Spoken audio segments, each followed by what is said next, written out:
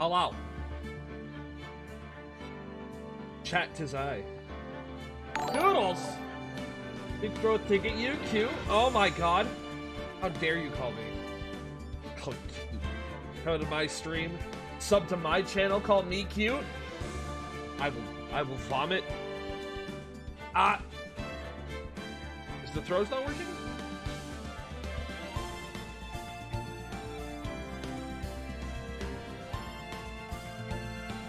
Throws are apparently not working. Hold on.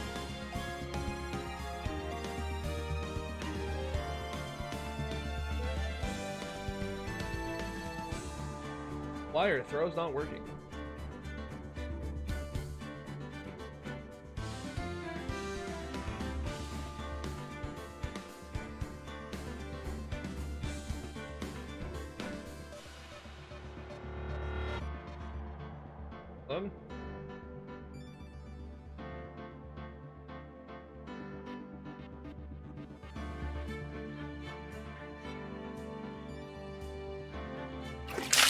Oh, there we go. Ah! Okay, they are working now. They are most certainly working now. Understood.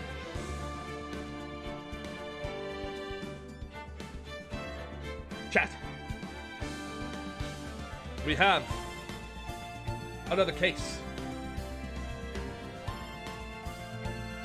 I'm Ikora. Objection, no you.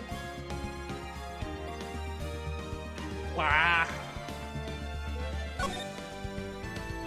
We have. But my thing. But my thing. What was your thing? No. What do you mean your thing? No.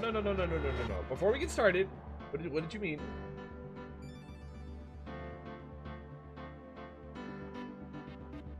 Oh, you threw a thing while it didn't work. Tell you what. There was also a tennis ball redeem as well, so we're gonna just do this.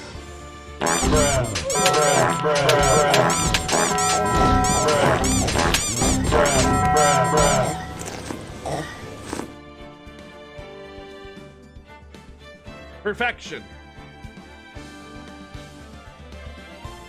Couldn't ask for more.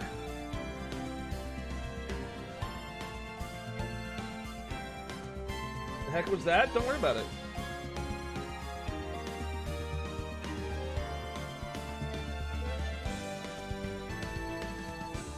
It was the violence button. I pressed the violence button and violence was done to my person.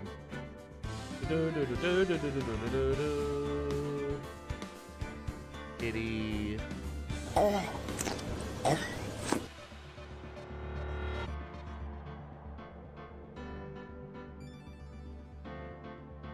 Get in there, kitty cat.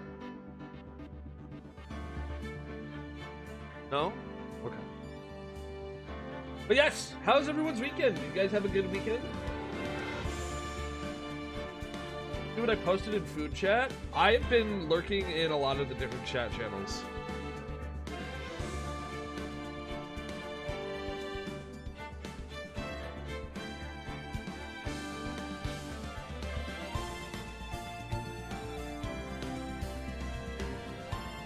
Oh, you mean the big chicken of the woods?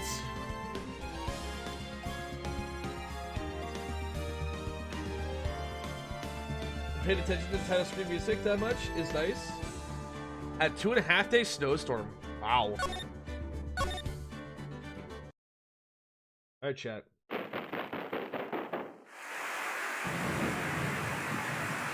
We are on a train.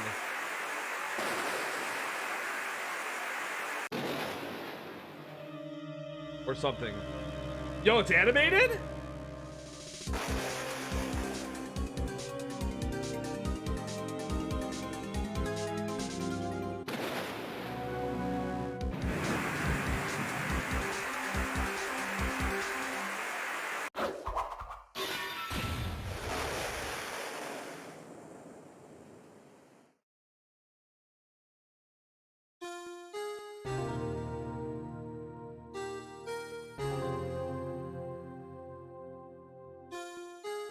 This a double homicide?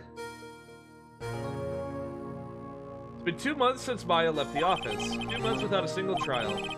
I've had offers, but none I took. That is, until the day that girl showed up.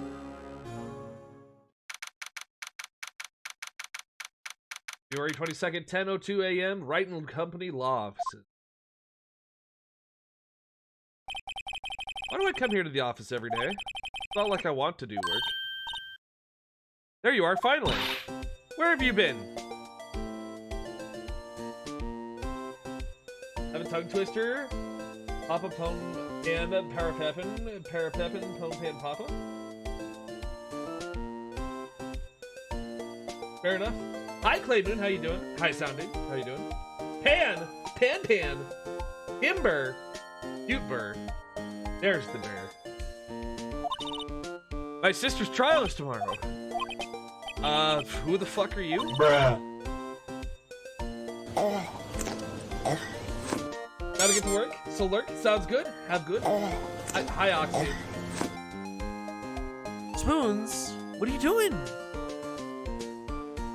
Keep jumping up and down. You know what you want, or are you just gonna be like bouncy all day?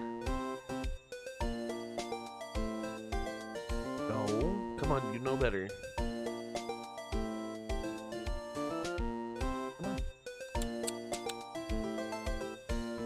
Who's got the zoomies? He do got the zoomies. The famous defense attorney Mia Fey. Mia's been dead for literally a half a year at this point. Oh, you're not Mia Fey, are you? I'm sorry, Miss Mia Fey no longer works here. So you are the coffee boy? I'm Phoenix Wright, a defense attorney. Right. Wait! You're the Phoenix Wright? The Phoenix Wright from the Edgeworth murder case? Yes, but Edgeworth didn't get murdered. That's a relief then. You're better than nobody. Wow, I'm afraid of... Bro, she comes in here and she's just like, wow, you're better than nobody. By the way, will you work for me? No, get bent. You fucking slander my name, don't even know who I am, call me coffee boy? Get out of here.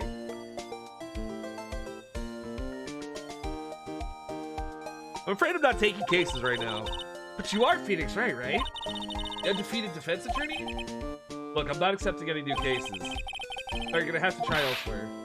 Please, I'm out of time. But... Please, you have to help. It's my sister.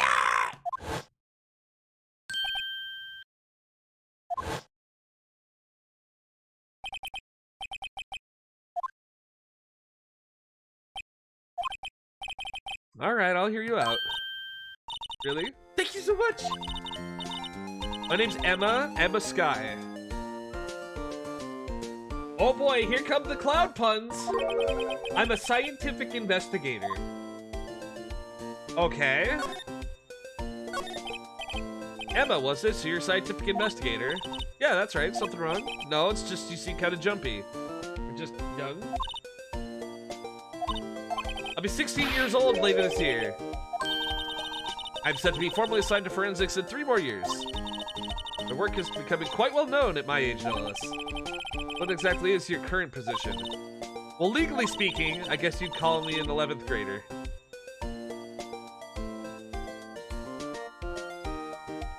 Should I legally be in the same room as this chick? Wait, can an 11th grader even hire an attorney? Where are your parents? I'm ready to do my job at my age, no less. So what's this about a case? You said the trial's tomorrow? My sister didn't do it. She wouldn't stab someone with a knife. She wouldn't. So it's a murder case. I don't care if there's a witness who saw her do it. She didn't do it. I know she didn't do it. It's a scientific fact. And there's a witness. Just talk to her. You have to talk to her. Right, I suppose I will. I promised her I'd bring Mia Fey, but... Interesting. How would she know Mia? So you want to be a scientific investigator when you grow up now? Excuse me, I'm not a child, I'll have you know. Well, it's good to have a goal, albeit a very unusual one. I believe investigations should be done scientifically. Don't you? Sure. Yes, science, science, science, science, science. I have said science so many times it no longer sounds like a word. I'm sure my sister's name will be cleared. I've been doing research, you know. I'm developing a new scientific method of case investigation. Looking forward to it. I guess I should get down to the detention center and talk to her sister. Whenever Emma says science, it's now magic. I love it. My sister asked for Mia specifically. This Mia Fey person and was a few years below her in school. So they went to the same school. Joe told me to go to Mia if I ever needed a defense attorney, and well, I need one. Well, incidentally, Mia's a woman. Now that you mentioned it, I guess it is more of a woman's name than a man's. Well, it's nice of you to help your sister out like this. You must be close. Not actually close. I wish we were closer. When she gets like she is now, I kind of hate her. But she's my only family. Oh, well, that explains where your parents are. They died in a car accident when I was little. Oh. Fucking rip.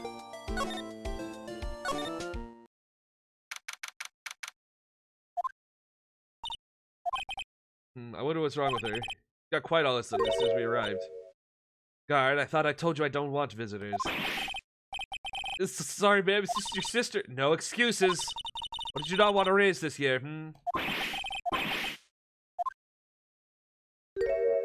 Bro, she got the epaulets and everything. Lana Sky? Funny, I seem to specifically remember you telling you not to come here. Perhaps my memory's failing. Look, I didn't want to come here either, okay? But your trial's tomorrow and you still don't have a defense attorney. I'll be the one in court tomorrow. This has nothing to do with you, Emma. Isn't that right, Mr. Wright? How do you know me? Mia mentioned you. I've heard quite a bit. What exactly is it that you do? My name is Lana Sky, Chief Prosecutor for the district. Oh, shit. Shit, she's the bigwig. She got that drip? Yeah. Two sisters, one's a lawyer. Could this be a coincidence? Emma, Lana. I mean, they're just like... Epaulets are a look? They are. Something wrong, Mr. Wright.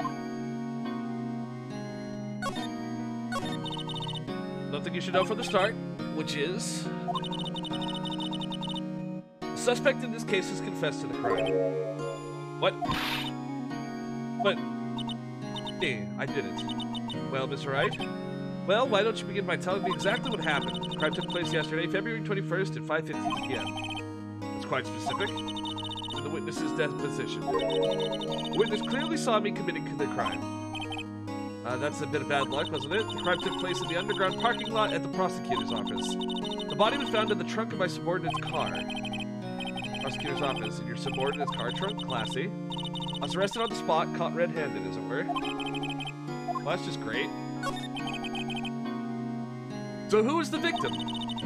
An investigator with the police department. I suppose the correct term is detective. Did she murder Gumshoe? I'm gonna be so upset if she murdered Gumshoe.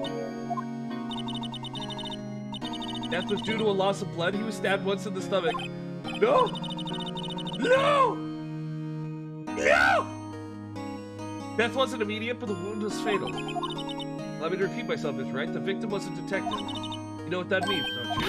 Uh-oh. Well, it means the police department will consider it a matter of pride to have me found guilty. I ain't feeling so good, pal. We'll use any means at their disposal to do so. Oh, God. To the chief prosecutor. Correct. Responsible for overseeing every trial handled by prosecutors in the district. Make sure the prosecutors have what they need to do the job and manage every aspect. Those are my responsibilities in a nutshell. Awfully large nutshell. No, I'm a little surprised. I would think that you'd recognize the district's chief prosecutor, Mr. Wright. Eric, that seems impossible you wouldn't. Oh, what happened to your hand? I cut myself by accident when I stabbed you, that is. I'm not very good at being a criminal, I suppose. Who was in the class ahead of Mia, wasn't she? You were in school with Mia, correct? A few years above her? Emma told you that too, did she? Well, why not? I didn't drag him all the way here from his office. Well, it seems he has very little in common with Mia. Wow. In law school, my third year, she was auditing the class. She was different than the other students. Different? She was strong. She'd do anything to become a defense attorney. Anything. That was probably why she was attracted to me. Excuse me? Intellectually attracted?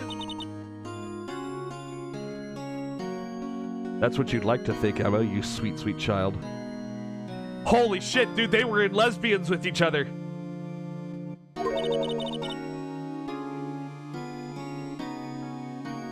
And they were study mates.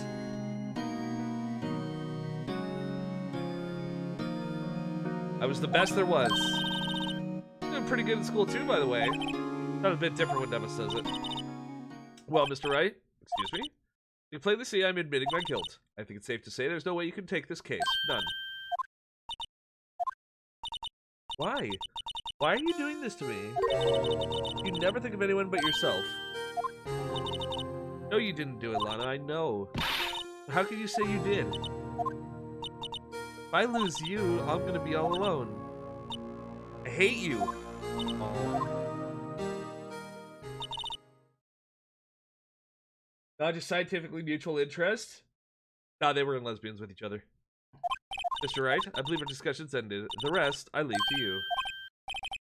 You're requesting my services in your defense? Don't lose any sleep over it. Your client has confessed after all. The case is over. Right, I'm gonna do what I can to get to the bottom of this. Let's confess to that crime, yes, but something doesn't fit. Now look at her eyes. There's something else going on here, and I'm gonna find out what. All this is quite suspicious from the outset. I mean, yeah? Sorry, Mr. Wright. My sister, she's not always like that, you know? I just never expected to be defending another prosecutor again. Changed a lot. She used to be so gentle and always smiling. Everybody liked her. I see. Sorry, but I have trouble imagining that. What happened to her? Oh, for certain myself. I think maybe she, well, not. Go check out this underground parking at the prosecutor's office, shall we?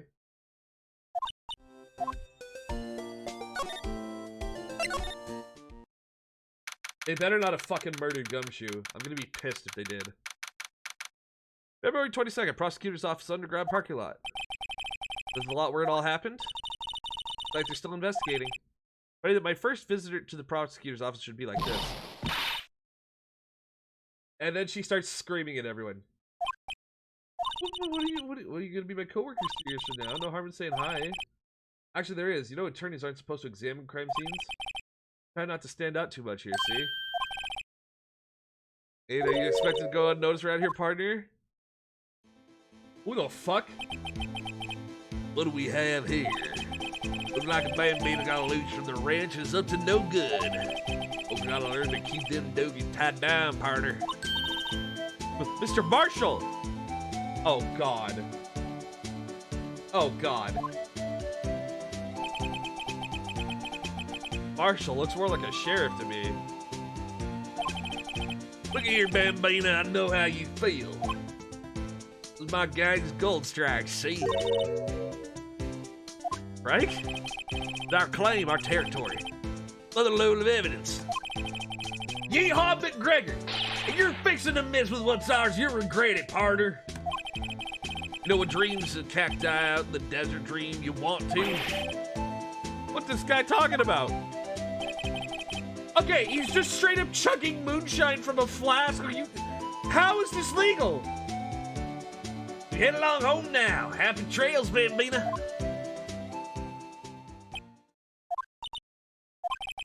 Was that, hombre, a friend of yours?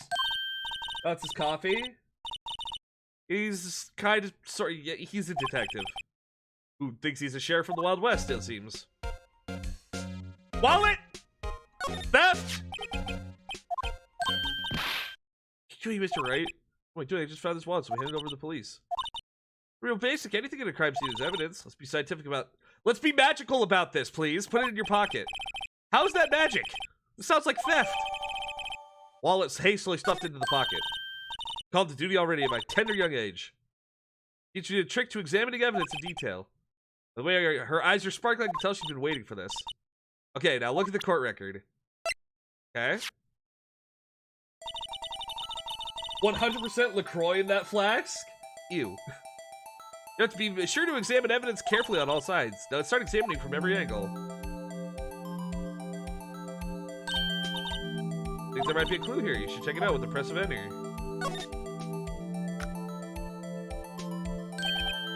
Okay, it's not Gumshoe. I don't think. This is an ID card. Sergeant Bruce Goodman. By date 42189. See, well, isn't magical investigation useful? I mean, I don't see what magic has to do with it. Goodman's ID added to the court record. Be sure to examine every piece of evidence we find. Oh no. Oh no, it's gonna be one of those. Here, a phone, let's see if it works. Hey, don't touch stuff we don't need to be touching. Can't hear anything. Due to the barometric pressure, what's she babbling about? Say? You can hear it just fine, the phone's broken. Look at the door! I'm not sure the doors mean anything. The mysterious lock. Damn.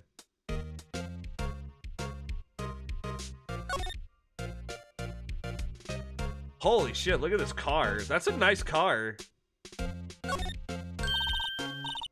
Yeah, hunting for clues. Cat. Come on.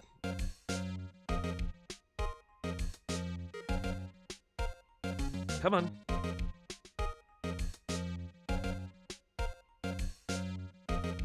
Good boy.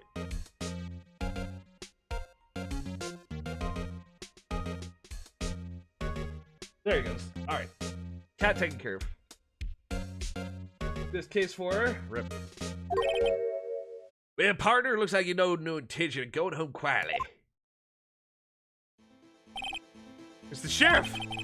Like I said before, this here's our claim. You'd best be moseying along, unless you're fixing to bite the bullet. Just tell us one thing, who owns that car? Well, the little fella's got a good nose on her. Wanna know who rides that red Mustang with the body in her saddle, eh? No problem, partner. Now, time for vittles anyway. Get yourself to the saloon up on the 12th floor of the prospector's office. I just find you a cerveza you like. What does this guy think he is? And when? Look up Vittles Saloon Cerveza. Vittles is food, saloon is bar, cerveza is beer.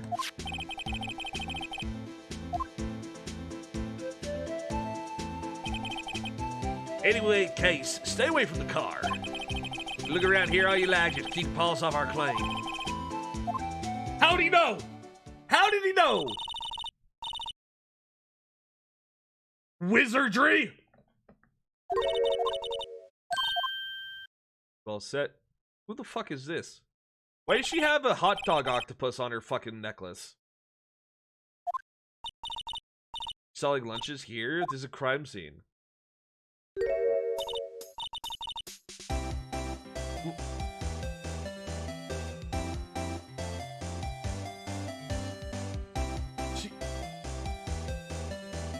She has fucking rice cakes on her hat, and she has a fucking hot dog octopus on her necklace.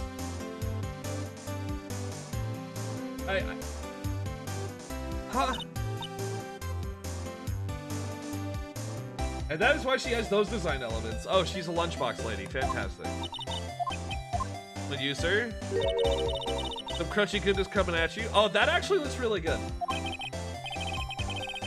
Interesting way of doing business. This area's off limits to anyone without clearance, especially passers-by. Or are you officers? No, but you don't exactly look like you're the type to have clearance. Well, that's hardly a way to greet someone. Even if my days in the cough up.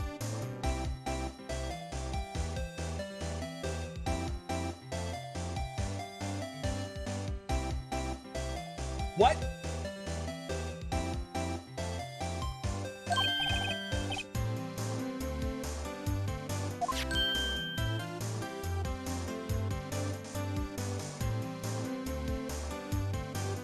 Oh my god, look at her. Look at the little, like, branding on the box, though.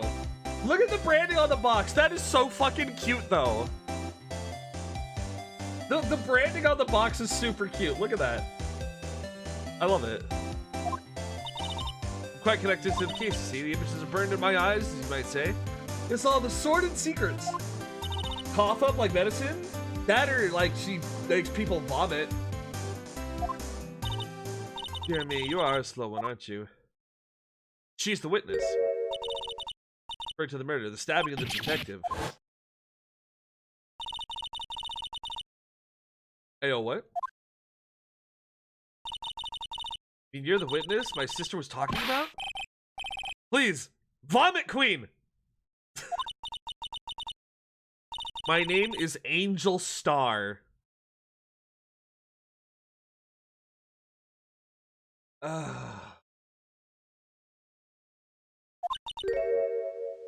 Have you whimpering at my heels? Jesus Christ. Somehow I knew. Yesterday was a day of destiny. I knew something was gonna happen. Like I knew that the daily special on Friday every week is salmon. Destiny was yesterday's special for some reason? You're a defense attorney, right? You should know them.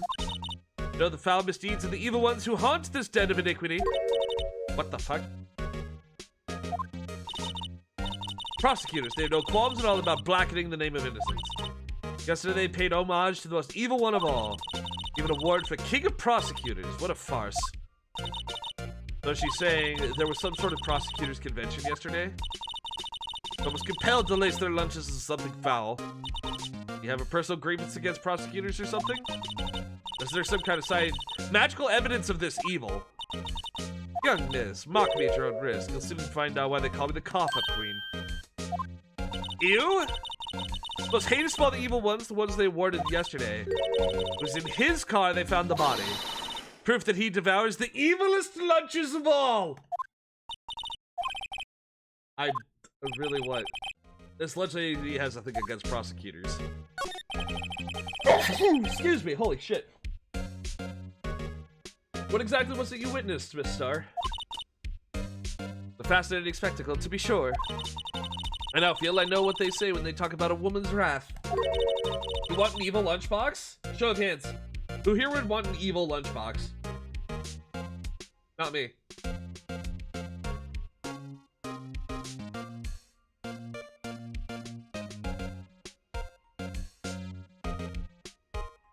The Cora wants an evil lunchbox? Okay, but what would make the lunchbox evil? Legitimate question. Just pure curiosity. You want your lunches uncontaminated with evil? You haven't had dinner today? This is why I want one? Ilana Sky wield the knife so. Prior owner is named Pandora, they can keep it. Hello, Strat, how are you? What's an evil lunchbox? Probably contains polonium. That'd make it very evil, true. Her knife flashed in anger, bringing him to a sad end. Truly a sight to see. You mean you saw the very moment of the crime? The sound of a silvery tide to the world being cruelly cut still rings in my ears. And the rhythmic beat of Lana Sky's knife. Wait, you know Lana Sky? Of course, it's quite a feat becoming chief prosecutor. Oh my god, the packaging is so cute! How many lunch boxes of sin did she pack to make that journey, I wonder?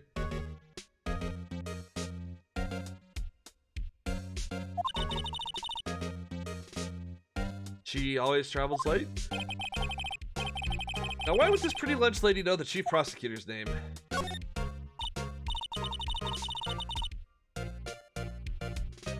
Do we ask you a bit about yourself, Miss Star? I come here every day to sell lunches.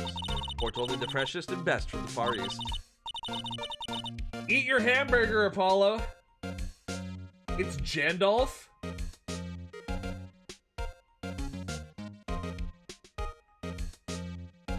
How?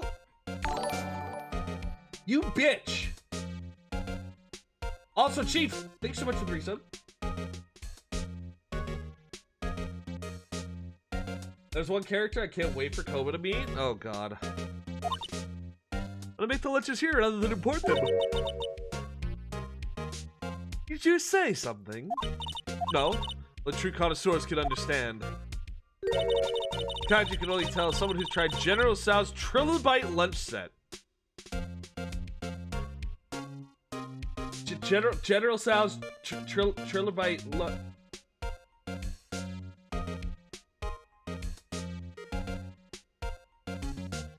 What the fuck? She scares me, chat. Never mind, you win. I don't even want to appreciate part of a Trilobite's flavor. The biggest bite? Anyway, I come here every day to sell lunches. My boyfriend works in the security room here at the prosecutor's office. Your boyfriend? In the security room over there? The glass-walled booth? I sell my lunches, and since I'm here anyway, I drop in to see him. Since you're here anyway, I guess selling lunch is more important than romance. So to magically analyze the data available so far, you, Miss Star, are a lunch vendor with an ulterior motive for coming here.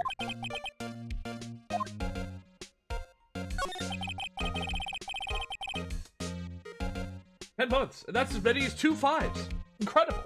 You have a bad experience with the prosecutor, Miss Star? I said some hostility. Hostility? Ha, perhaps.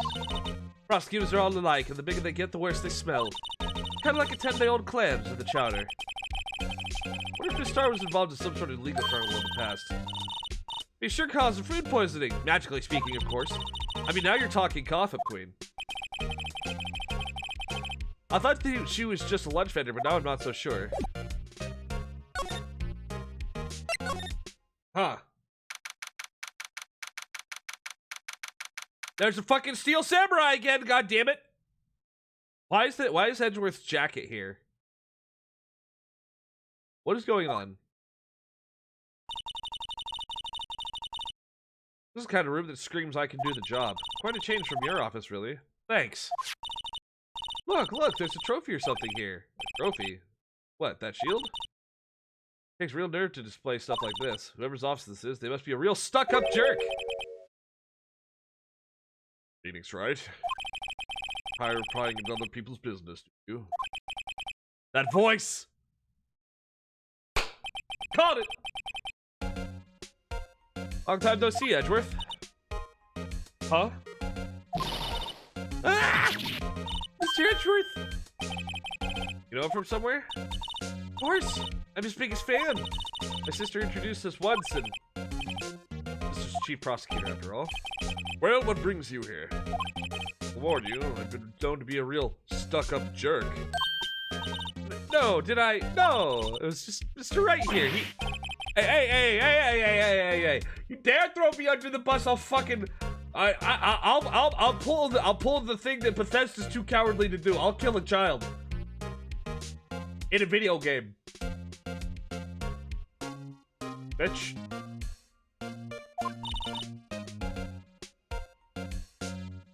Just here to investigate a murder case. Murder. In Minecraft. Body was found in a nasty bright... in this nasty bright red sports car in the parking lot. That would be my car. What of it?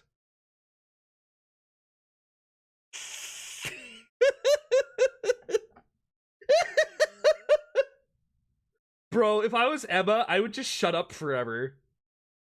If I was Emma, I would literally just shut up for all eternity.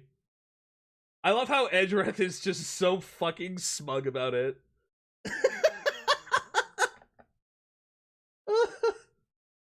So now I'm a stuck-up jerk with a gaudy car. Is there anything else you'd like to say, Emma? Oh, he's so good. What? Your car? She certainly can scream. Body was found in your car? Go ahead, say it right. You think I did it, didn't you? After you went through all that trouble to help me last year, no less. No, we don't think you did it. I mean, it was my sister who stabbed him.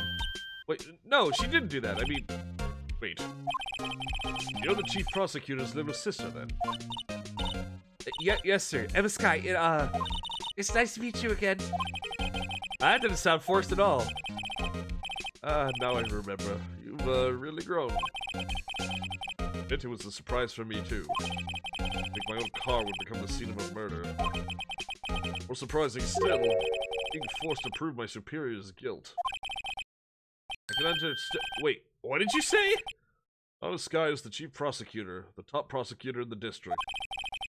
Can't prosecute herself. I'll be the prosecutor at the trial tomorrow. Edgeworth is a good lad. Be honest, it's a bit of a miracle I'm still here at all. What do you mean? Rumors? You've heard the rumors about me, haven't you? Isles Edgeworth. It's hard to remember a time when there weren't rumors about the guy. Forging evidence, arranging false testimony, illegal searches, you name it. Thanks to you, my innocence was established in the trial at the end of last year. However, there are some who say I'm the one responsible for the current incident. What? That's crazy! People need very little excuse to think ill of others. Fact of life, impossible to stop. But some of them even go so far as to present me with toys like this. I think it's funny. toys? Broad Shield? There's gotta be a story behind that one.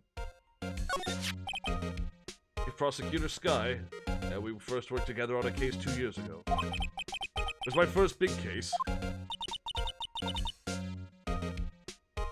Hell yeah.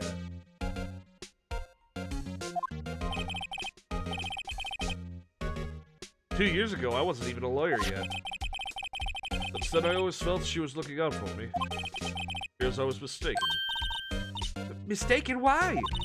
I mean, I know she's not the warmest person, but I'm sure she felt some responsibility for you. Then why?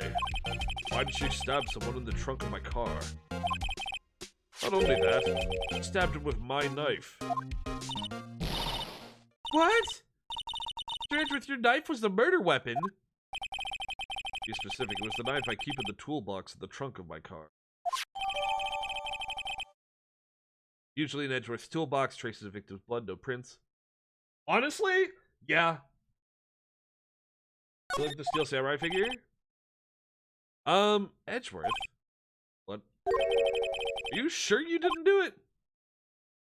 Right, I'm gonna come over there and I'm going to cause a murder in my office right now via strangulation. A strange sense of humor, Mr. Wright.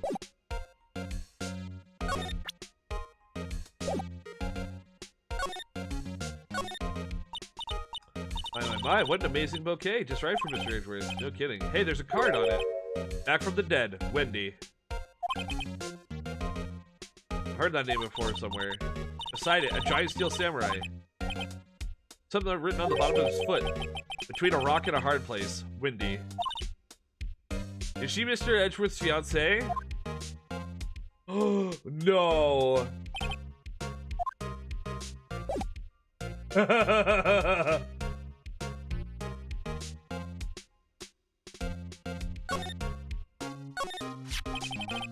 I'm wondering, what the heck is this? It has a big K on it.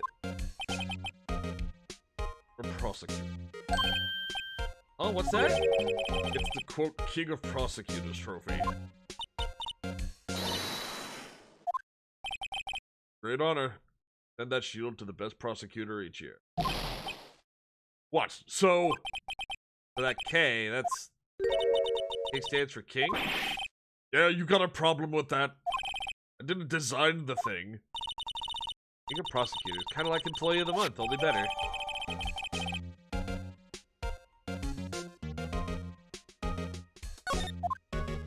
Huh.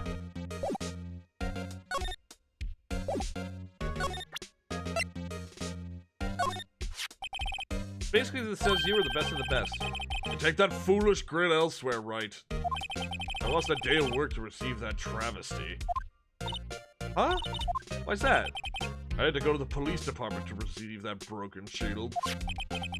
Police department? Right next to the police station downtown. You've been there, haven't you? Where Detective Gumshoe works, yeah. I was wondering something about your shield. Why is it broken? Doesn't matter. Got more important things to worry about. Oh, right. Doesn't seem too concerned about his award, for better or worse. Yesterday was a very busy day for the prosecutor's office. Maybe we should ask more about yesterday? The day of the crime. Could you tell me more? Yesterday was the annual cleaning day at the prosecutor's office. Cleaning day? Working with the police department, we sort and file all evidence for solved cases. We call it evidence transferal. Up your hands of old cases, in other words. Oh, and another thing, a ceremony was held at the police department. And the annual review and awards for outstanding police officers and prosecutors. And that's when you got the shield. I was up at the police department yesterday afternoon. Got back here at 5:12. That's very precise. People like myself and Mr. Edgeworth pride ourselves on our precision, Mr. Wright.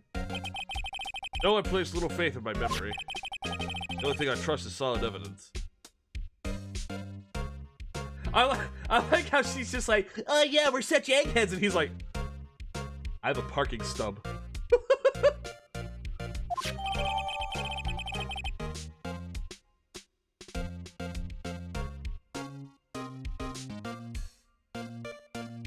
Like I know what time it is, I own a watch for a reason.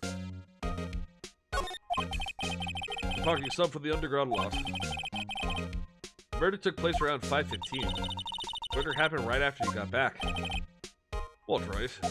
I'd appreciate it if you'd direct that Suspicious girl? Oh my god! Oh god. Excuse me, but is Mr. Edgeworth anywhere on the premises? I'm Edgeworth. What is it? I'm here, sir. The request of the chief, sir. We got your report, sir. What? What? Find new evidence in the case against Chief Prosecutor Sky. Sky, sir? No, sir. No name of that kind, sir. Not in this report, sir. I think I just heard his lid blow. Mr. Edgeworth's lid isn't on very tight, is it? I made a clear request to the police department, did I not? You need to focus on the trial tomorrow, so don't bring me anything unrelated. Sir, but sir! I'm just following orders, sir. They told me to bring this to you. I wasn't aware of the particulars of your arrangement with us. Give me your name. Yes, sir. Meekins, sir. Officer Meekins. Right, Officer Meekins, take your report and leave. And good luck with that raise next month. But sir, I didn't know. Damn, it looks like they were absent on the day they gave out brains and good luck.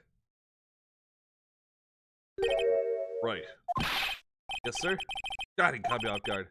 As you can see, I'm busy. May leave now. Victim was a detective from the same department as the patrolman just now. Go down to the police department. You can ask more there. Thanks. Woo! He's a little wound tight, isn't he? What in the fuck is that thing? Oh, I hate it. Koba, wake up! Third Fortuna orb just dropped? No, it didn't. Bullshit. Woo, we're finally here. Why would you put the police department so far away from the prosecutor's office? Beats me, that took almost 30 minutes by taxi, and the traffic wasn't even that bad. No, Gumshoe's fine. Police department, huh? I've only ever been to criminal affairs next door. What is that? Oh, I hate it. Oh. Oh. Oh, I hate it. Disturbing. Why does it undulate like that? Oh, this is the Blue Badger. They're trying to make him the police mascot. Wow, you sure know a lot about the police. He seems familiar somehow. Forget the Blue Badger. Who's that next one? Someone appears to be dancing with the Blue Badger? Uh-oh, you noticed me. He sure is running over here fast. Hey, pal! What are you doing here? That's my line, Detective Gumshoe. Specifically, why were you dancing over there? What? Well...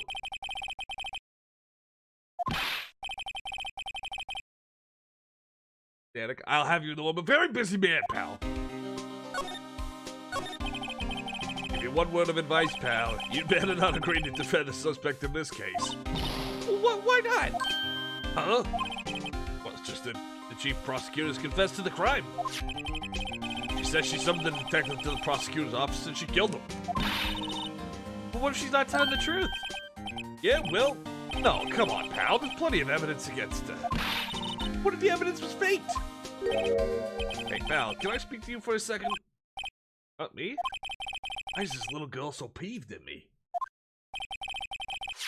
She's a relative of the suspect. She's Lana Sky's sister. Oh, she's the prosecutor's little sister. Please just investigate this case carefully, okay? Magically. Hi, Hop. How you doing? Yes, sir. By the way, you may want to keep your voices down. Don't want to be overheard using words like faked. Huh? Just, it's a sensitive issue with us these days. What are you doing here, Detective Gumshoe? Me? Nothing really. They kicked me out of criminal affairs. Detective Gumshoe, what did you do this time? What do you mean this time? What happened? I know things are busy right now. I mean, with my sister's case and all. It's true. We've never had a chief prosecutor murder anyone before. Or the highest-ranked people are being let into criminal affairs now. Most ranking guy in there is our chief of detectives. Not letting any of us rank-and-file detectives in at all. None of you? I know this is an important trial, but isn't that a little odd? So anyway, I thought it's better than getting the badger dance down pat. Isn't there anything else you could be doing? Yeah, this is Rise from the Ashes. Just saw that's the name of the case, yeah.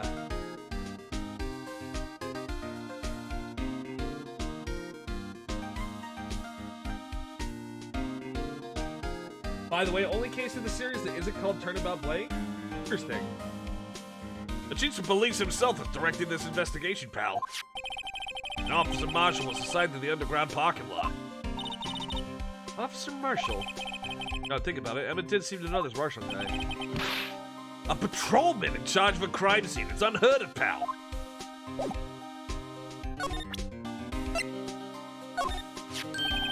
Hey, that's it. Well, that's the king of prosecutors award that Mr. Edgeworth got yesterday. Were you at the award ceremony, Detective Gumshoe? Of course, pal. Got an award for diligence myself. Ah, congratulations. I was wondering, why is the award a shield? Why is it broken? Oh, there's a reason. I'll tell you what it is later. Apparently, he's forgotten. I was proud of Mr. Edgeworth for winning that award. Even with all the naysayers in the prosecutor's office. Because it comes to the rumors.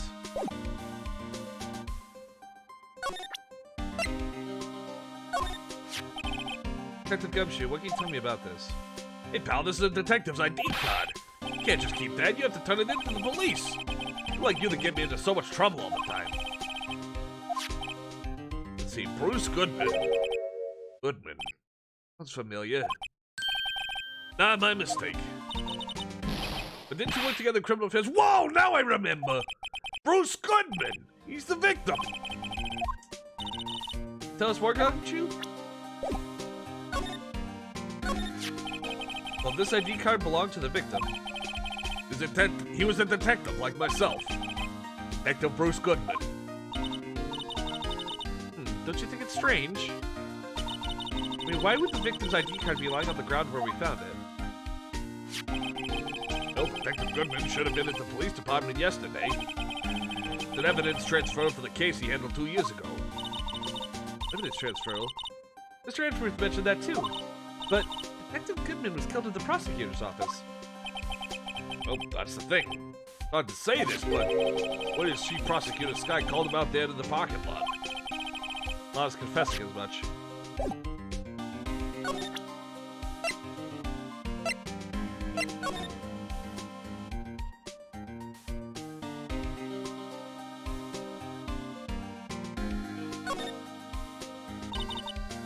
Victim 1, I did that edge with cut himself peeling an apple. What's he doing with a knife like this anyway? Maybe he spends his weekends roughing it in the wild. Edgeworth in the wild? I think my fruit peeling theory is more likely. I pictured him as an outdoorsman.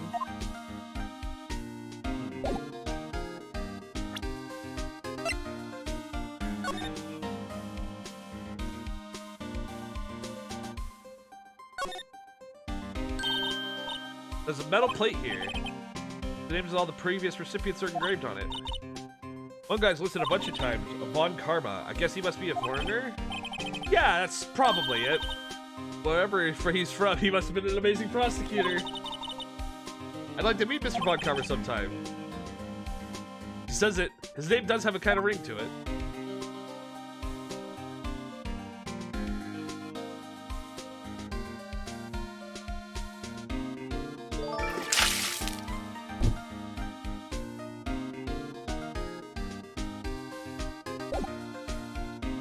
Hydrate. Stretch. How dare you?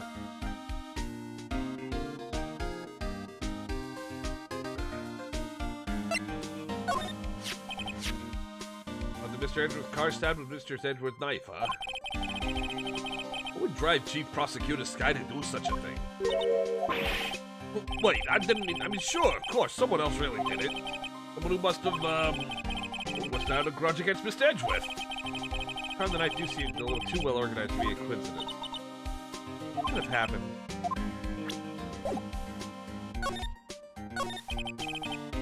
In a tough spot again. Again? Retreat? She doesn't know. It's better that she doesn't know. She honestly, ignorance is bliss. Koba, what's up, Oxy?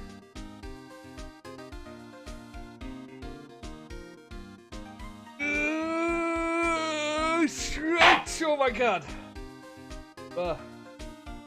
They're adding a button to hug Tagford? Fan-fucking-tastic. Poor boy needs it.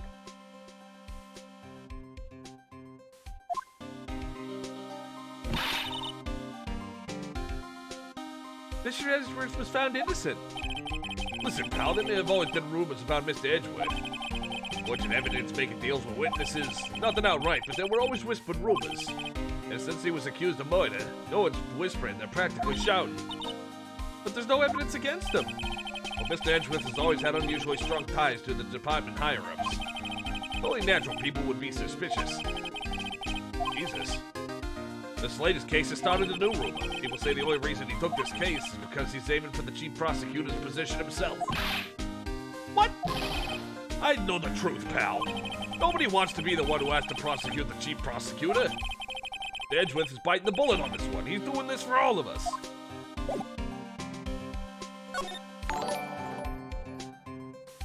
Guys, thank you for the resub. You have arrived. Have you got enough evidence to shoot laser fingers? I do not have laser fingers yet. So what's going on in this case? The chief prosecutor of the prosecutor's office killed a detective in the prosecutor office garage. That is basically all that we know.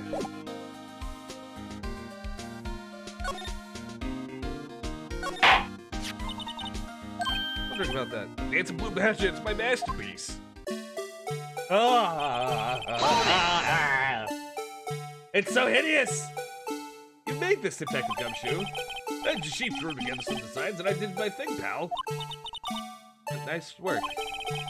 Battery powered so it can go anywhere. There's no switch, so it just dances until the batteries die. Poor Blue Badger faded to dance until he drops.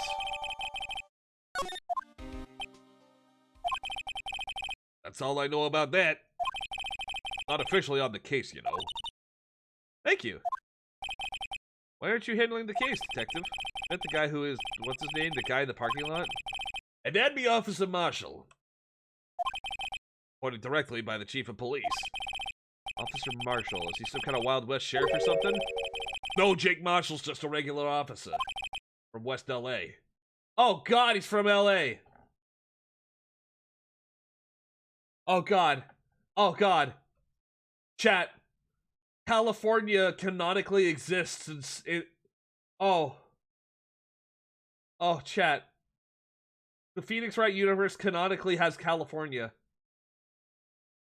I feel so bad for them. Here I thought that the universe they lived in was a better place.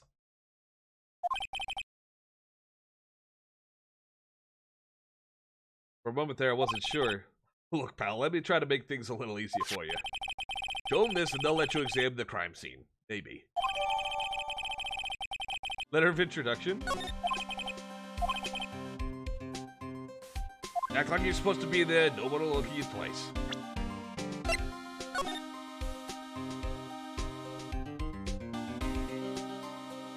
Hold on.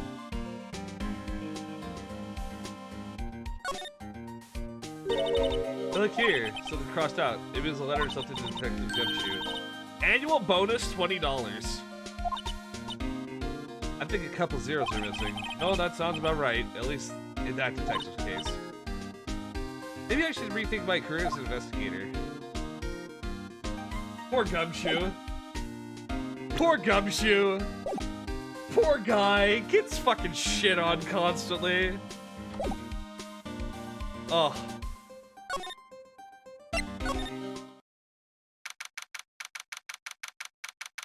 The floors me to try so hard to convince us localized Ace Attorney games take place in America despite them clearly being in Japan from Justice for All Onward.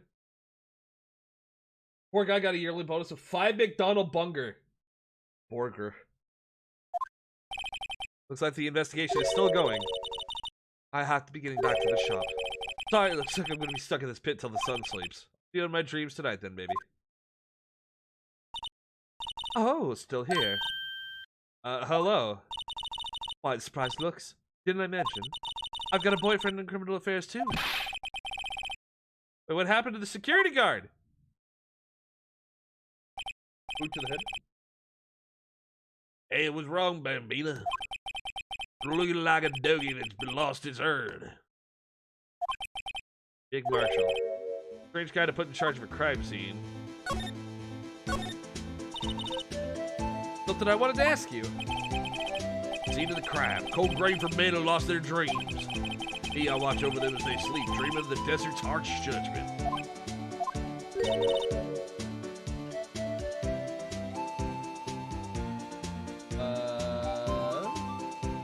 What do you mean normally? Just random. Eat your burgers, Apollo. Well, should we show this hopeless case something to catch his interest?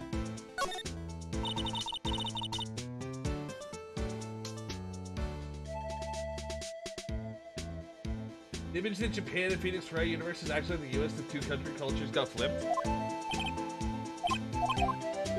Oh, he's not gonna do anything until we show him the thing.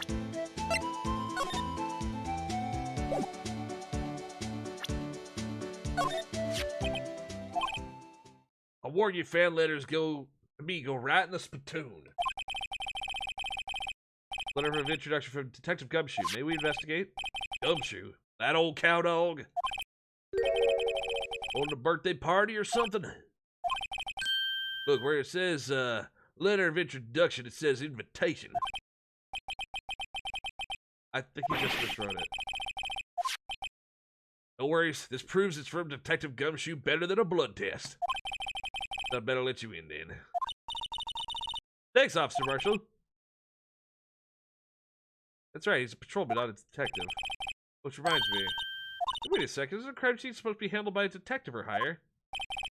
Well, folks, clues are calling. Welcome to our gold strike. Be like to sit there, strike out for lands unknown. Manifest destiny. Let's have a hootenanny.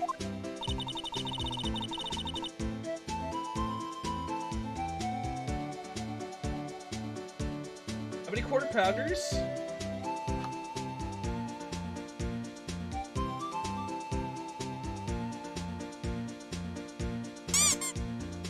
I think like 9.5 or something.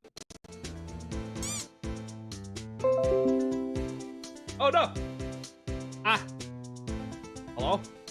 Okay, it's working now.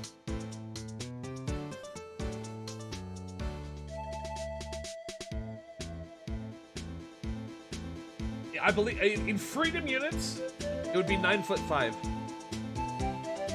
The detective's just a dork. He's not a detective. He's an officer. He's a patrolman. Thought that was yours. Officer Detective. Officer Detective Patrolman Jake Marshall.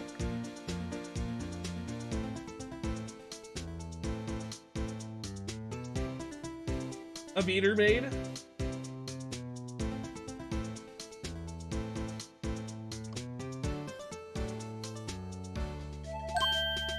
Well, Mr. Wright, what do you say? I say I won't be needing this anymore. Crumpled and discarded. Wait, why can... No, hold on. Why can I check this? Chat, look at the fucking handprint just smeared on his face. Look at the handprint just smeared on his face. You can definitely tell this was like a home arts and crafts project. Just right in the face. He did his best. He tried his hardest. All right. Examine.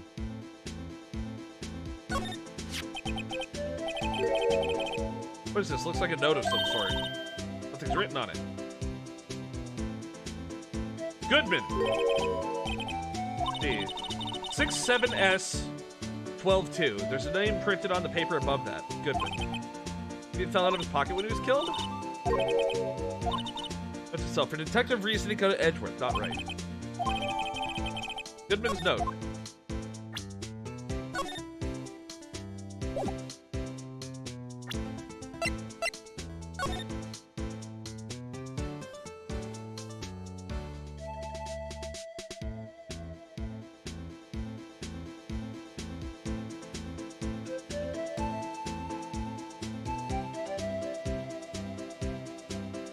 .221 SL9.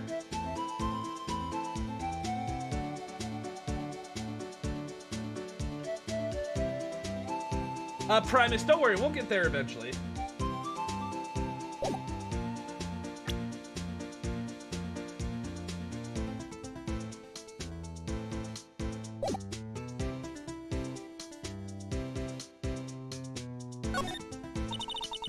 This rope, is it? Yep, I laid it within the outline of the victim's body. The victim must have died when the killer closed the trunk on him. No. Like a cell phone. Scientific analysis would suggest this belonged to the victim. Can't think of any other else it would belong to. What's so magical about that? Should we check it out? Right, let's check it out.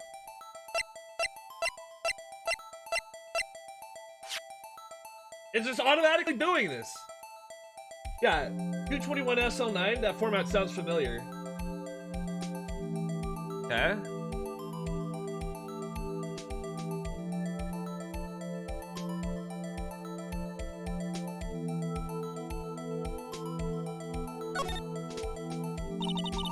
And what a boring strap. What's wrong with it? Everyone has different tastes.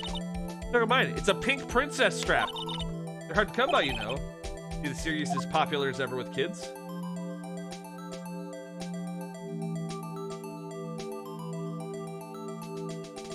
Where you can zoom in and zoom out.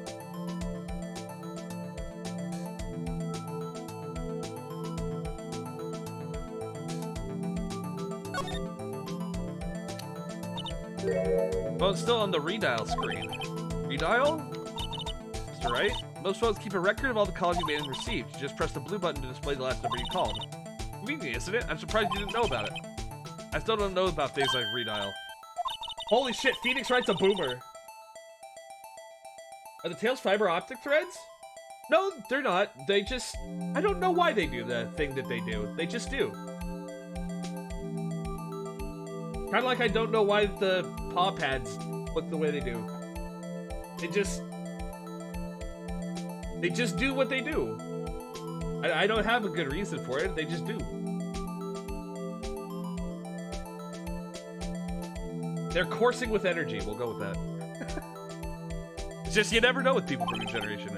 All right, let's check out the phone.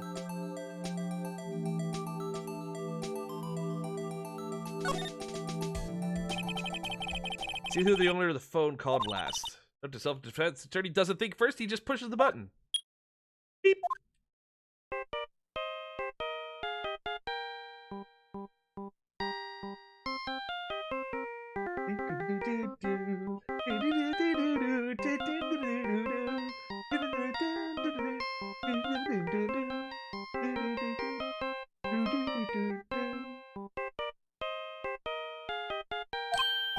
Hey, that song, I know that.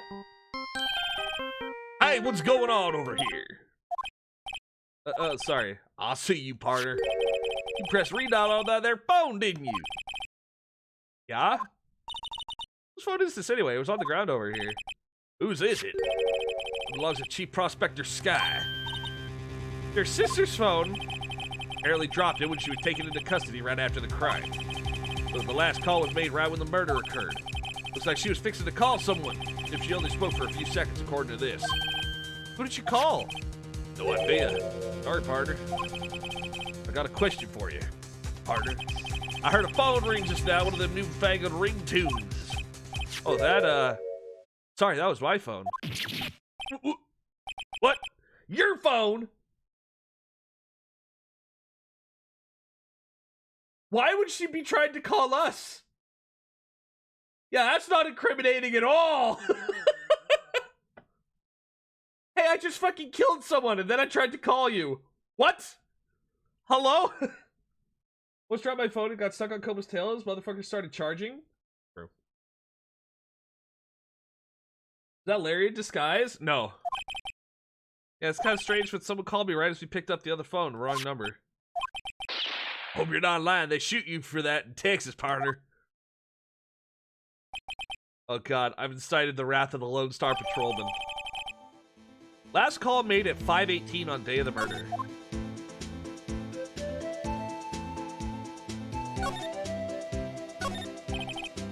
In the car where the body was found. Crime took place in the underground parking lot of the prosecutor's office. Just screams, I have money to burn. Yeah, prosecutors get the big bucks. Damn, dude.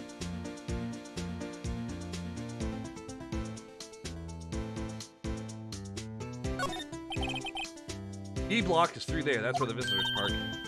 See the lunch lane car over there, far in the distance. I like to keep his eye on the door. I can see a cartoon cow munching down a juicy-looking steak. Doesn't that strike you as a little creepy? Just don't think too deeply about it, and you'll be fine. Exactly. See, whenever something bothers you, just don't think too deeply about it.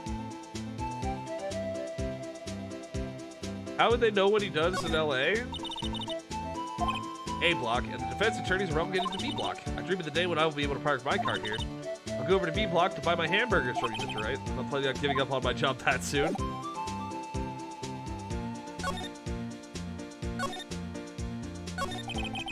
Marshall, could you tell us more about the victim? Good man always die young. Remember that, partner. Could you be a little more specific? Bruce Goodman. He was a detective, right? Well, aren't you a feisty doggy there now? Detective Goodman was stabbed here at 5:15. Smiling Madonna told me to tell. I think he needs a witness, Angel Star. One stab to the chest. Fine piece of work. This here's the autopsy report. Death due to loss of blood. One knife wound died within an hour and a half of 4 p.m. My sister involved with the victim in any way? Well, you should mention that, Bambina. Chief Prospector Sky and Detective Goodman had nothing in common at all.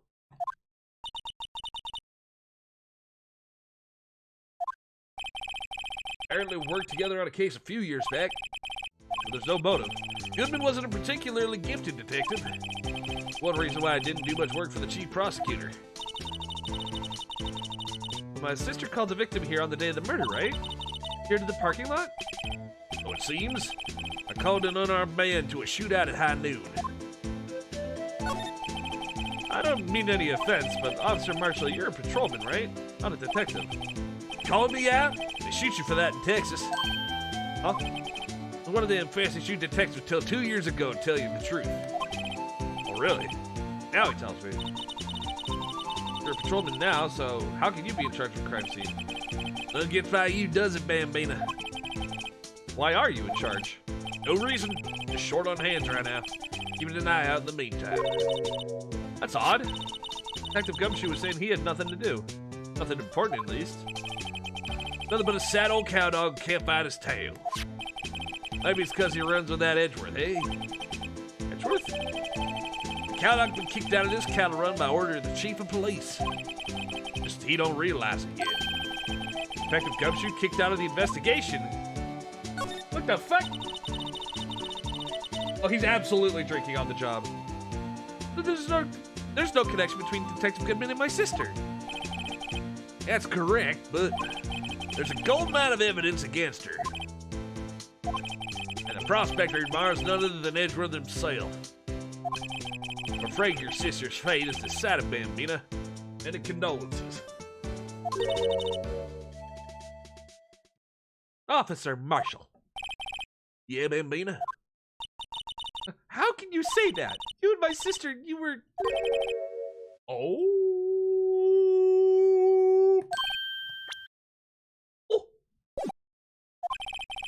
I apologize, Bambina. Something must have gotten to me. There's that dry wind that's blowing through the prospector's office. Dry wind or ill will. Something's up. Someone's up to something here, but who?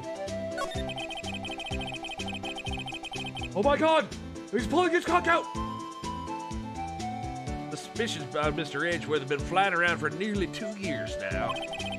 Forged evidence and arranging testimonies, you mean? It was unbeatable because he did whatever it took to win. Unbeatable, that is, until he met you. Rumors are just rumors, aren't they? These prosecutors are talking about. Evidence is everything to them. All the rumors about Edgeworth to their source, you find one person. They're off limits, untouchable, you might say. One person? Who? Hate to say this, but it's your sister, Bambina. Chief Prospector Line of Sky. My sister? Edgeworth couldn't rustle all those cattle himself. Some people load their guns with bullets, and some people load them with deals. You're saying Edgeworth was making deals to win trials? Where there's gunshots, there's bound to be bullets.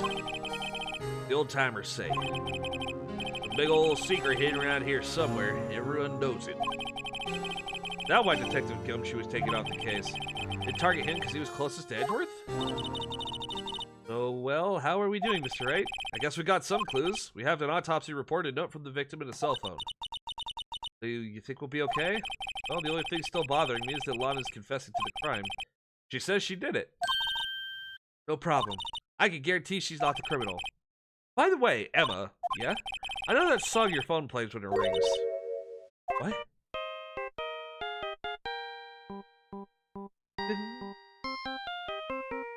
Okay, so she was trying to call Emma. Steel Samurai theme song, isn't it? Popular TV show for kids. The phone that rang earlier wasn't mine. It was yours. Makes sense that she would call her sister, I suppose.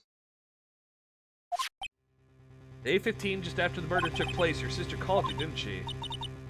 Sorry, can you tell me what you talked about? She hung up right away. Oh. What the hell's going on here? Detective is murdered. The suspect is the top prosecutor at the district. I've got a bad feeling about this. Like, maybe I still don't know everything that went on here.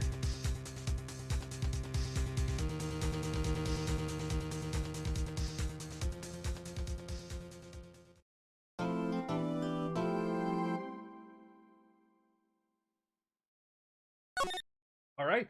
It's time for court.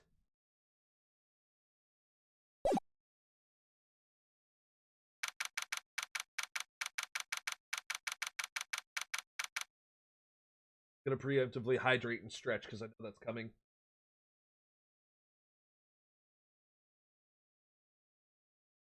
Oh, God. Oh.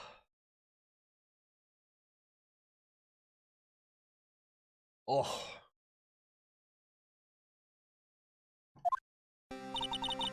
How did the investigation go yesterday, Mr. Wright? Frankly, there's still a lot of gray areas. Rather, the whole thing is one big gray area. Don't worry about me, no matter what the outcome. I'm ready to accept my fate. I believe in you, sis. Right, let me offer you a word of advice. A defense attorney should never believe their clients. The defendant is called to the trial because they're suspected of wrongdoing. Never forget that. And Sky, you remind me a lot of Mia. There's one decisive difference between you and her. And that is, you're not a defense attorney. I believe it's almost time for the trial. Good luck, Mr. Wright. My first trial without a Faye helping me. No one's gonna bail me out this time. I'll be alone in there. I have to discover the truth by myself. I'll be with you the whole way. Yeah, let me just bring this fucking 17-year-old. Sorry. Let me bring this 15-year-old into the courtroom with me. A court is now in session for the trial of Miss Lana Sky. The defense is ready, Your Honor. The prosecution has been ready for a while, Your Honor. Edgeworth? I mean, yeah, you're fair. It's been 2 months, but I haven't been in a courtroom since his trial. I hope that personal feelings will not be a part of the proceedings today, Mr. Wright. Choose the path I think is right, regardless of what those around me might say. The judgment to be made here is in our hands, not those of anyone else. Very well, Mr. Edgeworth. Your opening statement, please. Chief Prosecutor Lana Skies committed an unpardonable crime. Not only this, but she was rash enough to commit it in the prosecutor's office lot. Much more forceful in person. Doesn't feel like confessing to everything. However, she will now pay for her rashness with her life. It was a witness to her crime, a professional witness. Well then, call your first witness, Mr. Edgeworth. Prosecution calls its first witness, Miss Angel Star, to the stand. The cough-up queen. Oh, I'm sorry.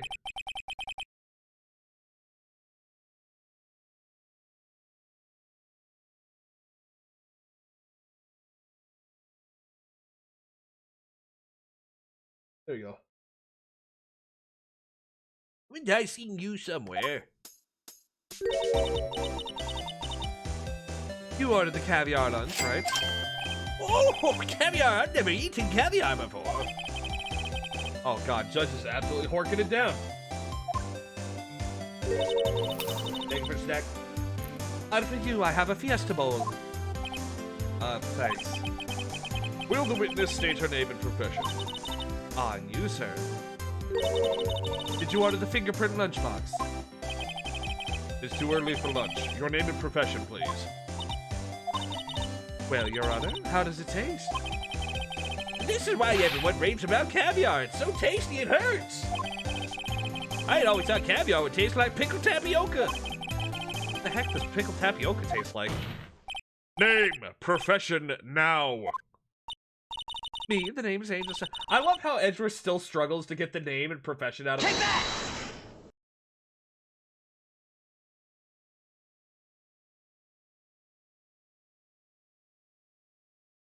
You missed!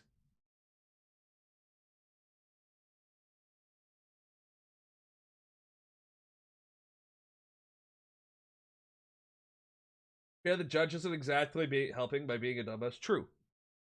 I love the fact that, like, no matter what, how? Okay, you didn't miss that.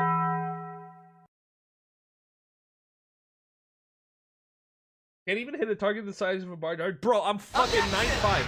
I'm fucking 9'5". I can touch my ceiling. Easy. I'm like, I'm fucking almost a story tall and you can't even fucking hit me? Come on. Come on. You want to be known? Take that! Aussie! Aussie literally just went right through the tails. Come on. Bro. Do you want to be known? Do you want to be known as the chat that can't even hit a macro with their fucking throws? Come on. Y'all are disappointing me. Oh god! I'm sorry!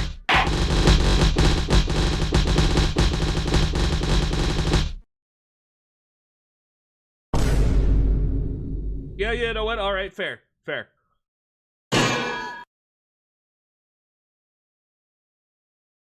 Ow. Okay. Point taken. Point taken.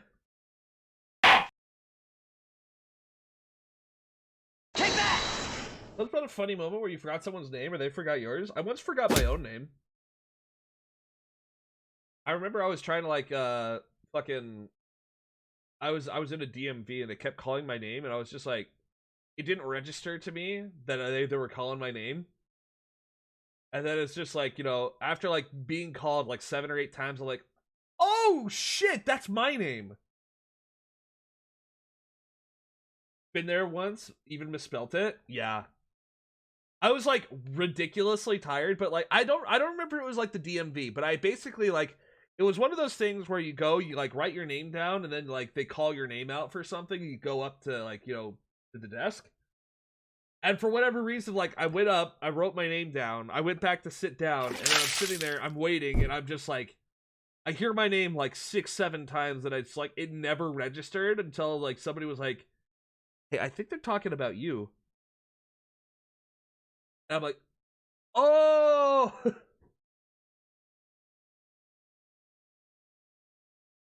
Yeah. Oh, that's me! Literally just fucking like brain freeze moment. Just, The name's Angel Star. Don't go forgetting it. I find myself running Lunchland these days. Is that what you wanted me to say, Mr. Edgeworth? Very well, witness. Please describe the incident to us. The prosecution will wait. I'm not finished eating. Hurry it up! Very well, Mr. Edgeworth. As you know, we usually call on the police to provide a description of the crime. Your Honor, as Mr. Edgeworth has said to the court, I am a professional. What exactly is that? All right. You've proven that your aim has improved. Your aim has improved. Until 2 years ago, Miss Angel Star was a special investigator with the police. She was a first-rate homicide detective. What? Miss Star was a detective?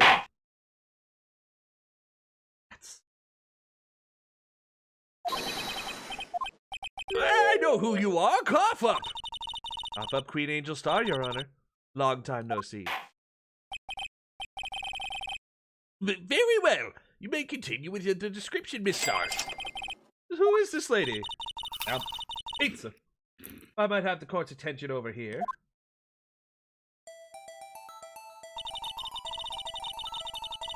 Parking lot at the prosecutor's office is divided into 2 blocks.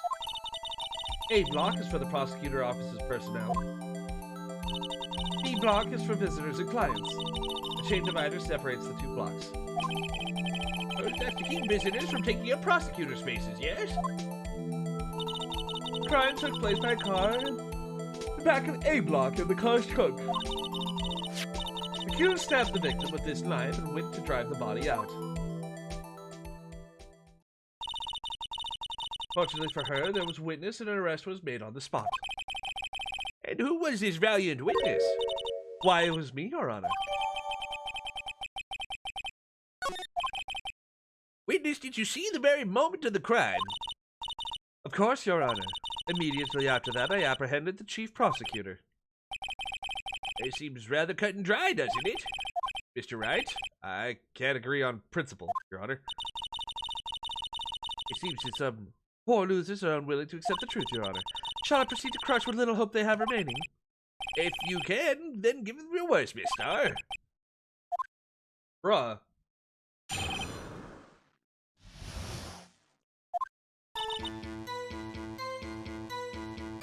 I always knew a day like this would come. I was on my way to deliver the lunchbox to my boyfriend when I said something. Perhaps it was my finely honed detective's intuition at work. Through the wire fence, I saw a chief prosecutor standing next to a garish car. The chief prosecutor was holding a knife in her right hand.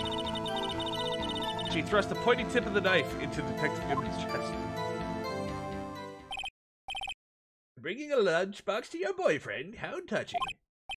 Huh. As you can see, there's no room for doubt. Key point of your testimony seems to be nothing other than the point of the knife in which you saw being stabbed into Detective Goodman. So how does it feel to be so utterly crushed? Well, it's literally just your opinion, bitch. Very well, Mr. Wright. You may cross-examine the witness. Who thought that she was a professional when she called herself a professional? I didn't.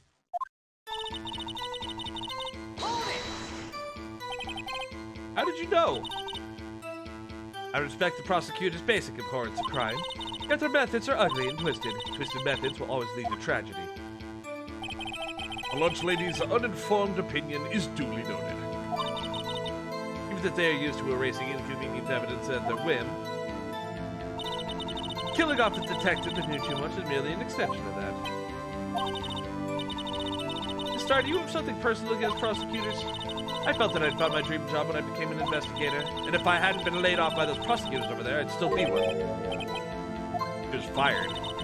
We prosecutors are nothing more than worms. Your Honor, I'd like to... This witness obviously has a conflict of interest. I call unreliable testimony. Get this bitch out of here.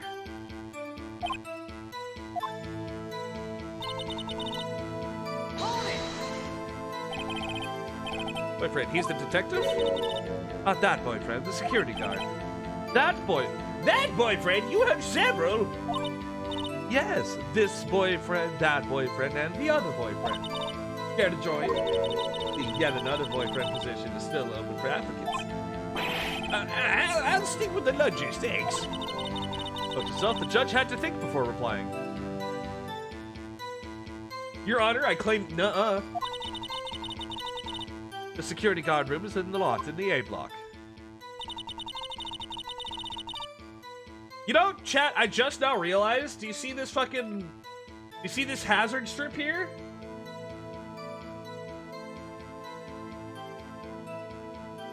It's a wall. It's up on the second level so you can see everything from up there. Incidentally, did you bring your lunchboxes by car? Since I'm a visitor now, I parked in B block. She was in B block when she witnessed the crime. I finally honed detectives' intuition to work. You said something? You're saying you had a premonition of the murder? It felt like, how would you say? Oh yes, it was like the feeling you get when you view a pumpkin chock full of seeds. I have no idea what that means. You have a detective's intuition. Wasn't the victim Mr. Bruce Goodman also a detective? Yes, well, he was like a young cheese. Young cheese. Young lady, are you quite well? Must we suspend these proceedings and get you some medical attention? You're talking bullshit. A pale white cheese, not yet tangy, with experience on the streets. A greenhorn. Must be hard, yellowed, and sharp as a tack. Got the odor of an old cheese to match. In any case, there, in the lot, I felt something stirring in the back of my mind. I think she's high on her own supply. Yeah. Through the wire fence, I saw the chief prosecutor staring into my garish car. Mr. Edgeworth's car, yes. Mr. Edgeworth's? Incidentally, the knife which the victim was stabbed was also Mr. Edgeworth's, wasn't it? Indeed, it was. What an odd case this is. The person you saw, you're sure was the defendant. I saw her from no further than 30 feet away. I'm certain it was her.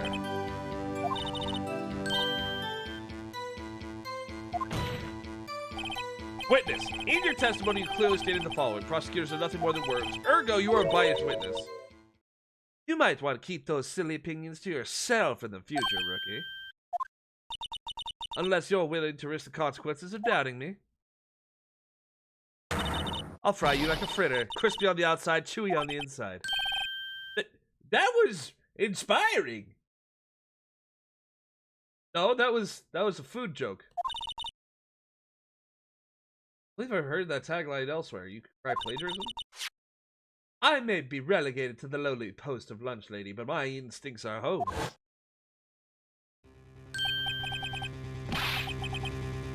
You took this? The moment I witnessed the crime, my reflexes took over, and snap, I took a picture. In fact, one of my lunchboxes had rigged with a camera. Okay, she's completely insane. She's completely off her rocker. She has rigged a camera inside of a lunchbox, chat. Do I need to explain how insane that is to you?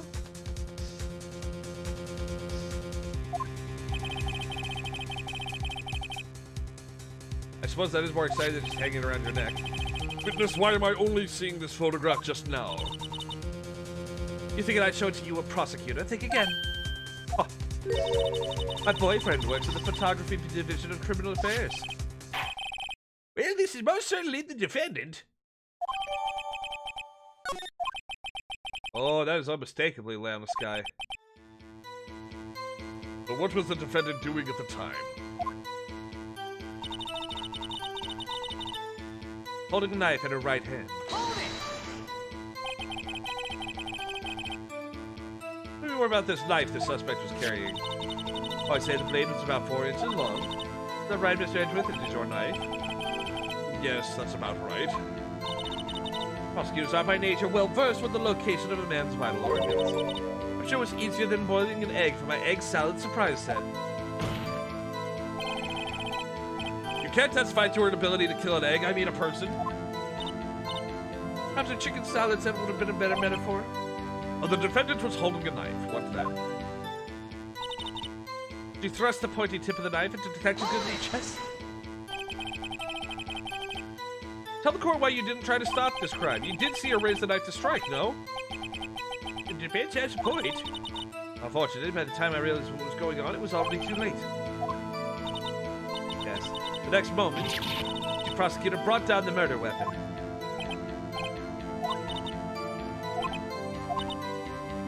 Magically speaking, Miss Starr's testimony is flawless.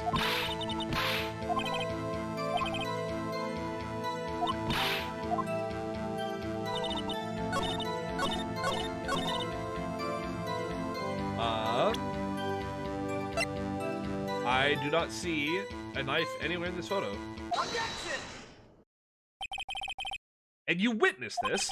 You saw Miss Sky stab the victim with the knife. As I've already said, yes. I swear it on my finest salmon swirl lunch. I would eat a salmon swirl. I'm sure that's a fine lunch. But isn't that odd? Look at this photograph. This is the photograph you took at the very moment of the crime, is it not? Why is Miss Sky not holding a knife? Ahem. Mr. Edgeworth, your thoughts? Objection. That had to be the weakest objection ever, Edgeworth. Yet, it was still stronger than your ever-feeble mind, Mr. Wright. What do you mean, Mr. Edgeworth? The photograph was not taken the moment before the stabbing. Taken the moment after the stabbing. Objection! And how can you tell that? Blood splatter. Oh? See the dark crimson stains on Chief Prosecutor's coat? But it's a black and white photograph. Yes, it's hard to tell, but that could definitely be blood. Well, Mr. Wright, I see no problem here. Problem except you. Brad, are you gonna sit there and take that kind of abuse? Good idea. Contradicts what the witness said in her testimony. That she took the picture the moment she witnessed the crime. Well, it seems I was slightly unclear. My apologies. That's it? You run out of lunch, you order seconds. Problem solved. If you don't like it, try out the jumbo-sized lunch from the get-go. Good advice, but I'm not sure I understood it, but good advice. I didn't have time to stop her. Prosecutor Sky was cold, calculating like a robot. She killed without pain or remorse. It was a premeditated murder. Premeditated? How do you know? Look at the Chief Prosecutor's hands in that photograph. Are those gloves? Surgical gloves made of a thin rubber, most likely. Why would she have those on? If it was not premeditated, she would not be wearing those gloves.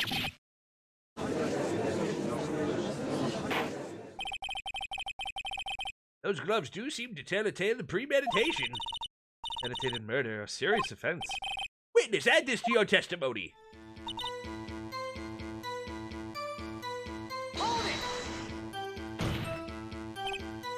She was just in the habit of wearing gloves, like driving gloves.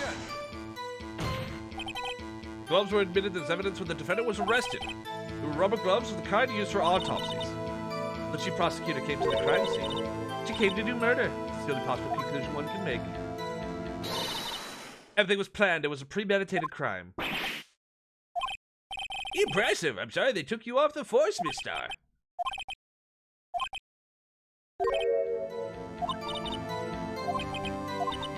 Well, if it wasn't... It was also the day that they were moving a bunch of evidence, right?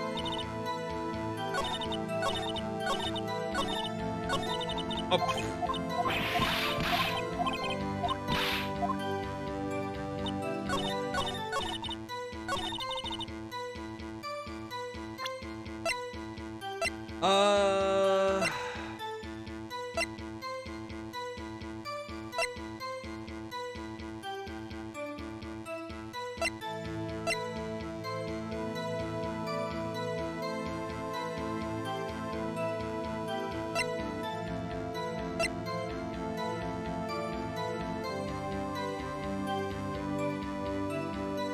It couldn't be premeditated.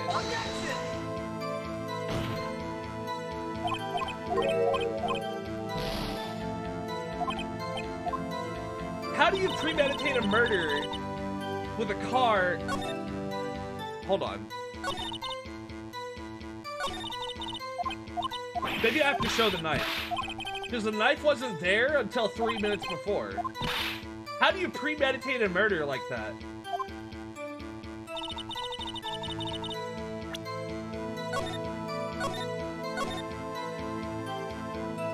Because I'm pretty sure...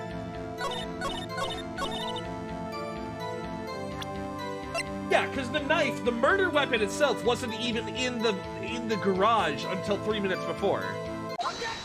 Yeah, like, how do you premeditate with an object that you don't even know that's gonna be there? Are you trying to test me? I sell lunchboxes for a living, you know. That's a knife. The knife. The knife that was in Mr. Edgeworth's trunk. Indeed, it is my knife.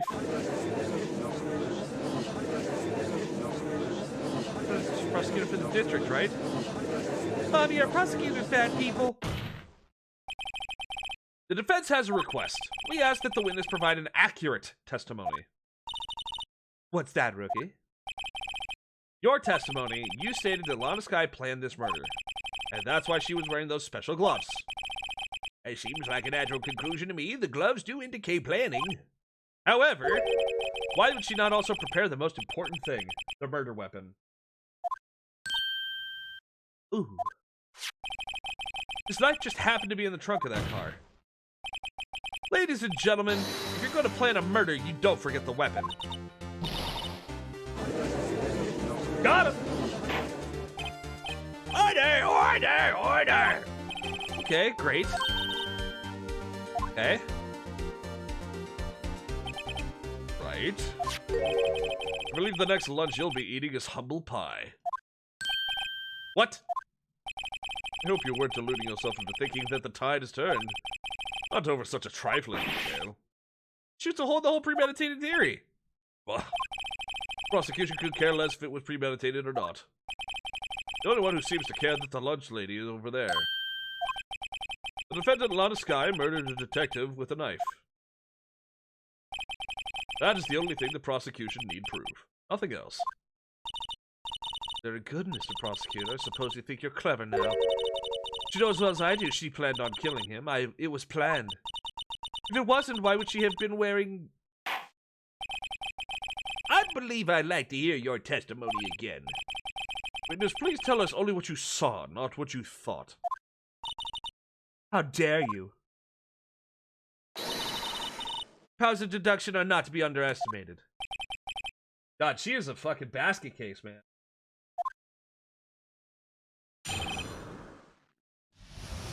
Her deduction. Lana Skye intended to murder Detective Goodman. But she called the victim all the way to the prosecutor's office. I'm sure the chief prosecutor held a grudge against the victim. Nothing else could drive that human machine to plunge the knife in again. Okay, I already see.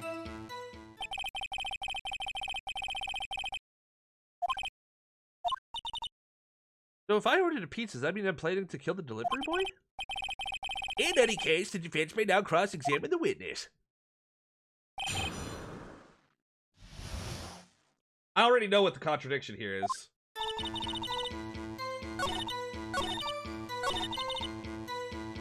Like, you're literally not even trying. That's why Koba likes to order out. He's a mass murderer. No, I'm just here entertaining you goobers, so I don't have time to cook anything. You say she stabbed him again and again, but you couldn't have witnessed that. You testing me, and then I'll test you. With Moss Surprise! That's disgusting. What if you cooked on stream? I'm shy. I don't want to use the video camera for that. I'm afraid the moss is growing under our feet as we wait, Mrs. Star. What do you mean? Shouldn't have to explain this, but take a look. The autopsy report states the death was due to loss of blood from a single stab wound. Aha! You're right! Good show, Mr. Edgeworth. What a hunk. He's my hero, really. What about my injection? No one noticed? I love that Edgeworth is just done with everyone's shit. Edgeworth is my spirit animal, man. Like, yeah, Phoenix is great and all, but Edgeworth is like, yeah, he's just like me, for real, for real. Well, witness? You got the crime scene set, right? Oh, thanks. I always believed that no one could ever mistake ketchup for blood. But now I realize that such mistakes are possible. So, you're saying you mistook something for blood? When she lifted her knife, I thought I saw blood in her breast. Splattered blood from her victim. That's why I thought she must have stabbed him at least twice. Club's beating your ass? I'm so sorry. Then just tell us that what you saw, what you thought was blood. Testify.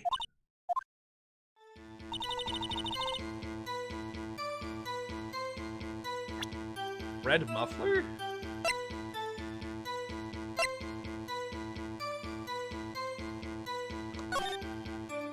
Red muffler?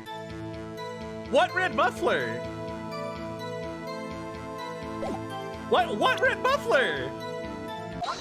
What red muffler? Bitch, why you lying? Oh my god, stop lying. Oh my god, stop fucking lying. The witness is clearly not suited for detective work. The suspect was not wearing a scarf or muffler of any kind when she stabbed the victim. And you proved it yourself with this photograph. Huh? That can't be. Only a professional lunch lady could be so utterly clueless. Congratulations! Perhaps you finally found your true calling in life. Harsh words, but good. In the end, Mr. Edgeworth prevails. Was my injection chopped liver? But it was there, a scarf. Not that, but something red, really. Well now, where were we? The witness has given us an entertaining interlude, but back to business. What? Very well, witness. Continue your testimony. You saw the crime and apprehended the suspect. Tell us about that. Very well. I do remember some things accurately, at least. Ultimately, we couldn't shake the most important part of her testimony. The part where your sister stabs the victim. That'd be the moment of truth.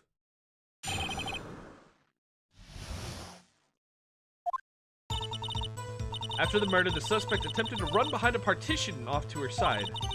Quickly caught her, explained her rights to her, and arrested her on the spot. When I arrested her, she mentioned the muffler. That's what had me confused by earlier testimony. The prosecutor made it to escape, but it was against Angel Star resistance is futile. Weren't you on side B? You're quite determined about this scarf, aren't you? I strike like a snake and Bite like a cobra. You killed a man with a car muffler. what strength? That wasn't a very good metaphor. First of all, a cobra is a kind of snake. Don't bother me with details unless you want to get bitten. Shut the fuck up, bitch! Stuff, Mr. Wright is weak against poisonous snake bites. The prosecutor tried to resist, but her efforts were in vain. Sneaky, continue. Remember, chat. If it's poisonous if you bite it and you die. It's venomous if it bites you and you die. And it's kinky if you bite it and neither of you dies. Just saying.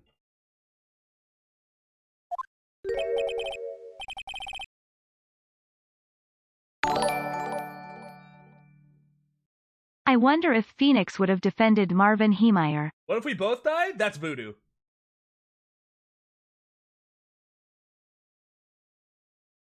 What if it bites you and someone else dies? That's voodoo. What if it bites you and you both die? Then you're a fairy tale. And if it bites you and someone else dies, that's voodoo. Oh, she's beautiful but deadly. A predator, this one. A leopard woman. Rawr. Very well, Mr. Wright, your cross-examination, if you will. Thank you, Willie, for the support. I appreciate it. Hold it!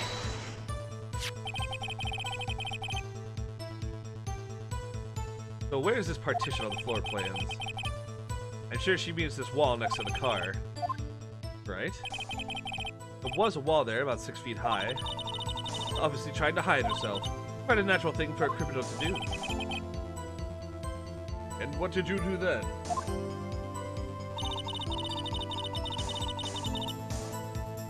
I quickly caught her, explained the rest to her, and arrested her on the spot. Say quickly, were you close to the suspect? As I just said, I was only 30 feet away from her the whole time. Yeah, but there was a fucking grate between you and her. I'd like to see this on the floor plans just to be safe. The Lunchland car was in Part B. Witness the murder from here? 30 feet from the car, yes. Is that correct, Miss Starr? Yes, that's right. There was a chain link fence in front of you? I went over it, of course. Lunch lady athlete, indeed. Could have gotten to my sister that fast. Yeah, that fence is about 9 feet high, too. How did she not get away?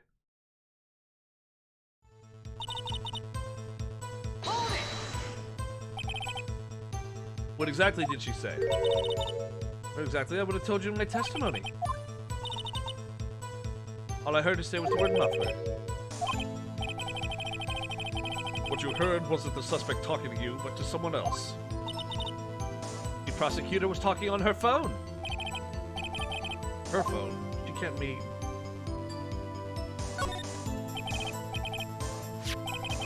His cell phone discovered at the crime scene? Yes, ultimately. Ultimately. My memory. It's like a salmon heading upstream, you see. No, the court doesn't see, Miss Starr. These fucking metaphors are bullshit.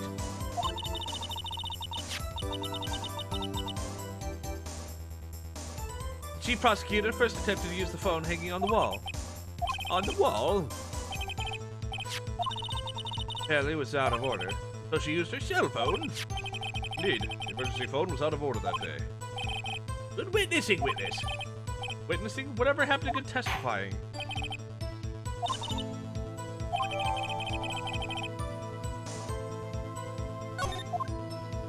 Huh. I saw it all, how she tried to use the phone on the wall, but had to use her cell instead.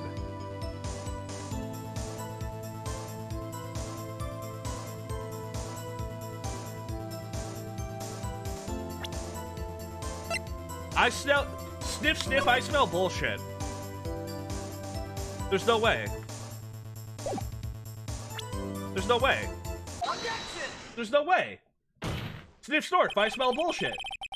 Mr. I have to conclude that you have a personal grudge against Miss Lana Sky. Objection! The witness is a former detective. Her testimony is unmarred by personal bias. Well, who would have thought you would be my knight in shining armor, prosecutor? You who, together with the chief prosecutor, kicked me out 2 years ago. Well, Miss Starr, there's a fatal contradiction with your testimony. How do you explain this? I don't know what you're talking about. Mess with me and I'll make you cough it all up. Let's look at the floor plans. You said you witnessed a crime from this point. If that's true, you could possibly have seen her making that phone call. I believe you see what I'm getting at. You're a big stinky doo-doo head, and you are lying cheaty poo-poo face. Your Honor, I believe this witness would like to claim oopsie-doopsie. The emergency phone was on the back side of this partition. If indeed you were in B block, you couldn't have seen it. Furthermore, you smelly butt-faced hamster mobile. Order! Order! What is the meaning of this? It's simple, Your Honor. She's not coughing up lunch, she's coughing up lies. It's quite a claim, Mr. Wright, but perhaps you'll allow me a question. Just what exactly what lie this witness has told the court? I can't afford to get this wrong. The witness lied about where she saw it. Miss Sky tried to use the emergency phone, but it was out of order.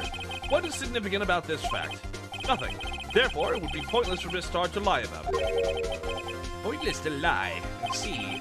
But say the witness did actually see Miss Sky using the emergency phone. It would mean Miss Star witnessed the crime from a different location. Hi, Doomsday. How you doing? A different location? Now that is a pointless lie if I ever heard one. Before you call my lie pointless, let me at least tell it. Let me ask a question to our clever wordsmith, Mr. Wright. Where was the witness when she saw the crime? She was already in the security room delivering the lunch. Take that! Hi, Fox. How you doing? The only place where she could have been. The security guard room? Indeed, the security room in the underground parking lot is well positioned. It's built on the second floor, so you can see the entire lot. She would have been able to see the emergency phone from there. But why there? Are there many other places where she could have seen? There are many other places she could have seen the phone. Not in this case, Your Honor. The witness, not being part of the prosecutor's office, couldn't park in A block. The only place where she could have seen the crime and the back of the partition is here. I remember in your testimony you said you brought a lunch to your boyfriend in the security guard room, yes? Well, Miss Star? Here's what I've been getting the better of men. I think that the tables can be turned. Today's men have gotten the better of Angel Star. Order! Order! Witness! You poopy doo-doo head, what have you done? You should know better. I'm not turning back. The guilty will be punished. And I'll do what I must to make sure justice prevails. Guilty. Is she talking about Miss Sky? Right, doesn't this strike you as odd? Why did Mr. Star lie? It doesn't make sense. She could have just said she saw the crime from the security guard station. What I want to know is if she was in the security guard room, how the fuck did she get this picture?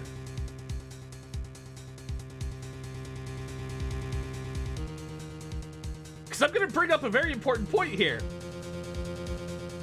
At what point did she have the time to take this picture? From B block.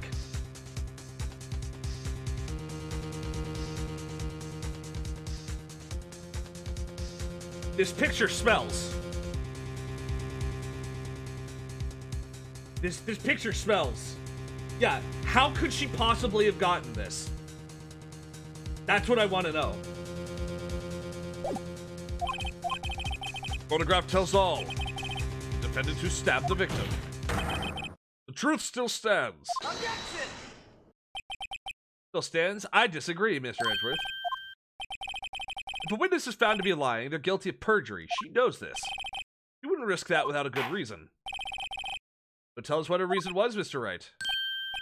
But me? Who else? Mr. Wright, let's review what we know. Miss Star witnessed the crime from the security guard station, but she lied and said she saw it from B block.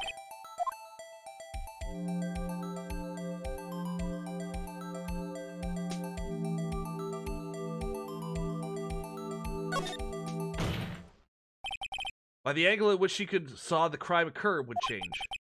What do you mean? Or why?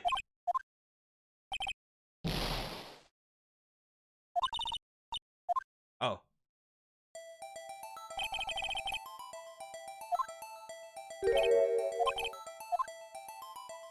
Distance to the crime. Changes the distance between her and the scene of the crime. My condolences, Mr. Wright, but one look at the floor plans and it's quite clear. The distance between the scene of the crime and the guard station is 30 feet. I don't see how that would change what she could see. What she saw is not in question here. What matters is the time it would take her to reach the scene of the crime. To start, you witnessed the crime from the security guard station. Now, how long did it take you to go from there to the scene of the crime where you arrested Miss Sky? Yes? You ordered the squid wheels, right? The quality of my lunches has gone from low to inedible. Let's bring a PB&J lunch with my fresh boysenberry jam to my boyfriend. Boysenberry for the boyfriend. He wasn't in the station, so I waited. I witnessed the crime from the glass-walled station.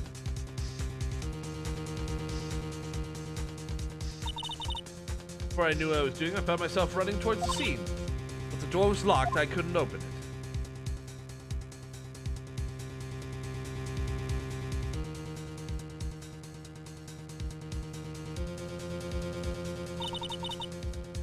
That's why I had to go through the visitors' parking in B block.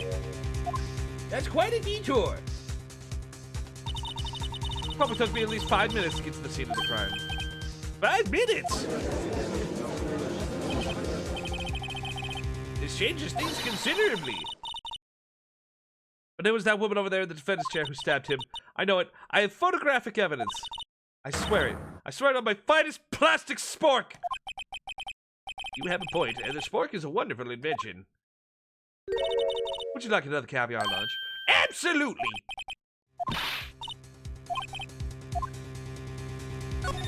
Objection! 5 minutes between the witnessing of the murder and the arrest? Think about it. You can make pasta in that amount of time. If you like it al dente. Got lunchboxes that tie pasta into knots, rookie. A 5-minute blank? Isn't that strange? If you were a criminal, what would you do with 5 minutes, Your Honor? Well, I guess I'd flee the scene. Hey, wait a minute. Don't get the wrong idea. But you have the instincts of a killer. You would run, but this time was different. This guy dawdled at the scene of the crime, and she even had her picture taken. No true criminal would act this way. It's inconceivable.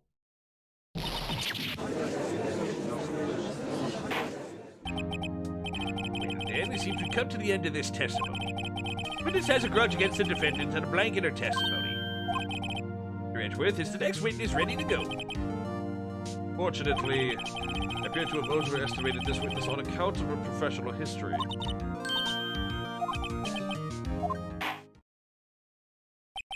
I'm afraid that the cough-up queen has been dethroned. And with that, court is adjourned. Whew!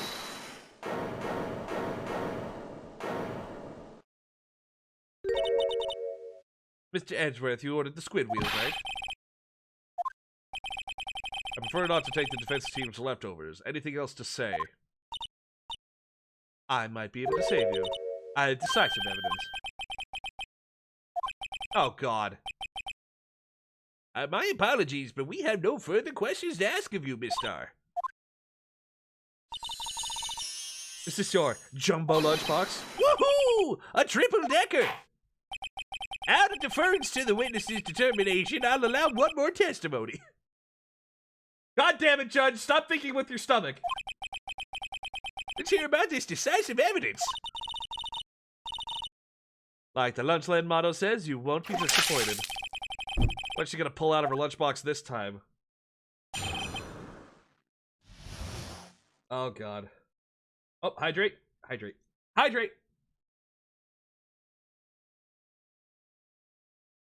Ruby, it's not just the judge. Epic sax time? Well, thank you, I appreciate it. Epic sax time. Okay, but like, here's the thing, Ruby. You have to understand. It's not just the judge, okay? I'm gonna let you ladies in on a secret. All men are like this. You can ply a guy with food, and they'll be like, whatever you say, lady. Guys, we're always hungry. And you can basically bribe us with food, and we'll pretty much do anything you want. Food is honestly a general cheat. It really fucking is. We are simple creatures. Guys are incredibly simple creatures. Don't give away our secret? Snicker. It's no sneaker. It's no secret. I have a secret for you. We found that women are the same way. It only works on women if they don't have to foot the bill. See, that's the stipulation. It works on women as long as they're not paying. The bribe food is ice cream for you? Who is the Konami code for life? It really is.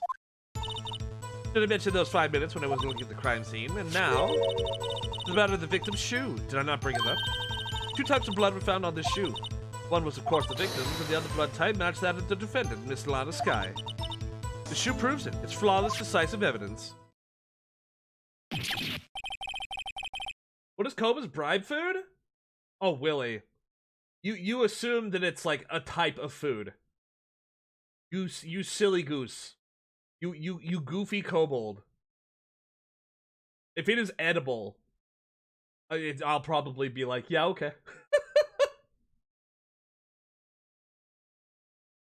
There was blood found on that shoe. Try Lunchland for all your lunch and decisive evidence needs. Why do you think you're such a good... That's true. Witness, what is the meaning of this? Why is this the first time I've heard of this evidence? Simple, as I've already said. I don't trust you with the evidence, Mr. Edgeworth. That's why I took the liberty of investigating this myself. And you had blood tests performed? Didn't I mention? I have 3 boyfriends in forensics. In any case, Your Honor, I can't accept this as evidence. What? You must know the 2 rules of evidence law. Rule 1, no evidence shall be shown without the approval of the police department. In other words, the shoe is illegal evidence, at least for the time being. Is that right, Mr. Wright? I believe so. Edgeworth sure is celebrating. Not so fast, Mr. Edgeworth. Don't forget I used to be a detective. As I mentioned previously, the shoe has already been tested by a member of the forensics department. As you can see, it was approved by the police department as of today. Even the general public can produce official evidence, Mr. Edgeworth. Is that right, Mr. Wright? Edgeworth asking, like, where the fuck did that evidence come from? Edgeworth is looking pretty solid. Bro, Edgeworth got his evidence updated. Ooh, how does it feel, Edgy boy? How does it feel? I hate how realistic it is that a prosecutor has to fight with his own witness. The prosecution's complaints notwithstanding, it appears this evidence satisfies the first rule of evidence law. However, you have yet another count against you, witness. Anything to ensure that the guilty are properly judged. White enamel shoe bears trace of blood from Goodman and Lana Sky.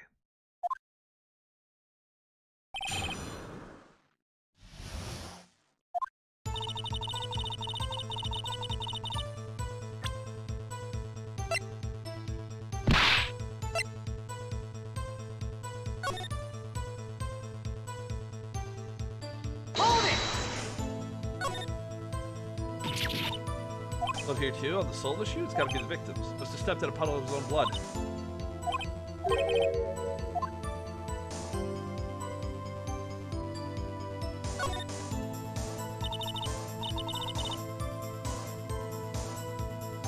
Blood is your sister's.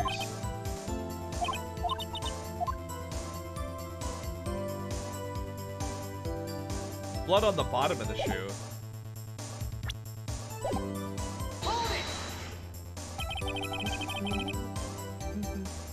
Why'd you lie about those 5 minutes? I guess you could say I just wanted people to look at the results. Results? How many times do I have to say this? I saw the chief prosecutor stab the victim before my very own eyes. Compared to that, a 5-minute blank means nothing. Why didn't you just tell the truth? Don't make me laugh. We're dealing with the most untrustworthy of the vile lot known as prosecutors. Falsified evidence, arranged testimonies, erasing and manipulating evidence. When you fight monsters, you need to use every trick in the book. This is when the suspect is admitting she did it? The false testimony is the most despicable crime of all, Miss Starr. Just get this over with. Damn, Judge. You found the shoe at the scene of the crime? I detained the chief prosecutor and notified the police department. I wanted to make myself useful while I was waiting for the police to arrive. But like an ill-trained pooch, you snuck off with a shoe. I was afraid someone would erase the chief prosecutor's crime.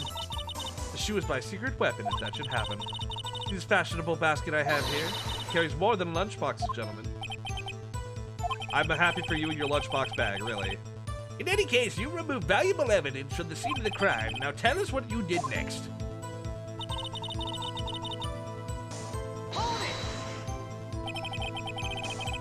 You brought it to the forensics department. If you're going to submit something as evidence in court, you need it approved. To do that, evidence must be analyzed by a forensics expert. Shoe does appear to have bloodstains on it. Well, the man was stabbed, after all. That blood belonged to the victim, Detective Goodman. As I said, there were 2 types of blood found on the shoe.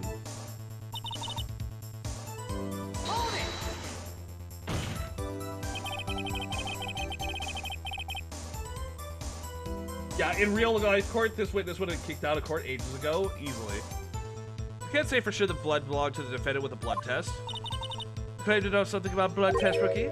Huh? Well, speak up! Well, blood comes in 4 types, AB, O, and AB.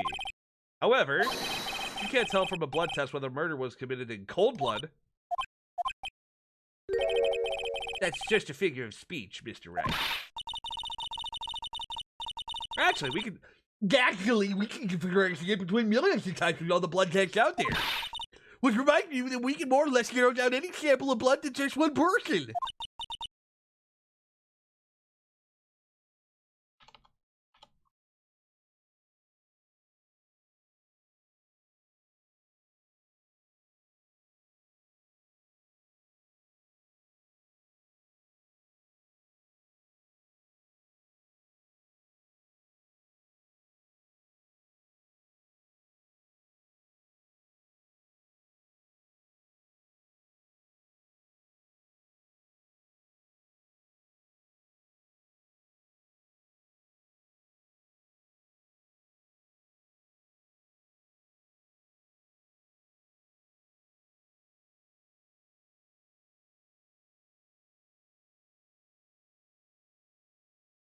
Actually, Fucking shut up. Oh, fuck. Anyway. Sorry for the delay there. I had to go grab it. Fuck me. if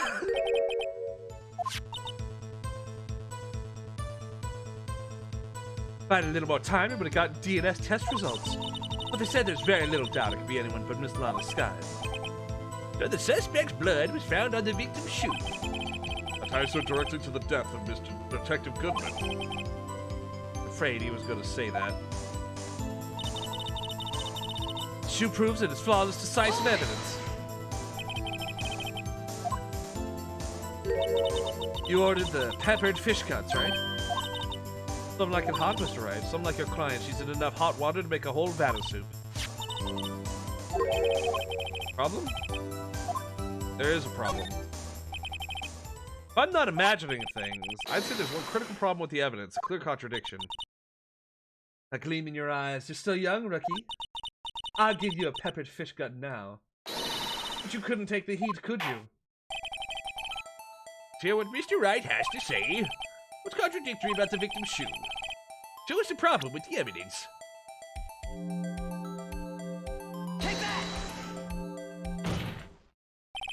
I wonder if you noticed there's blood on the bottom of the shoe. Don't mess with me, rookie. There'll be your blood on the bottom of my shoe. There is quite a bit of blood on the bottom of this shoe. Makes sense. The victim was stabbed with a knife. Possibly contradictory about the blood on the bottom of the shoe.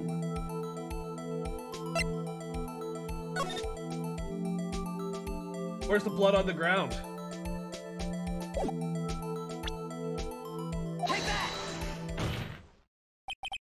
Problem lies in the footprint. Footprint? Not that the bottom of the victim's shoe is covered in blood, then isn't it strange? Why weren't any bloody footprints found by the scene of the crime? As you can see, there were no traces of any such footprint at the scene of the crime. That contradicts your claim about the shoe!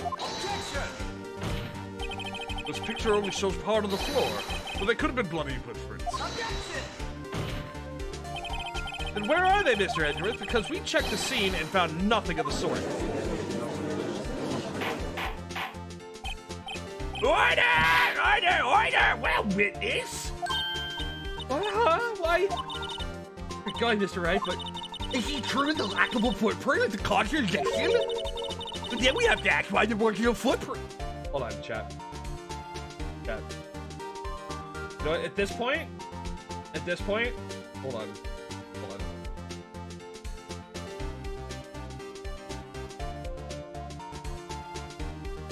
I'm gonna just turn this on and off for her. I'm gonna just turn this on and off for her. But then we have to ask why wasn't there a footprint? That's true. There has to be a reason why there wasn't a footprint. He's just keeping it in the same place as the wood chipper.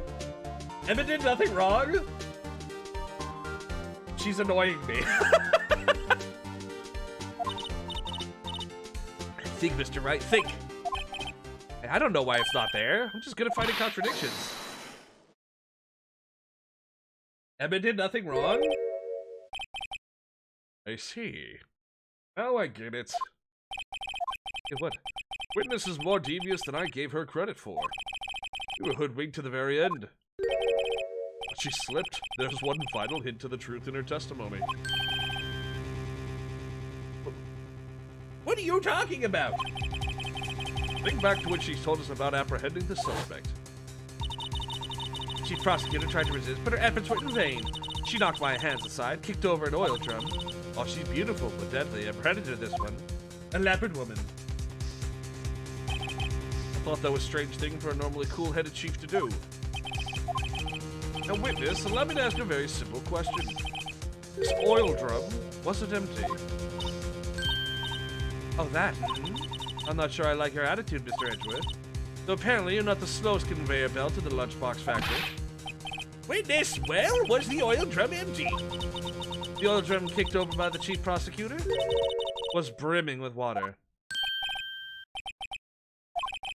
Still don't get it, Mr. Wright. You want to know the reason she knocked it over? The real reason? Ah, you don't mean... The suspect knocked over that oil drum for one reason and one reason alone. To erase the bloodstains that would become evidence against her.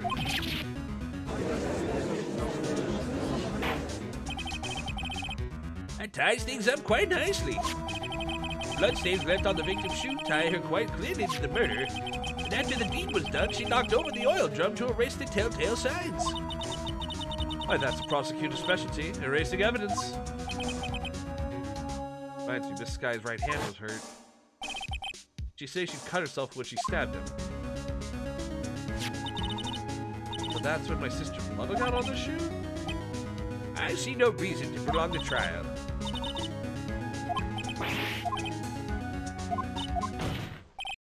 Enough. No need for further debate. Verdict, Your Honor. Very well. They just started on the prosecution side. She could have been lying about the water. This court finds the defendant, Miss Lana Sky. Objecto! Little girl, what did you just say? Me? Did you say that I, Angel Star, was on the prosecution's side? Yeah, you are! You said my sister hid evidence by erasing the bloody footprints! Well, I thought you'd had your fill, but here you are demanding a second helping. Another lunchbox called evidence. Witness, don't tell me you have something else. Objection! The time for deliberations is past. Any further comments, and you will be held in contempt of court. The threats don't scare the cough up, Queen. Look at this!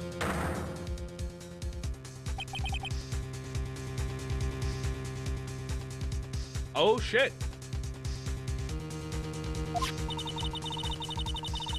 Just in case anyone had the gall to suggest that the white shoe didn't belong to the victim. I see no room for error in this evidence. The asphalt in the photo.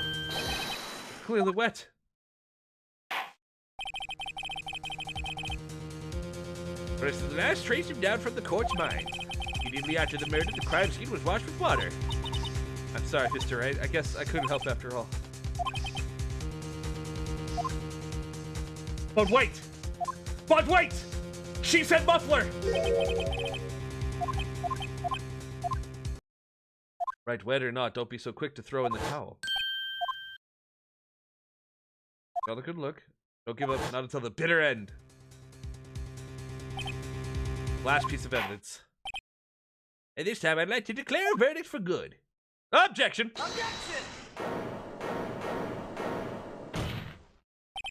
Your Honor, wait. What is it with you people? Can't I hand down my verdicts in peace anymore? Whatever it is, can it fucking wait? No, it can't. Then it'll be too late. Look at this photograph, the last one submitted. This trial isn't over until we give each piece of evidence proper consideration. So, right. Are you saying there's a problem with this latest piece of evidence? Yeah! There's a problem. I suppose since we've come this far, we should give every claim a fair shake. Very well, Mr. Wright. Show the court the problem with the photograph. Muffler! Take that! Muffler! What's this? There's something poking out of the car's muffler. Wait just a moment, Mr. Edgeworth. Runner? Just said muffler. However, I see no trace of a muffler or scarf of any kind in this photograph. A muffler is also a part of a car or motorcycle, Your Honor. Just think of it as a part of the exhaust system, the pipe. I see. What's that suspicious-looking cloth sticking out of the car's muffler? So what if there's something sticking out of the muffler? What does that have to do with this case? Nothing. Absolutely nothing.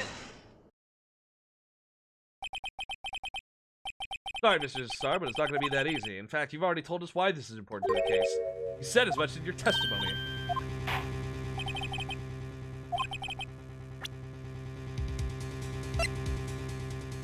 Take that! Starr, recall your testimony for the court. Ah, yes. When I arrested her, she mentioned the muffler. That's what to say I'd be confused in my earlier testimony. Muffler. Ugh! Could it be that the muffler you heard mentioned was actually this exhaust pipe? If so, that means this piece of cloth has vital evidence. Ah! Ah! Disintegrates.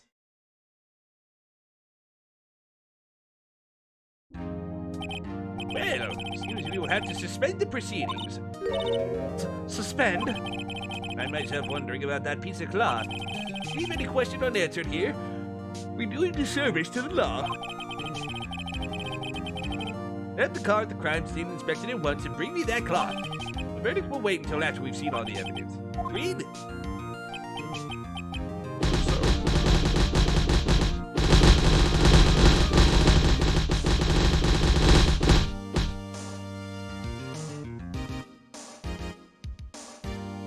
Yo, one of these days, I want to be big enough that tennis balls aren't going to be enough, and then what are you going to shoot at me? Then what are you going to shoot at me? Huh? What are you going to throw at me? Is it going to just be like fucking cars? Is it just going to be like 1,400 car pile-up? 50 cal melons? Bigger tennis balls? Anvils? Battleship barrage? You'll also be guilty of wasting food. Volleyballs? Someone throw it at ear depressed. Bro, don't do me like that. Bowling balls? Bowling balls could work. And then after bowling balls, you guys are gonna just set up a bunch of ramps and just drive a bunch of old cars into me. Dodgeballs with the classic. Ting! Ow! We made it for now. Court will adjourn for a 30-minute recess. It's lunchtime after all.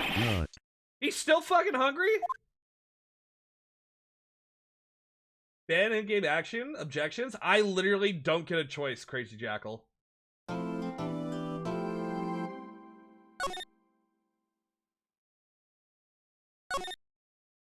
Oxy, can you refund Crazy Bad Jackal their points, please? I would very much appreciate it.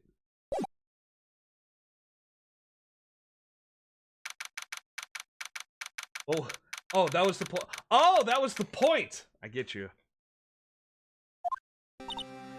Mr. Wright, are trials always like this with you? Like you're swimming up at the bottom of the lake and about to reach the surface, no matter how hard you paddle, you never seem to get there? I've had nightmares like that. I've had nightmares like that. Wow, thanks for digging this. Thanks for dredging that up, Emma. Really appreciate that. Top notch. But today we're swimming in quicksand, so what happened to your sister anyway? Howdy. Hi, Draco. Howdy. Thank you so much for the support. Oh, she got called off to the judges' chambers. Something to do with the piece of cloth. This is where we turned the trial around, right? Our only weapon, a tiny insignificant piece of cloth. I'm the one who's starting to feel tiny insignificant, to tell the truth. Hola, partner. They say you show a red cloth to a bull and it'll fire up its temper. And what they told me when I was a youngin' at least. Thought I'd come take a look at how this trial's going. Looks like I'm late. I got the home range locked down tighter than a fort in enemy territory. That hard to slip out, huh? That hard to slip out, huh? What's going on over there, anyway? All the police I've seen these last 2 days have been really on edge. Told you got enough on your plate without worrying about other people, compadre. You can be worried about the chief prosecutor's taste in mufflers, for example. Officer Marshall? The whole muffler thing didn't have anything to do with scarves. He wasn't even wearing a scarf. Don't say. Now don't that just beat all? I see the red breeze blow at her slender neck many a time. Saw it that day too. She was wearing a red muffler. At the award ceremony that afternoon, Edgeworth seen it too, I reckon. The fuck does that mean? The photograph taken at the crime scene wasn't wearing a scarf. I bet she shoved the muffler in the muffler. Hey, yo, dog, I heard you like mufflers, so I stuck a muffler in your muffler so you can muffle while you muffle.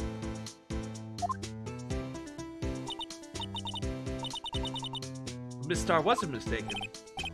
Well, it's about time. Remember, partner, sometimes you gotta grab the bull by the horns. Sometimes you just gotta let that bull go where it will. Time will tell. So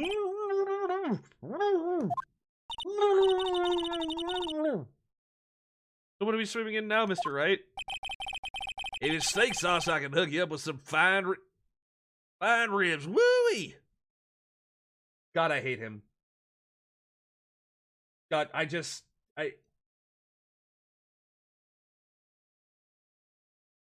sorry.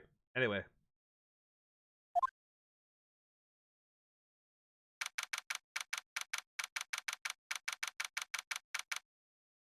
How does he know about the muffler? It was mentioned outside the courtroom, and he wasn't in court earlier? I guess word just spreads really fast? I don't know. That's a very good question, though. I would like to know how half the characters in the game know anything about what's going on. Yo, dog, we heard you like mathematics, so we put a function in your junction so you can divide while you drive. I hate it. I hate it. And then Satan said, "Put the alphabet in math," and trigonometry was born.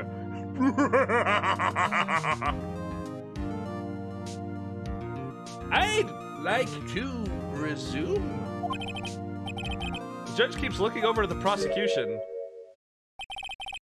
Is something wrong, Mr. Edgeworth? Your face is blue, your lips are purple, and you're sweating bullets. That furrowed brow, those grinding teeth, those watering eyes. What's more, your eyes are unfocused, you're doubled over, your back is bent. It can't be. This can't happen. I wonder what happened to Mr. Edgeworth. I thought it was algebra. Same family. But then I believe it is time we continued on with this trial. During our recess, This is unacceptable! It seems our prosecutor is quite beside himself. Excuse me, knock knock? Who's there?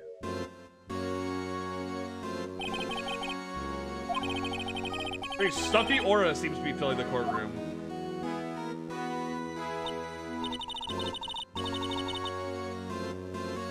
I'm calling it now. I'm calling it now. This guy did it. I don't know who he is. I'm calling it now. He did it. The chief of police. Ah, it's you! Say something, please. Anything? Oh!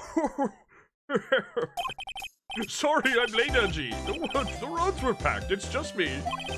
Long time no see, eh, Angie? How you been? Swim much these days? Oh, hello. No, I've been so busy. Busy, Angie. My boy, you have to make time to relax. Yes, indeed. Seems to be a nickname for the judge? I'm afraid you're right. Very afraid. Sorry, but who are you? You're right, the attorney. I've heard good things about you, son.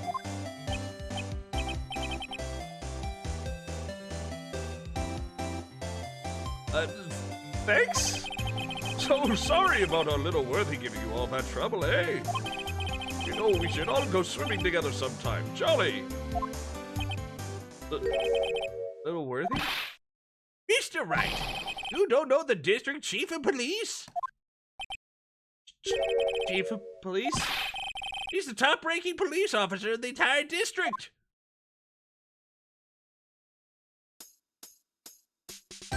Oh no. Name's Damon Gant. Pleased to meet you, everyone.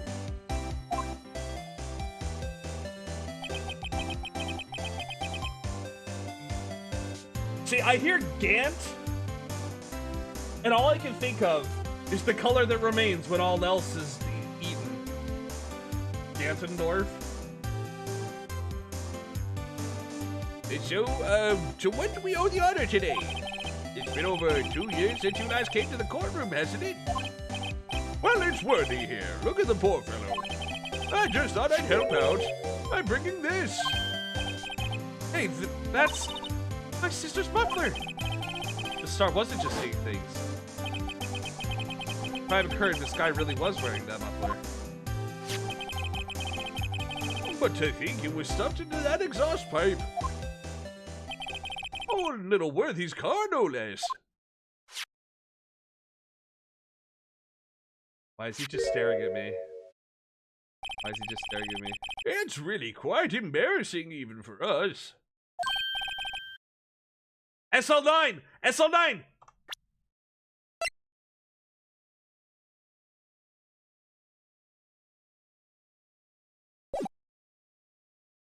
Oh! Oh! What's this? It's what you'd call a switchblade knife. Quite perplexing, this.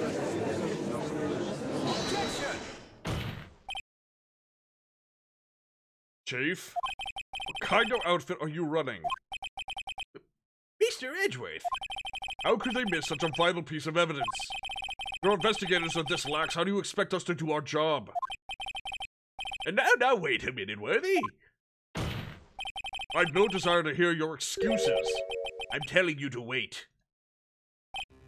Or didn't you hear me? Have a look at this document where it says person in charge of investigation. There's no mistaking the signature, is there, Miles Edgeworth? That's not fair. The day of the crime, I had... Go ahead in the clouds, because you got that award. I know how you feel. But you're the person in charge. I'll expect a written apology. What? Are you serious? Don't be too upset. We'll find a way to clean this up. That's you made.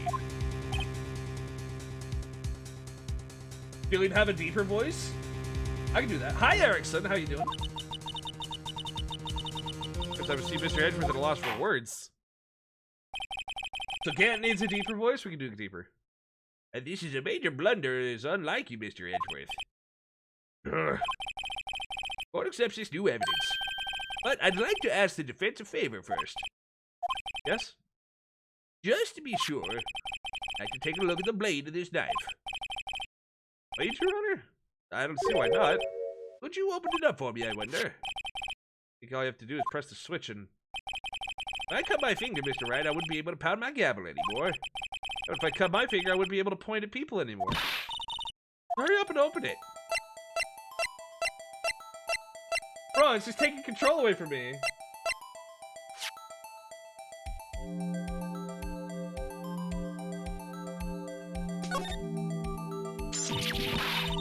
What? Don't scare me like that. This is knife blade. The tip's broken off.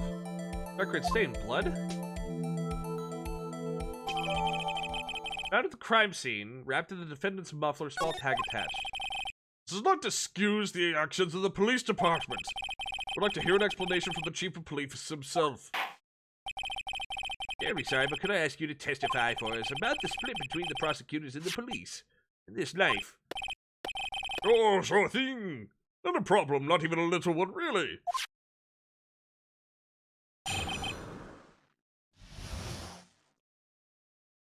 He gives off condescending uncle vibes.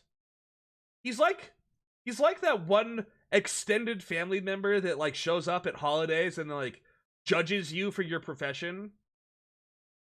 Like when I told my uncle that I'm like, hey, yeah, I do Twitch streaming for a living, and they just kind of gave me that side eye. I was like, well, let me know when you get a real job. And I'm like, oh, thank you. Well, glad to let you know that I'm pursuing my dream, and the only thing that you have to say is can't wait for it to fail. Real cool. Appreciate it.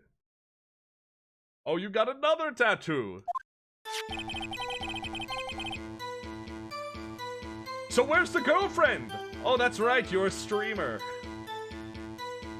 And this knife is special, but I can't say how here.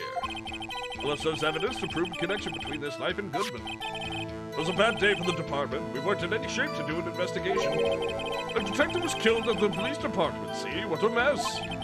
At the time of the crime, 5:15. Scary coincidence, eh? It's not officially linked to this here case, so I can't talk much about it. Same place as your wife? There was a murder at the police department? A detective? Oh, that's hush-hush information, Archie. We haven't exactly announced it yet. Objection! Wait a second. You said 5:15. That's the exact time that Detective Goodman was killed at the prosecutor's office.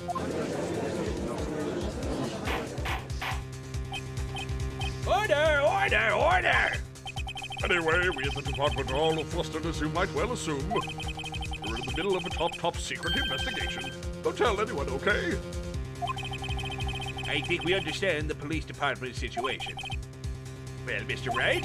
Detectives killed at the same time in two different places. Chances of that are really slim, magically speaking, of course. I'd like to exercise my right to cross-examine the witness. Very well, however, keep your questions focused on the case at hand. Gretch!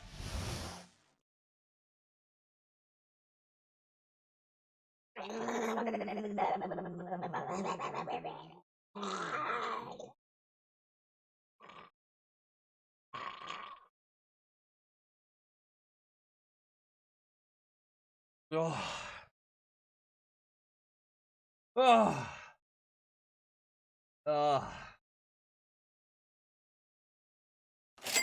God, I feel like my soul left my body. Ow! I feel like A test of your reflexes. You like challenging immigrative... Oh my god!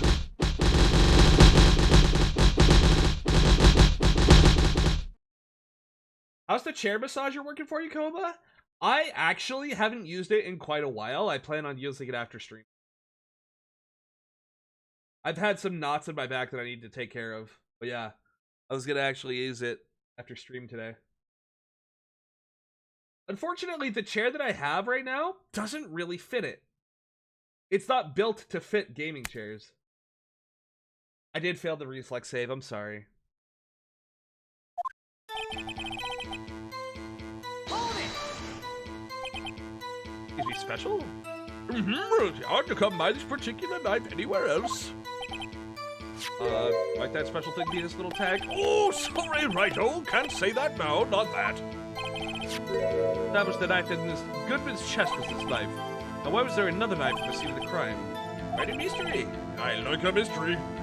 It's wrapped in something. A muffler. Yeah, you can use it while in bed.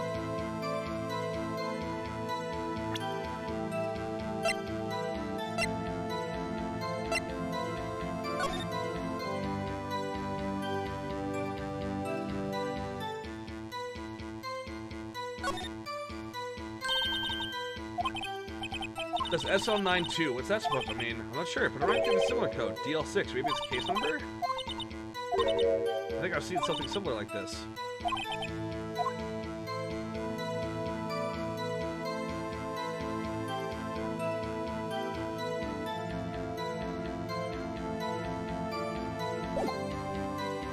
It's okay, you're fluffy. I am fluffy. Very fluffy.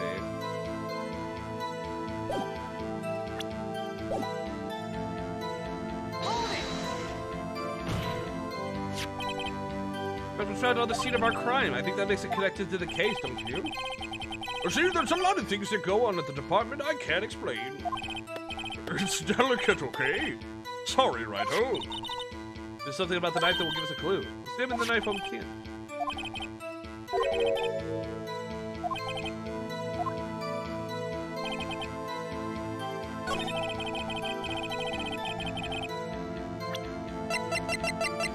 Objection! Objection! Yeah, I know, Darkrise. We covered that earlier. Wait a second. At last, an honest-to-goodness objection. This knife, it has to have something to do with Detective Goodman. What do you mean? Oh, honest-to-goodness, what do you mean from Archie? This is great. Look at the tag on this knife. It reads SL92. And this is important. Why? Over here, we also have a memo that was on the body of the victim. What's this? 6 minus 7s 12 2? Your Honor, it's upside down. The printed name on the memo makes it look like it's right side up. Turn it around, what do you get?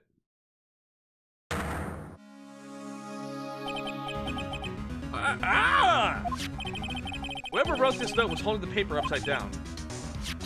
SL9, that's the same thing that was written on the knife's tag. Dropping frames? Don't look. We've had 0.1% of frames dropped. I don't see any problems. It should be fine, though. Order! Order! Well, Chief? Oh, well. I guess the cat's out of the bag. You win, righto. I win? What kind of game is this guy playing? This knife is evidence in a case. It was stolen from the department evidence room. This knife was stolen. Yes, but on the day of the murder. It was evidence, you say? Was it, in fact, a murder weapon? Nice, good show, little Willie. It was a murder weapon, as it happens. There was evidence from a case long since solved.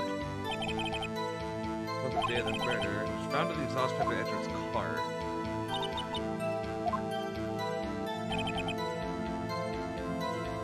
A bad day for the department. We weren't in any shape to do an investigation. Something happened in the police department too, huh? Got a good look in your eyes there, righto, my boy. Sharp hungry. Oh, something did happen. Why wasn't I informed? Why weren't you informed? Why didn't you ask?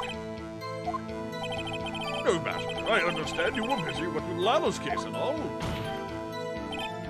Well, what happened? What happened at the police department that day? detective was killed at the police department. See? What a mess. Hold it!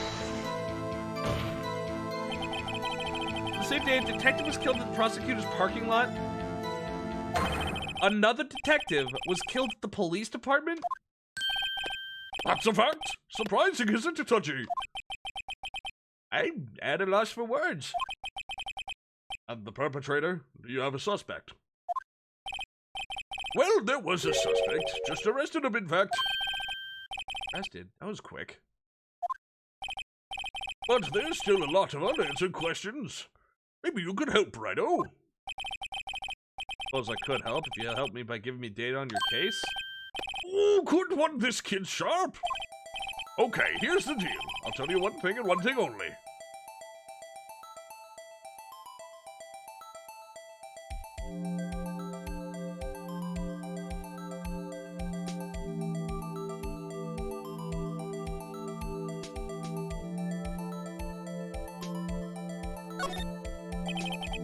How is the detective killed? Was he killed? That's the interesting part. It was what we call in the force a stabbing with a knife. That's exactly the same as Detective Goodman. That's the spirit we're cooking now. Let him cook, chat. No, that's not the only thing that was exactly the same. What do you mean? There were more similarities between the two cases than the cause of death.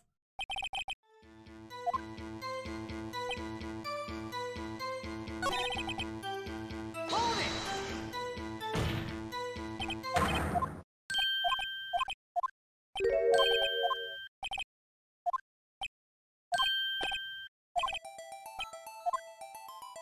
Where the victim was found. Let's speak on where the corpse was found. And say the crime took place in the evidence room of the police department. I think I have heard of that. The evidence room. Did he mention that in his testimony just now?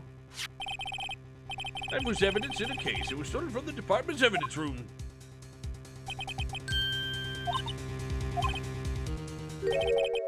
To hand our ticket to go to town on this case. The link between the two cases established, we finally had some leverage. Now we can get Gant to testify about the details.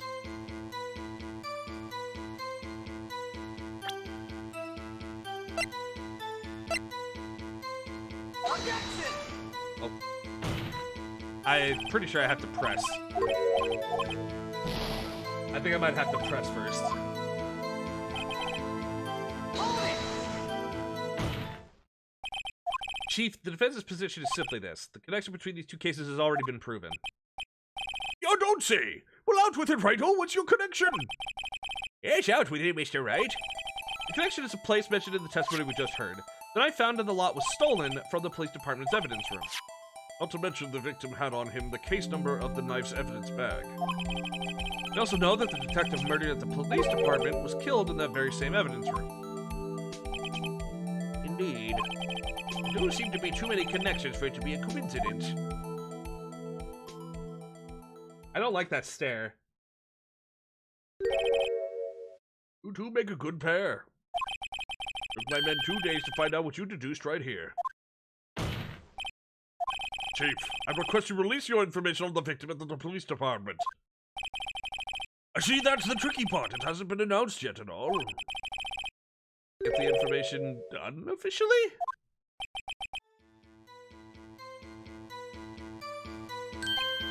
Sure, why not? It's unofficial after all. What, really? Would have guessed. I'll cooperate, but I can't reveal the name of the victim at the department, okay? Hold it! Tell us a little, why not tell us everything? Ah, well, case information is sticky stuff. You have to do everything properly. Well.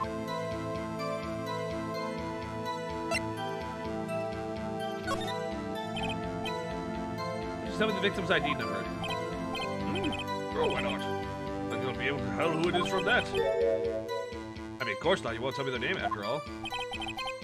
We keep a tight lid on ID numbers, so don't go getting your hopes up. The number is...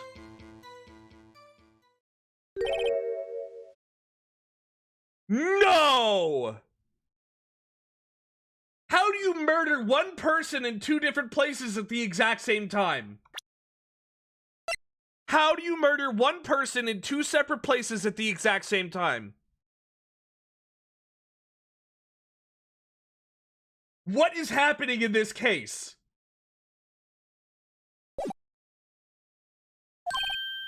Well, that's quite long. I have to remember these. It drives me nuts.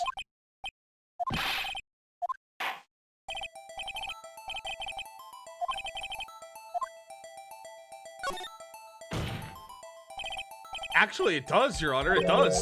I think. It has to be what I think it is. What does this mean?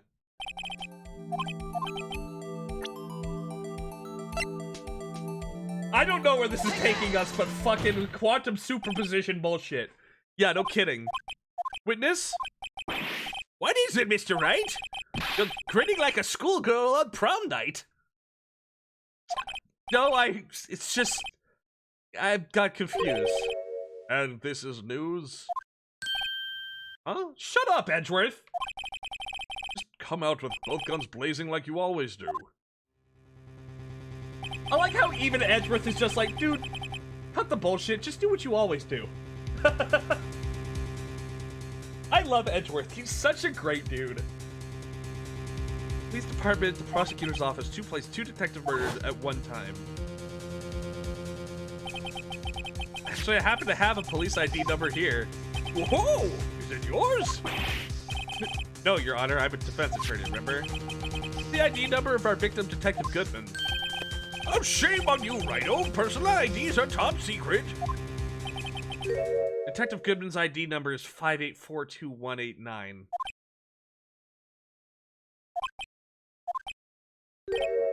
And this means what exactly? Wait, that ID number we heard from the chief earlier. That started with 8... I've forgotten. Didn't get the first number right again. The number the chief of police gave us was 5842189. Objection! Wait a second, Wright. What is this?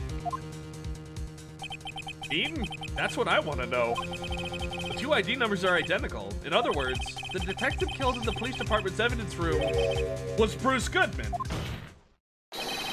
What does our witness think about that?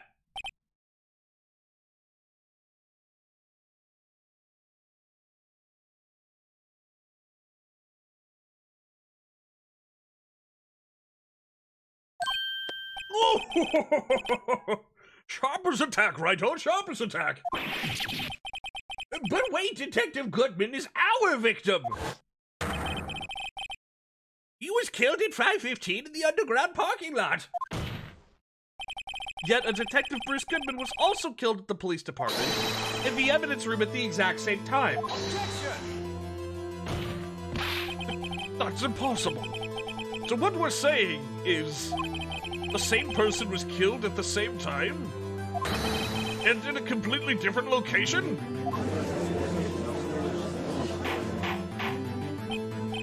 Order! Chief, what does this mean? No, what I want to know is why didn't I hear about this? Yes, it's top secret, fine, but I'm the prosecutor in charge of this case. And now just wait a second, Worthy, no need to get all flustered. Your Honor, the police department has made a grave error in this case. Wait. I said wait. Or didn't you hear me? The oversight, the grave error? Mr. Edgeworth, they're yours. What? How did... We informed you yesterday. I believe it was our Officer Meekins who brought you the news. Officer Meekins? Right, where have we heard that name before? Wait, oh no! Oh no. Excuse me, is this Mr. Edgeworth anywhere on the premises? I'm here, sir, at the request of the chief, sir. We got your report, sir. Uh-oh. You don't mean him. According to Meekins, you didn't accept the report. Hard to believe. Your officer, he told me. He said the report had nothing to do with the Lot of Sky incident. Detective Bruce Goodman murdered in the police department evidence room. Mr. Edgeworth, the victim's name is written right on the top of the report. Gah! Why didn't your officer tell me? I'm not sure if that officer was capable of making the connection. Being challenged. In any case, this is a serious error and gross negligence of duty on your part, Webby. Objection! But sir, you could have submitted that report this morning to the court as evidence. Then I...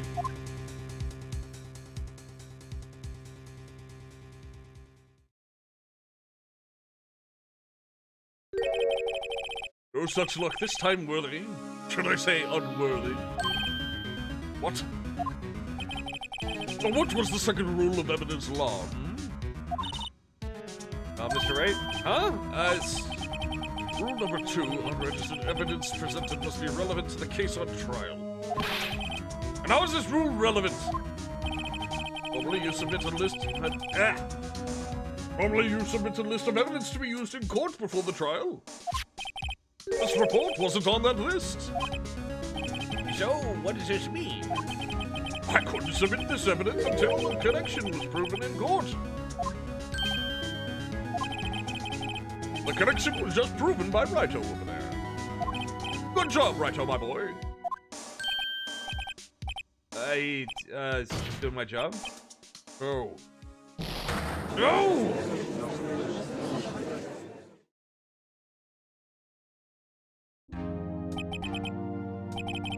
It seems we've come to the end of this trial.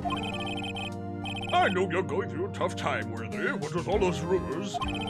Well, even the defendants said just this past December. I apologize for this terrible lack of due diligence on my part. Mr. Edgeworth, Please, just give me one day. I'll get to the bottom of what happened. It's the last thing I do. You better get results this time, really. You have my profound apologies, sir. Or Edgeworth. I don't think there's ever been an error this serious in the history of this court. I will grant one further day as the prosecution has requested. Will that be sufficient, Mr. Edgeworth? Yes, Your Honor, thank you. Whatever your punishment for this is, for your sake, I hope it's not decisive. I'm actually pretty sure Gant could be a stand user.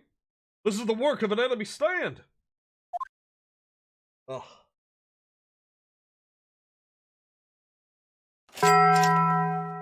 I have been fed Taco Bell. You presided over a worse error, it's true.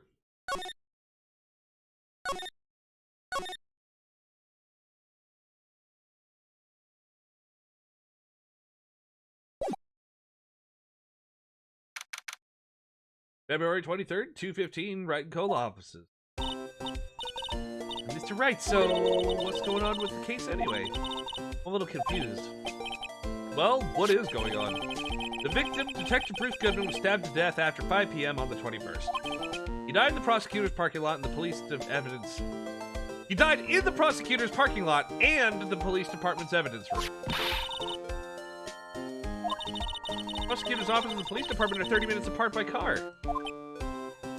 Well, that's what we're gonna find out. Or try to, at least.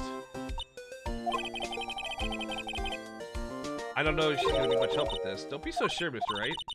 We're in this together, right? I'll prove that those thick rimmed glass of mine aren't just for show. Let's go.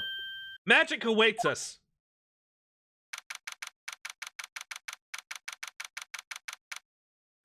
Okay. You know, I really don't think we should worry about the police department murder. There wasn't even a body found there. Who cares? It was only our victim who was killed in their evidence room. No biggie. Besides, my sister would never do such a thing. I know it. That oil drum wasn't empty. The oil drum kicked over by the chief was brimming with water.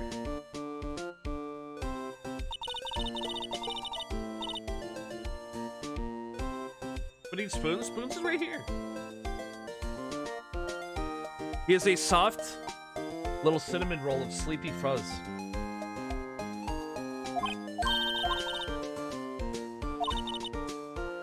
We're both professionals at what we do, and I trust her.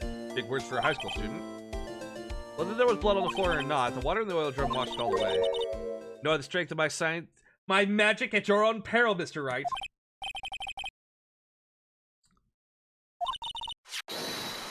And that is luminol testing. Oh god. Now we get to fucking test for blood. Blood is sticky stuff, you know. You can't just wash it away with a little water. Even if you can't see it, it's still there. But wouldn't the police have already done those tests? Never trust anyone's eyes but your own, Mr. Wright. Just give it a try. I'm a minor. I can't even drink yet. We're testing blood stains with this stuff, not drinking it. I'll lend you these glasses. You got an extra pair of those things? Oh. Spray the luminol on it. Like this, see?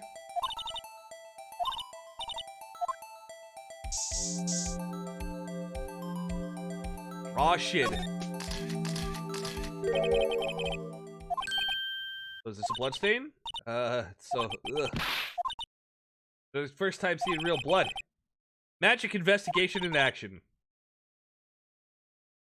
Virtual boy vision? True. Definitely know it's a blood stain, but doesn't something strike you as odd? Magically speaking, of course. Perpetrator of Detective Goodman fought here, right? Don't you think there'd be a little more blood? I mean, look at all the blood on the bottom of the victim's shoe. It is pretty strange. If they fought here, there'd have to be more blood than this.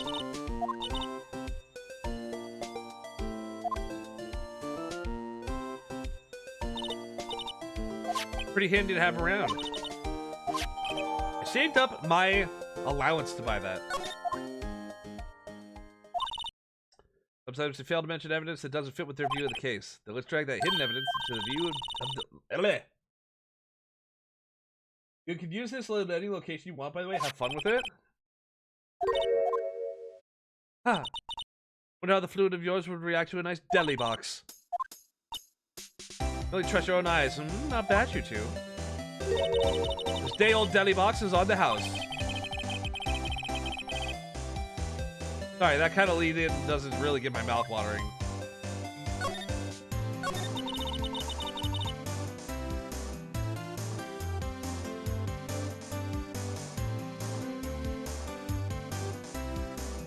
Honestly, I don't blame her for being put off by the stains. I personally think it's more harrowing to see nothing and reveal evidence that someone did in fact get hurt there. Yeah, it is a little bit kind of like unsettling, isn't it? Like you're literally just sitting there and it's just like, oh wow, somebody fucking died here. I had no idea. That makes this place a lot less inviting. Apologies for started, but no, it's okay. It was my fault. Oh, we know. I witnessed everything from the security room right there, but I was afraid that it wouldn't sound convincing enough, you see. I was wrong to think that. I'm sorry. You lied on the witness stand. That's unforgivable. Little girl, don't forget what's important here. Even if the place I witnessed the events was different, I still saw what I saw. Saw Chief Prosecutor Sky stab a man in cold blood, and the testimony still stands. Swear it on my honor as a detective. She stabbed Goodman.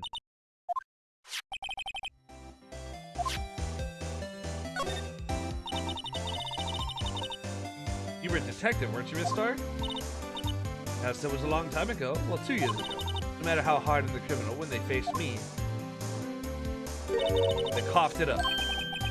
Coughed it up? They confessed. They babbled like babies. You know. I may seem like a demon sometimes, but I can be an angel too. I wouldn't doubt it. Every day I dragged the dirt out of the mouths of suspect after suspect. Before long they called me the cough-up queen. Yeah, I thought someone had gotten food poisoning from your lunches. You were let go or fired?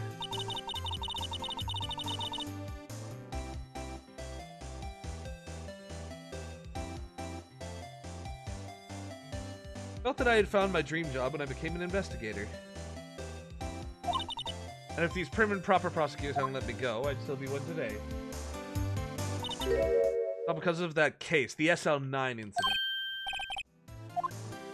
Oh shit. Oh shit.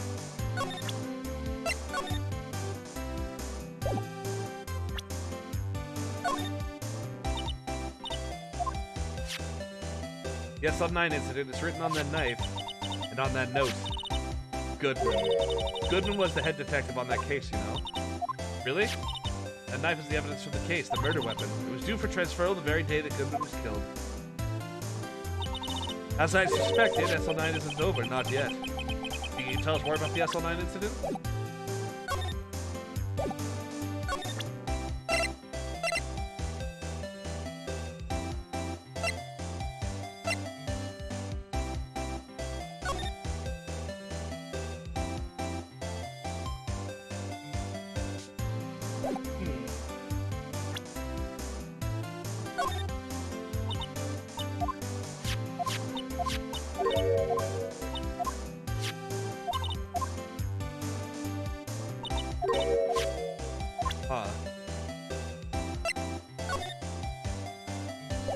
So why can't I get you to talk more about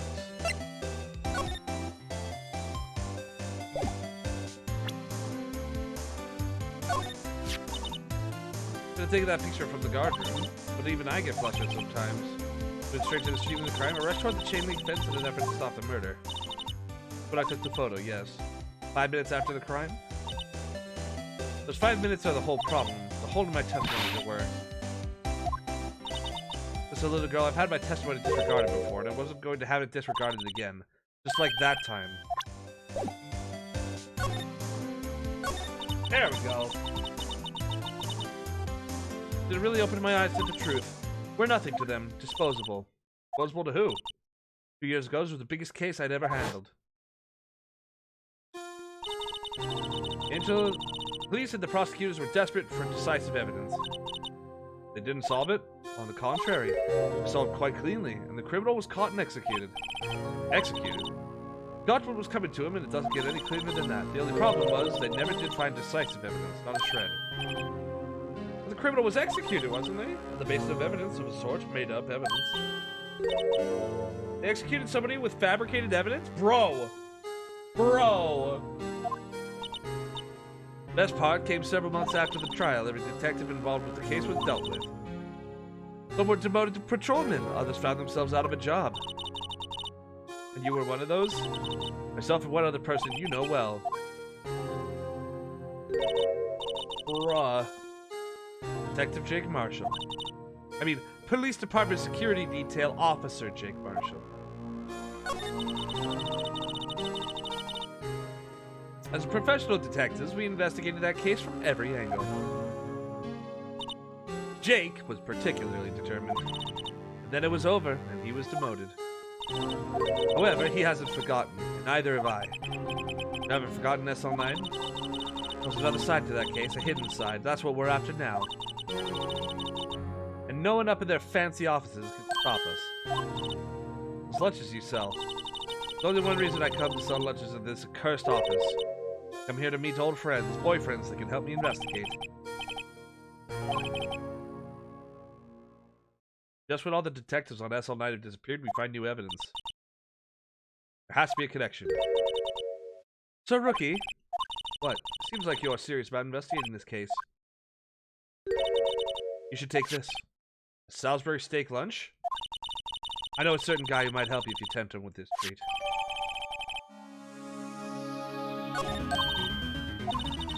Officer Marshall, is he your, are you his going out? Why do you want to know? I'm wondering what happened to him. A long time ago when he was helping my sister do cases, he was so nice.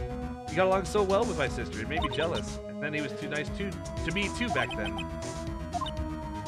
But now he's so cold. Jake and I are merely cooperating on this investigation. We're putting the past to rest, as it were. Nothing more than that. See. Thank you. Let's go find the good officer.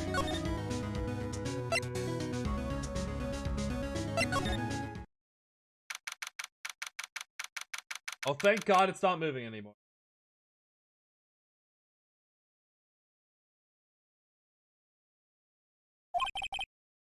Even busier here today than it was yesterday. The detectives were running around so fast and blurring. I suppose it makes sense. The detective did get killed here after all.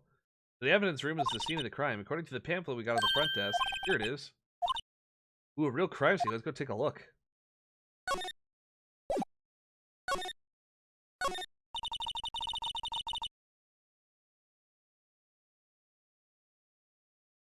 Like evidence be quietly smothered out of your job or come up with nothing, Your Honor, and be publicly punished for losing. Damn. Oh god, no, it is still moving. Oh god, I regret everything. No. Can't help but feel he's going to do something naughty. Please take the batteries out. End his misery. End his suffering. Kill him.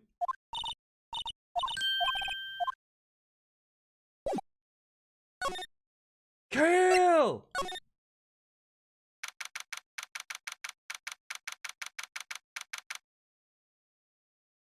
Dude, what the fuck is with this guard station? There's a fucking rope to... Very eccentric. According to the pamphlet, this is the guard station for the evidence room. Beyond the door is the evidence room, the scene of the crime. That way. Oh. Cacti, they're so prickly, so imposing, it's hard to think straight. What I want to know is, if this is a guard station, where's the guard? I have a feeling I know who he is already.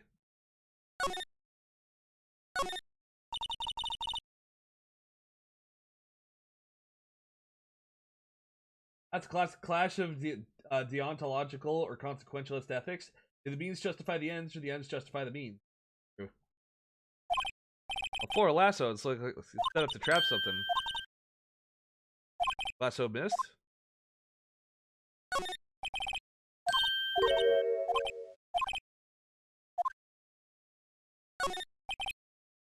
Video feed for the evidence room in here. There's light blinking below the monitor. It says recording. We could use this computer to check out who went in and out.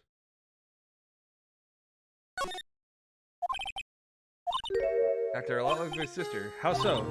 Cased in a cold, rigid shell with spines pointing in every direction, just like her. More an attitude thing than a physical similarity. Oof. There's a security guard uniform hanging here. Who the fuck looks at this and thinks security guard uniform? Who the fuck looks at this and says, ah yes, security guard uniform. Yes. Eat your donuts, Apollo. Eat your hamburger, Apollo. Punchy Ponchy, a Pinchy, I know a Poochie.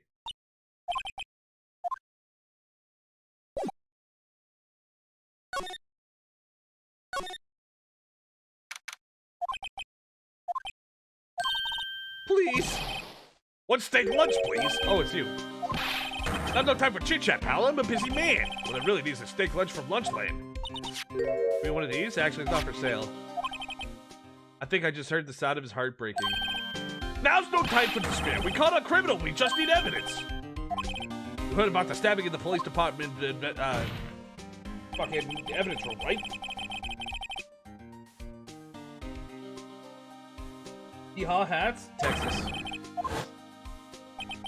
The perpetrator? Do you have a suspect? Well, there was a suspect. Just arrested him, in fact.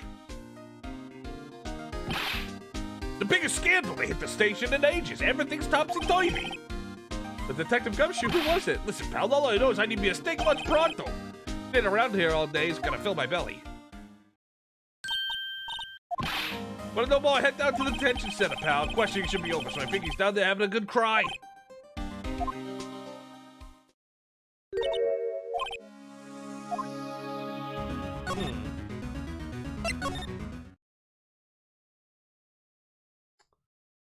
I can't actually use...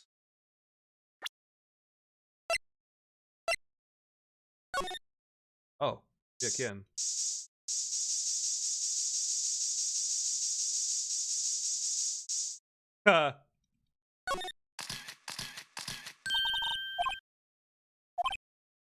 Pretty messy. Somebody must have tripped over something and planted their head right in these spines. I think that might be more painful than being murdered.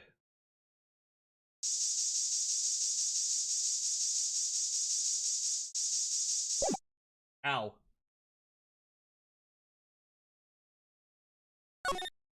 I bet it's Meecha. I bet it's Meekins. Meekins seems like the kind of guy who's like he's like a fucking was it Koseki? Woe is me. Woe is me! I'm being blamed for everything! It's all my fault! I'm going to die!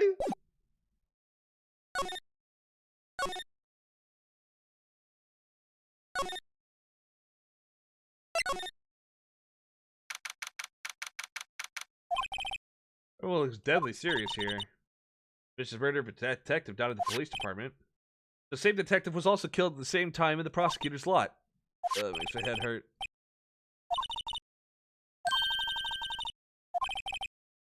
I doubt anybody wants any more mysteries or dead bodies around here right now, but it doesn't look like anyone's gonna help much either.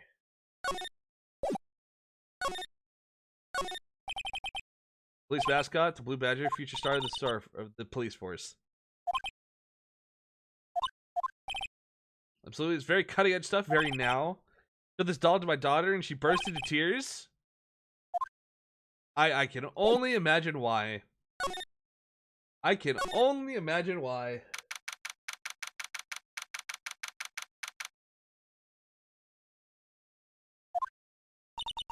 I do feel better about things a little. I mean, they caught the person who stabbed Detective Goodman, didn't they?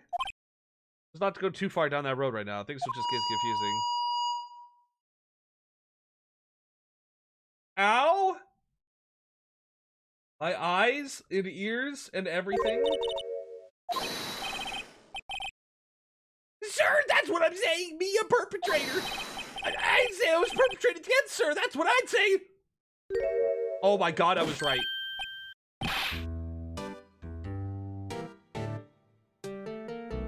Oh, I was right. Hi. Greetings, sir. Wait, I know who you are.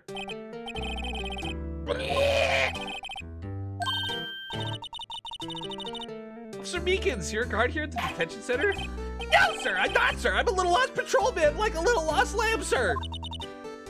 Oh, you're here to deliver a report. No, sir, how should I say this? Officer Meekins, you didn't, did you? Perpetrator Officer Meekins reporting, sir. What? What? Chat, look at his little chest badge, too.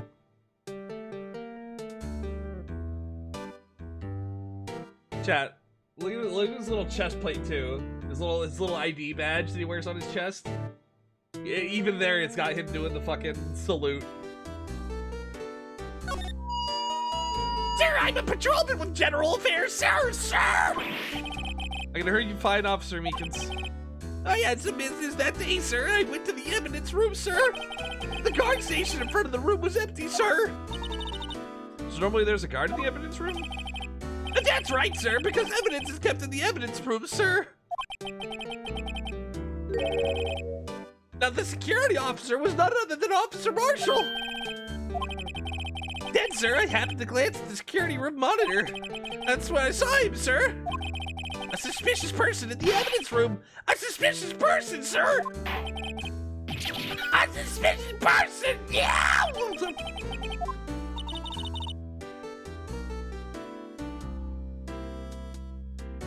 Officer Bumblefudge? True.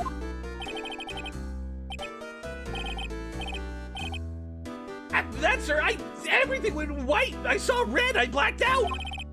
When I came to, I was here in the detention center. How long were you out? Days? Might I ask, what happened to your hand?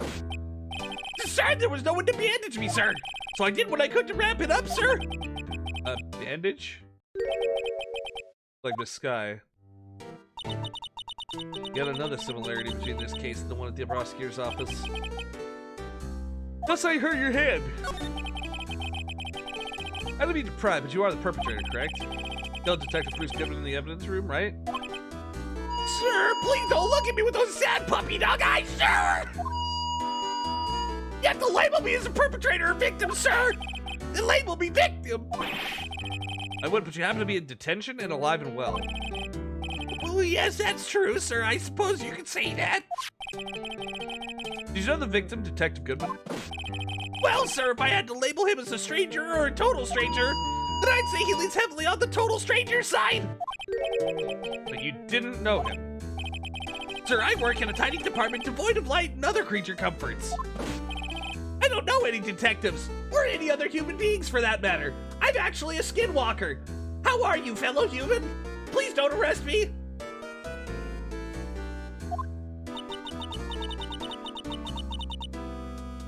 Why does he go :3? Officer Meekins is obviously a furry. If he was a total stranger, why'd you stab him? Sir, I had no intention of killing him, sir. None. Nor do I have any recollection of killing him, sir.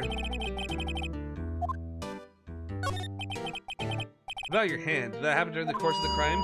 Well, you see, sir. I think you should just confess. But there was nothing I could do. You're to tell the truth, sir, when it happened. When the detective pointed that knife at me, I just hollered, sir. And the next thing I knew, I was unconscious. When I opened my eyes, I was alone in the evidence, sir. All alone. Because Detective Goodman had disappeared. When I looked down, I was gushing blood from my hands, sir. Oh, the shock! Oh, the sorrow, sir! Can you imagine how I felt? What?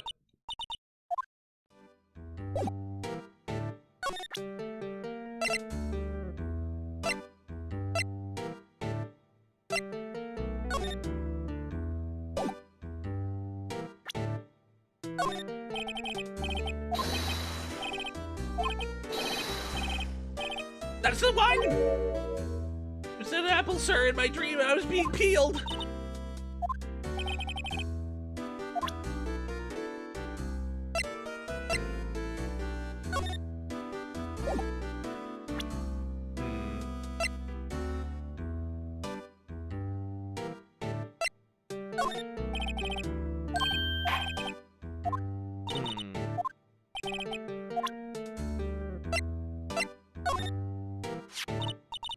Do you think you can take a look at this?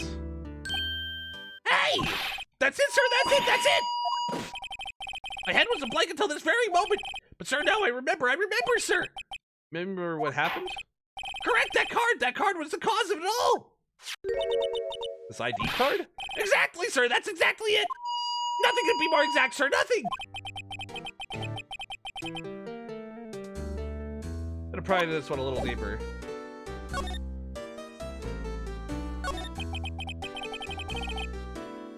Can you tell me what it is you do remember? I didn't know Mr. Detective Goodman was in the evidence room. And that's why you thought he looked suspicious. Sir, I entered the evidence room and asked the man to show me his ID card. That sounds pretty much by the book so far. That's right, sir. That's what I've been trying to tell you. So you asked Detective Goodman to show his ID card. What did he do? That's the thing. Suddenly, he pointed a knife at me. What? Sir, I assure you, I was as flustered as you are right now. So I whooped and I leapt at him. Detective Goodman pointed a knife at him? Do unto others before they do unto you, my father's words, sir. What happened then? Well, my eyes, sir, everything went white. When I woke, I was here.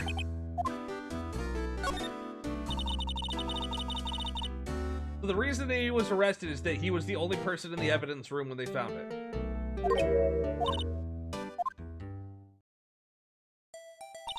Now, Officer Meekins didn't know Detective Goodman, and the victim who he'd met at the scene of the crime didn't show his ID card.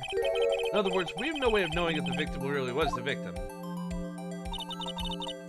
His body just disappeared from the evidence room. We don't even know if anyone actually died. That's it, sir. That's what I wanted to say. That is, I did say something along those lines. Huh? But you still ended up here.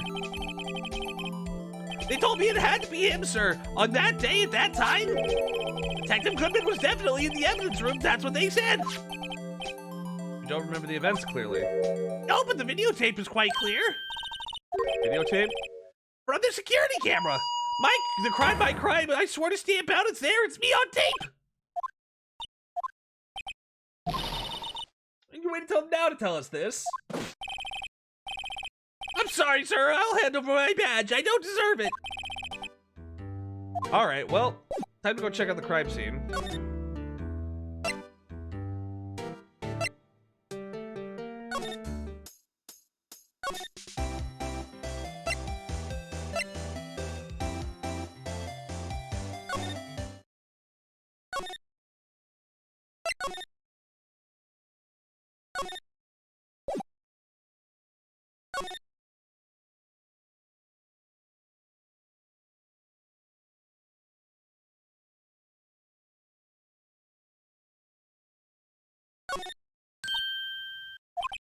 No, shut, you can't get in that way. Of course not. If you waited through there, the cactus would fall over. Ouch.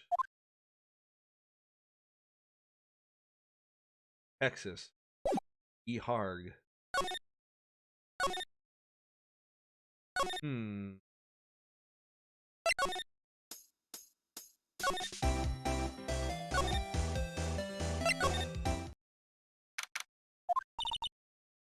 This is classy today as it was yesterday, and I'm sure it'll still be as classy tomorrow, Emma. Incidentally, Edgeworth's not here. I'm sure he's off doing important investigations. Time to hose down his place with luminol. Hehehe.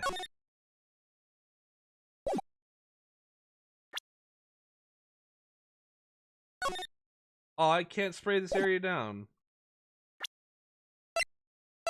Oh, yeah, I can.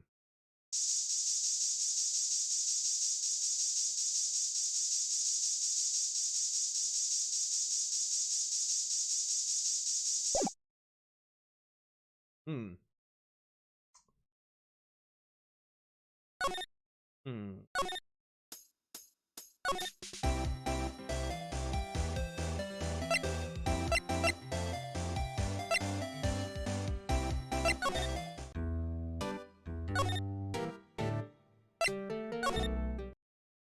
Oh, here we go. Ah! You sit at the chief of detective's desk. Oh, God. Oh. Chad, I want to just get like a big freaking sub sandwich and just eat it. Like, fucking stack that sucker with lettuce and tomato. Like, olive oil and oregano, salt, some pepper, like 2 or 3 different kinds of meat, a couple of like slices of soft white sub sandwich bread, tuna sub. I don't want tuna. I want like an Italian club. That was really good. Then do it, you coward. I can't justify spending that. You have an idea how much something like that costs here? You didn't eat and you're hungry? I did eat. I had some soup this morning. Oh, it's Police Chief Gant. And you're sure this is all? You know what it means if there's anything missing? Sir, I'm sure it's most totally perfect. Checked all of his things under the seat cushion, behind the computer monitor, inside his personal coffee machine. I see. Well, if anything does turn up, you call me right away, deal?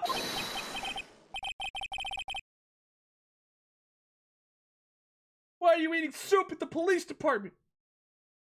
That was the place right away, sir. Detective was a little flushed. Ah! Righto, my boy. How you been? Swim much? Oh, Chief Gant reporting for duty, sir.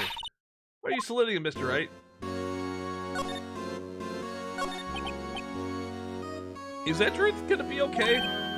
Oh, Worthy. Oh, you know him. They're doing a little inquiry committee with him. Oh, God. Yeah, well, they've had no end of trouble with the boys since last year. Incident on Gord Lake? It doesn't look good having a top prosecutor sit in the defendant's seat, does it? Ooh, you got someone else found guilty in that case, right? Righto. Von Karma. Ugh.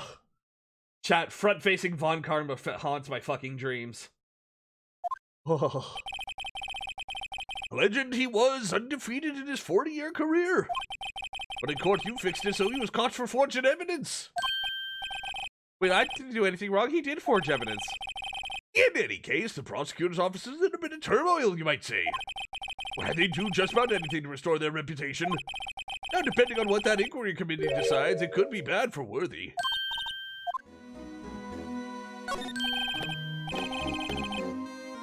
It's downright odd, I tell you. The detective getting killed on their turf, too, I mean. They're being the prosecutors? Magically speaking, it's impossible. Yes, but that's what the evidence is saying. Goodman was stabbed in 2 locations at the same time. That's what it says. What evidence is this? No, righto. Can't give away all our secrets just like that. And in this particular, well, it's a little sensitive. I can't talk about it. no. The one thing I hate most of all is hiding stuff secrets. Can't stand them. But you know, it's a full-time job just keeping the chief and detectives trap shut. He was the one you were picking on earlier? Oh, who saw that? Whoops. I wonder what it was that he wanted the chief and detectives to do.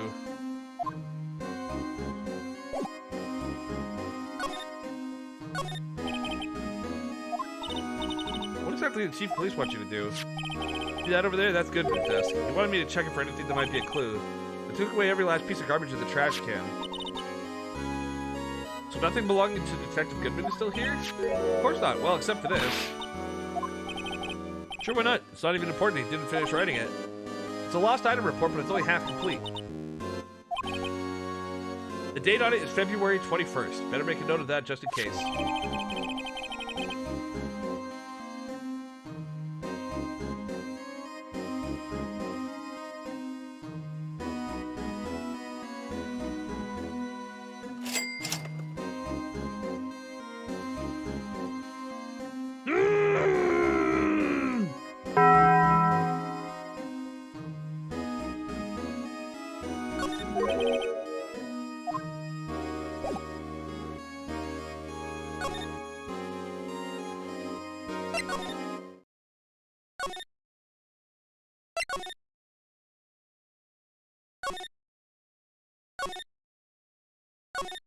I think I have one more thing to talk to Gant about.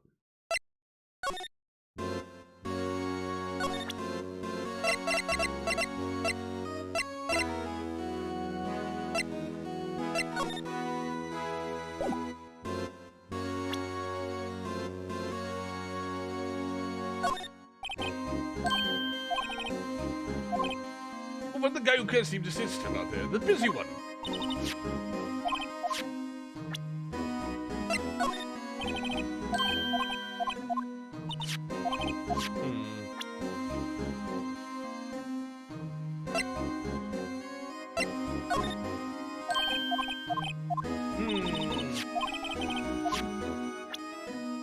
Guess I'm not getting anything else out of him. Oh, permission to enter. Actually, I was wondering if I could ask you a favor. Why, never was a day and come one right to ask me for help. I was wondering if we could investigate the evidence room. You know what? This guy's Mr. Krabs now. This guy's now Mr. Krabs. No, righto. Actually, I'm sorry, I don't need to investigate after all. Righto, please. Do I look like a selfish man? Heck, if anyone asked me, sir, can I borrow $50, I'd give them... Okay, maybe he's not Mr. Krabs.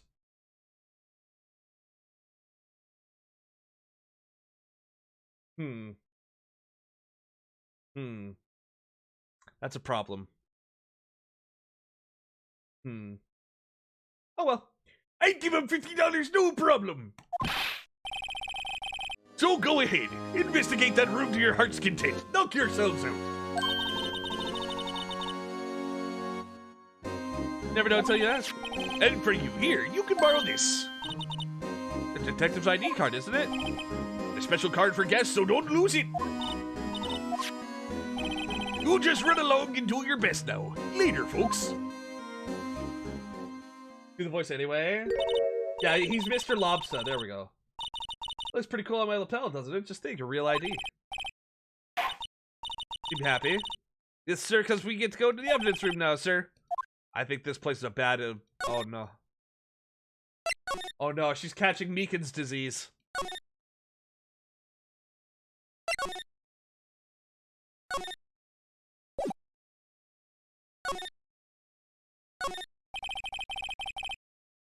Better look at the card, make sure it's not a trap. Just walk in. Won't open. Card reader's turned off. What's the security guard thinking? Howdy, partners. What's made my bambina sky so gray? Officer Marshall, why does it have to be him? What's that? Why does it have to be him look for? As you may have surmised, this here's my saloon. I mean, it certainly looks like a saloon. We're here to investigate a crime scene. Yeehaw! That card you got there on your chest. That's better than a sheriff's badge in these parts. Doomsday! Thanks for the resub! Koba Stinky? Maybe I stink like pine trees. Yeah. You're stinky. Thank you so much for the resub. Yeehaw? What are you standing there for? Get along, little doggies. Crime scenes are waiting. Wonder if we could ask you some questions. I don't mind to tag with you, hombres. You're... Is he done? Did I say that? I said I didn't wish to speak to you. Maybe if I bribe you with a Salisbury steak, you'll want to talk to us. That smell reminds me of Texas. You're from Texas? No, I just saw a special on television the other day. Is this for my baby? Yeah, Miss Star. What's this? A late steak lunch. I see. I don't see. I wonder what it means. All right, Bambina, you win.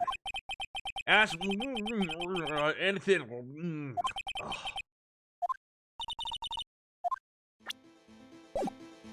I love how he just like tries to talk through the food. Wait, that worked?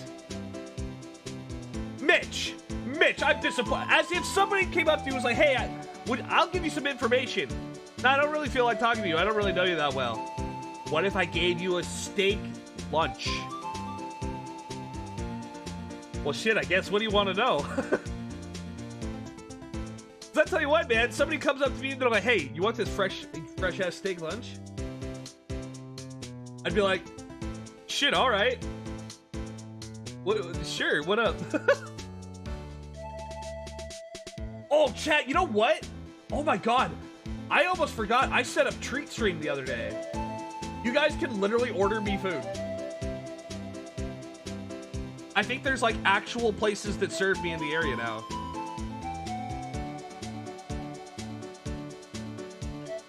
I think I need to finish setting it up though.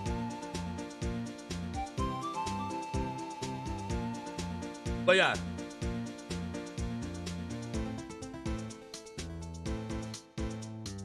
And that's how Koba became round? You better fucking not. I will put a cooldown on it.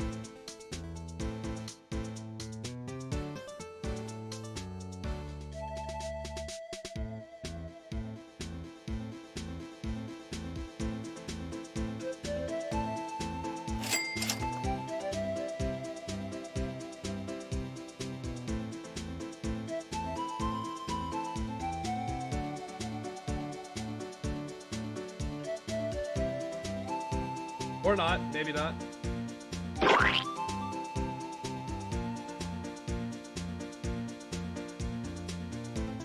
Oh no, never mind.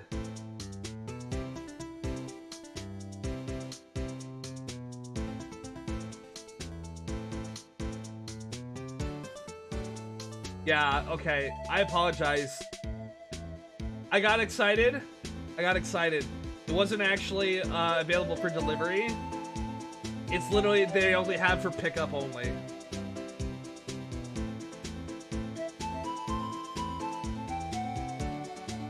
Never mind.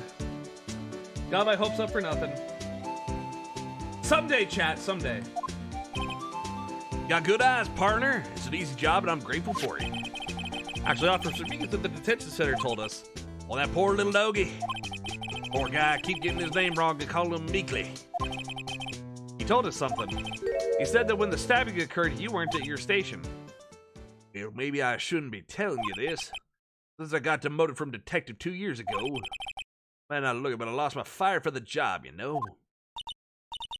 What were you doing around 5:15 when the murder took place?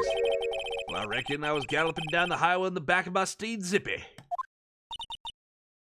Riding down the highway on his horse named Zippy. There's no need for people here anyhow.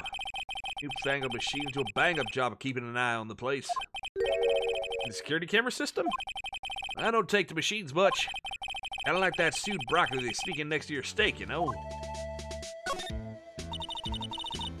The only thing that flatters their sphere is sphere itself.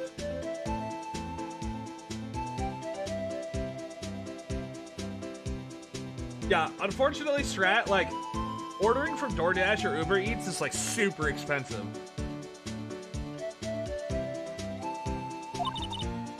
said that you were a detective until 2 years ago. It always was my dream to be a rawhide wrangler on the scene of the crime. That's all gone now, like a drinking hole in a prairie fire. You're still investigating the SL9 incident with Miss Star, aren't you? That was my case. It's all solved on the record books, but it smells like a bad game of poker. Can't let it go.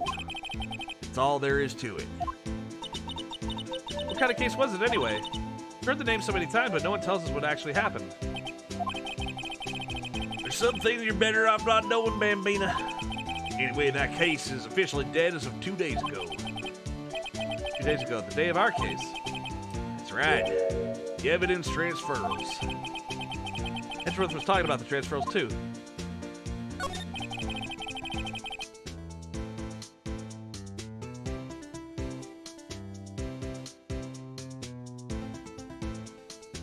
You know what maybe two of the machines in here do? I know what maybe two of the machines in here do. Only 2 of them? There must be a dozen. Like I said, Bambina, me and machines, well, I like them about as much as I like stewed cauliflower with my steaks. Easiest ones to understand are these here security cameras. Those are the ones that Officer Meekins mentioned. If nothing happens, the tapes are automatically erased every few hours. Officer Meekins and Detective Goodman, are they on one of those tapes? I reckon they might be. You're a security guard, and you reckon? One more thing. You go into the evidence room, you need an ID card. What's the card reader by the door? Card reader leaves a record of every ID card that passes through.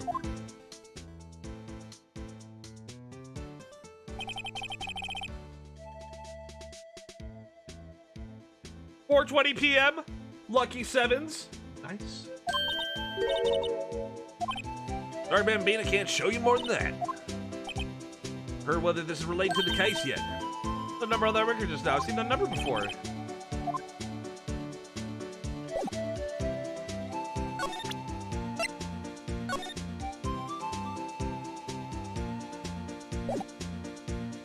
Give it to him. See, this is the victim's ID card. On the one that was on the ground in the parking lot. Number on this is 584-2189. Marshall, show us that ID card report again. Bruh. Bruh. Fourth number's a perfect match. Used it at 514 right before the stabbing. Well, there's only one of them cards in the world. The incident occurred. Detective Goodman was in the evidence room? Oh, wait, what did Officer Meekins say?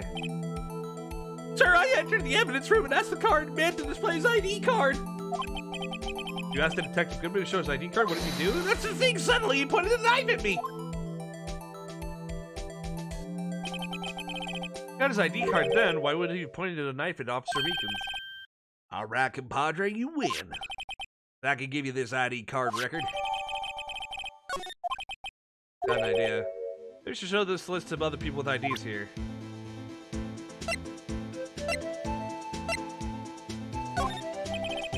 Here's back in the Wild West, didn't place much faith in evidence. The only thing that charged was a shooting hand.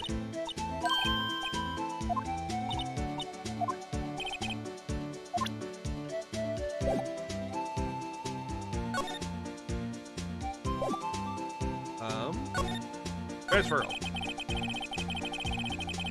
Explain what this whole transferal thing's about. We keep only evidence from solved cases in this room.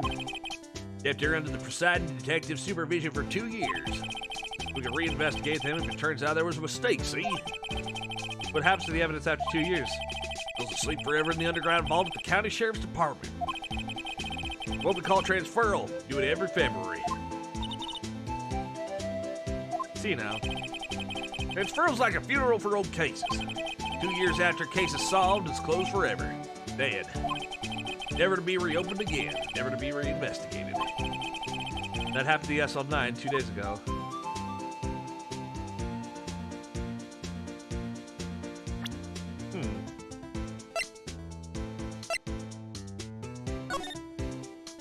$221 Bruce Goodman, ID 5-9.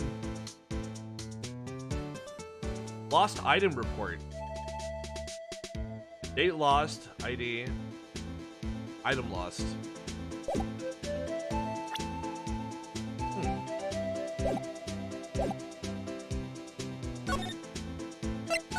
Go check out the evidence room. What in the fuck? Hey, it's the fishing pole in the... Oh my god. The evidence room, it's kind of like a graveyard. I mean, it's supposed to have grass and trees. It feels more like a morgue. Hey, it's Gumshoe. Whoa! Did he just punch my lights out? Sorry, I thought you were a ghost. Wouldn't recommend going around smacking ghosts on the head, pal. Those are true what I heard.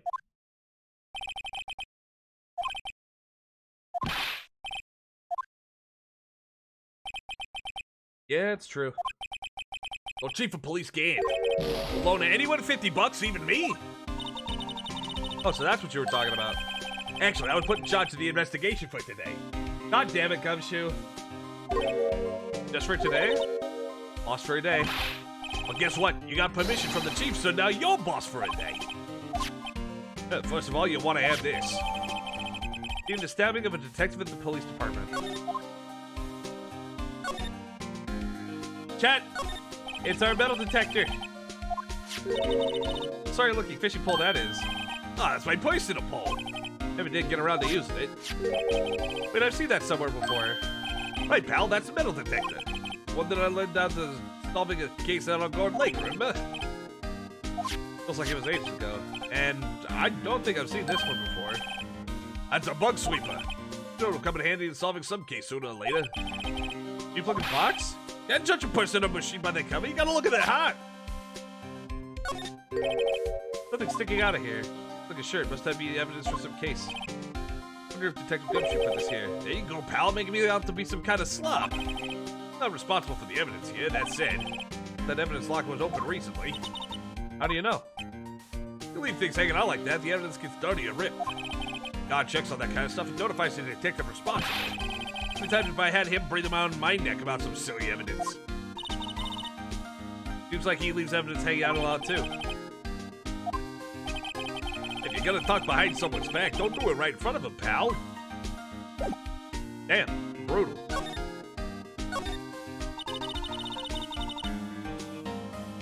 So Detective Gumshoe, your boss for the day. That's right, it's an honor. After all the mourning that took place right here in the police department. But if you're a boss, why are you all alone? Where are your underlings? They're using yesterday's findings to prepare for tomorrow's trial. In other words, you got kicked out of the investigation again. I'm adamant, though. I'm gonna take control and put this case to rest. My own evidence locker, pal. Locker in here too, Detective Gumshoe? Of course! I am a detective after all. Give me a locker that only I can open, pal. Only you can open. I'll always believe in Mr. Edgeworth, no matter what happens. Mr. Edgeworth is with the inquiry committee right now. Trying to figure out who's responsible for the mess up in court today. I see. I guess this is what you call fate. Mr. Edgeworth just can't get away from that case. Yeah, that case. The SL9 incident. That was the beginning of the end for Mr. Edgeworth. We can get him to tell us more about the case. Plus more high-tech than you might think. Every locker's fixed so they only one detective can open it. Using their ID card? Well, that's the thing, pal. ID cards get me lost. I'm on my third card since entering the force already. Sounds like a lot. Yeah, but even I can't lose my own right hand. Right hand. Oh, you mean your fingerprint? Exactly, pal. The lock for each locker is coded with a fingerprint. So the only locker we can open is our own. Funny, they look like normal lockers. In the latest model, there's a trick to the handle, see? Handles? On the other side of the handles are censored. If the wrong person touches it, Get a shock. that's what happened. My hand would be black and smoking every day. In any case, the locks aren't that obvious. There's even some people on the force that don't know about the fingerprint locks. Interesting.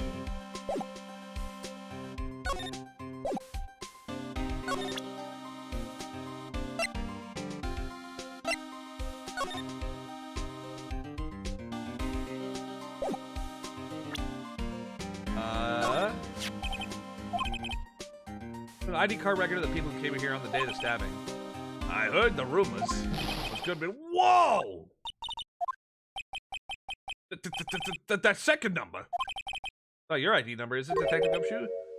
Mr. Edgeworth. The second number on this list belongs to Mr. Edgeworth.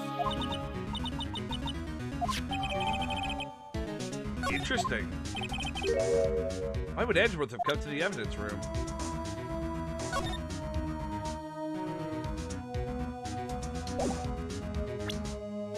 Ha!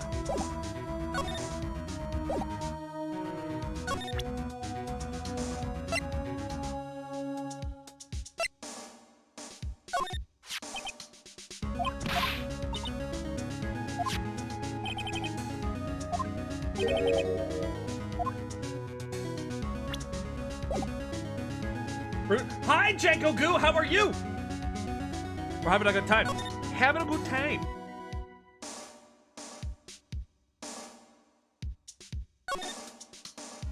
Edgy boy. Oh shit.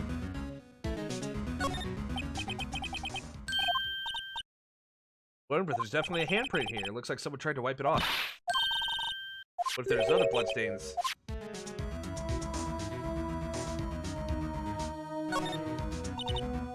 There's open to the red light indicator above his lid. And lock is coated with Detective Goodman's fingerprint. Sure it's okay to leave it open like that? It'd be hard to get it open again if we closed it. Think of the contents elsewhere. Just another Minecraft mod pack. Very normal hand. Why is there just a bucket of paint? Who knows? They must have broken something big to make all those pieces. Detective Gumshoe, perhaps? There you go, pal, making me out to be some kind of hooligan. Apparently from the case. Guess I'll buy an incident, pal. See the sticker on one of the pieces there. Wonder what the shape of these pieces was in before whatever was broke. That's no job for amateurs. Why I spent a good 3 hours on that before I had to give up. Koba glue? Oh god.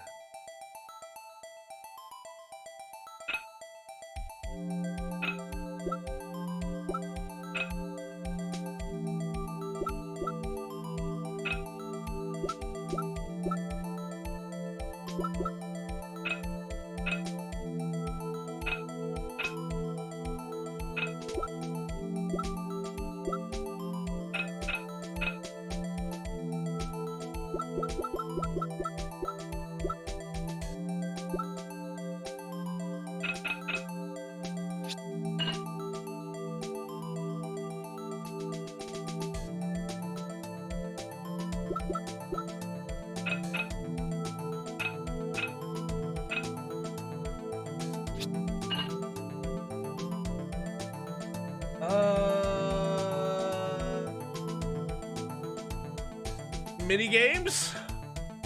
I'm like relatively good at these, sort of.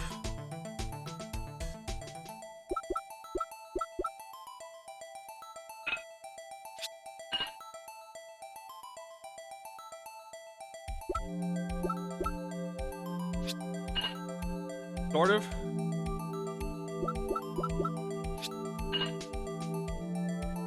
Bro, what the fuck is this thing?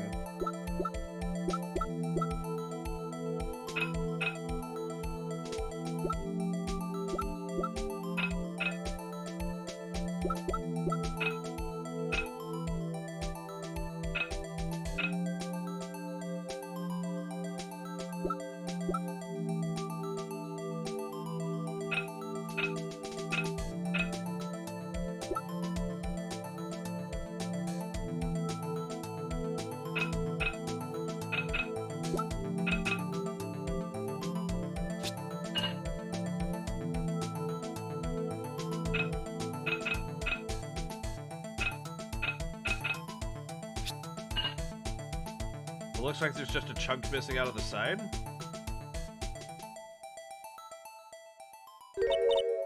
H5 was Dev's trying in such a weird shape. Huh. It looks like a yeah, it looks like a vase. I got that far 2 minutes in myself. The problem is finishing it. The piece is stolen? I bet they were missing to begin with. Still, it doesn't look like the most stable kind of jar. I kind of understand how it got to be broken. Fuck. Why is there just paint here? What is the saw and paint doing here? It's the dawn of time. True art has always been a war against depression. True art? Notice that there's blue and yellow.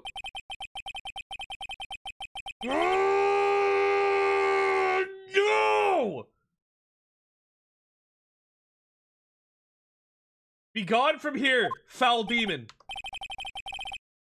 I'd say this is my studio.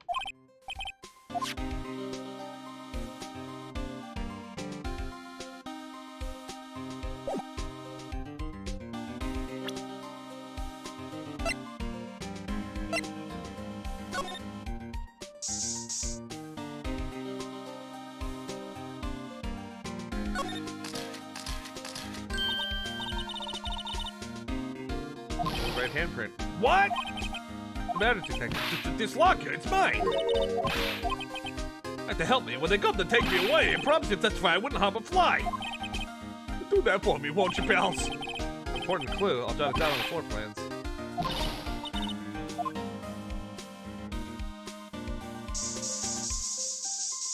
Holy shit, that's a lot of blood.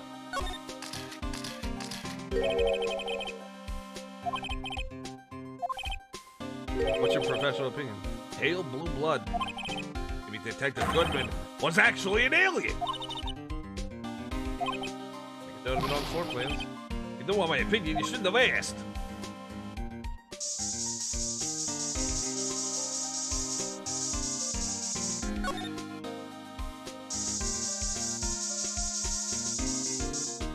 Oh.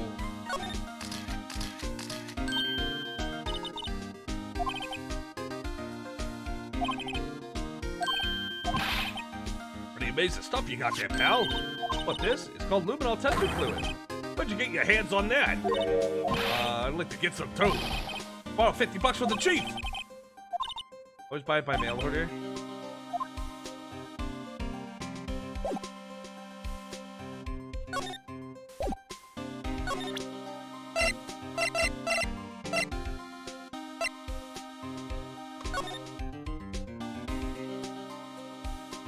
Hi, Deadbeat. How you doing? Koba's gonna morb. Gonna morb. Gonna morb. Gonna morb. Morp! Morp! Morb.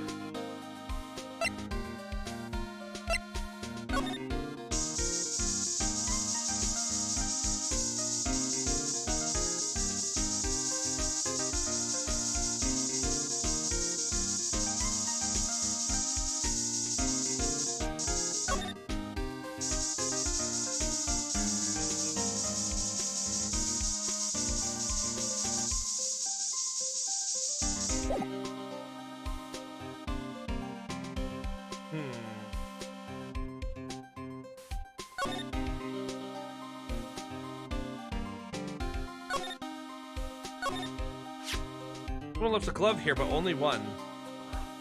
Oh,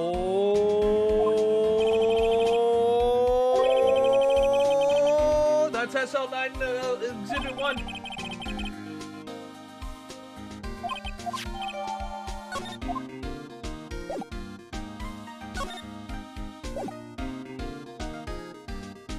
Hold on.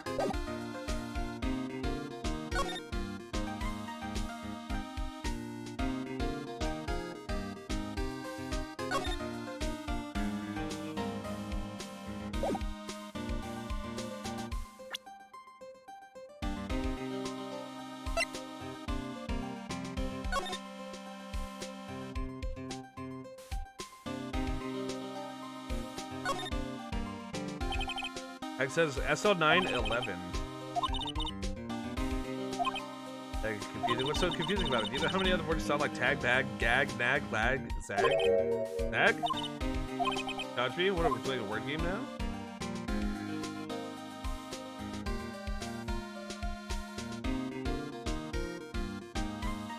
Hey, chat. Did you know when Mizu and I hang out and we're working on things for the stream, This is like a good 30-40% of just working on stuff. It's just arbitrarily rotating the fucking 3D model wildly. Like this is real Blender simulation right here.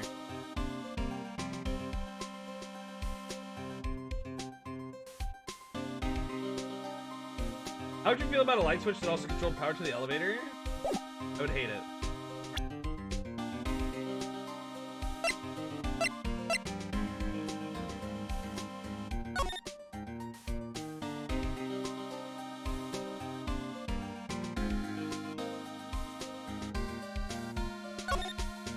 Definitely blood on here.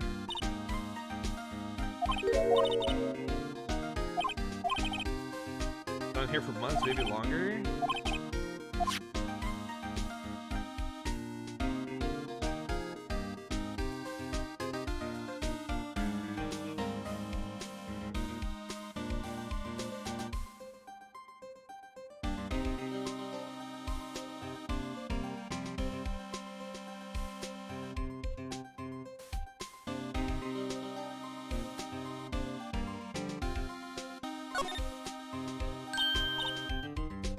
Thing doesn't have a bottom. That's weird. I wonder which side is up.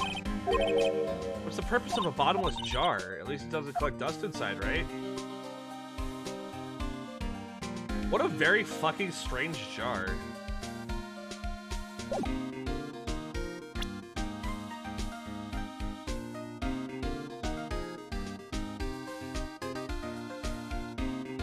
What kind of fucking carafe is this shit?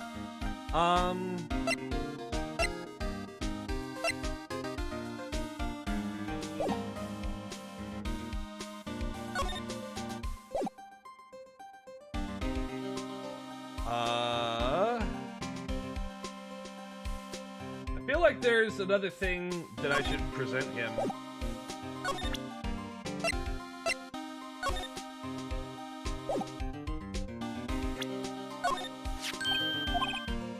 Prosecutors awarded him search we got the other day.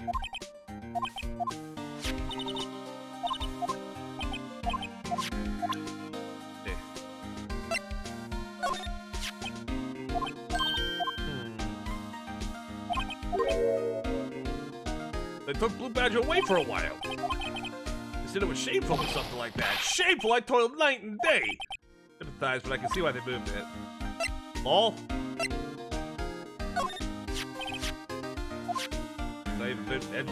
Edgeworth was most surprised of anyone. The SL9 connection? First big case 2 years ago.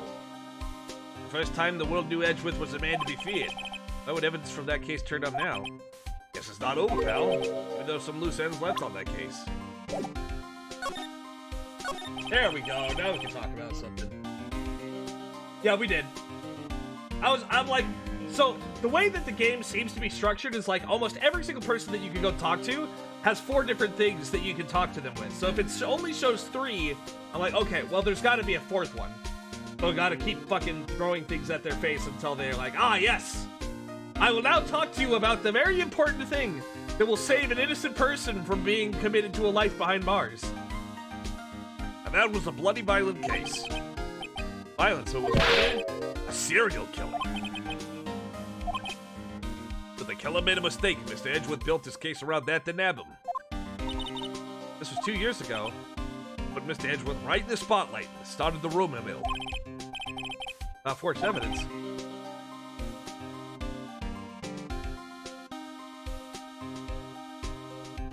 Wait, what? Assume that we checked the piece of paper. We did. It's a piece of cloth. I was supposed to be cleaned up at the transferal the other day. The last job he ever did. Detective Goodman, that is. What do you mean? Detective Goodman was the detective in charge of the SL9 incident, see? So the switchblade knife, victim took out of the locker. The victim took the knife out of the evidence locker himself? Hey, pal, look at the time. There's something you need to be going to? Mr. Edgeworth's inquiry committee should be letting out soon. I'm gonna give him my report for the day. Might help, you know? What the fuck is that? What is that? Who is that? Oh god, are we gonna see this guy in another one of the games? They look like a total, like, basket case.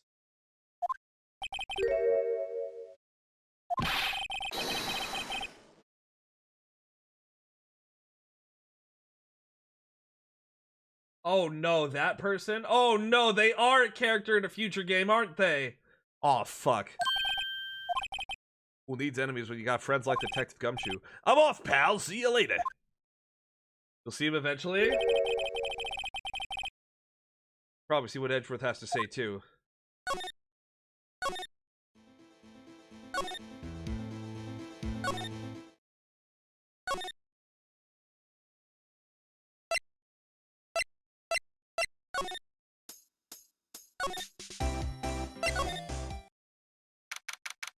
That's not in the original? I suspect that there's a lot of, like, Easter eggs and stuff that, are specifically for this version.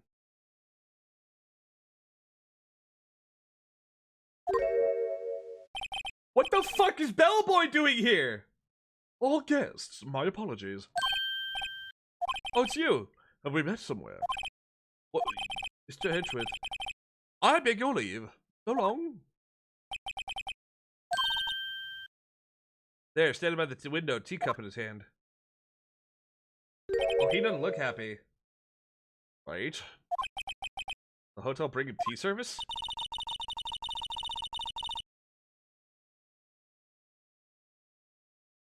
Say that. You see that suit on the wall? You're gonna see Edgeworth in that someday? Hell yeah. You're back from the district prosecutor's office inquiry? I am. By the way, Detective Gumshoe was looking for you. Yes, he brought me the latest information. Really? Helpful? Apparently a new French restaurant is opening near here. I think he was trying to console me some. And the real info's on the other side, Edgeworth. I think the whole thing's taking a lot on him.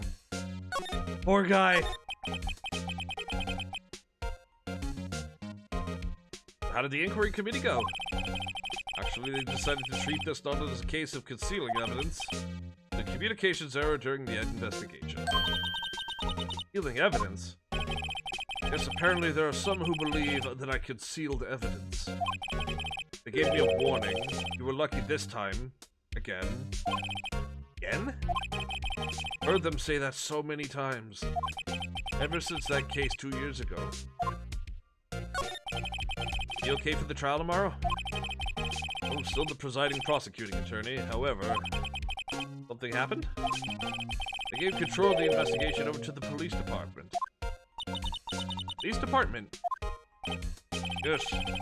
Any further investigation for the case will be directed by the chief of police Gant. Do nothing but wait for his results. Hey. Why, I ask you, why? All along, I've only done what I believe is right. I've nothing to be ashamed of. Still. Oh, I've never seen him this out of sorts. We need to show him this.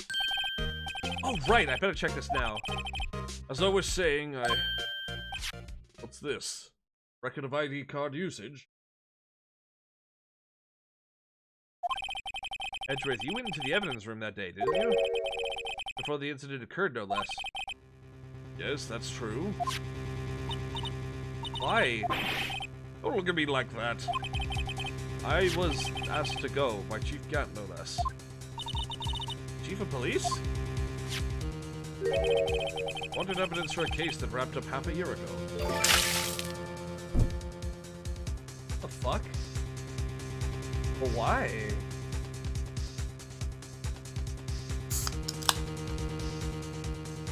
I mean, you have asked witnesses not to reveal information in the past, Edgeworth. Okay, but plausibly, the reason he asked them not to say certain things was because they had, quote, no relevance to the case. Koba sip, Koba stretch. We've been going for 4 hours, so it's like, I need to make sure that I'm getting a good stretch.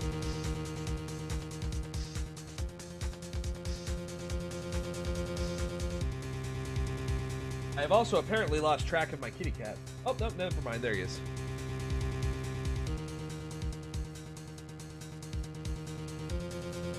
Wanted evidence for a case that wrapped up half a year ago. Told me that he wanted me to keep it here in the prosecutor's office. It was solved, right? It would have to be if the evidence was already filed. The chief is never one to explain himself. In any case, on the day of the stabbings, I brought this back here. Guess what kind of case it was? I can't say. It really has nothing to do with the current case.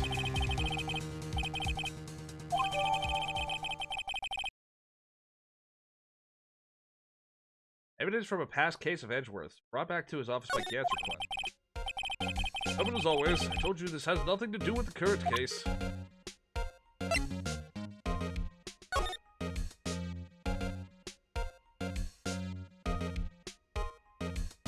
It is a completely perfectly normal screwdriver.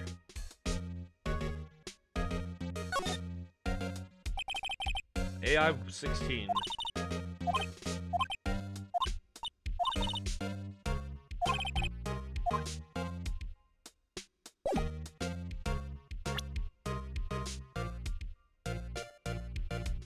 I don't think that it's the what it is. I think it's the fact that he was asked to do it.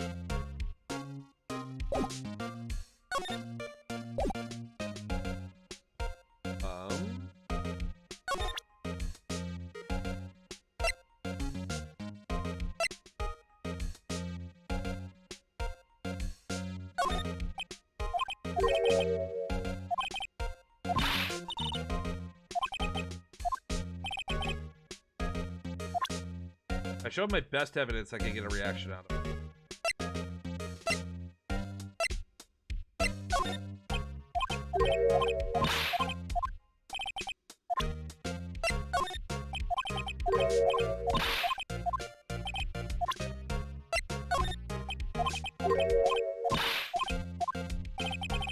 They asked me to present Edgeworth with the Blue Badger. Sure. He has nothing to say about it.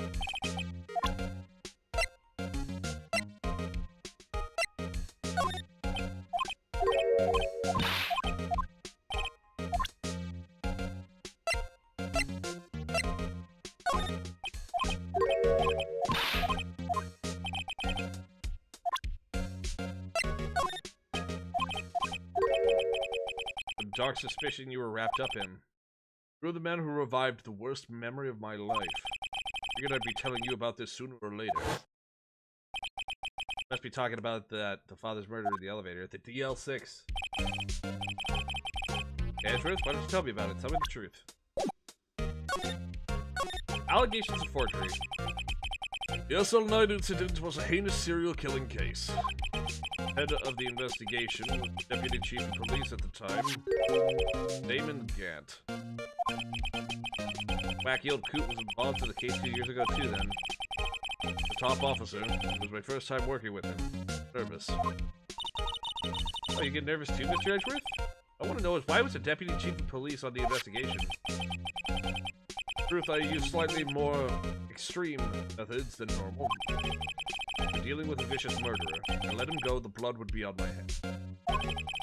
Went on guilty verdict, and the killer was executed. Wait, you didn't... Of course not. Touch the evidence. Yes, I will do anything in my power to win a trial. However, I do have a code, and I follow it faithfully. By the way, Emma, the chief prosecutor wanted to know something. Sister, what? You are still studying forensic magic. Of course! Just today, Mr. Wright and I were using this. An old testing fluid. Well then, might have a use for this. Aluminum powder for taking fingerprints. We chemically treated for better adhesion. Are you sure? We are the enemy, you know.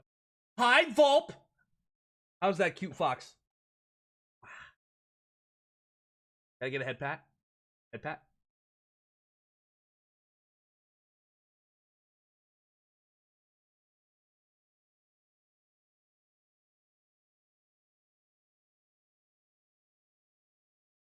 The end is never the end. Thank you very much.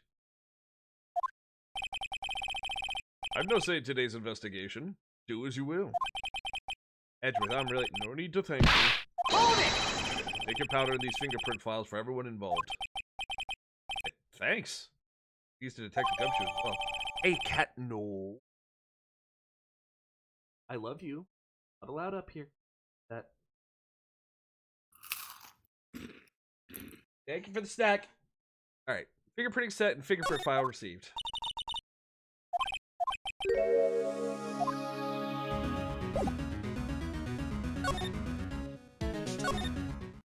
Pet the cat, you monster. I did pet the cat!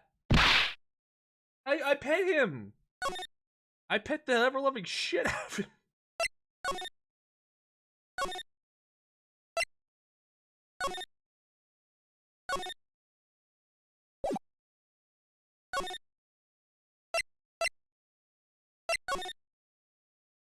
Did he bite you? No.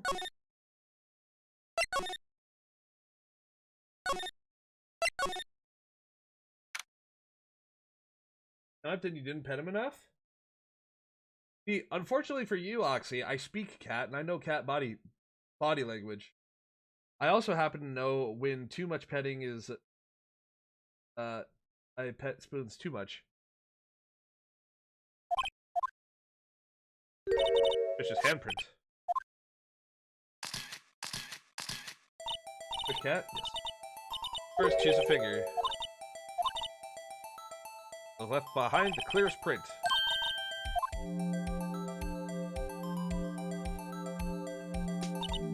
Okay, now it's time to check for prints. First, we sprinkle the aluminum powder around. Here's completely to the print. Once the powder is well spread, just blow away the excess.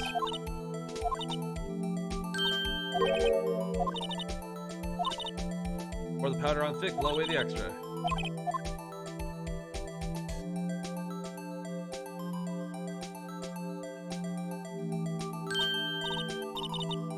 Done with, but it's a little smudged. Those are worn gloves. That's the way it goes with magical investigations. It does seem a shame. While we're at it, why don't we look for other prints?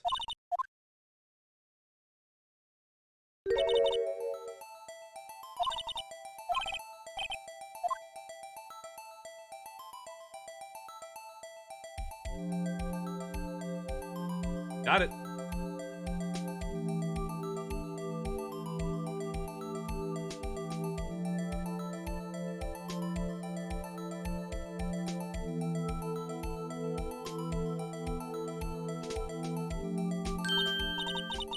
A print so clear as dazzling.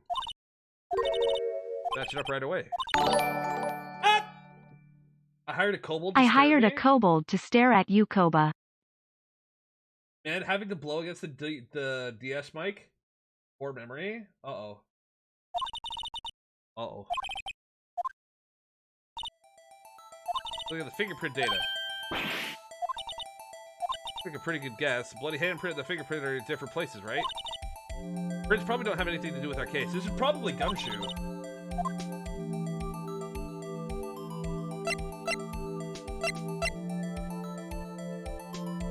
Yup.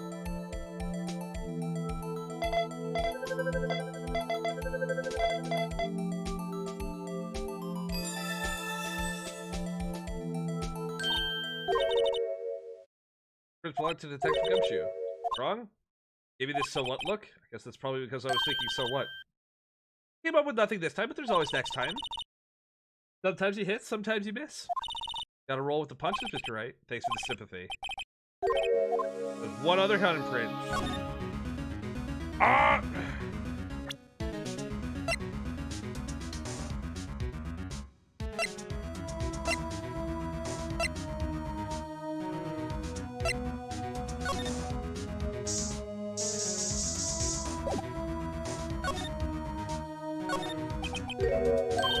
We've got the luminal fluid reaction. We're gonna use the powder. No, we're gonna just leave it be. We're just gonna not check for prints. Warned you about something first. Area with the blood was wiped away, right? You only ended up finding easy chemical beads. The prints in the area were wiped away too. That's me.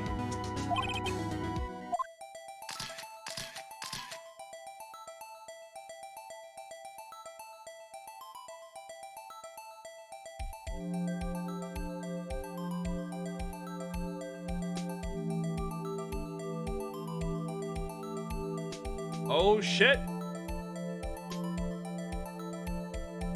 Oh shit!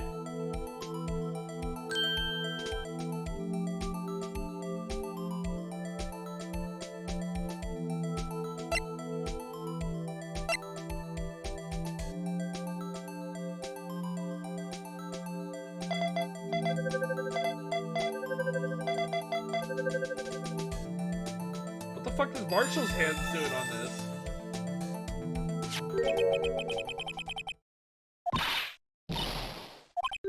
Officer Marshall.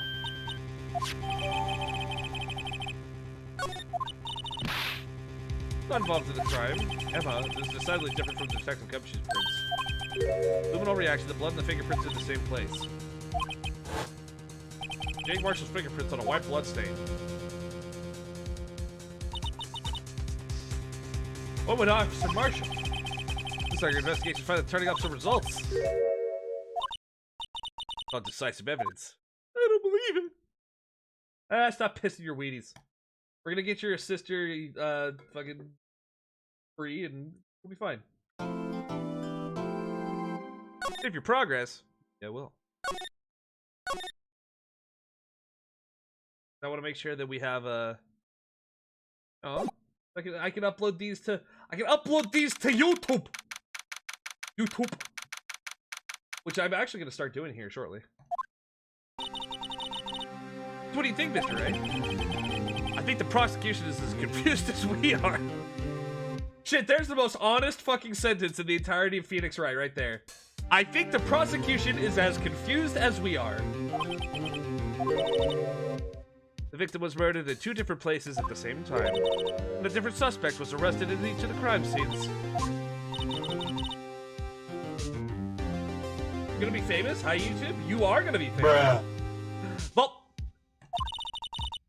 apologize yesterday for what happened. I was indisposed. Hope they didn't hold you too long for questioning. Just finished, actually. Used all-nighters, though. Damn, bro. Damn, bro.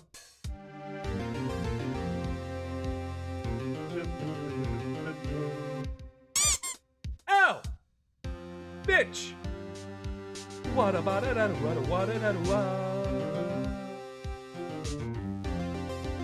Hi, YouTube. Future me, if you see this, you're cringe. Beautiful. As Mr. Wright suspects, the police are clueless. I've taken as much, so I struck a plea bargain. What do you mean by that? We agreed that if I told them the truth behind this simultaneous murder, they wouldn't see capital punishment. That's what I mean, Emma. Lana, don't tell me you... Much my regret. I'm as much in the dark about this as they are. Sky, we found the trace evidence of a certain person in the police department's evidence room. It belonged to Officer Jake Marshall. What kind of trace evidence? Bloodstained fingerprints, to be exact. The trump card I have out my sleeve today. You understand what this means, don't you? In order to defend my sister, you're going to accuse Mr. Marshall? You have to play the cards we're dealt, isn't that right, Miss Sky? Do what you have to do, Mr. Wright. Well, shit! This is getting spicy.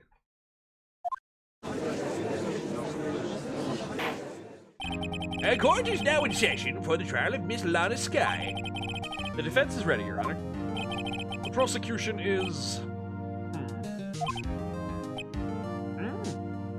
I'm afraid you'll have to clarify. It takes 30 minutes by car to reach the police department from the prosecutor's office. Yet the victim, Bruce Goodman, was slain at both places at the same time. But that's not physically possible, is it? What's more, I hear the victim from the evidence room just disappeared. And the body eventually reappeared in the trunk of Mr. Edgeworth's car. This is a messed up trial. One of my duties as a prosecutor to present impartial evidence. And today, I will present evidence relating to the murder of the police department. So doing, I believe the way in which we should proceed will reveal itself. That's what sets Mr. Edgeworth apart. He sounds so on top of things, even though he doesn't know what's going on himself. That's supposed to be an admirable trait? Very well, let the trial resume. The day of the crime, what exactly transpired at the police department? Mr. Edgeworth, you may call your first witness of the day to the stand. For its first witness, the prosecution calls the suspect of the murder that occurred at the police department. The suspect? You mean the so-called murderer?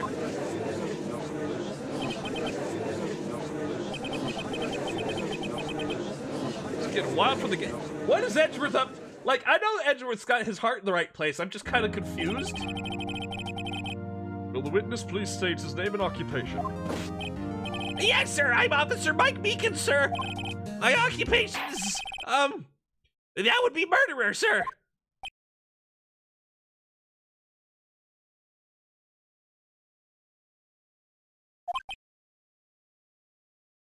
I like how done he is with this shit.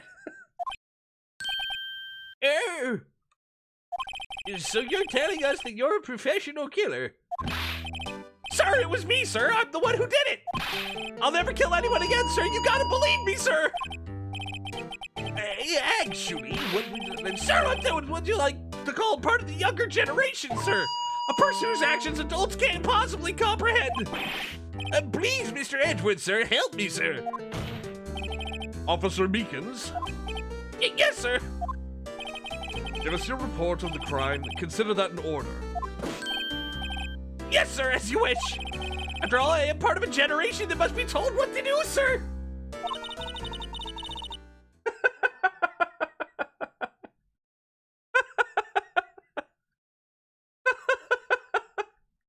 You can't fault him for a lack of enthusiasm.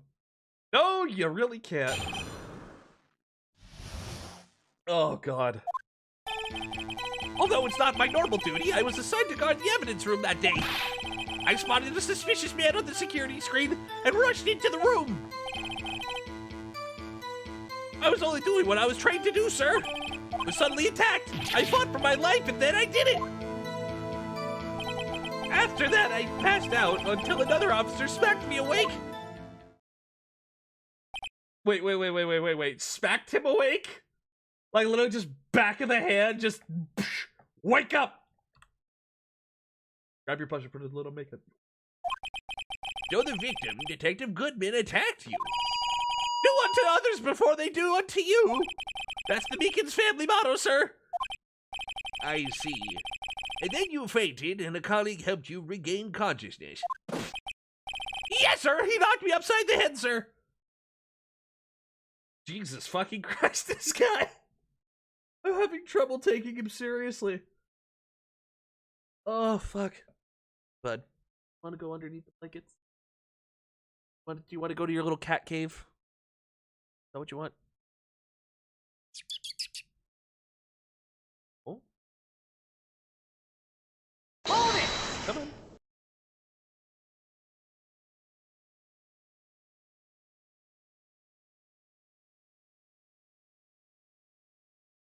Come on. We interrupt this program for very important cat bullshit.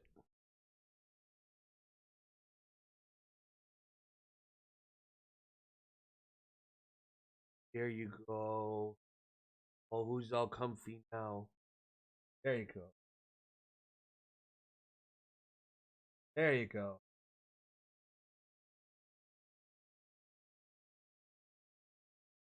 Cat bullshit is the best bullshit? Alright, he just wanted me to help him.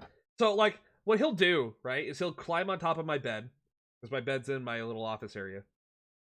I basically live out of one room, and then I go back and forth to the kitchen. And anyway, basically, so he gets on my bed, and he'll look at me, and he'll wait for me to lift one of the blankets that I keep on top of the cover. Because he likes to, like, crawl underneath, like, the actual blanket that sits on top of the comforter for my, bed. And he likes to, like, turn a couple, like, circles in there and, like, make, like, a little cat donut. It's all nice and snuggled up and warm. Adorable. Very well, the defense may begin its cross-examination. Oh, we're gonna press the shit out of this guy.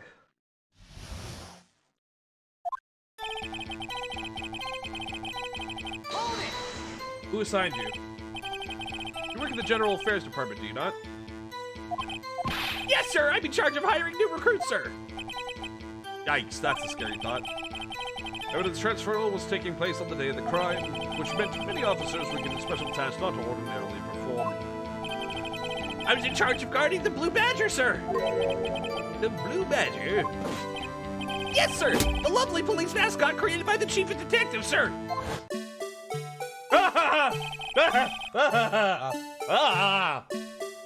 Evil demon creature, be gone! I was doing sure it didn't get broken during the transferal process. That was my sole mission for the day, sir. Oh, I hate it. I see. Sounds like a very, important mission. After the award ceremony finished that day, there were so many people running around. I relocated the Blue Badger to the evidence room. Ah, so that's why you went to the evidence room. Tell us, what did you see when you got there? I spotted a suspicious man on the security screen and rushed into the room. In order to enter the evidence room, you need an ID card, is that correct? Precisely, sir. I have one right here around my neck. So then your ID number should be listed on here, right?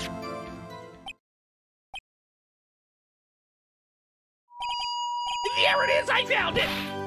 It's the one right here. Could you please read us the number?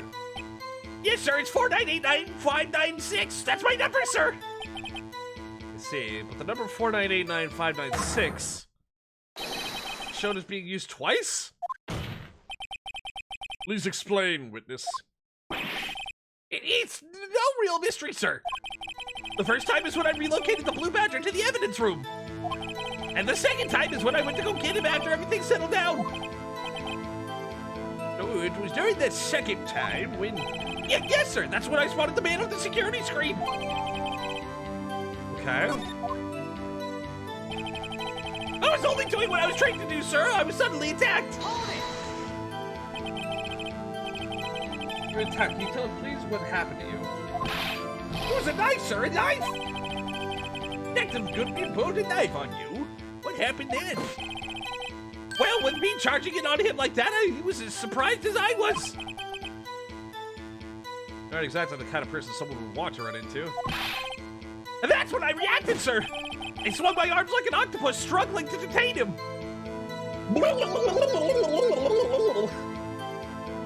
My hand trackers can't pick it up, but...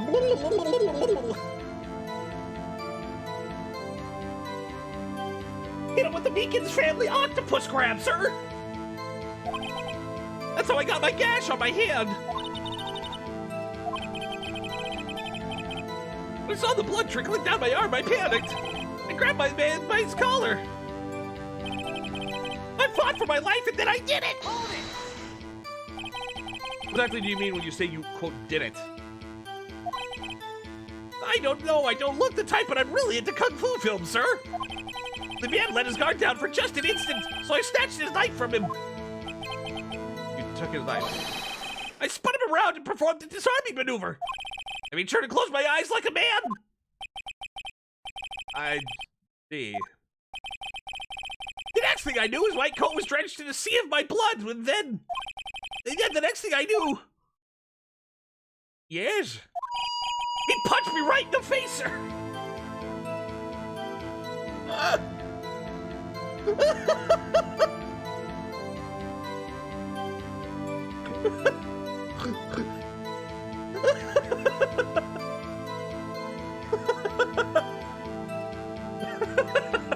Very effective close quarters combat techniques, Beacons. Very, very effective close combat techniques.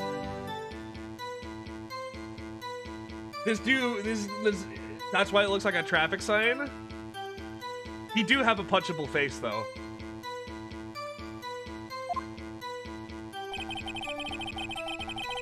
After that, I passed out until another officer smacked me awake. Oh. About what time did you regain consciousness? No offense, sir, but how am I supposed to know? I was unconscious. Shit, fuck, you're right. According to the report from the officer that woke up the witness, it was about 5:30. It hit me right in the head, too. I woke up crying tears of pain. That's nice. I mean, it's nice that you recovered, that is. When I came around, though, I made sure to finish my mission, sir. Your mission? Yes, sir, the Blue Badger, sir. I returned him to the entrance before things got out of hand. Well, we can all rest easy now. Yes, Your Honor. Only one thing remains unclear.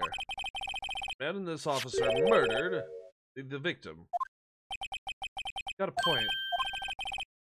Yes, Officer Meekins. With regard to that, sir, take a look at this. It was sent to my jail cell. Chief Gant delivered it to me just this morning, sir. Chief. Who did? What is that? A videotape? Yes, sir. That is absolutely right, sir. A videotape, sir. It takes footage from the security camera in the evidence room. Objection! But I specifically asked if there was such a tape. I was told it had been mistakenly erased. That's quite a mistake. I just do what I'm told, sir, and that's the only thing I'm really good at. The communication with the police department is as good as ever. Yeah, this reeks. Well, let's have a look. Shows the video of you murdering the victim. Oh, please stop using that word murder, sir. It scares me. Video of the real murder. What are we getting ourselves into?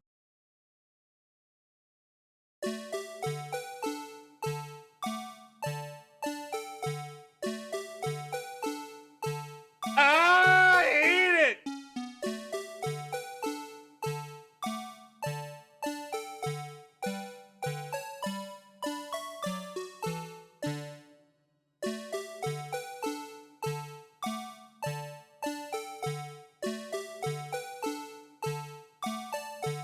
Huh.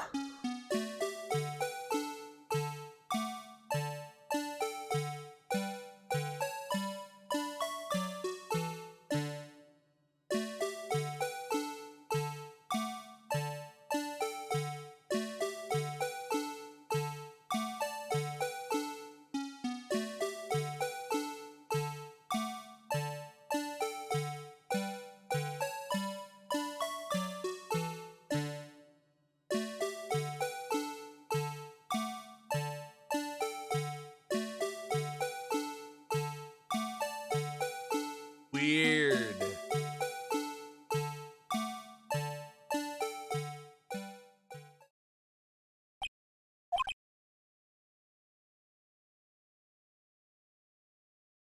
Wow, that's a lot to unpack right there. That's a lot to unpack right there. Holy shit.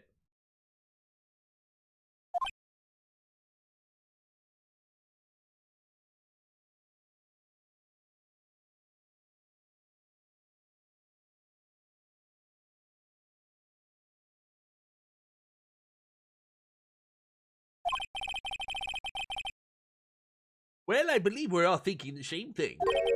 How can we deal with these unsettling feelings stirred within us?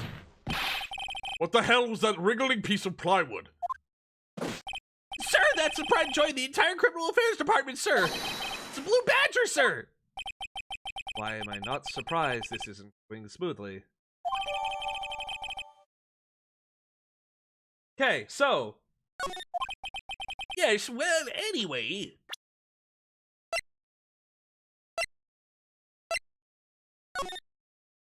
Okay, so.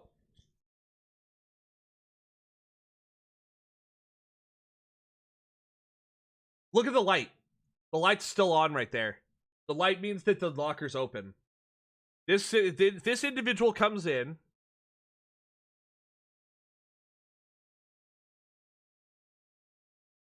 This individual opens the locker. It's already open. The glove falls out. I'm assuming the glove was keeping the thing open there.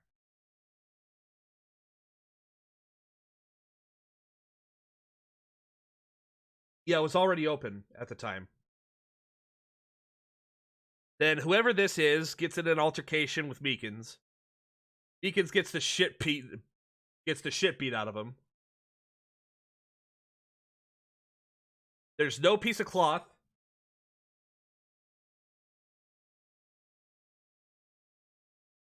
Meekins is right here.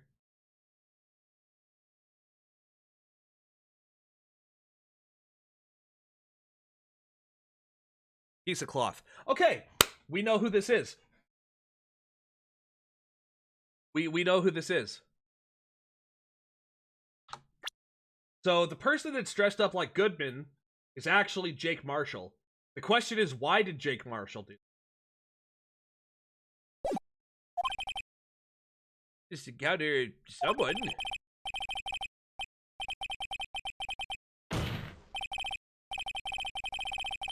Well, Snicker, like I said, that gave us a lot to unpack there.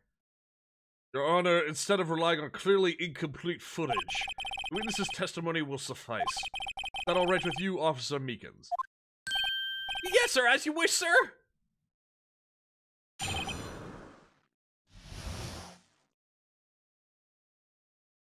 That and I'm a stickler for details. His face can't be clearly seen in the video, but there's no question the person was Detective Goodman, sir. I mean, he opened the locker, which required Detective Goodman's fingerprint to do. The locker he opened is unquestionably Detective Goodman's locker, sir. It must be him. No one else could have unlocked it. Took you ages to notice the light when you played? I mean, it's one of the things that they mentioned in the conversation when you're first talking to Gumshoe. He literally mentions that the light turns on when the locker's open. Up!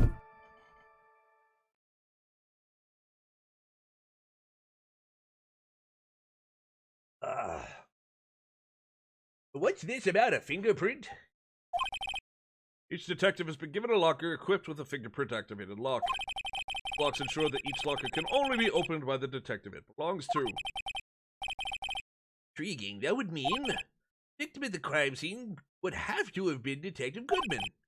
Very well, the defense may begin its cross-examination. Something begins with contradictions. That's where I have to start. And a light turns on when you're online. A light in our hearts. Oh my god, that's so saccharine. I'm gonna vomit. I'm gonna puke rainbows. That's too sweet. You're such a... Why are you so sweet? Why are you so nice to me? I don't deserve it.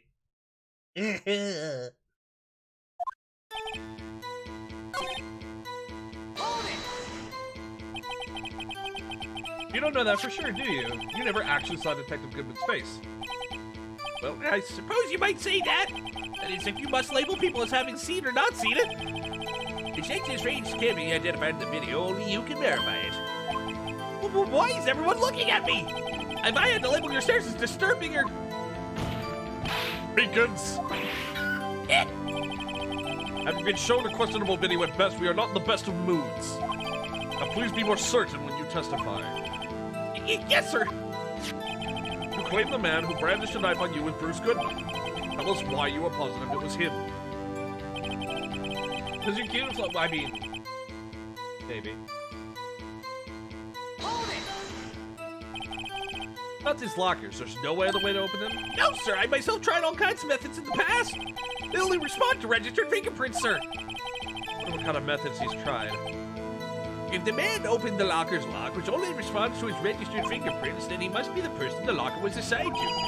Exactly my point, sir, and this too!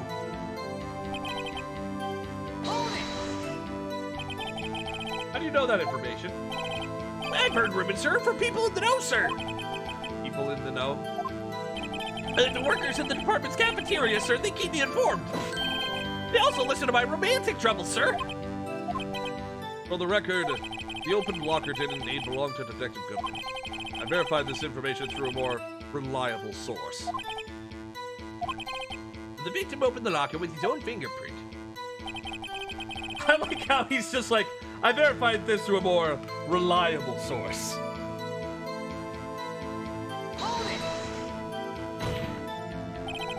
However, the most important detail is not shown in this video. The man's face. Sir! I may say something, sir? Please do. After all, you're the one being examined. I don't understand why the man's face is so important in this case, sir. I mean, it was his hand that opened the fingerprint lock, and it was his hand that tried to thrust his knife into my body, sir.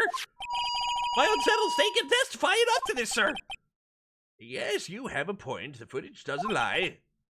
That is, so the defense can find a problem with it. There's fucking huge amounts of problems. There's one thing in particular that seems rather strange. Strange? contradiction leads to the possibility that the man may not have been Detective Goodwin. Objection!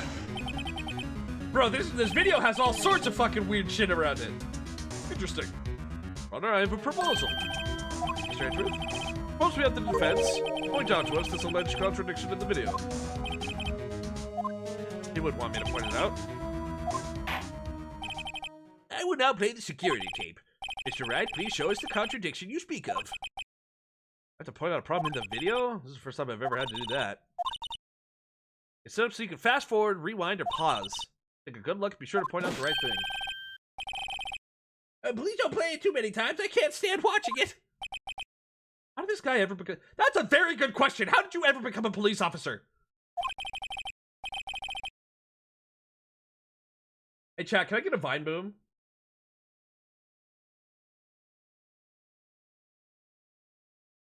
Can I get a Vine Boom?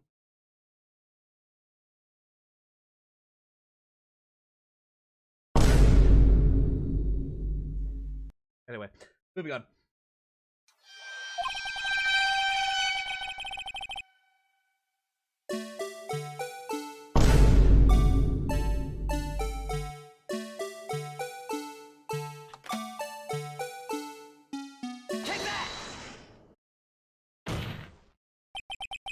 The thing that's strange about the video has got to be this. Officer Meekins. As I understand it, the locker apparatus works like this. Oh, your upper arm to calm down? No. You grab the handle, a sensor reads your fingerprint. If it's a match... The light turns on and the lock is released. According to my very limited experience, that's the way I understand it, sir. So then, something's seriously wrong with this picture.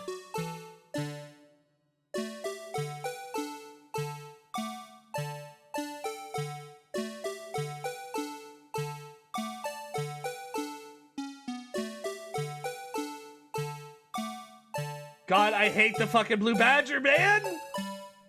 Ah! It's so bad! It's fucking everywhere. The victim reaches for the handle to open the locker. Let's rewind to a little earlier.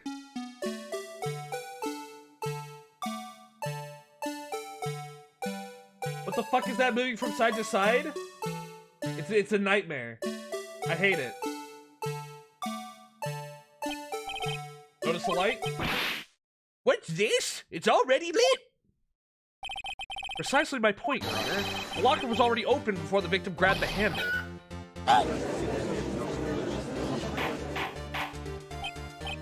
Order! Order! What is the meaning of this?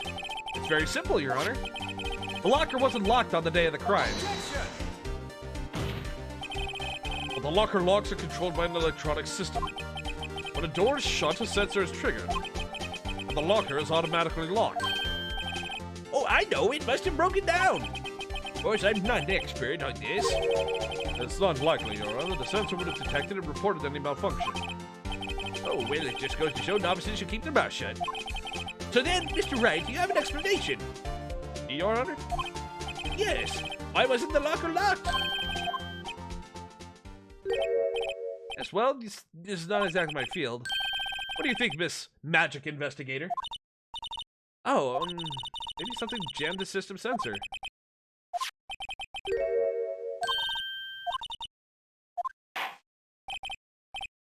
Back to video once more. The locker wasn't locked because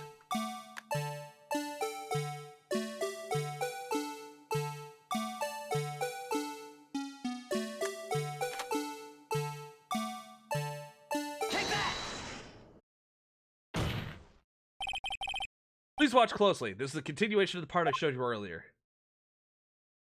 Is Emma taking the place of Maya? Yeah, just right now. Maya's off in the mountains, standing under a waterfall for right now.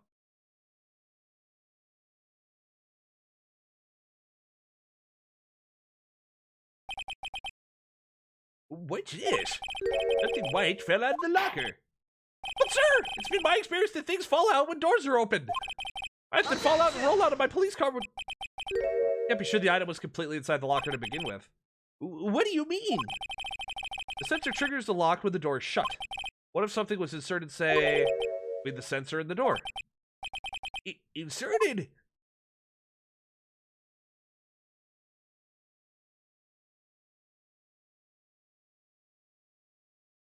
That blue guy's pretty cute.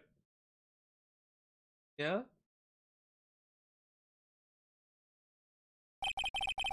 White thing wasn't inside the locker. It was stuck between the door and the sensor. Oh, I understand now, sir. It was just like my tie. 2 out of 3 times it gets stuck in the door when I get out of my patrol vehicle, sir. Instead of the door closing, But the object would have to be extremely thin to fit in the door. Not only that, we'd have to block the electrical currents. Need to be an insulator. Yes, an insulator, but at the crime scene... There just might have been something that fits that description exactly. But sir, by insulator, you don't mean...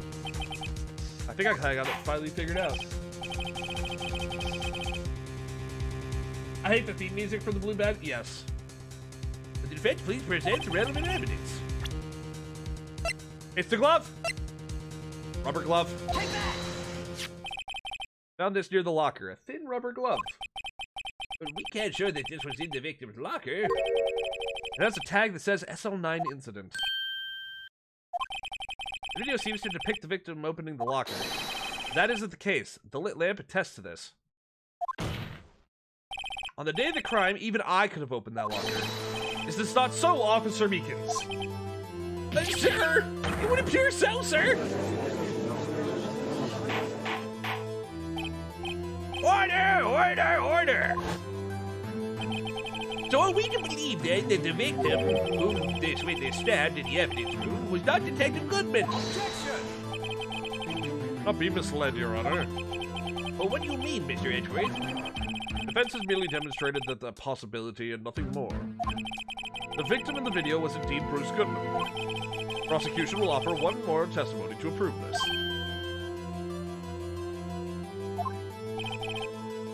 Officer Meekins, please testify about this.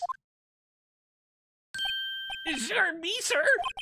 I'm not sure what you're referring to, sir. Oh, you mean that, sir? Yeah, of course, sir.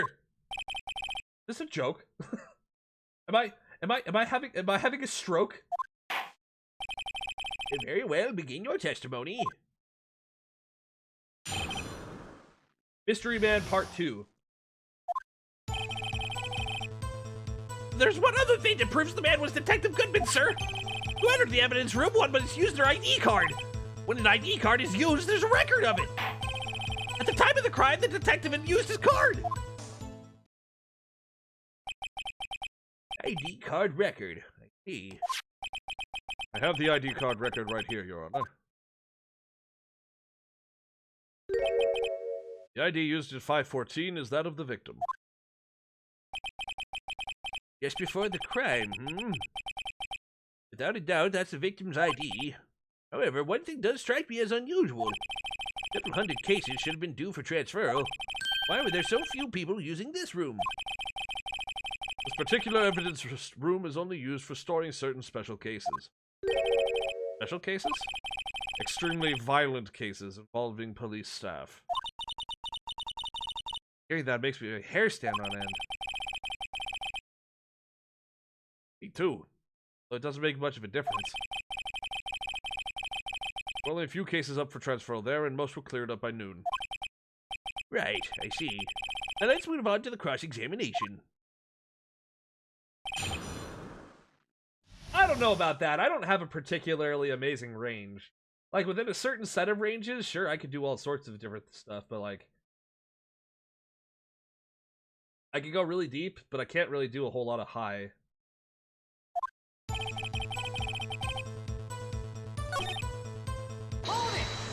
Okay. That card hanging from your neck, one of these ID cards. Yes, sir, the card right next to my cuff, sir. Keep it here so I won't ever forget it. What if someone were to steal it from you, keeping it out in the open like that? Maybe I shouldn't wear it around my neck. Remember what I said 2 out of 3 times my tie gets stuck when I get out of my car? Well, the remaining time it's my ID card that gets stuck.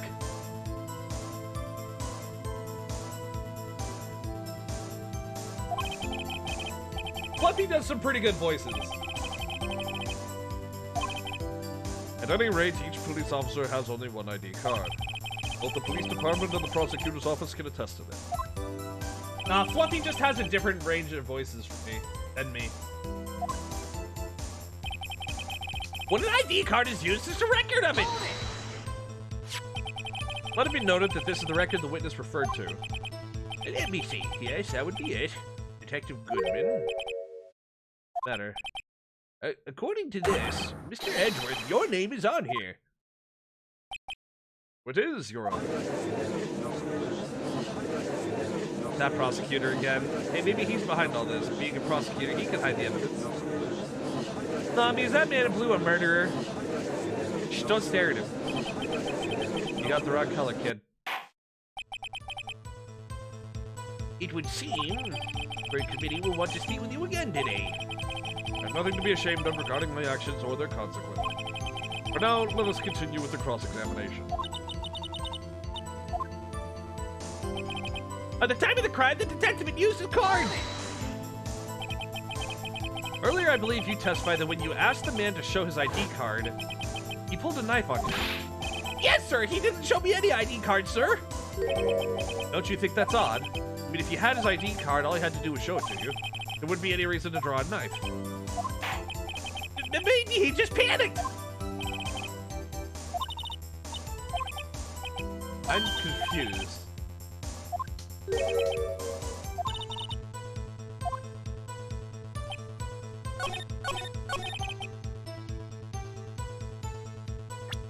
So, yeah, he would have shown you the card. So the reason he drew a knife on you was because he couldn't show you the card. If he showed you the card, it would have been an obvious difference between the person in the room and Detective Goodman. I'm not going to waiting, sir. I have the victim's ID card right here. I found it at the crime scene. And that makes sense. No. The other crime scene. The evidence room at the police department. I mean the other crime scene.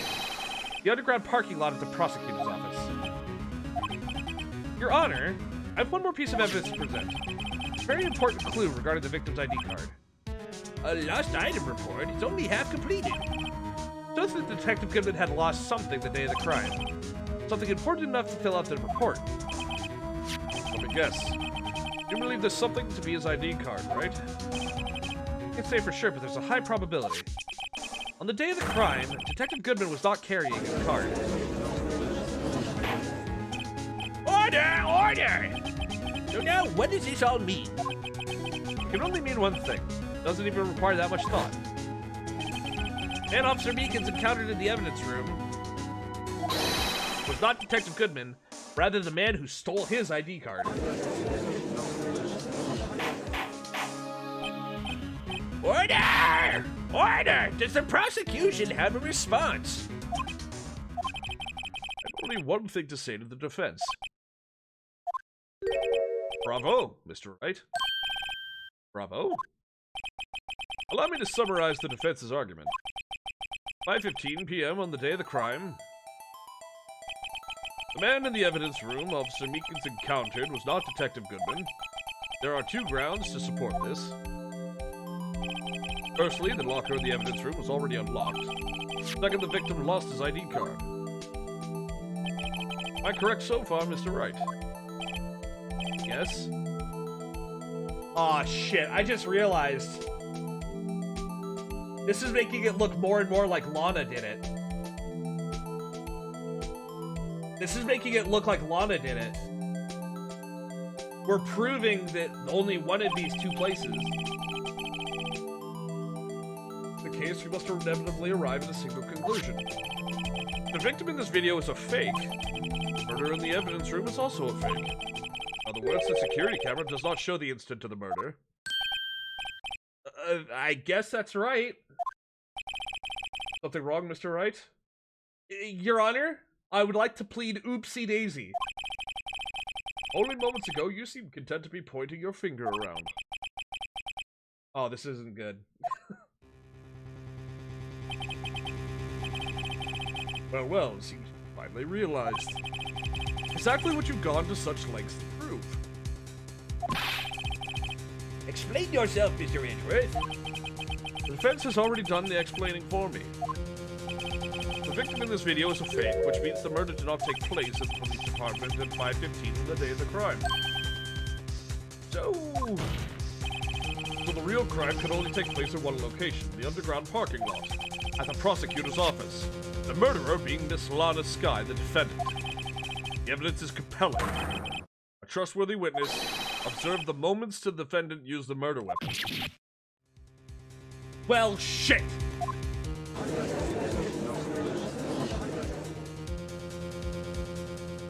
I might have fucked up. I knew that testimony was way too shabby. All a trap from the beginning. The activity in the evidence room still leaves many questions unanswered. Who exactly was the victim Officer Meekins encountered, and where did this person disappear to? However, trial's purposes to examine is only the murder of Detective Goodman. Just so, Your Honor.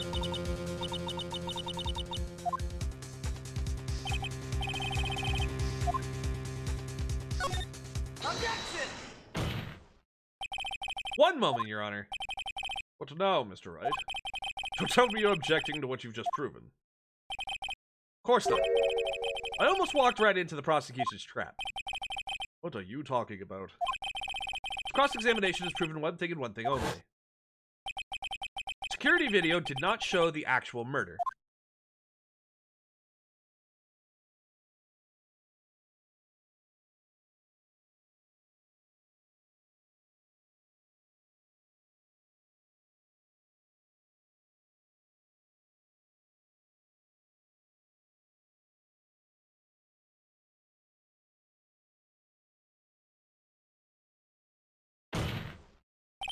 However, it cannot be said that it is unrelated to the murder in the parking lot. Specifically, logging about the blood traces were found in the evidence room. The defense demands further examination to the truth of the matter.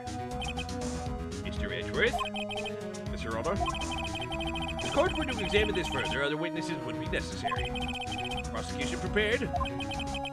Sorry, Your Honor. Prosecution considered the incident to the police department to be unrelated. We've not prepared any other witnesses for this incident.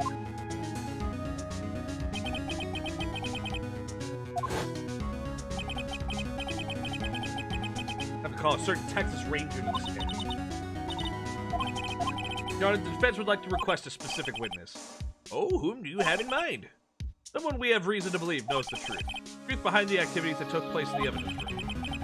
Prosecution requests to hear this person's name before deciding whether or not to comply. Very well then, Mr. Wright. The person who you would have testify would have said so her name. Take that! Officer Jake Marshall. Why him? I'll let Edgeworth know everything that's dead. In charge of the evidence room, I feel we should hear what he has to say. Prosecution agrees to the defense's request. Since he was responsible for guarding the room, we should hear his testimony. Fortunately, he works in the police department. We shouldn't need longer than 20 minutes to prepare. Very well. The court will take a 30-minute recess while the witness is subpoenaed. For the prosecution, please prepare the witness during this time. We will, Your Honor. Court is now in recess. Very interesting. I don't like where this is going.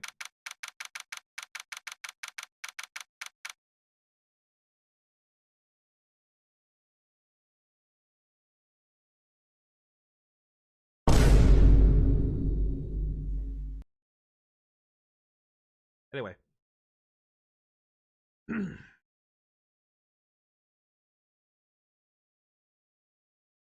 Wright's being smart for once? That's true.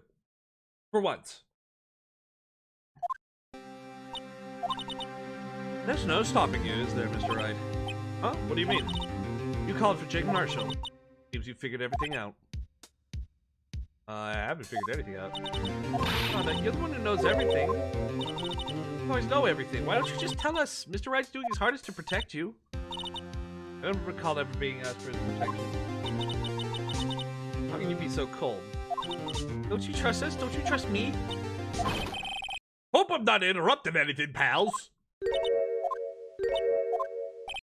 Oh, shit, I guess I am. I'll come back later.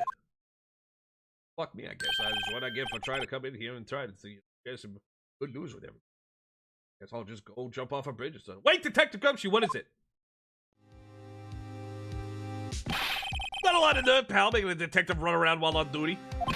To top it all off, you call me here. I've seen happier people at funerals. Sorry, Detective. Better be, pal. Fuck. Hey! I didn't see you there, Chief Prosecutor Sky. That's okay. So, have you brought what I asked? Oh. You mean this, right? My apologies, Detective. Due to my present circumstances, I was forced to use Mr. Wright's name when making my request. My name? Never in a million years would I have thought it was you who asked me. Did I bother you to bring me the SL9 incident files? I'll need them by noon. Talk about crazy. The SL9 incident? Lana, that's... Thought Mr. Wright might need them, so I had them brought here. Here, you might do well to read them. Can't believe you, the chief prosecutor, were a witness in that case. This guy was a witness? Files for the Joe Dark killings. Take it from me, you don't want anything to do with serial murders. Oh, what? Now that I brought you your stuff, you're just gonna ignore me? Emma? But why? Why is your name in here? What, my name's in there? I don't know, unless... No, it couldn't be. Lana, this SL9 incident, is that... That's the classification number the police filed it under. 2 years ago, the rest of the world knew it as the Joe Dark killing. Oh, shit. That's over with. No. She ran away. You know what? I just remembered I gotta be somewhere. Sorry, pal, I'm out of here. Toodle pips and fuck you too. Jake Marshall, Angel Star, Damon Gant, and Miles Edgeworth. Not to mention Lana and Emma. Everyone involved in this case is connected to the killings 2 years ago. Gumshoe's a mood? Bro. Gumshoe literally acting out my power fantasy every goddamn fucking Thanksgiving when I have to deal with relatives. Wow, I just remembered I have to be anywhere else. See you later.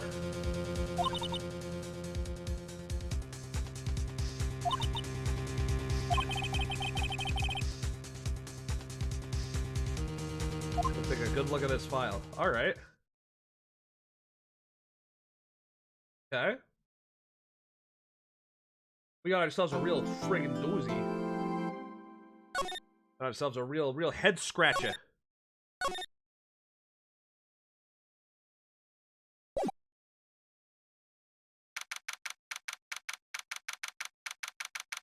Okay. Courtroom number 9. Mambo number 9. Hey, the court will now reconvene for the trial of Miss Lana Sky. Mr. Wright, what the fuck are you doing with this literal stack of papers?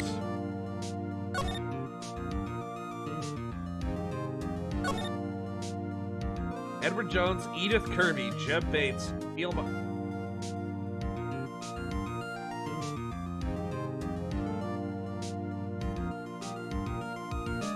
Oh.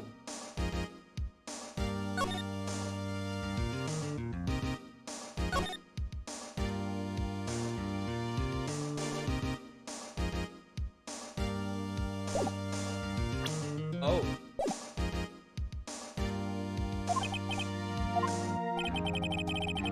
Allow me to call the next witness to the stand. The officer in charge regarding the evidence room on the day of the crime. Sir, this is a court of law. Can you please refrain from drinking hard alcohol? Witness, please state your name and occupation. Me, partner. I'm just a man the same as you, wandering the trails of civilization. Occasionally helping the elderly cross intersections when needed. Yes, we get it. Oh, I know. You're a patrolman. As for my name, if you listen hard enough, you can hear the howling wind calling it out. Exact, it's Jake Marshall, Your Honor. Howling wind? I've never heard Edgeworth described that way before. Now, Mr. Marshall, let me ask you something. You were in charge of guarding the evidence room on the day the crime took place. Is this correct? According to the papers, partner? What do you mean? Desperado's soul is as boundless as the desert sands. No paper can sum it up. Maybe it's best we get on with this quickly. My patience is wearing thin, as are my adult diapers. Please share with us the testimony on the day of the crime. In plain English, please.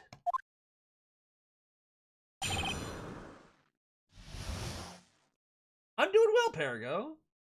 What kind of pasta did you make?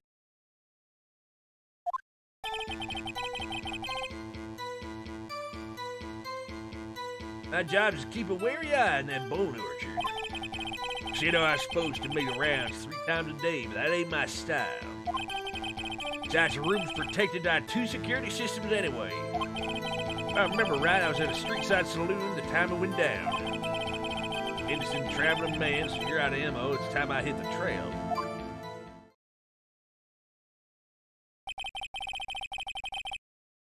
Egg noodles, spicy Italian sausage, spaghetti. Oh, that sounds really good, Perigo. That sounds immaculate. I'd say I particularly care for your attitude. Can't say I care for your beard, but you don't see me complaining. Wait a minute, what do you mean by 2 security systems?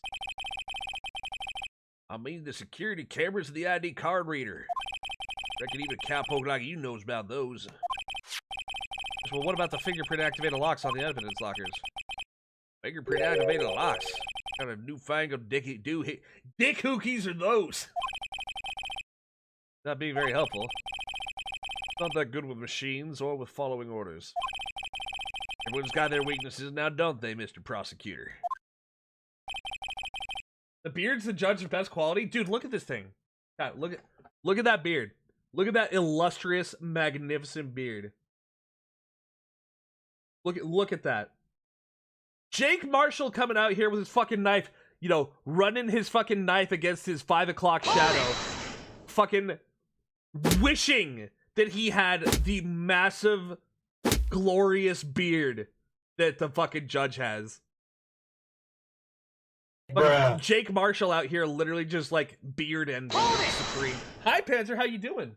Bigger than my chest fluff? It's bigger than my chest fluff! Reminds you of your own beard? Hell yeah.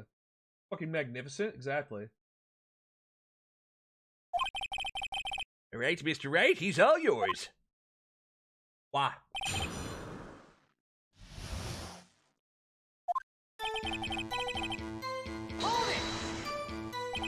How exactly did you... Oh my god. I will check it out in a little bit, Perigo. I just made sure nothing moved on the security camera monitor. Room's so still. Big time dies in there. It's just a caretaker who interned the recordings. You interned them? If videos are nothing aren't that useful. The time would come, I'd erase the tape. There's nothing unusual. Recorded tapes are being erased every 6 hours.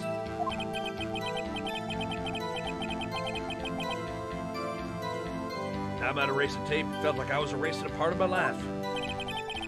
Guy's a flair for the dramatic, but it isn't going to do him any good. So in actuality, you don't physically enter the evidence room. You said I was supposed to make rounds 3 times a day, but that ain't my style. You made your rounds on the day of the crime, right? Ain't you heard a word I said, partner? Told you that ain't my style. I'm afraid I don't understand. No desperado I know lets rules get in his way. Desperados I know joined the police force. So, Officer Marshall, on the day of the crime, just between you and me, I didn't set foot in the evidence room that day. There was a rubber glove stuck in the victim's locker. Do you know anything about that? Sorry, partner, can't say I do. I haven't been in that crypt in weeks. How's this guy avoid being fired? Protected by 2 security systems anyway. You used to be a detective, so you've used the evidence room in the past, correct? Of course. Talking about day the locker was a gold mine of evidence.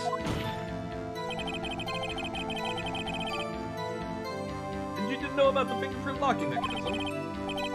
Our partner ain't good with machines. I couldn't even tell you how back works. That's incredible. Sensors on the locker handles cannot be seen.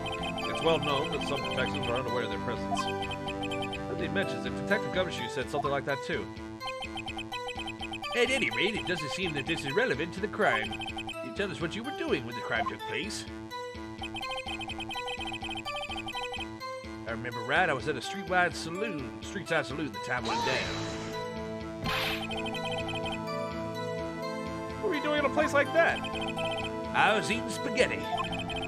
Not even Angel's steak lunches could beat that parlor's Van Gogh's Sepia pasta. You mean to tell us you abandoned your police duties to eat some noodles? Not all desperados eat tacos, partner. That's not what I meant. Hope to say at least I taught you a lesson.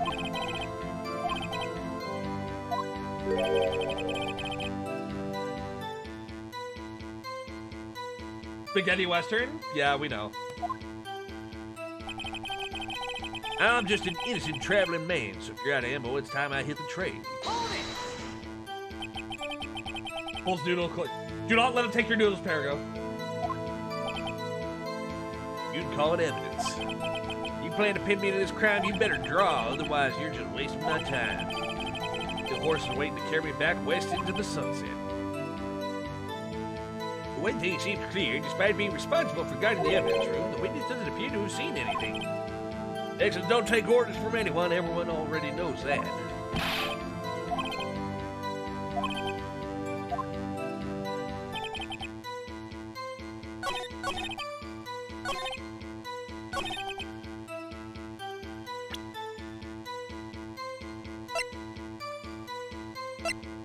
Slap him with this.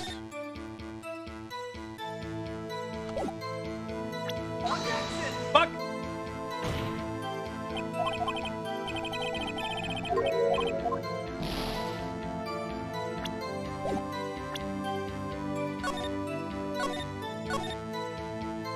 I'll play fast and loose? Yeah, I know.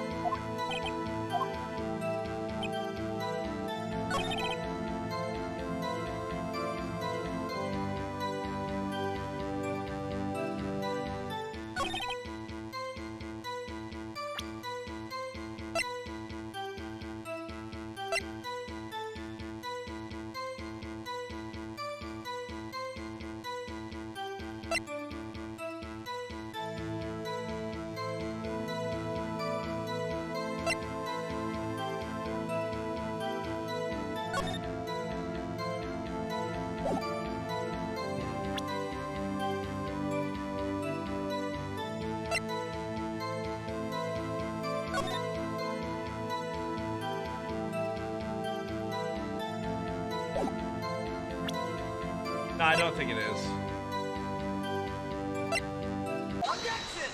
Yeah, it's gotta be the handprint. Officer Marshall, doesn't it strike you as odd? That is, you being called in to testify like this? No, if you weren't in the security room at the time of the crime. Yeah, you dragged me down here. Blame yourself, partner. It's quite simple. You left a very large trail behind at the scene. To be exact, a handprint. Was real good, partner. Like I said, I'm the caretaker of that crypt. I pay my respects, that is, make my rounds about once a month. It's only natural my fingerprints would be in there. I only wish it were, officer. But you see, your fingerprints were covered in blood. Witness, what's the meaning of this? Your bloodstained fingerprints were at the crime scene. The blood was wiped away, however. A luminol test clearly revealed this. Well, Officer Marshall?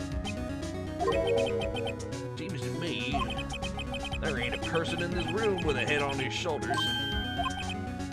I take it you have an explanation then, Officer Marshall. Not the blood-stained fingerprints. Very well, you may begin your testimony about your fingerprints. Found at the scene of the crime.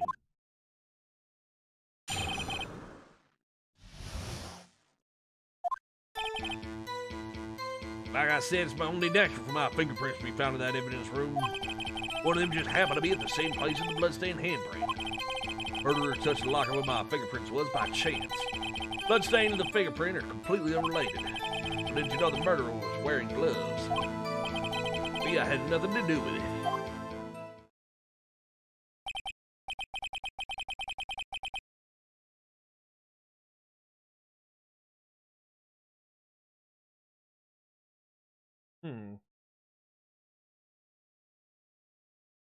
How did he know that the murderer was wearing gloves? Oh no, there's room for doubt.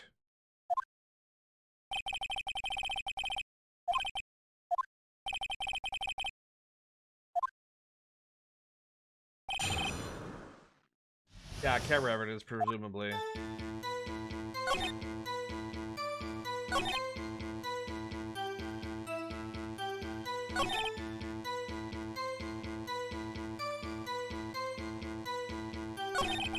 Hold it!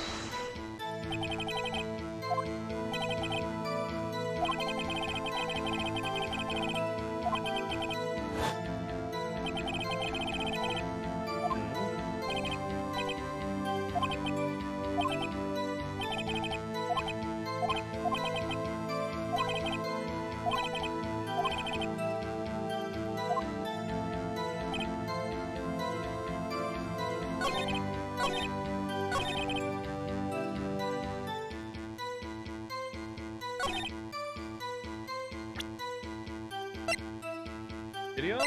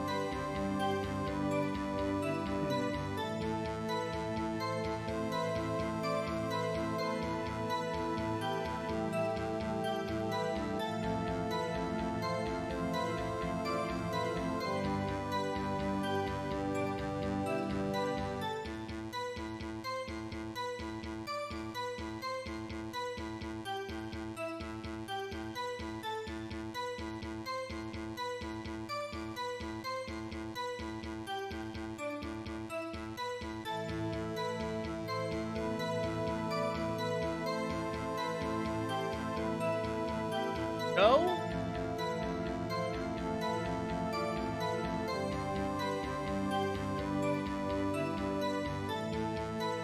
But this is the part where I'm like, okay. Fuck.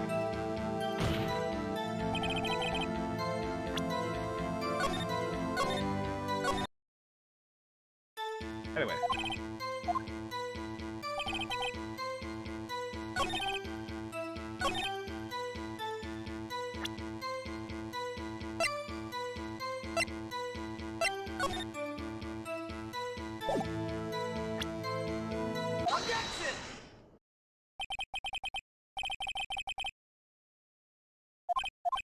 Alright.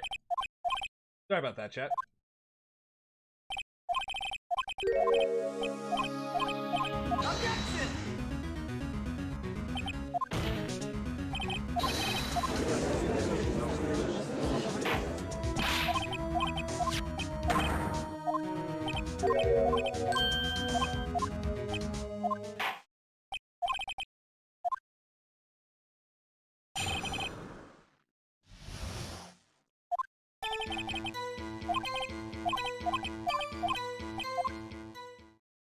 Hey, B Slay, how you doing? All right, let's press him on everything.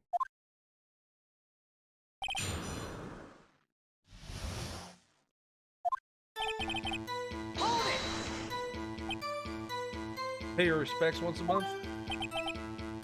And one more thing. Locker happens to be mine. Did what I said. Locker I used when I was a detective, the locker I still use. All that's now there is a heap of broken dreams. You'd be straight, my prints weren't all over that locker.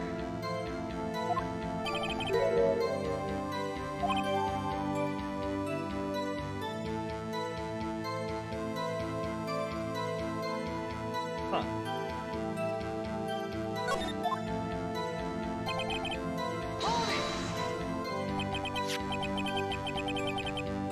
About the bloody handprint.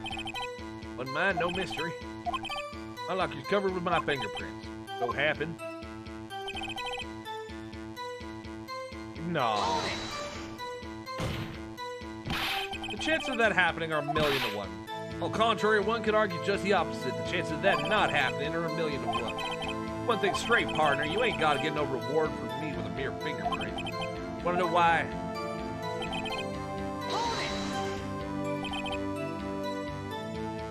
Related. Different in night and day.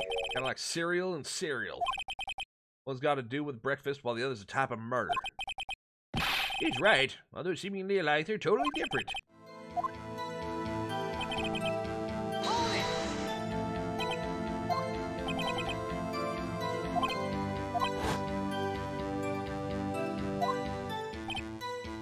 No fingerprints were detected on that handprint.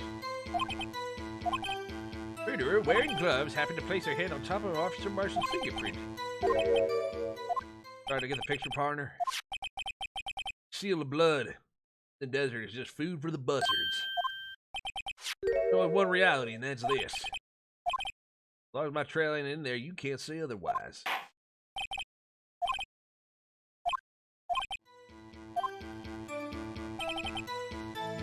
Too bad it wasn't me in that video, rap partner.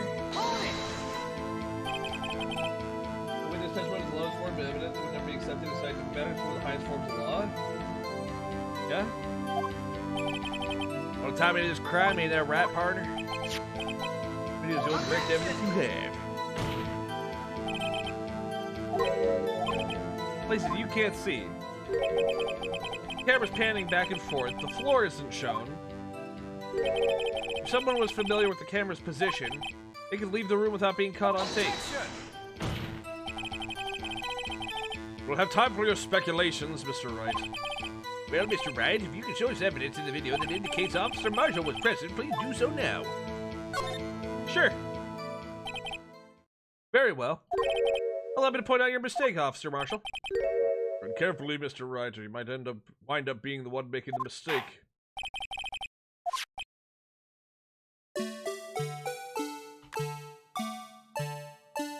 God, I hate the music. I hate the music so much. Why? Ah!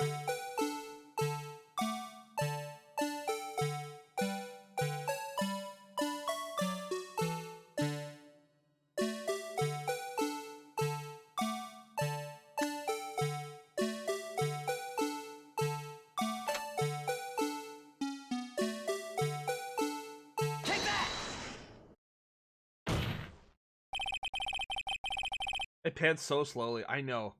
Hold on, I gotta reset my camera. Give me a second, chat. Wah. Chat, did you know a wah? And furthermore, a bois and wah. These are the facts as I understand them. Stick, I'm afraid you're not gonna soon forget, Officer Marshall. Days are short in Texas, and so are our tempers. Sum up what you have to say in 8 words or less. Very well. You can clearly be seen in this video.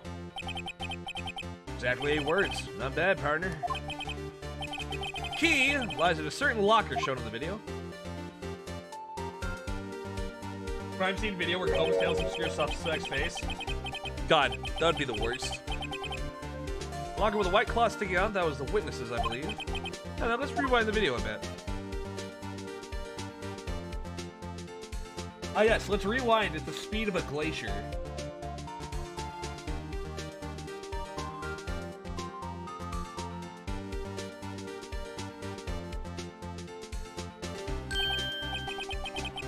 The white cloth is gone. What's the meaning of this, Officer Marshall? When the crime took place, the white cloth wasn't there. Suddenly it appeared. There's only one explanation. Officer Marshall, you were in the evidence room at the time of the crime. I swore you opened your locker when the camera was turned away. Hi, Tormgar. How you doing? Order! Order! Hold your horses. Sorry, partner, but you got the wrong man. So what if my locker was open? Doesn't mean I'm the one who opened it. Bro.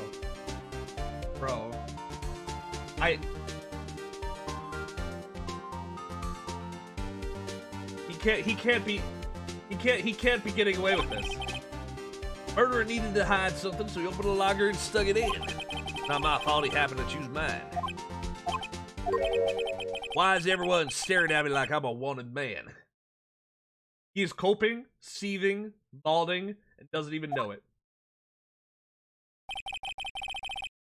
He's from LA. He's an idiot. He doesn't know. He lacks critical information.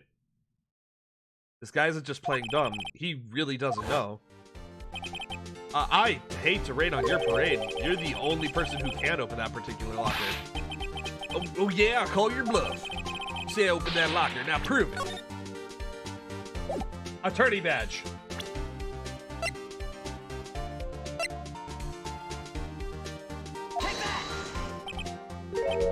Fingerprint sensor. No, attorney guy, please don't yeet. Talked about this earlier today. Lockers can only be opened by the detectives they belong to. What kind of crazy talk is this? Well, Detective Gumshoe did mention something about this. In any case, The lock's on it, they're obvious. There are even some people on the force that don't know about the fingerprint locks.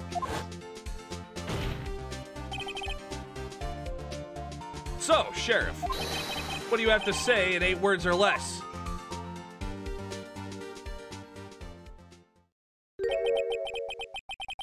Only got one word for you, partner.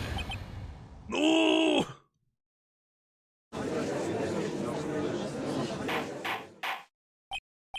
Where are the fingerprint readers on lockers? So, do you see how the lockers have like a little grip handle that you could grab into? It's on the inside of the handle. So when you grab the inside of the locker, your fingers are on the fingerprint sensor.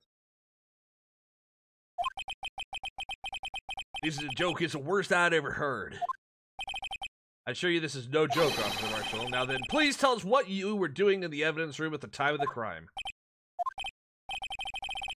Ole! Please answer the question. Yeah, they put them where your fingers would be anyway. Yep. That's alright, Officer Marshall. I believe we can figure out the rest from here. Have a look at these floor plans. There's no place for someone to hide in the evidence room. Yet Officer Meekins didn't see Officer Marshall. Well, if that's so, then where was the witness?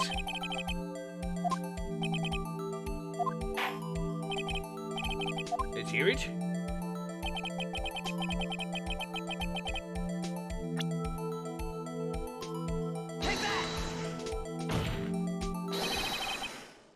Mr. Marshall standing right here. But that's where the victim, Detective Goodman, was. Correct, unless the man wasn't Detective Goodman. I believe the victim in the video is Officer Marshall. It was you dressed up like Detective Goodman. Chat, I literally figured this out. I would like to point out, it's taken like an hour to get to this point. And I figured that out literally on the fucking first viewing of the video. Literally just by watching the video, I'm like, okay, well, the thing's already open. The guy gets attacked, and then something magically appears in fucking Marshall's locker, meaning that it had to be him. We took an hour to literally play through something we already figured out.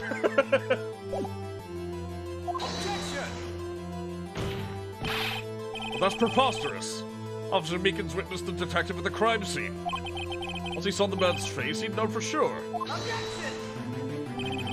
They point out, though, that Officer Meekins did not know Detective Goodman. He also testified about the man's reaction when confronted. I mean, that's true. When I entered the evidence room, I asked him to show his card, sir. And how did Detective Goodman respond? He pulled the knife on me.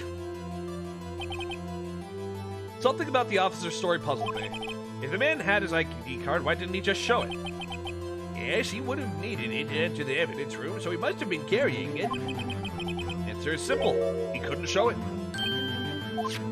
As you can see, Detective Goodman's picture is on his ID card. Oh, I get it. If he showed that, his cover would have been blown. Officer Meekins would have realized the man wasn't Detective Goodman. So do you have anything to say to this, Officer Marshall? Got quite an imagination, partner.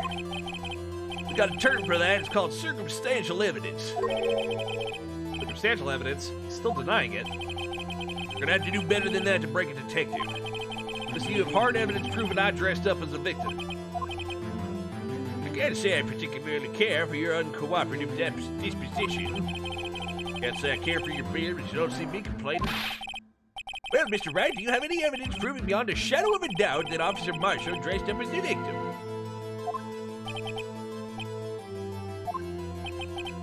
I can see the fear in your eye, partner.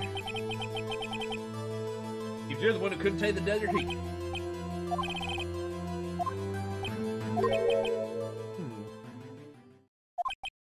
Looks like your lack of experience has finally been exposed.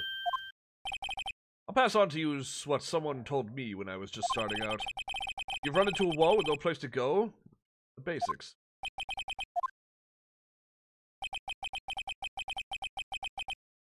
Me, that would be what Mia used to tell me. I'm thinking outside the box. Shouldn't look for proof that Officer Marshall was in disguise. Rather, you should look for evidence that came about because he was in disguise. Why do you think this locker was opened in the first place? There's no reason for Officer Marshall to open his locker at the time of the crime. Yet he did, despite the chance it might be discovered later as it has been. Which means he didn't originally plan to open his locker. According to the defense's argument, Officer Jake Marshall dressed up as Detective Goodman at the scene of the crime. And after the crime was, quote, committed, he opened his own locker for some unknown reason.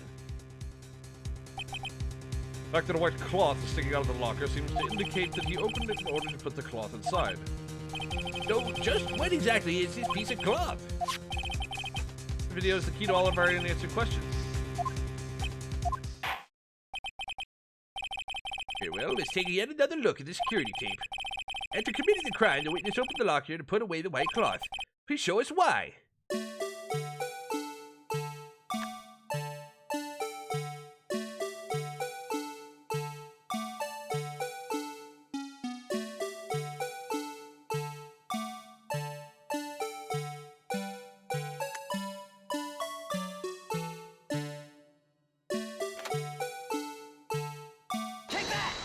Blood.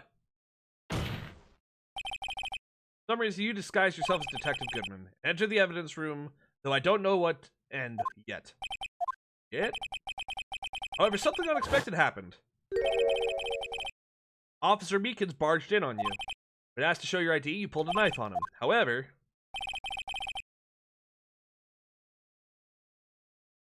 Meekins panicked, and the white coat you were wearing was soiled with blood. Bloody white coat. Couldn't just walk out like that, so you hid the coat in your locker. A bad partner.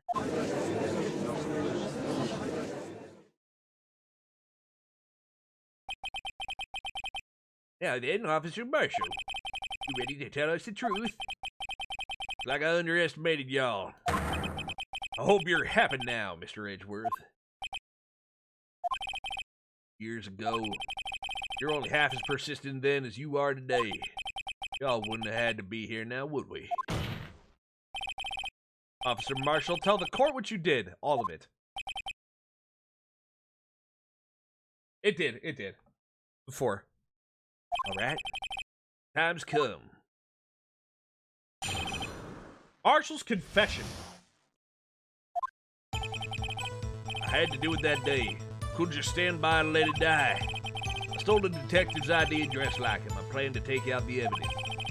Wasn't expecting the Officer Meekins. I knocked him out. Managed to escape. I knew which areas wouldn't get caught on the camera. There wasn't any murder in the evidence room at 5:15.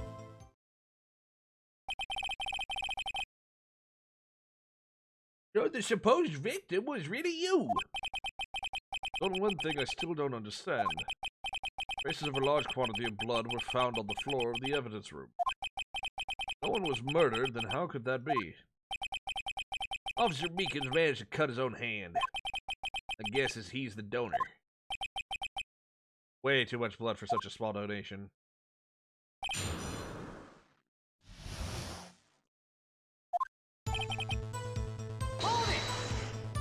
Talking about SL9. Now to ask, partner. 2 years have passed since that case was closed. It's going to completely end with the transferal that day. Not if I have anything to do with it. Incident's not over. What do you hope to accomplish by sneaking into the evidence room? The case is closed. Only the case of lead detective can look through the evidence. I wanted to have a look at it myself one more time.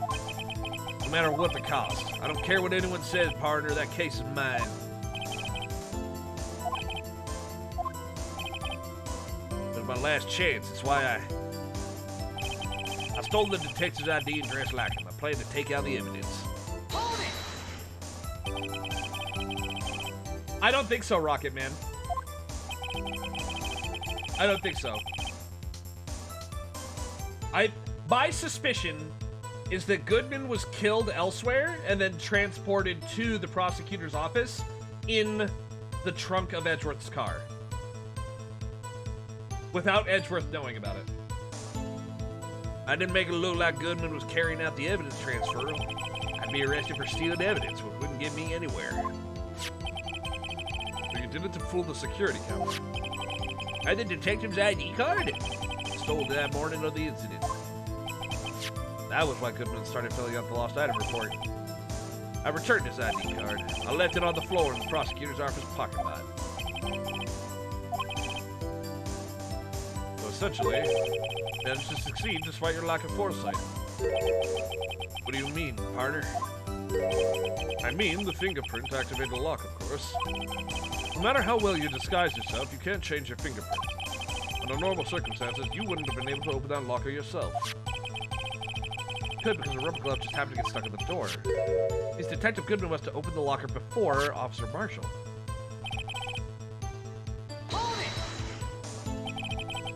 Well, the knife on Officer Meekins had tried to drive him off. Let's just say I was a little surprised. I planned on being in the evidence room for no more than 5 minutes. I didn't think anyone would actually come in during that short time. Officer Meekins certainly is a one-in-a-million type person.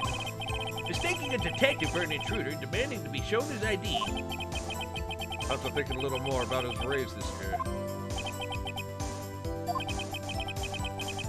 Anyway, he threw himself at me and I ended up cutting him up slightly. Sorry it had to turn out that way. Me knocking him out and everything. By the way, what happened to your knife? Oh, you mean this one? I don't even know what to say. We knocked Officer Meekins out and... As to escape, I knew which areas wouldn't be caught on camera.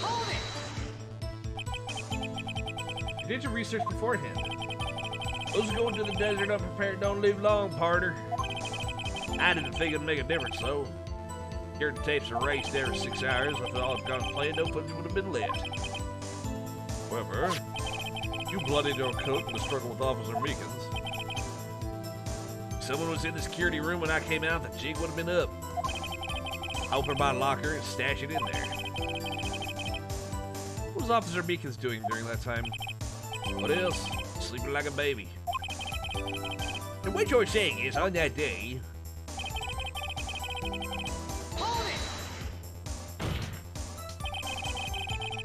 The blood found at the scene certainly indicates a crime took place.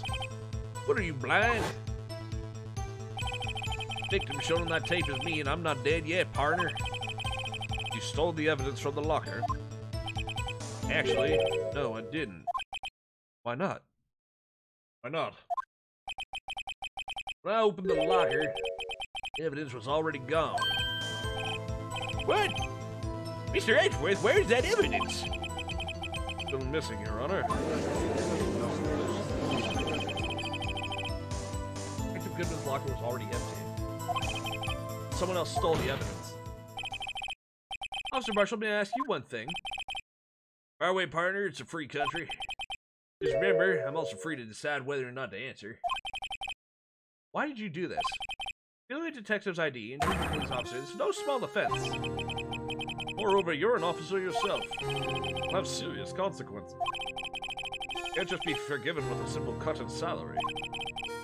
Not that salary cuts are ever a balance. Like I said, like your case, one's mine.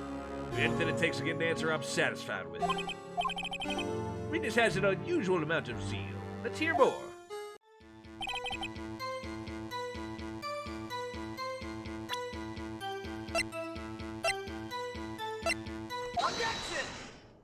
Because of the SL9 files. I think I understand. I think I know why you care so much about the SL9 incident. Sounds like you've been sipping too much cactus juice, partner. I have the SL9 incident file here. The name, Marshall, is mentioned in here. In a list of murder victims. Neil Marshall. Are you related to this man? Neil Marshall? Yeah, I'm sure you heard the name. 2 years ago, he received the same Lassie Prosecutor Award you got. What? A prosecutor? Talking about the king of prosecutors. Now I remember. Prosecutor Neil Marshall. He handled the SL9 case before I did. Right. He was killed. Case fell into your hands. What's his relation to you? My brother. Oh. Oh. Investigating the murders of Damon Gant, the then deputy chief of police. Ah, there's Neil. The group of detectives I was part of worked under him. Desperate to prosecute the killer. Joe Dark. My brother fought Dark and was killed. First time Dark left behind any evidence, it was all we needed.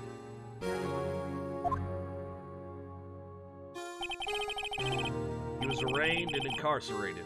The case was finally closed. It's according to public records. What do you mean?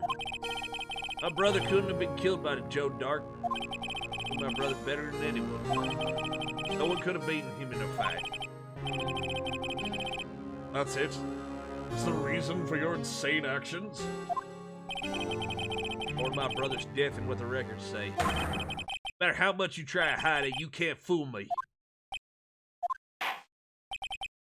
Well, there's one thing's for certain. We know what happened at the police department on the day of the crime. It was the last day the SL9 case could be reopened. Not satisfied with its resolution, Officer Marshall planned to steal the evidence. Hi, Mika. I'm doing good. We're halfway? A little over halfway? Disguising himself as Detective Goodman, he entered the evidence.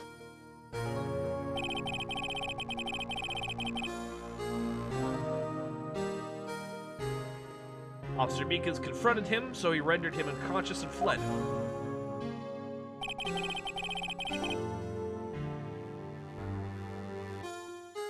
Eat Koba is every stream day? Yes. Yes, this mystery has finally been cleared up. No murder took place at the police department that day. Ah! Here comes the chair! Oh god! Things that happen by chance never cease to amaze. Exactly the same time as the murder in the prosecutor's office. This fake murder was going on at the police department. Bruh. Oh! There it is.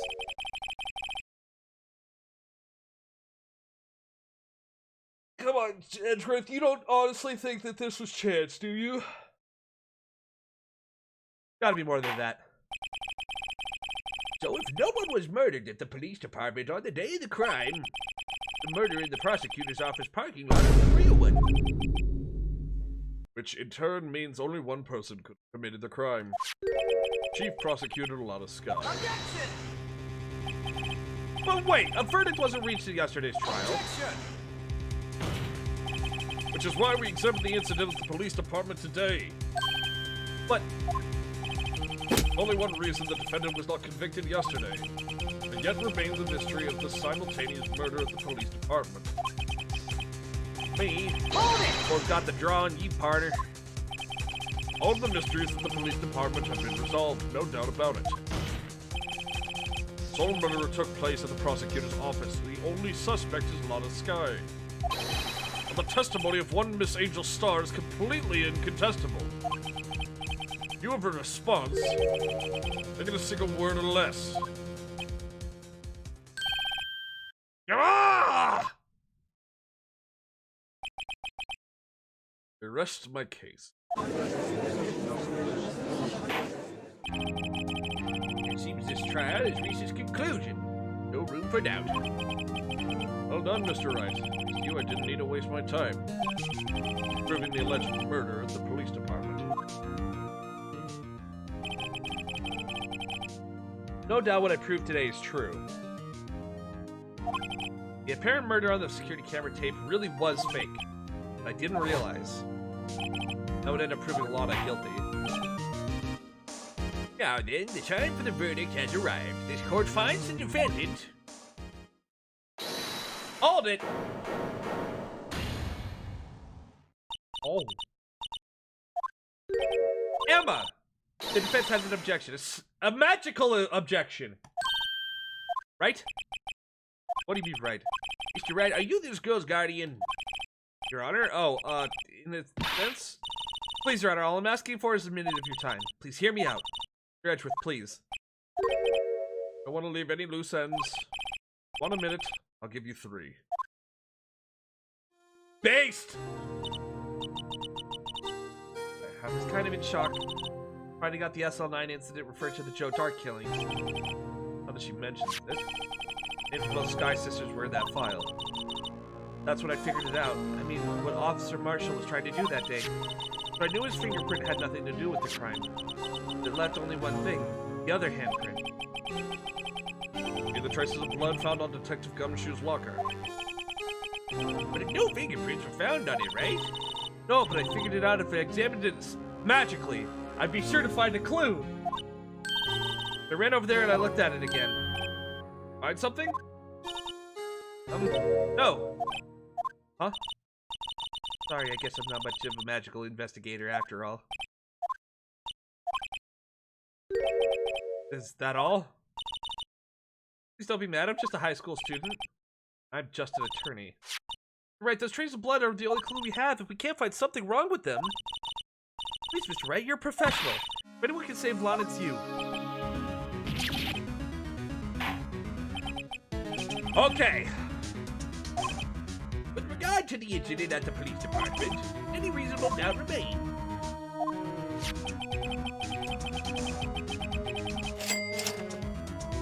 It appears the defense is troubled by the other blood mark. In the floor plans, a handprint was discovered around here. No problem with that.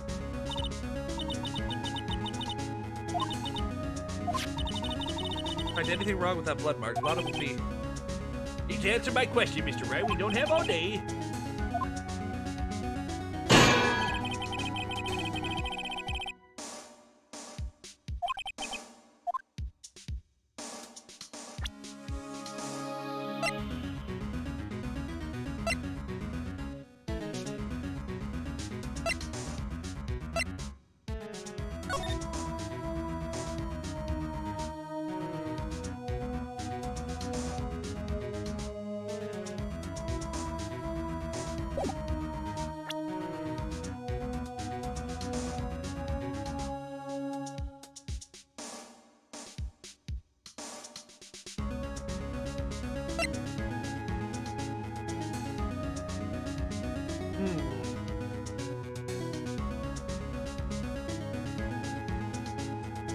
Oh, you know what?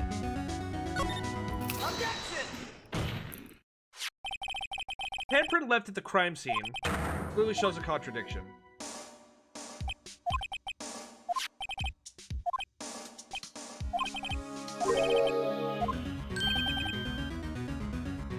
It's something that has been drawn on there.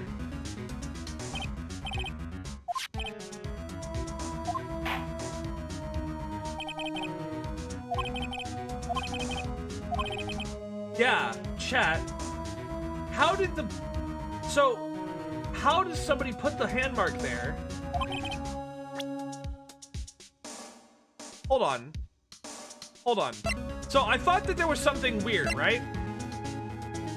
The one thing that always struck me as weird is we never actually see this fucking handprint in this thing because the blue badger is always blocking it. We have no idea if that handprint was visible at the time of the murder or not.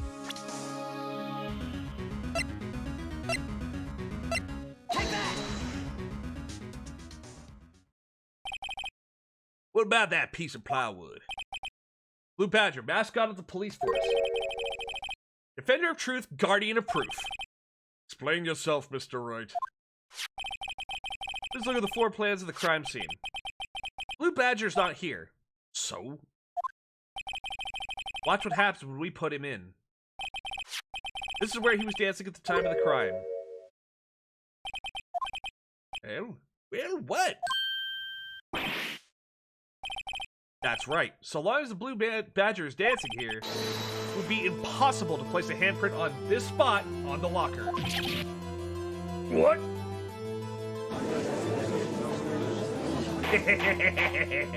Took me a second. But that means, what exactly does this mean? It means it can't be done. What are you saying? Blood traces were undeniably found on the locker. Don't look at me. I didn't put it there. Think it through magically. On that afternoon, Officer Meekins was the one who brought the Blue Badger to the evidence room, right? After he put it down, it would be impossible to leave the handprint on the locker. That must mean this blood mark was left there before the Blue Badger was brought in? In just one moment, I will not allow such far-fetched balderdash in my courtroom. May sound far-fetched, Your Honor. Only possible explanation. On February 21st, in the police department's evidence room, blood was spilled not once, but twice. But how? One time was captured on tape taken by the security camera. Officer Meekins cut his hand, from which a trivial amount of blood fell. Problem is the other time.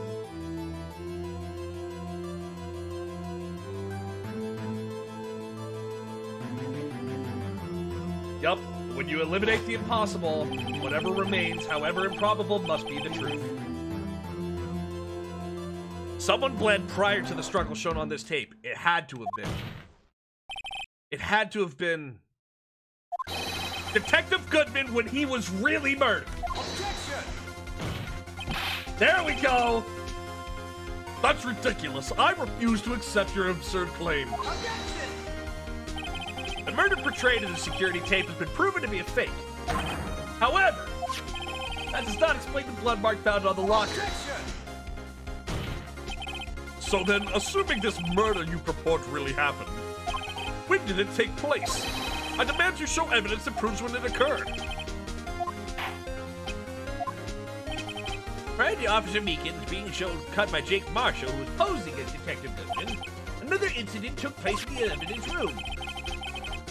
Right, the blood mark on the locker proves this. Very well, then tell us, when did the first Debs incident occur? As Mr. Edgeworth said, proof must be presented.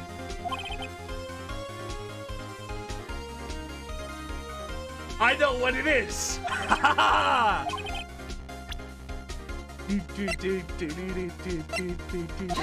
It's 7777.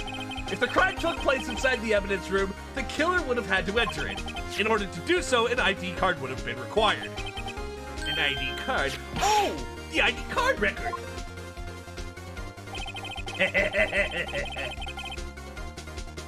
Officer Meekins brought the Blue Badger panel into the evidence room at... Let's see here, 4:50 p.m.? If the crime took place before that time, then it would be 4:40 p.m. Giles Edgeworth, what have you done? It would have figured you had the nerve, boy. Drop the act, witness. Doesn't take a lot of thought to figure out it couldn't have been me. Koba ain't getting it. I'm afraid I don't understand either.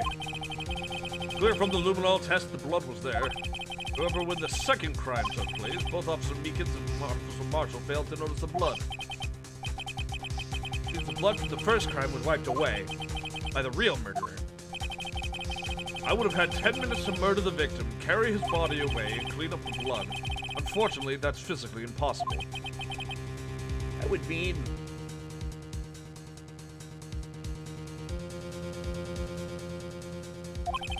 crime must have taken place before Mr. Edgeworth entered the evidence. Let's take a look at the chart again. Only one other card number remaining. 7 sevens. Talk about a lucky number. But wait, that doesn't make sense. How could Detective Goodman have entered the evidence room? Since there's no record of his card being used beforehand, he must have entered along with the real murderer. That's the only plausible explanation. He went in with 7777777. Mr. Edgeworth, please look into this as soon as possible. Find out whose ID number is 777777. That's 17 too many, Your Honor. Unfortunately, I'm unable to look up the owner of that ID card. At least at present. Explain yourself, son. The ID number 77s belongs to someone with a rank of captain or higher. Someone who is a so-called executive officer.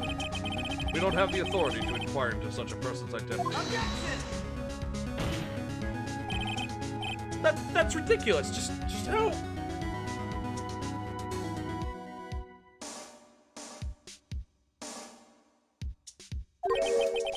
I'm not finished talking.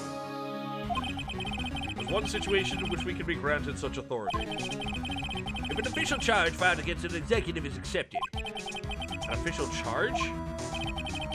You're all alike, aren't you? With your cover-ups and your forgeries. That's how the prosecutor's office operates.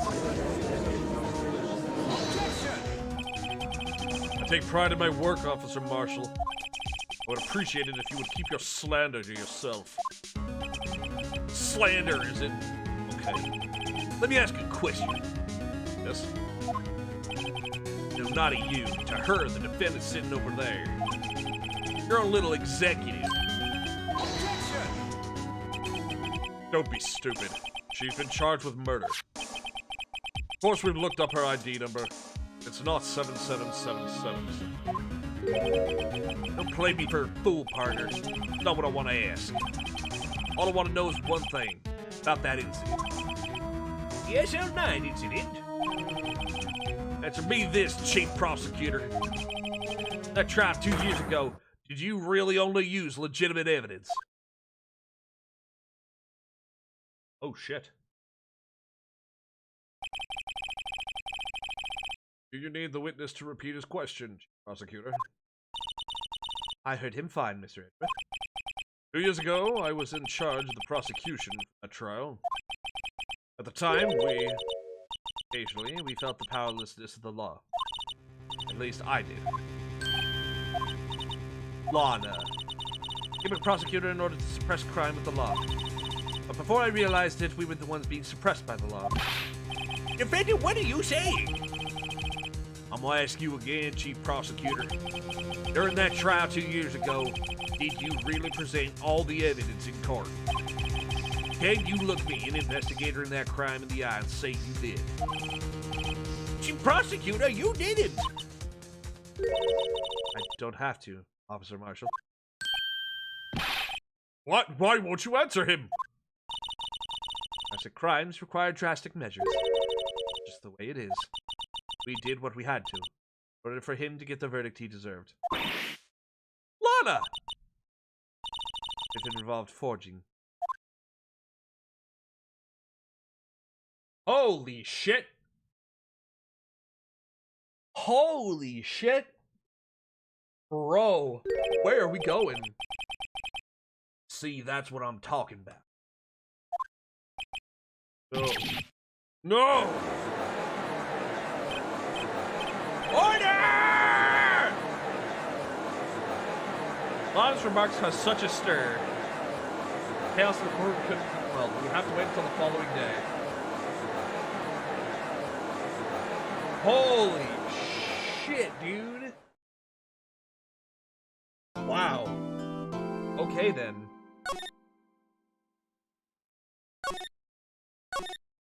Alright, chat, we're in the last one.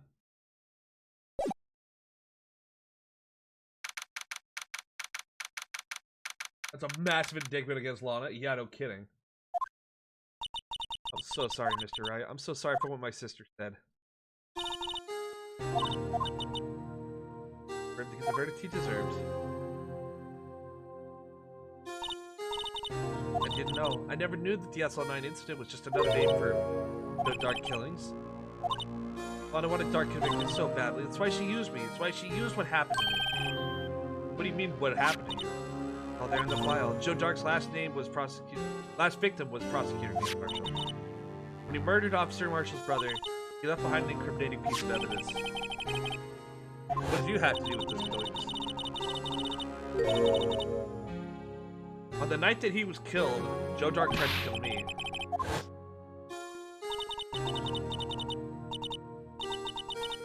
Only tried to save me. Oh shit! Was a witness in the Joe Dark trial. Happened 2 years ago. It was right about this time of the year too. Terrible thunderstorm that day, unusual for the season. I was alone in my sister's office. We were planning to eat dinner together when she finished her work. Then suddenly, a terrifying man came bursting into the office. Joe Dark. It seemed like he was running from someone. Pulled out a knife and screamed at me. I don't know what was going on. Just then, Prosecutor Marshall showed up. Joe Dark tried to take me hostage, but before he could, Mr. Marshall tackled him. I'll never forget it. Lightning struck and the lights went out. Suddenly, a bolt of lightning flashed outside the window, lighting up the office for an instant. What I saw then burned a permanent picture in my mind. I can still see it now. I don't remember the moment when Mr. Dark stabbed Mr. Marshall. Weren't able to testify about that? No, I was only asked about when I was attacked. Must be why Lana made up the crime. Provided bogus evidence? Prosecutor's office wanted that guilty verdict so badly. Lana forged the evidence and Mr. Edwards used it. Yes, but I'm sure he didn't know anything about it. He couldn't have known he was being given false evidence. So that's when it all started. The rumors about Mr. Edwards. If I could have testified properly, none of this would have happened. Oh, it is true, even though he may not have known it. Edwards really was involved with the falsifying of evidence. When that case ended, Lana was never the same. She became cold like she is today. She must not have been able to face up to what she did, especially not to evidence. What did you see the instant the crime occurred?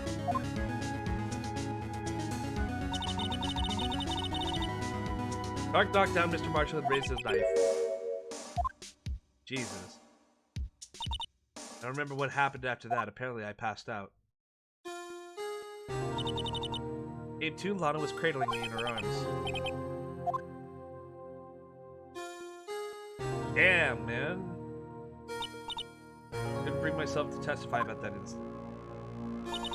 I tried, but the words just wouldn't come out. I drew a picture, but it wasn't any good. 2 years ago, you must have been 14. That's understandable. Once it was all over, I made up my mind. I decided that when I grew up, I was going to become a magical investigator. I want to be able to fight crime with my testimony. Find the evidence to make an airtight case. That way, Lana would never have to forge it. I think I'm finally starting to understand what makes Emma tick. There's something that bothers me about that crime. Not that you were in Lana's office. Why would a serial killer come running in there? Not only that, but he was chased by a prosecutor? Well, there's no mystery there. Joe Dark has been taken in for questioning that day. Tried to run away halfway through the interview and fled into my sister's office. How do you run all the way over to your sister's office? The detective office in the questioning room are right across from the elevator. Lana was chief prosecutor, wasn't she? No, didn't I tell you? She was a detective. She was the best in the whole force. Oh, shit. After the Joe Dark case, she was transferred to the prosecutor's office and made chief prosecutor. Why are you switching scientifically with magically every time? Because somebody redeemed the name a thing. And they said every time that she mentions science, every time that she says science, I have to use magic.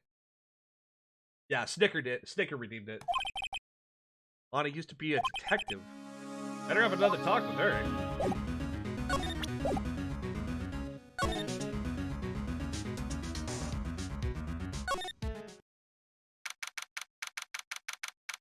Tell me it doesn't make her lines hilarious. Oh, it absolutely does.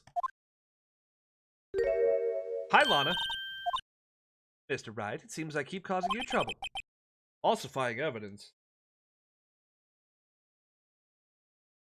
Fucking Christ, what are you doing? Think you were the type. Those don't mind playing foul, why should we? But Lana, if you're wrong, an innocent person might be found guilty. Believe me, I understand the risk. Lana, Emma told me about you. Oh, about how you were a detective to you. How the SL9 incident was the reason for your transfer to the prosecutor. Right. Fill me in on the details, especially about the unusual change of jobs. Suppose you have a right to know, Mr. Wright. A lot of revelations were uncovered in the trial today, not the least of which was the fact that the case is largely connected to another one 2 years ago. Evidence from that case was stolen as well, though I expected as much. I know how obsessive Officer Marshall can be. The trial wasn't really fair, was it? I believed in you, Lana. I believed that no matter what happened, you'd always stick to the truth. Couldn't be helped, Emma. That trial 2 years ago, I sold my soul. Law drama aside, the fact of the matter is, at 5:15, there was no murder at the police department. Tell me it's not true, Lana. What's the witness, Miss Starr, said? Guilty as based? Oh my god, okay. Lana, I don't understand. Why won't you tell us? Emma, this doesn't involve just me. I don't think I've ever seen Lana's fist so faced before.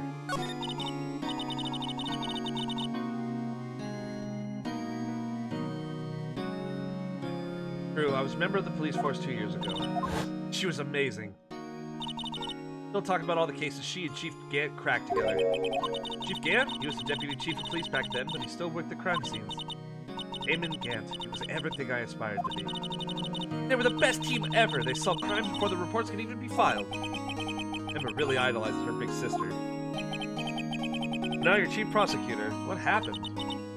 Well, I planned on becoming a prosecutor. The reason I became a detective was gain experience investigating crime scenes so you can use that experience in court, right? Gant's help in the SL9 case was crucial to its resolution. After that, he became chief of police and arranged my transfer to the prosecutor's office.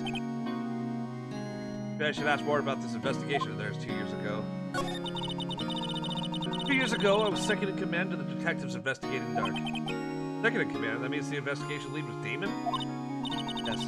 Deputy Chief Damon and I shared the same office and the same investigation.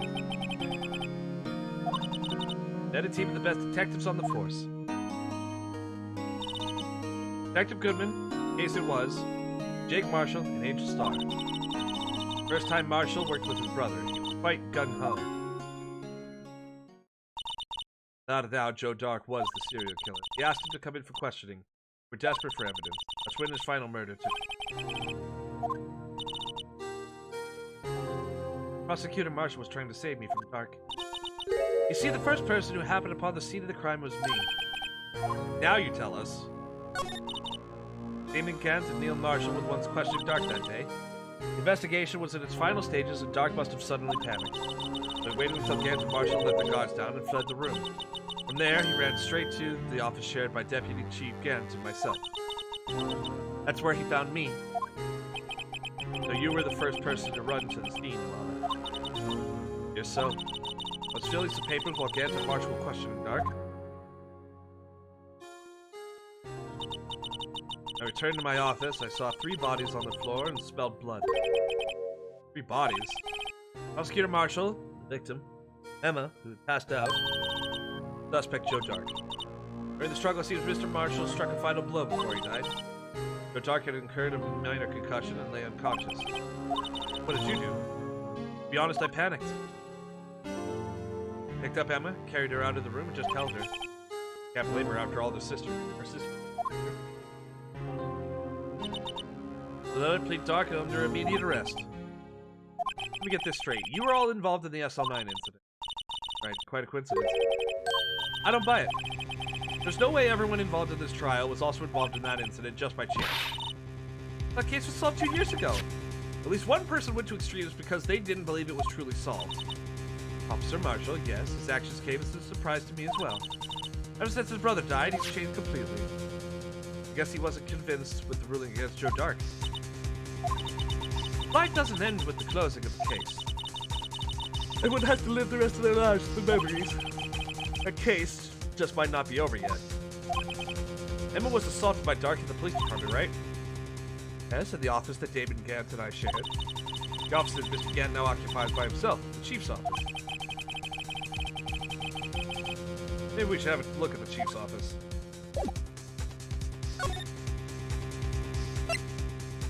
Okay.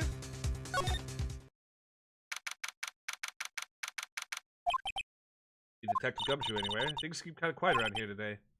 Even the detective seems the same, though. Why don't we look for some other people to talk to?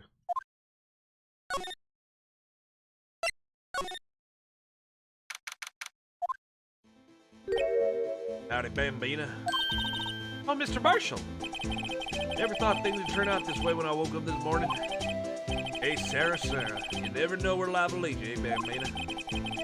Should have known my luck would run out when old Billy dried up this morning. Billy? Must be his pet cactus. So where are you headed? Over to the prosecutor's office for a little interrogation.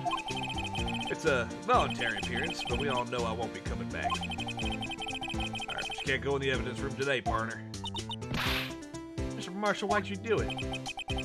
Why do prospectors head west? If there was ever a case I needed to know the truth about, it was that one.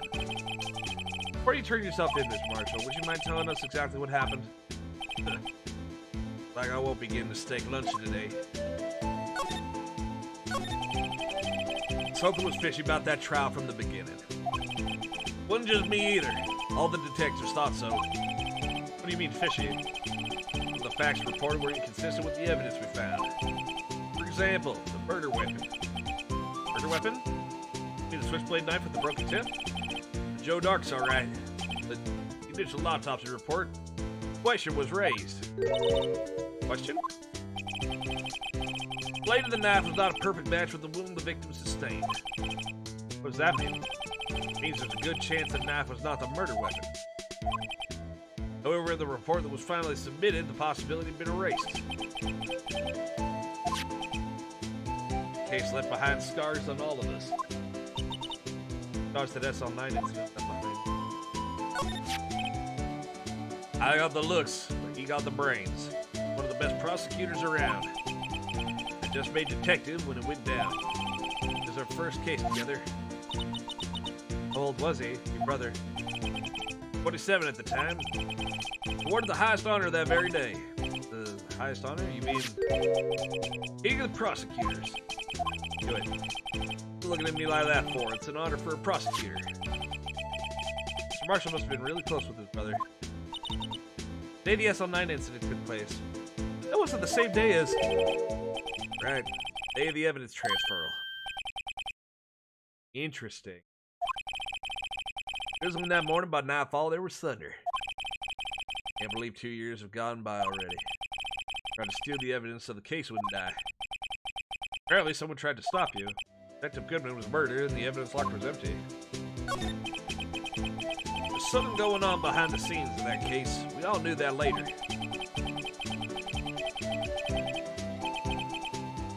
Every detective involved in that investigation, save one, was taken care of.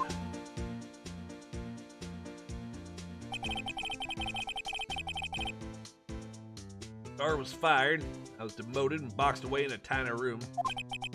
What about Detective Goodman? They did something to him too, the commissioners would get suspicious. No, they were careful enough not to be too obvious. Hey? What are you talking about? Don't get upset, Bambina. I mean Damon Gann and Lana Sky. Investigation lead Damon Gann to second in command Lana Sky. Another person on the force who hadn't heard that duo. The case was the biggest step in both their careers. After the case ended, Lana transferred to the prosecutor's office, right? Damon Gann, the new chief of police, arranged for that to happen. Never been the same since she left. One who knew her said so. Chief Prosecutor Sky was totally different when she was a detective. Now that he mentions it, Emma said something like that too. Tell me, what happened to my sister? Sorry, Bambina, but her secret's too well guarded. Never found out.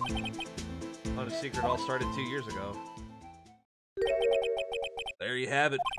That's my story. You enjoy it, partner? Certainly enlightening. There's one thing for sure I found out in court today. Voyage within mine enemy. He was the one who used falsified evidence to get a guilty verdict. Someone else was the one who gave him that evidence and planned everything. That someone is Damon Gann. Don't believe me? I don't blame you. I won't even be a patrolman after today. Dad, I won't be around to work with you. You become a real magical investigator. Adios, Bambina. Well, damn.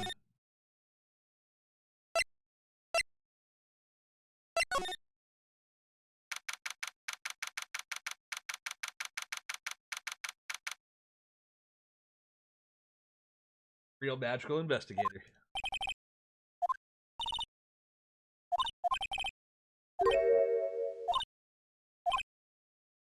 Good, making Lana look more guilty.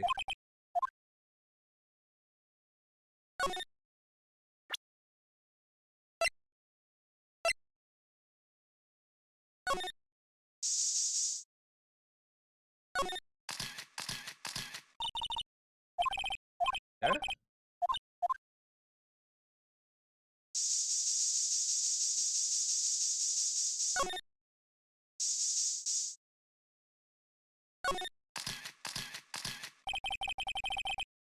Blood must be from when Lana...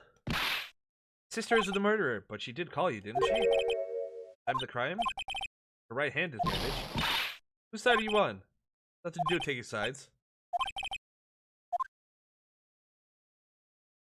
I like that the receiver says 911.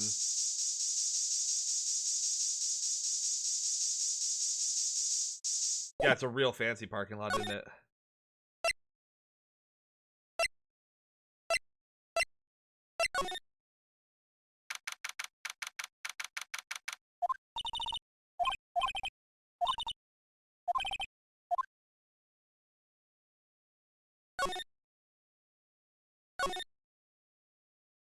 Hi, kitty cat.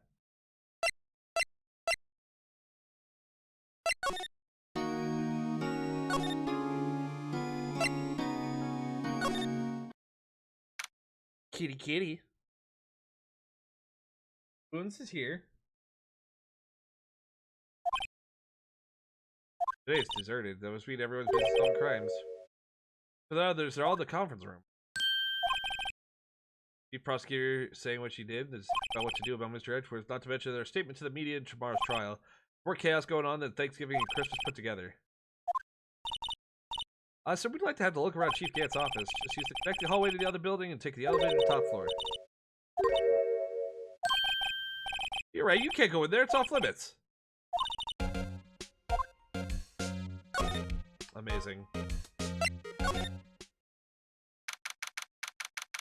Wow, that is fucking ostentatious. Holy shit.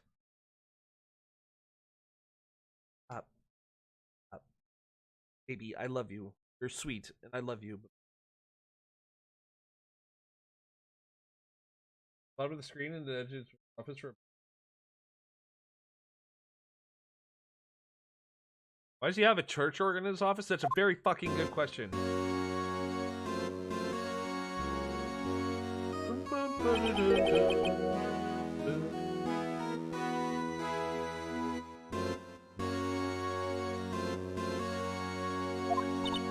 Chief's office still, at least that's what it said on the door. Check out that pipe organ, that's real, isn't it?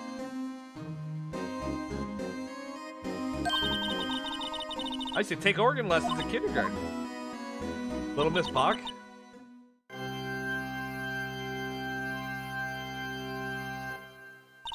I never could remember where C was. Oh, it's you two! Chief Gant. Sorry, he's Mr. Krabs' voice. So, righto, have you been swimming lately? I know, I've been kind of busy. I can appreciate that. I've had my hands full too with Mr. Marshall's misconduct. And Lana's provocative statement. Provocative statement? Oh, you mean about the forged evidence.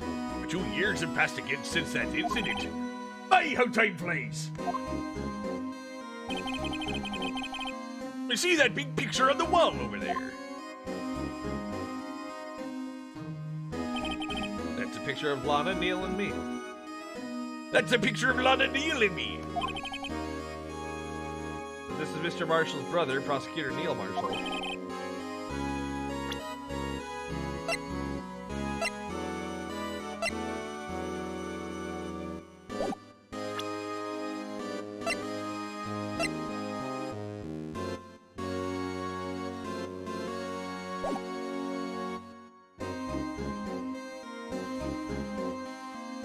What the fuck?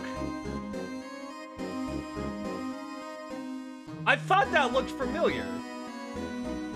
We took it to commemorate our work together. Something's not right with this picture. I can't quite seem to put my finger on it. Also, what the fuck? This doesn't have the sword. Also, there's a giant fucking blade right in front of them.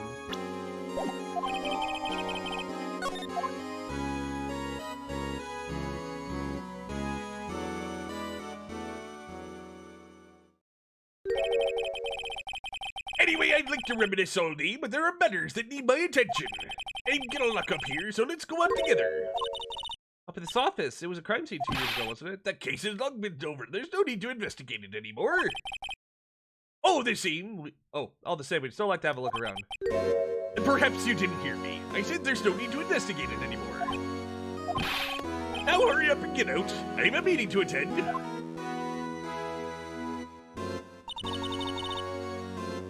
Well, looks like we are welcome.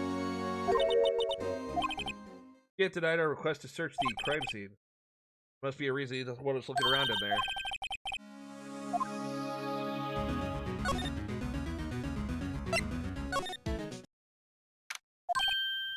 Hey, pal. Dr. Gumshoe, aren't you supposed to be in a meeting? I'm, taking a breather. My feet hurt. Took so long? Actually, serving everyone coffee. Wow. Say, have either of you seen Mr. Edgeworth? Edgeworth? No? Why do you ask? They're defined for both the police department and the prosecutor's office. Like the battles between you two in court. Because of what my sister said? I mean, basically what it all boils down to. Goddamn cat! Well...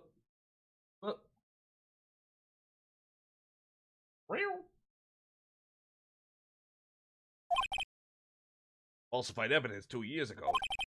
I mean, Mr. Edgeworth has the whole world after his blood.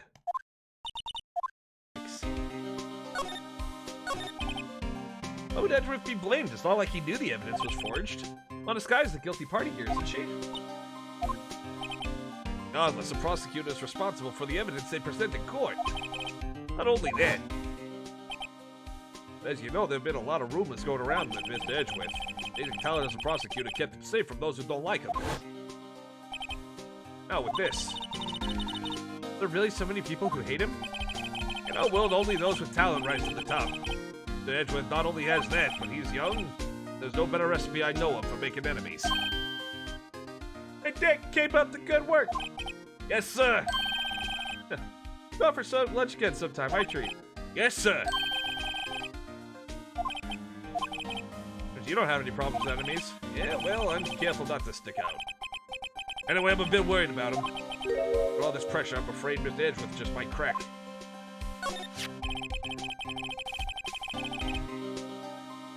Actually, I took a look at the file earlier while the coffee was brewing. Well, did you find anything out? The evidence Doc left behind was during his final attack.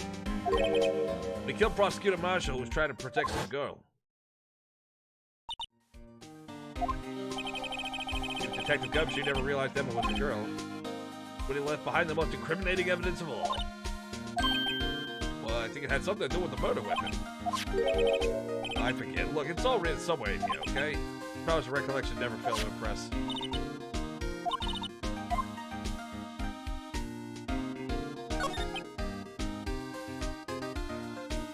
Look at that. Hey.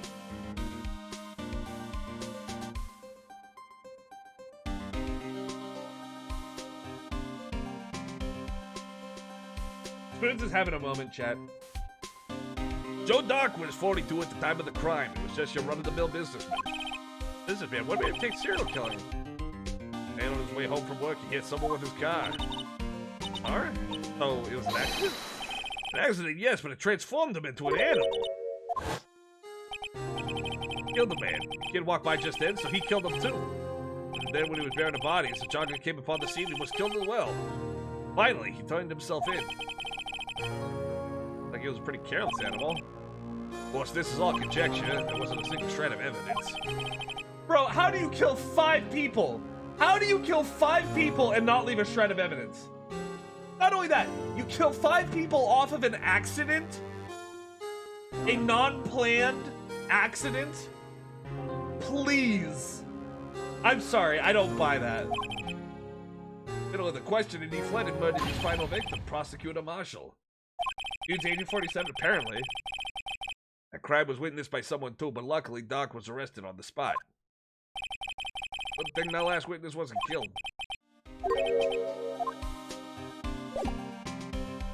The weapon.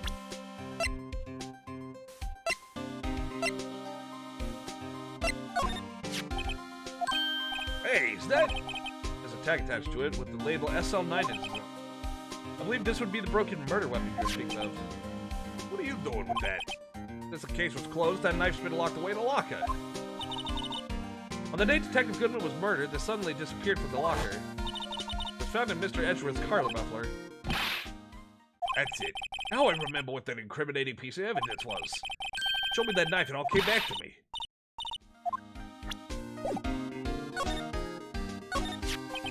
This knife, it was Joe Dark's, wasn't it? That's right. Traced it back to the store he bought it at, plus it had his fingerprints on it too. No one actually witnessed him using it to murder anyone, right? That's where his luck ran out. You take a good look at the knife. See, it's broken. I have to take a good look to notice that. Yeah, well anyway. Take a guess where the broken off tip of the knife was found. What did him in? Victim Neil Marshall was carrying it inside his own body. Now deep inside the stab wound. It matched Dark's knife? You bet, down to the last fiber. Pretty conclusive. Right from a punctured heart and lung, a knife tip was in this wound. Stabbed in the back?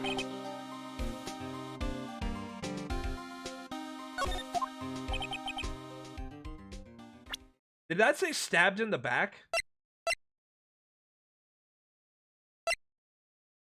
Every single one of the lightning flashes has him, like, reverse gripping and attacking from the front.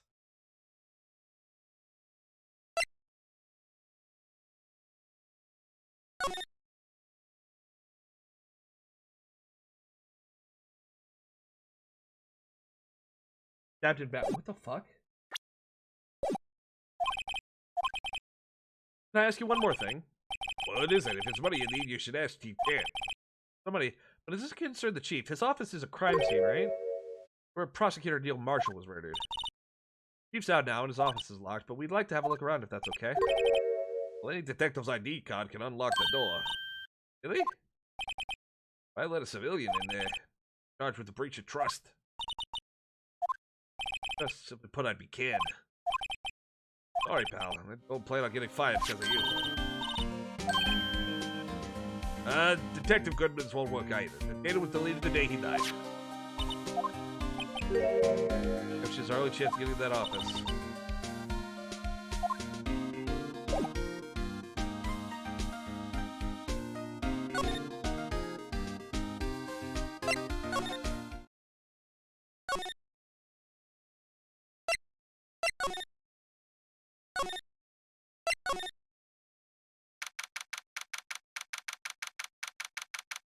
Apparently, if you're arrested in Japan, regardless of what you're accused of, the police can hold you in custody for, quote, interrogations for 25 days. The only way to force them to let you go is if you confess guilt. Nothing else can get you outside precinct swim. And guess how much weight in court a confession has in the Japanese? All of it. Oh my god. Wonder if Edward's back yet. There he is. Looks like he's writing something. What are you doing here? Quick to throw that paper on the floor. That day in court, huh? I've lived the last 2 years with rumors flying around. What's another allegation to me? Here, Mr. Edgeworth, I'm rooting for you. I was trying to hide his real feelings. But what do you want? Like some people, I don't have all day. Jokes excuse for what I've done. 2 years ago, I used false evidence to obtain a guilty verdict. What it all breaks down to, and nothing I can do can erase that fact. But you didn't know, did you? Mean that the evidence was falsified? Police departments and the prosecutor's office share a bond of trust. That bond is broken, we stand to lose everything. Police department's error is my error, and my responsibility as the prosecutor in charge. That fact remains the same no matter what excuses I might have. Take pride in my work. Tell me why. Why has it all come to this? Even Edgeworth can't keep this kind of emotion bottled up.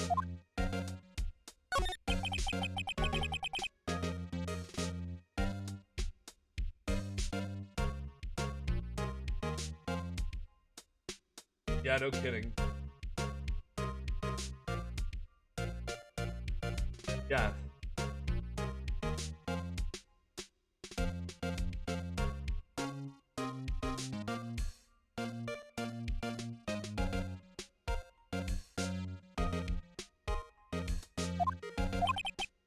First last year's trial, and now this one, it seems all you do is worry about me. Be honest, you're getting on my nerves. Mr. Edgeworth, you can't just walk out on the trial. Tomorrow's the last day, it's too late to change prosecutor. But that's what my superiors are banking on. Never thought that case would come back to haunt me like this. What do you mean? The list of evidence, it seems too short. Most lists around twice as long. Only half as long as most lists? That is odd. Neil Marshall was murdered. Became prosecutor for that case. May not have been part of the investigation, but I knew what I had to do. Use the evidence I was given to prove the suspect guilty. Really the only thing on my mind at the time. Hey, we just saw a picture taken around that time.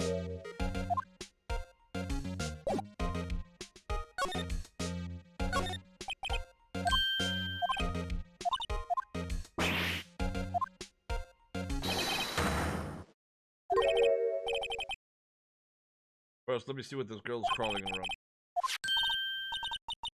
Letter of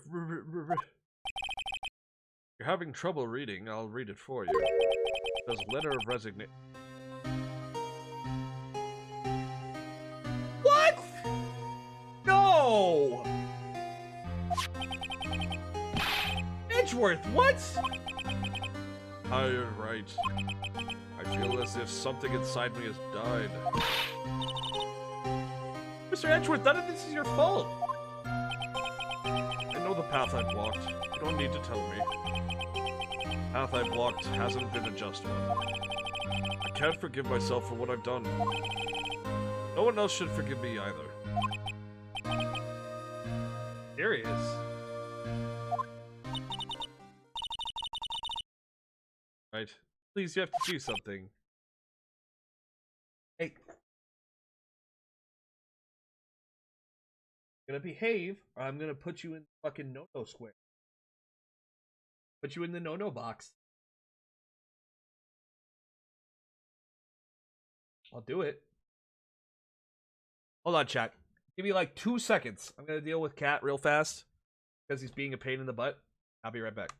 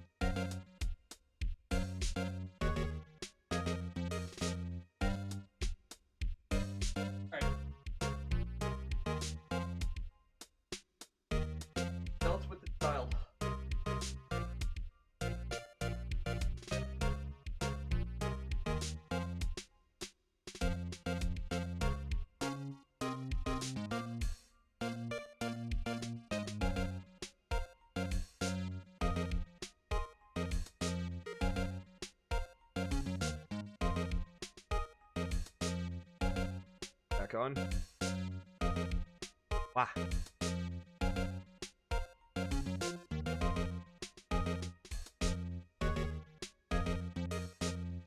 Alright.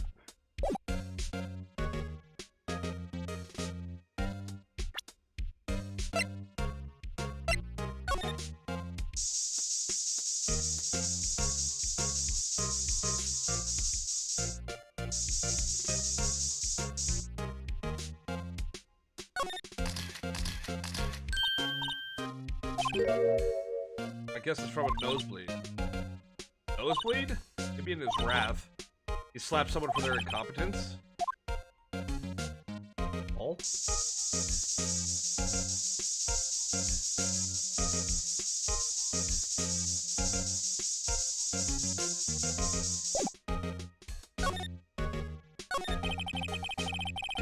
Hilarious.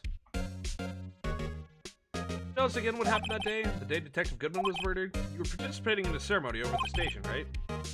Never cared for ceremonies, but I had to attend that one. Because you were awarded this?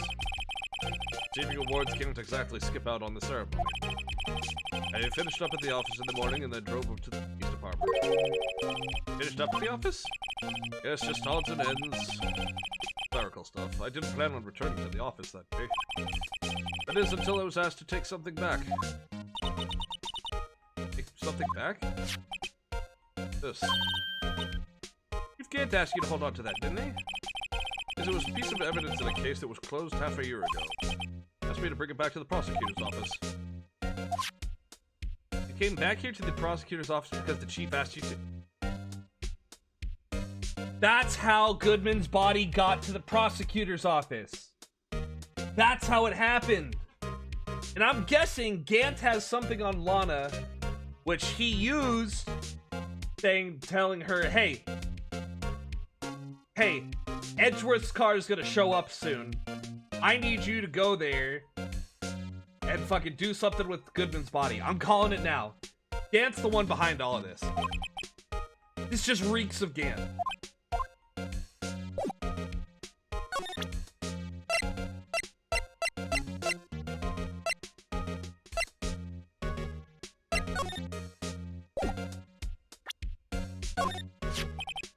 Picture was hanging on the wall at Chief Gant's office.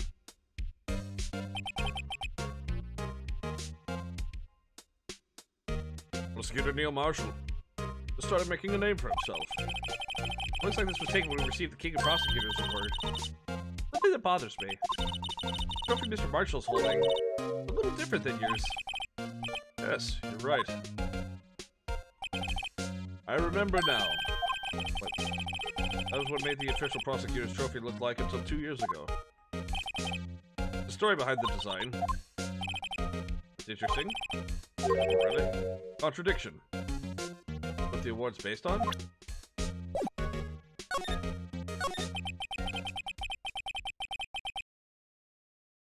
The accusations are preposterous. I almost can't believe them.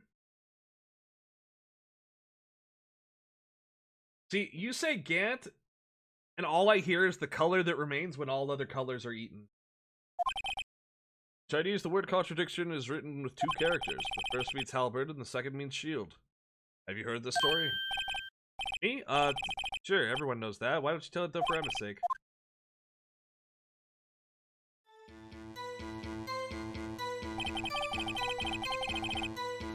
Long ago, in the kingdom of Chu, there was an arms merchant.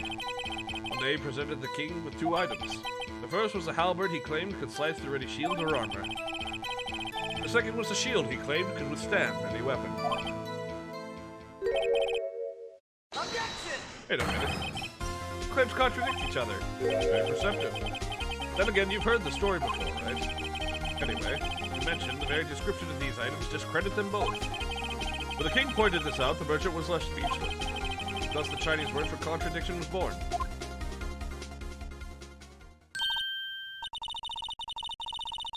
Yup. So the chipped shield and broken knife symbolize... Nicely so. They symbolize the merchant's items. Yet your tale ends with the merchant at a loss for words. It's in our nature to pursue matters to their conclusion. If it results in something as this. Wow, thanks, Mr. Edgeworth. I learned something new today. It's funny, if that's so, then why were you only given a shield? I'll have to ask Chief Gant. Oh, he has the halberd, part of the award abolished.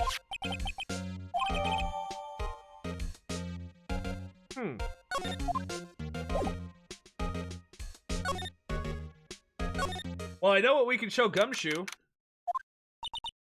Excuse me. Oh, it's Angel. You care for a quarter pound of roast beef? Fuck yeah, I would!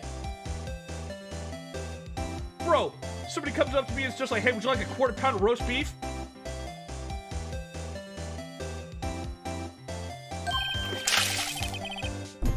Ow. Ow!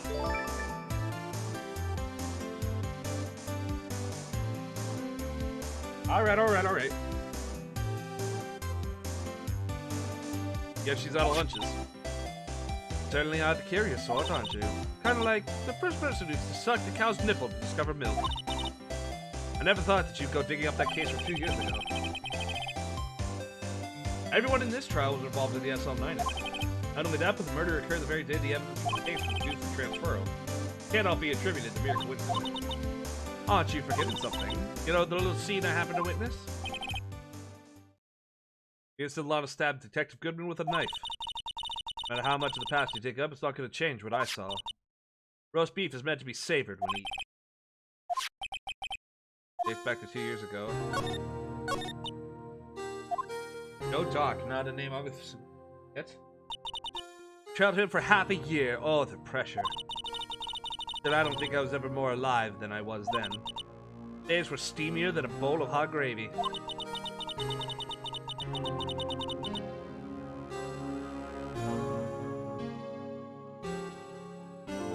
Poor Jake Marshall. Oh, he must have been going through hell. Even because of his brother's death. They were close, those two. After Neil died, something took over Jake. He became obsessed. Seeing Jake like that made her all the more desperate. Her? Lana Sky. My sister. The best of the best were put on that SL9 case. Of course, they were led by the legendary duo. Lana and Chief Gant. A legendary pair was the reason we were able to keep up our investigation. But we were so shocked over how it turned out. I mean, with the forging of the evidence, don't get me wrong, Joe Doc got what he deserved. It was obvious the evidence produced in court was being manipulated. Items our team never found would suddenly appear while other items were kept secret. But you don't have proof anything illegal was done. I'm proof enough. What happened? After that case, all of us save Goodman were relieved of our duties. Most without even so much as an explanation. Then Lana Sky transferred to the prosecutor's office and became chief prosecutor. Which one would be prosecutor?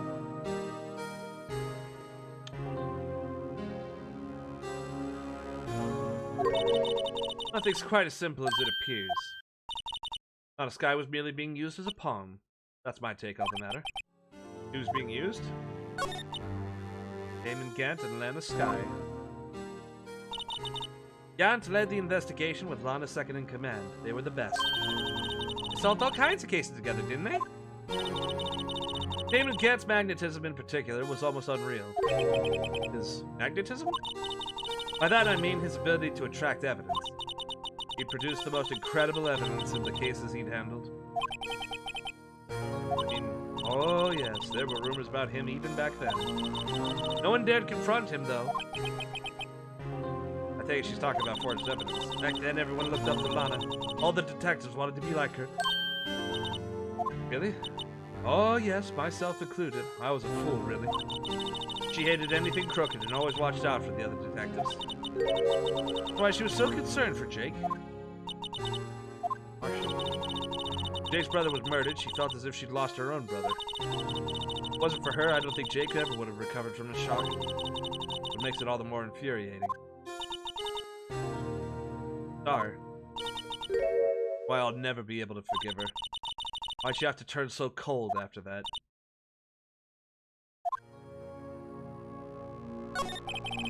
Lana transferred to the prosecutor's office 2 years ago, didn't she? Yes, thanks to Chief Gant's powerful influence. Chief. That's right. Having solved the SL9 case, his position as chief was secured. There's only one thing left for him to control. No one could stand in his way. Prosecutor's office. I mean, that's why Lana was transferred? If he could control the chief prosecutor, he could control the prosecutor's office. That must have been his goal all along. How can he control Lana? I don't know, but one thing's for sure. Ever since that case ended, she's never been the same. Only logical to conclude there must have been a reason for her change. Listen to me, rookie. It takes more than just ingredients to create fine cuisine. I hope you turn out to be a better chef than I did. Oh shit, chat. Oh shit, we getting down to it.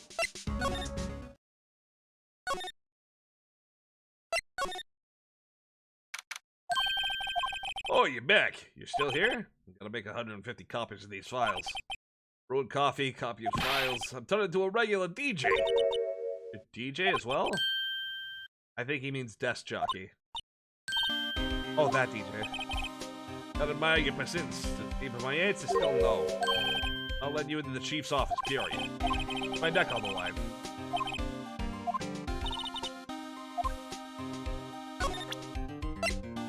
What if we showed him Edgeworth's resignation letter? But what's this crumpled up piece of paper? No way, Mr. Edgeworth can't be serious. Is he ever not serious? I can't believe they pushed him to this far. Mr. Edgeworth really feels responsible. When I first met him, I thought he was cold as ice too. I know different now. Trusted us detectives to provide him with sound evidence. But we betrayed him. Detective. That's it. I made up my mind. But, here, take my ID card. Can't do that. If someone found out, they wouldn't let you off with the hook with another lost item report. Look at me, it's no secret I'm already out. After all, I'm friends with Mr. Edgeworth. Depending on how this case turns out, I may already be as good as terminated.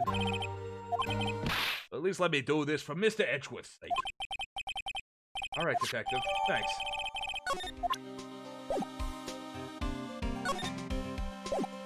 Alright, chat. We're going into the no-no zone. Mwahaha.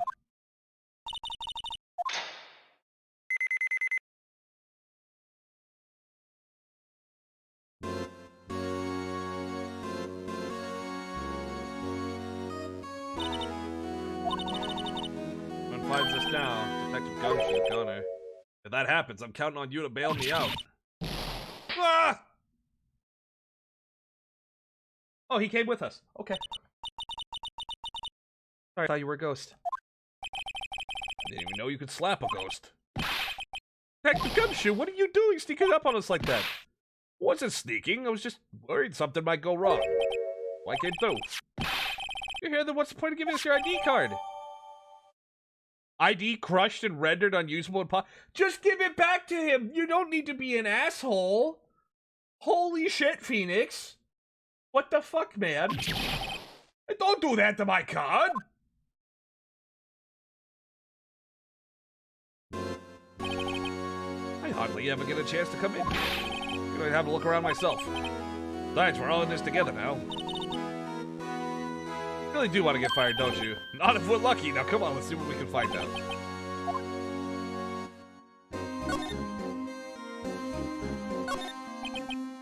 Real deal, isn't it? The armor in these weapons? Sure is, pal. Chief doesn't care for invitations. Where's the pipe organ, not the armor? Do you know how many taxpayer dollars must have gone into this room? I mean, we're paying for this? That's it. I'm not paying 1 cent of my taxes. Based! Based! Holy shit, she's based!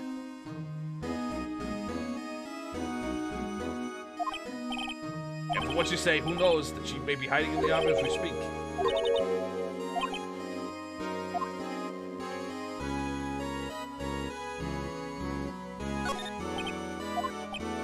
See, if that word is ripe with intrigue. Alright, if you say so. What code if you enter the panel to open it?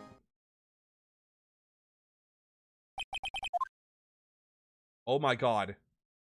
If this is 77777, I'm gonna lose my mind. Wanna try my birth date? It's oh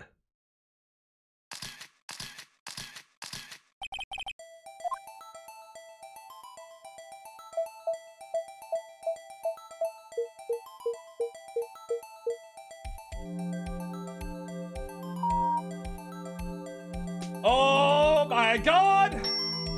Well, we know whose birthday was that, pal? Number of the mysterious executive officer who went into the ID with that ring.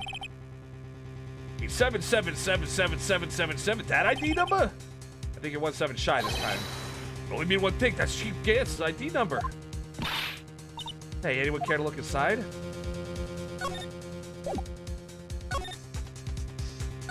Oh, let's go. How much does he have stashed away? It's a shot from a broken cup.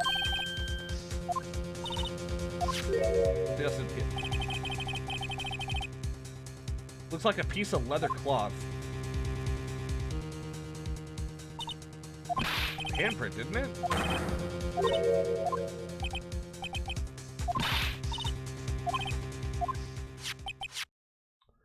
Piece of cloth with a handprint on it and a broken shard from a cup.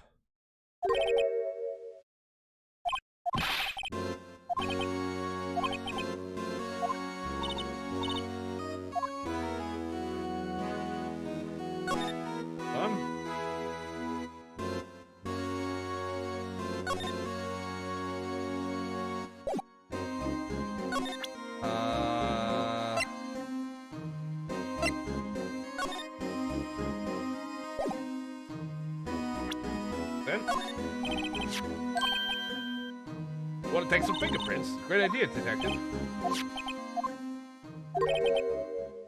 Take it out of your hand like that. Go ahead, take my fingerprints. It's not your fingerprints we want to take. Talking about the cloth we found in the scene. Jeez, where's your sense of humor? I don't think we did, no. Alright.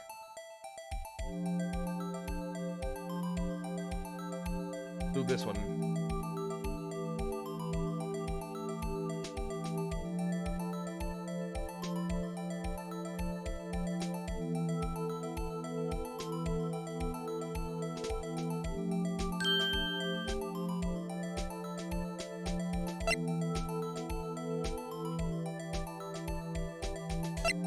Wait.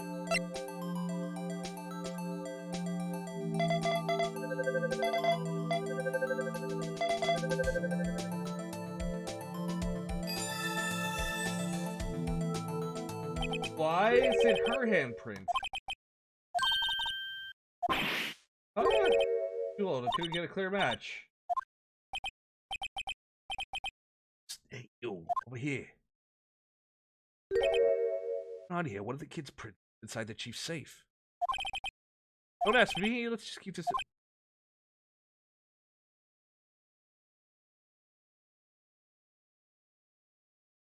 It was dark and stormy on the night of the fucking attack where Joe Dark was. Emma was there. Oh, shit. I bet Damon has basically been holding this over fucking Lana. He's been making Lana think for all these years that Emma accidentally killed Jake. Or something. I bet that's what's going on.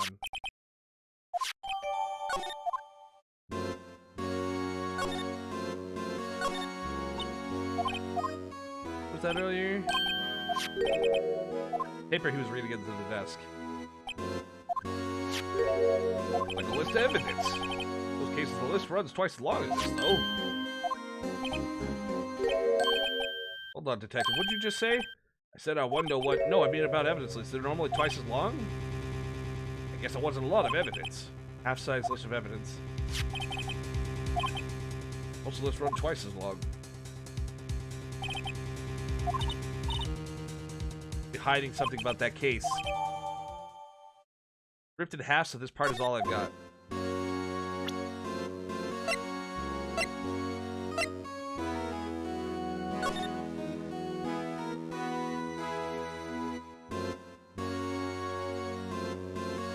Oh.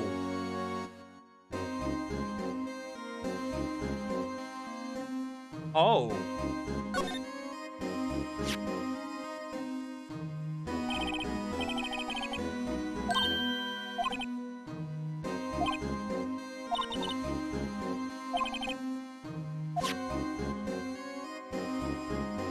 Oh.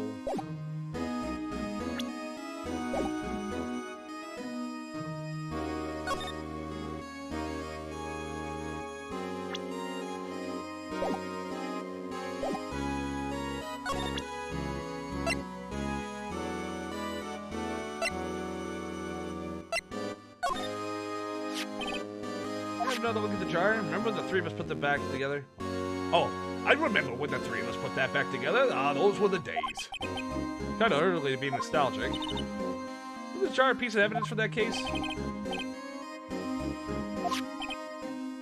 Another fragment we just found? That's one that was in the safe. And that one. That was in the safe. Now that you mention it, it's ringing a lot of bells. Let's see if it fits. And pal, show us what a rookie can do.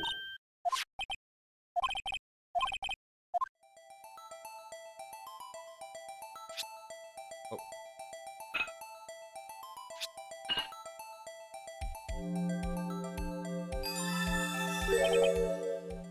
A charm, and that of course means Chief Gant willingly and knowingly hid a piece of this jar in his safe.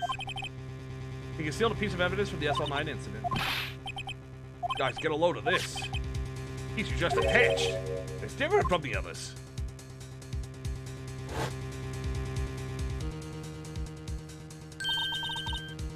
Reddish line on it. Reddish line. That's blood. I don't get it. Why would Chief Gant hide this in the safe?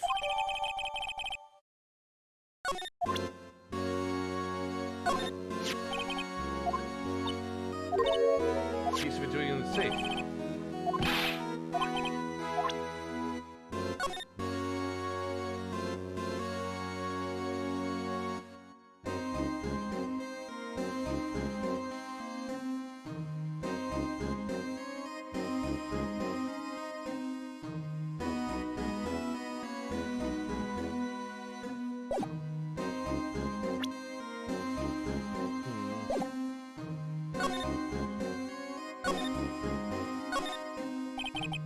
Let's go to the other side of the room. Was that your sister's?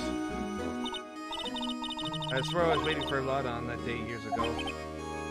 Is anyone using it now? Oh, sir, this is entirely Chief Gant's office now. Practices a strict policy of preserving the crime scene. He leaves it as a warning to everyone else. He wants us to always be alert. Told us so himself at our New Year's party.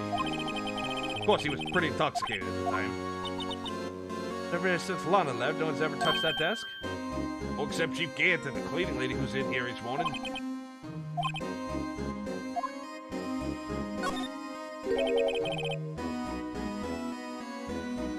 Ever had some good sense of proportion as a kid? Yeah, no kidding. Let me ask you something. You only came here to look around, right? Because it's one of the SL9 crime scene. I mean, that's the only reason for coming in here, isn't it? Why do you ask? You don't think... Nah, you wouldn't be... No. Nah, there's no way. Never mind. Don't worry about it. Okay, well, stick around a bit more. Hold on, not so fast, buddy. Someone said don't worry about it. It's supposed to start bothering you, pal. You don't just let it go at that. What's bothering you?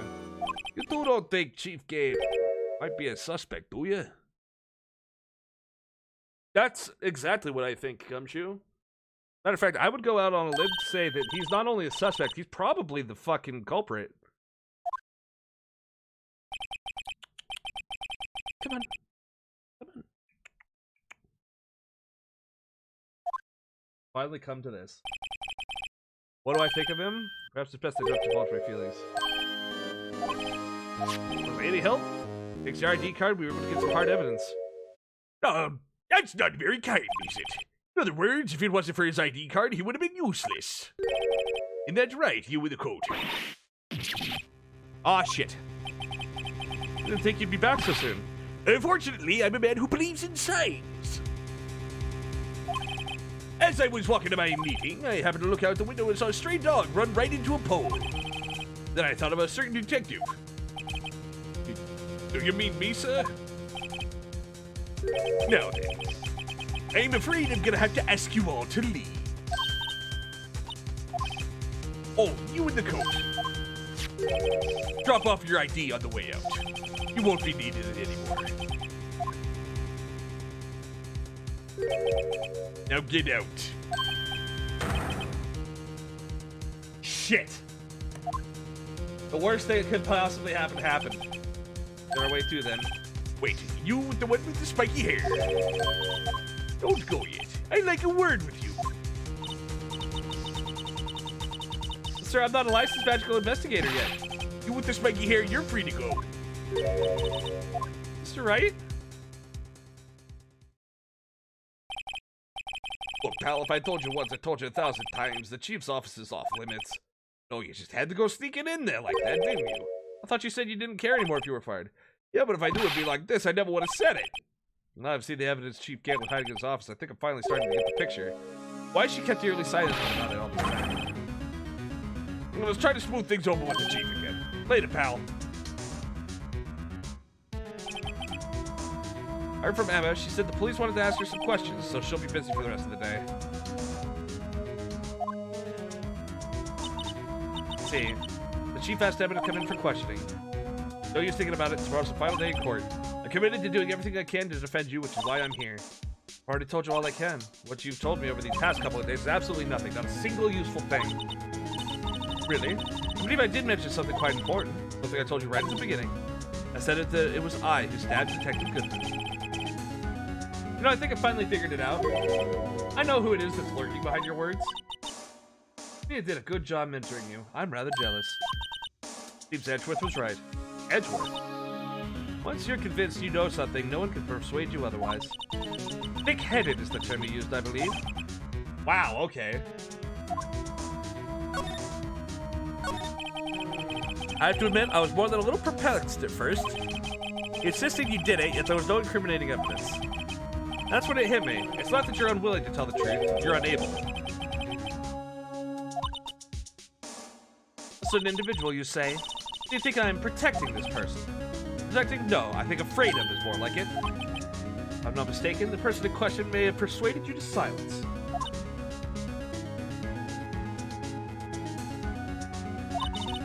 For argument's sake, Mr. Wright, whom may I ask is this person you're speaking of? Well, it's very obvious, it's Mr. Gant. Not this guy. Mr. Wright, you are addressing the chief prosecutor. Do not forget your place. Don't already to spill the beans. My apologies. Could you please tell me a bit more about what you think you know? We were partners until 2 years ago. Respected him as a detective? Assuming he is respectable, then tell me something. Why would he try to hide his crimes? His crimes? Both you and Edgeworth will be brought before a board of inquiry for what you did. Specifically hiding and forging evidence. Of course, these are serious offenses. Why is it, though, that Chief Gant's name was never mentioned? Edgeworth didn't know the truth behind the forgery. The only party who could have possibly tampered with the evidence was me. I had access because I was second in command to that investigation. Yes, you, but one other, Damon Gant. You intend to accuse Chief Gant, you're going to need more than just words. Show me proof that Chief Gant falsified evidence in that case.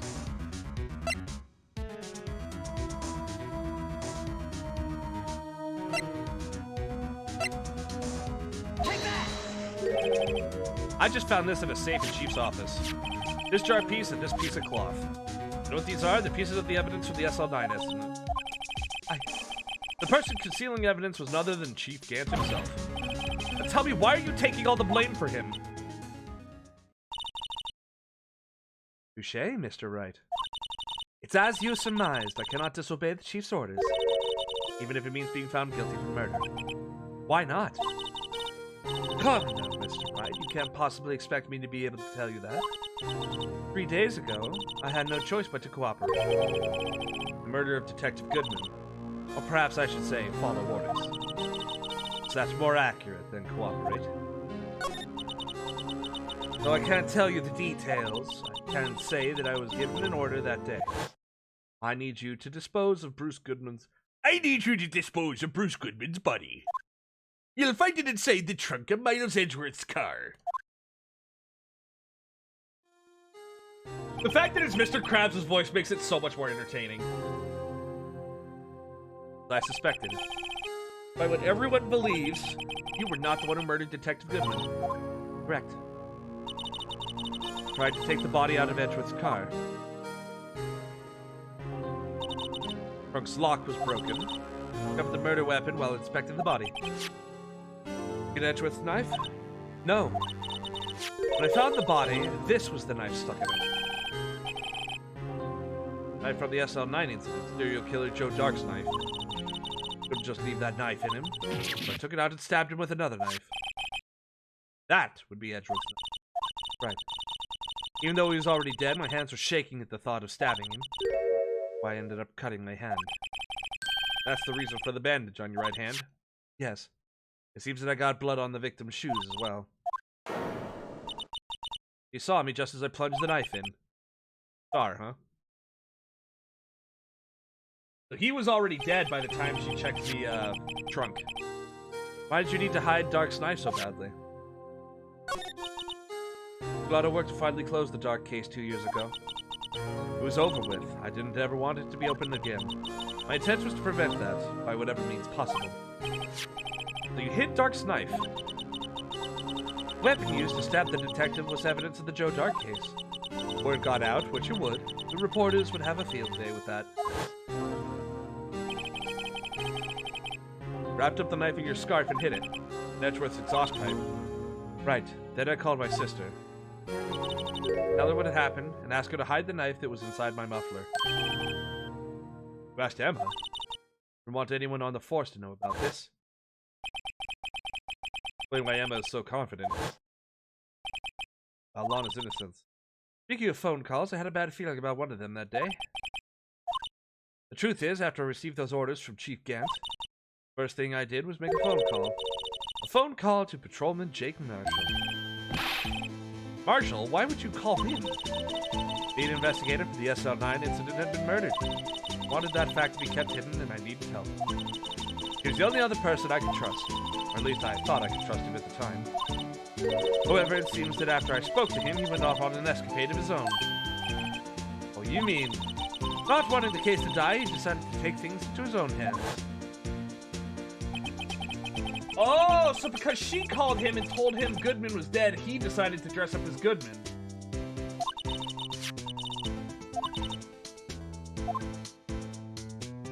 Okay. After my phone call, any remaining doubts he had must have disappeared. Your phone call caused the incident in the evidence room. Makes sense, makes sense.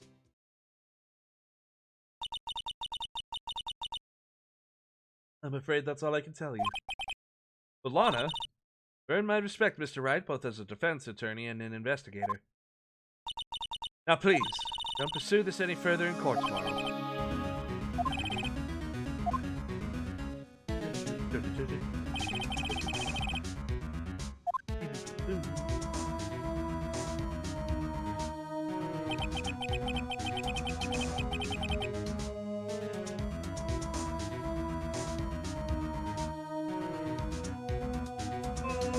A big stretch. All right, chat, we're in the home stretch here.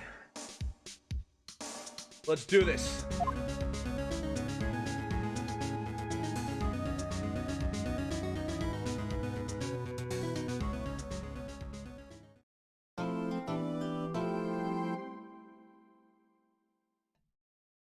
Save. Let's go.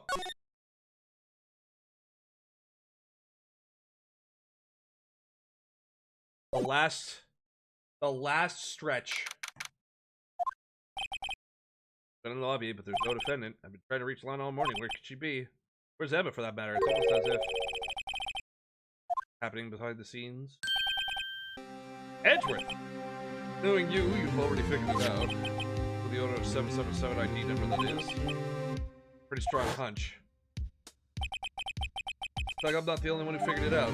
You know the only reason this trial didn't reach a verdict yesterday is because there was still room for doubt regarding the ID record. That number does belong to whom you suspect that no doubt will remain. After all, he hasn't been officially charged with anything. True, not yet. In any event, once all doubt has been removed from that list, I can call for a ruling. 5 minutes, right? The chief prosecutor's guy will be found guilty. Will be found based. She didn't do it. I figured you'd say as much. I came here. Hear what you have to say. First time he's ever done something like this. Lana's hiding something, and the only way we're ever gonna know the truth is to draw it out of her. Truth? Everything goes back to the SL9 incident. Don't be stupid. Today's the last day of the trial. We don't have time to reminisce about the past. Depends on you. If she's found based, you'll lose your only chance to find out what really happened. Think about it. See you in court, right?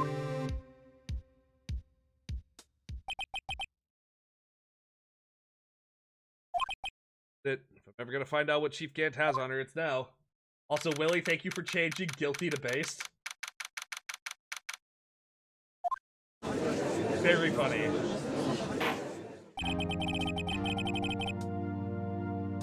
Order is now shut the fuck up. The defense is ready, Your Honor. Prosecution is ready, Your Honor.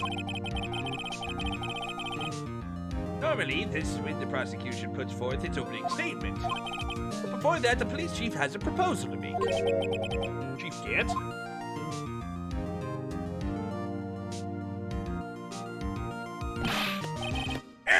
Morning, folks. How's everyone doing? Hey, G, been back to the pool yet?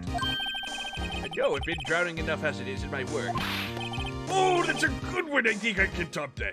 If you don't mind me asking, Chief, exactly what is this proposal of yours?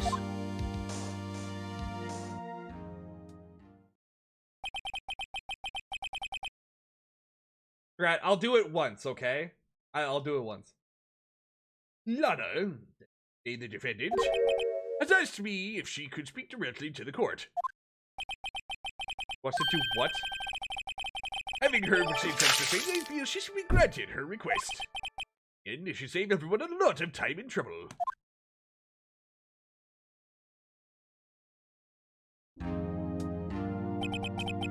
What's this all about, defendant? I'd just like to make one simple request and I'll be finished. Well then, what's your request? Your Honor, I'd like you to put an immediate end to this trial. What? I confess to all charges against me. February 21st of this year, I murdered Detective Bruce Goodman. Objection! In the underground parking lot of the prosecutor's office. No, Lana! Objection! I object! Can't! Your Honor, the defense claim does not change the defense's plea. In that case, Mr. Wright, I no longer require your services. What?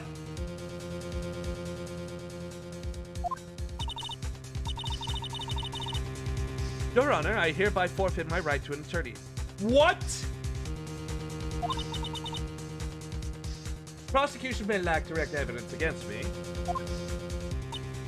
But sufficiently proven its case through testimony and circumstantial evidence. I would like you to render your verdict now.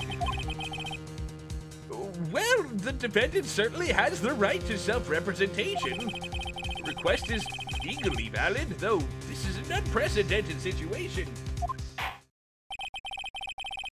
It appears there's no further need to continue this trial. Even if Mr. Wright may feel otherwise. I'm gonna be sick. Here's the time for the verdict has arrived.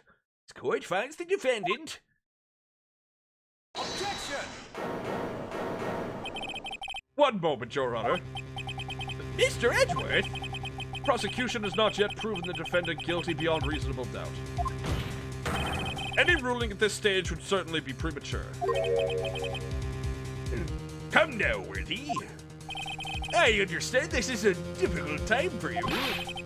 Why don't you just be a good little boy and keep your mouth shut? You'd like that, you piece of shit. I don't think I care for your tone, Chief Cat. What? Creating another fabrication to cover up your past mistakes. Sorry, but I'm no longer the naive little boy you would have me be. What an absolute fucking Chad! Holy shit. Chuck Norris may swim through land and walk on water, but Edgeworth fucking has balls the size of Jupiter. Holy fuck. Hi, Zenti. The sudden confession from the defendant, it's obvious to me some kind of deal struck behind the scenes. Some kind of deal. Not everyone operates as you do, Worthy. I thought so. Your Honor, the prosecution would like to change its first witness. Oh, to whom? As its first witness, the prosecution would much like to call Miss Emma Skye. Across the court, here's her testimony.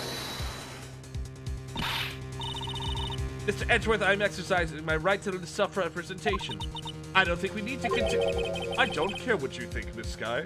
Based! Holy based! Jesus fucking Christ, I kneel. His... Chat, I want to be like Edgeworth when I grow up. Oh. Oh. Holy fuck. Holy fuck. Man just literally gave her the verbal backhand. Oh. Beautiful. Exposure of truth sometimes results in tragedy. However, no matter how tragic the truth may be, it would be an even greater tragedy to avert one's eyes from it.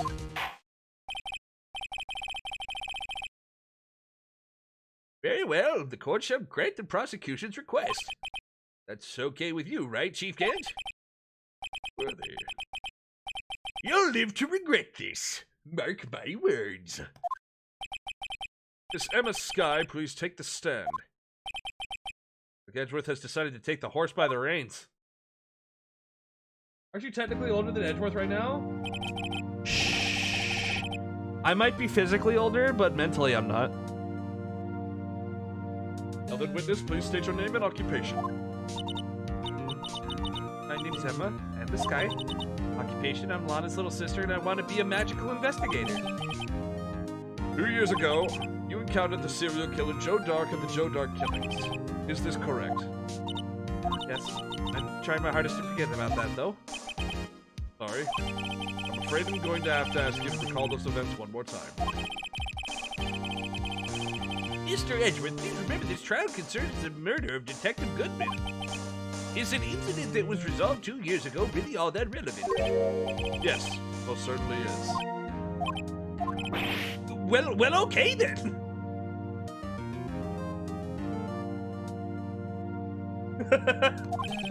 He sure gave in fast.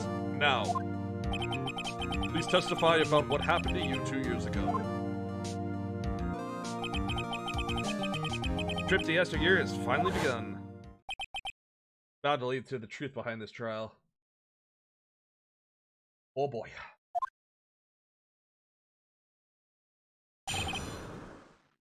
Oh boy. Oh boy.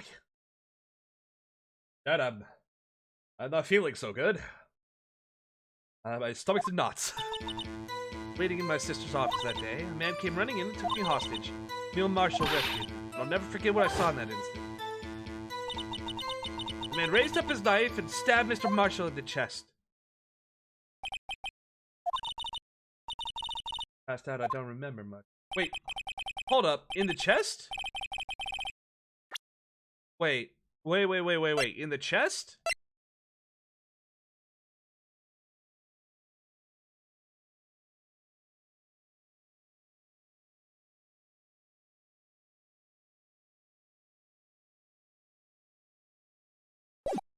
Uh-huh.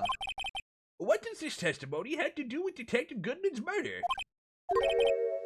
Soon become apparent, Your Honor. Gotta admire him for his courage, considering he has no evidence. Very well, the defense may begin its cross-examination.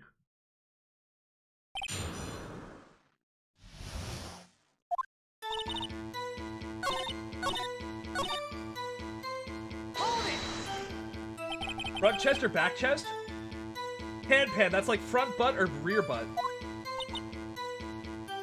Mr. Marshall jumped on Dark and then the lights went out. Lights? Just about this time of year. There was a terrible storm going on and the lightning struck nearby.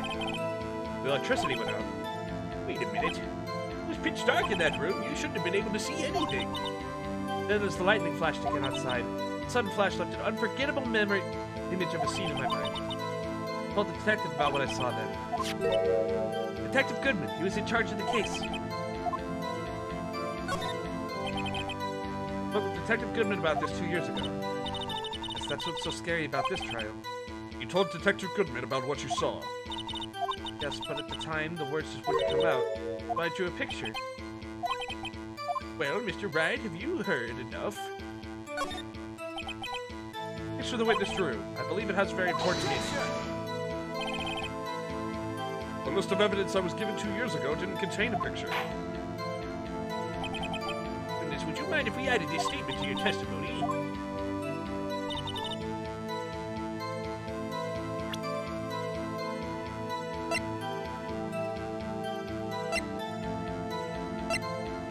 Objection! Boom! Headshot. Mr. Edgeworth.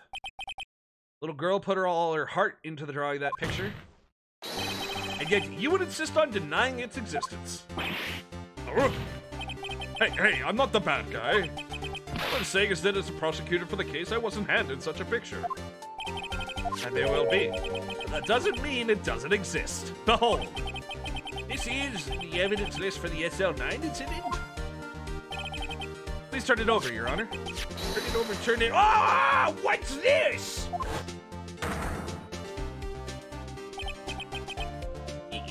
Yes, what is that?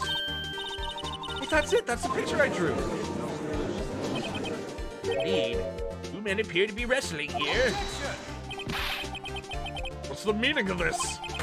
What are you doing with that list? Me? Only the prosecutor in charge should have access to that list. Huh? These lists, they're different from each other. What? It would appear, Mr. Edgeworth, that the evidence list you were handed 2 years ago was incomplete. These two lists fit together to form one. You can see the box here where they were torn apart from each other. You see, Mr. Edgeworth, it's quite obvious what happened. 2 years ago, only half the evidence of the case ever reached you. What? What? Shut the fuck up! Order! Miss Sky, why did you draw your picture on the back of such an important list? That's what Detective Goodman handed me in the questioning room, Your Honor.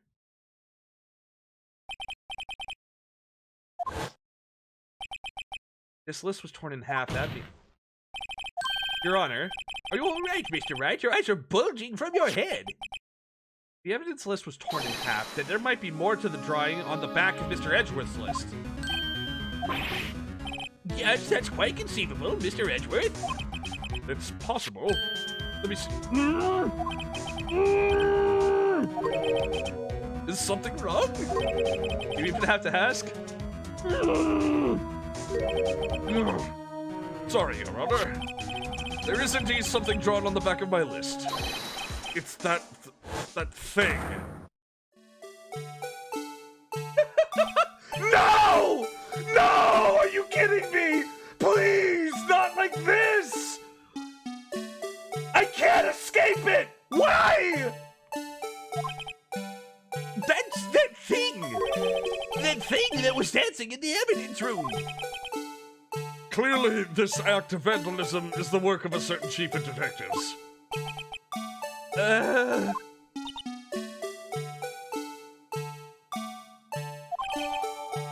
gonna lose my shit.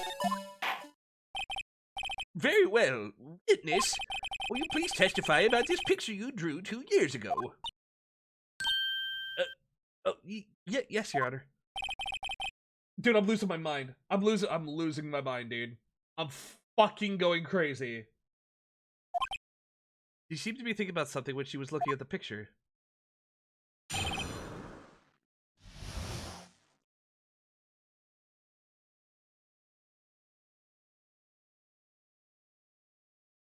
Look at the completed picture and be cursed forever?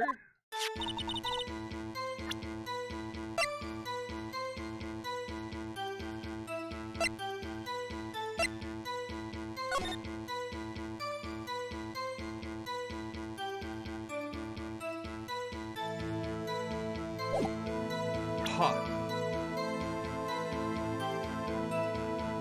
Yeah, there's a lot of stuff here. We're gonna redeem them and play the Blue Badger motif on you? I'll ban your ass forever. I will straight up fucking excise you from my community. Don't you ever fucking joke with me like that again. I'm not even, this isn't a bit. I'll fucking ban you. Don't you ever bring that shit up again. Don't you ever suggest that shit again. Do it. Okay, maybe it's a little bit of a bit.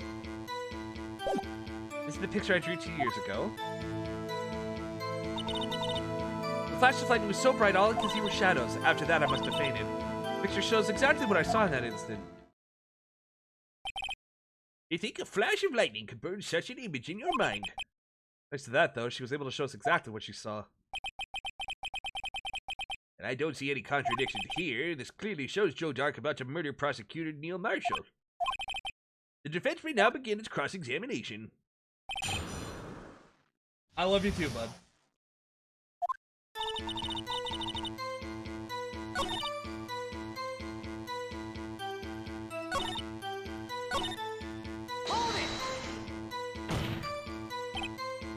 Sorry for asking you so many times, but are you sure you drew exactly what you saw? The exact scene. Was it influenced in any way from your talks with the detective? Are you insinuating we somehow manipulated her memory, Mr. Wright? No, of course not. This picture before I heard anything from the detective, so I don't think anyone's story would have influenced me. Is there something bothering you about this picture?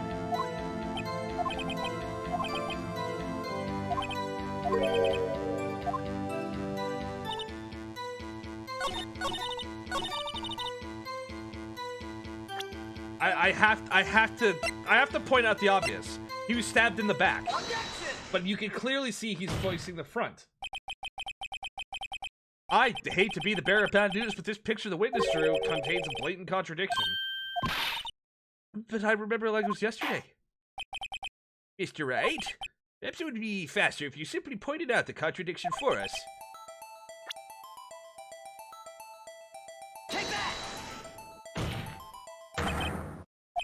Take a look at the knife the man's holding. If you look closely, you can see the tip is broken. And I don't have to look closely to see that, Mr. Wright. But, Mr. Wright, look at the evidence. The murder weapon? The tip is broken too. If I remember correctly, the tip of the knife was found broken off in the victim's body. That was a conclusive piece of evidence that proved Joe Dark was the murderer. But how does it... How do you get the knife broken... The knife tip broken off before the stabbing? Objection! And where, pray tell, could you possibly see a problem? Obvious, really. The victim suffered a single stab wound to the back. The victim was only stabbed once, and the murder weapon should not yet be broken. Okay, not exactly how I arrived at that thing, but, you know, understandable. Perhaps the knife was broken beforehand. Objection! Sorry, but I'm afraid that's not possible. The tip of the knife was found inside the victim's body. If it was broken beforehand, it couldn't possibly wind up there. That's right, but what does this mean?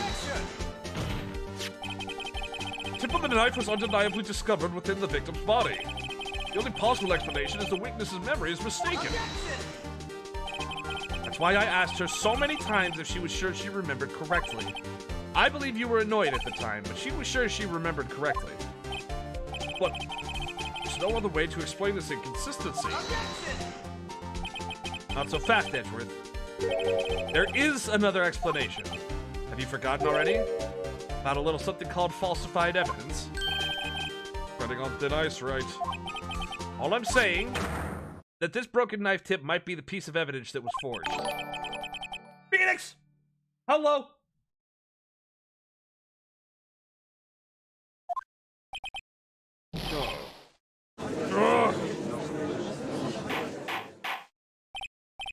Order! Order! Shut the fuck up! Are you saying the investigation really was corrupted?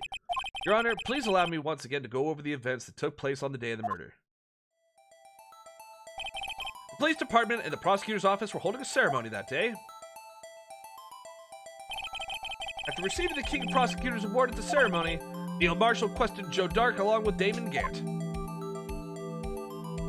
During his questioning, Joe Dark fled the room. Prosecutor Marshall chased after him and was killed by Dark. It is my belief that somewhere in this story, there is a lie. I'm not lying. The man really was holding up a broken knife. That's true. There's no other way around it. This could not have been the actual murder weapon.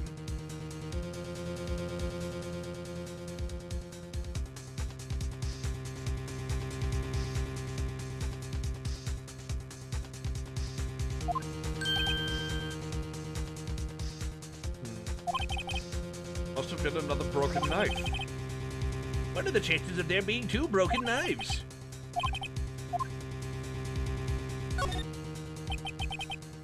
The witness is this adamant about the accuracy of what she saw. It can't just be explained away by a simple observational error. Right? In that instant, Emma really did see a broken knife. Do you have some information about the other broken knife? If so, please feel free to enlighten us. Murder weapon was already broken prior to the murder. There's only one way.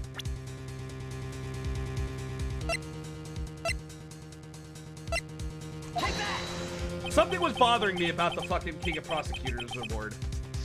The answer lies in the past. 2 years in the past. Right here inside this picture. Chat, my pizza has arrived. I'll be right back. Hold on to your butts. Thank you. Picture of the award ceremony. Oh! What is it, Mr. Edgeworth? It's the broken murder weapon.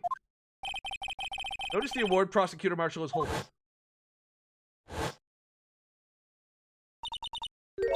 It's a broken knife.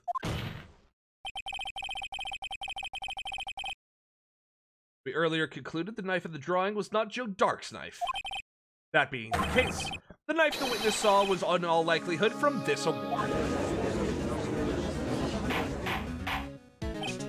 Order! Order! Shut the fuck up!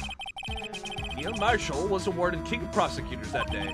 As an award, he was given this broken shield and knife. When he chased after Joe Dark, he pulled out this knife. Being a prosecutor, he did not carry a pistol. This broken knife was the only weapon he had in this dangerous situation. Objection! But that can't be. Oh, and why not, Mr. Edward? Because if the King of the Prosecutors Award knife was the murder weapon, then the murderer and the victim would be reversed. What do you mean? I mean, this man raising a knife would have been Prosecutor Neil Marshall. Oh. Oh! But the prosecutor was the one who actually died! That's true. What's going on here? Seems Mr. Wright has been a bit too eager to jump to conclusions. Wait, I remember now. I remember everything. Witness? Mr. Edgeworth, What is it? could you show me your evidence list again, please? List? What with that picture scribbled on the back? Oh, fucking. I knew it. This picture. I'm the one who drew it. What? You drew that? That's right. This wasn't torn in half at the time I drew this picture. Ah! Ah! The music! All this time I've been trying so hard to forget. I must have locked this part deep away inside me. Perhaps it would be best if we added this to the witness testimony. Would you please tell us what you recalled, Miss Sky? First the knife mix-up and now the blue badger? Have a good night, Strat. I don't get how this is related. I have a very, like, vague idea. And you're gonna hate it.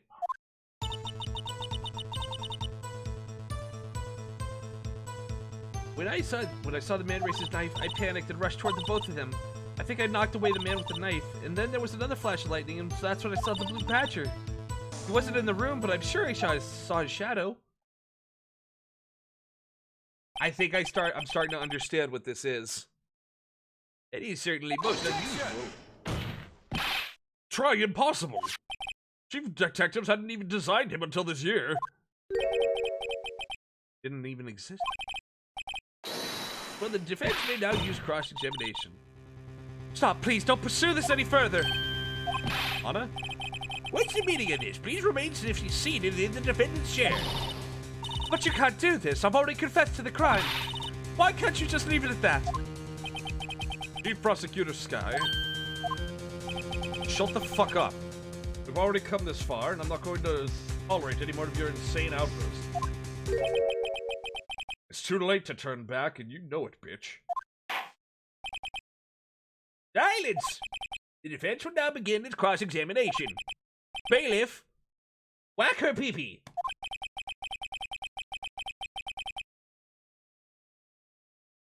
Finally get into the core of the matter. Oh shit.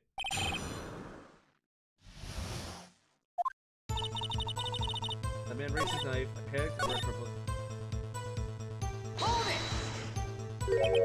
What do you mean you think? It all happened so fast and I was in shock. I don't remember everything clearly. What I did, it's all kind of a blur. Sky was almost killed before she was witness to a murder about to take place. With so much happening in a matter of seconds, a little disorientation is only natural. I saw the man about to stab the other person, who I thought was Mr. Marshall. I knew I had to stop the man with the knife. What you did was very brave, young girl. Then what happened next? Hold it! Are you sure about this? Of course, see? I even drew a picture of him here. Look, chief of detectives who thought up this hideous beast. That was just this year. Blue Badger didn't exist 2 years ago, and this is all quite verifiable. I know it's not strange. I was surprised too when I saw him at the police department. This nagging feeling I'd seen him before somewhere. Now I finally remember. Tell us, where in the room did you see him dancing? Wasn't in the room, but I'm sure I saw his shadow. Shadow? I mean, you didn't actually see the face with the winning smile and everything? But that's right. I still remember it. He had 3 creepy horns. Objection! This is pointless. That thing couldn't have possibly existed 2 years ago. The witness must be mistaken. Objection! May well be. But what's important is what caused her to think she saw what she did. Well, I suppose you have an explanation. What was it Emma saw when lightning flashed? Who is the Blue Badger? I think I actually know. I'm pretty sure thank you, Dark Rice, for taking it away from me. But yes, the vase. Hey, Matsy, can I get a timeout on Dark Rice, please?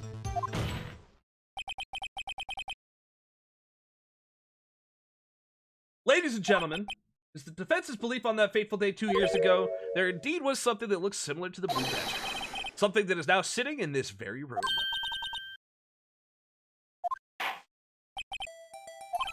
What is it the witness saw in that instant?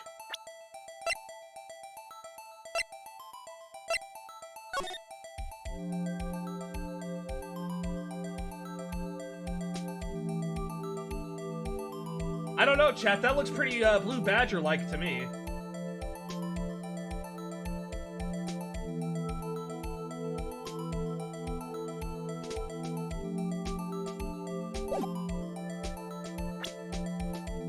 Take that! In fact, this. What that's? What the fuck is that? I believe it's some sort of jar. But Mr. Ray doesn't look anything like the Blue Badger. It doesn't. Stands now, it's just a plain jar. However, what if we were to change our viewpoint? Our viewpoint?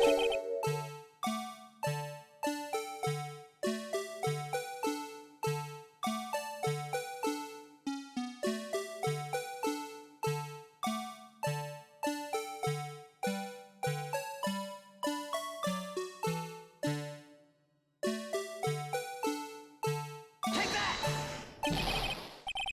Objection!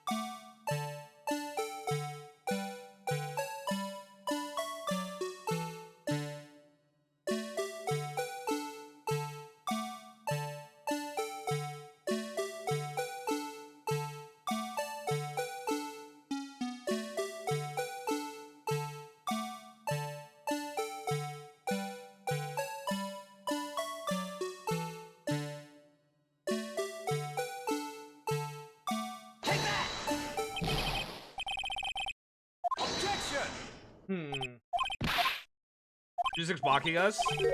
It's being very finicky.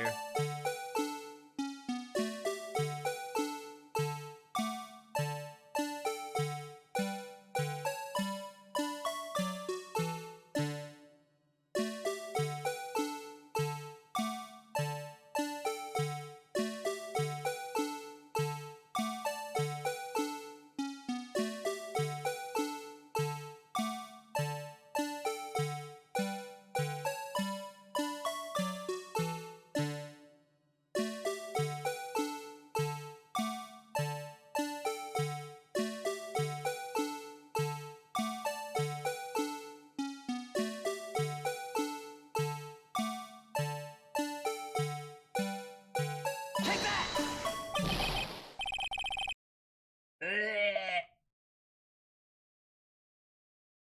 The beautiful music. I'm so sorry. Objection! It's me. The correct angle. I know I'm on the right track. It's just being a pain in the butt.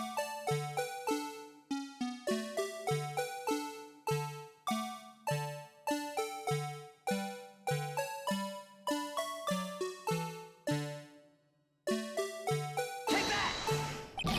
Objection!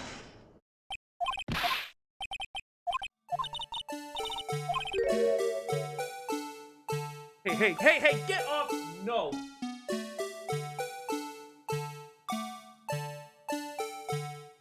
Fucking spoons trying to get in my pizza. Shallower angle?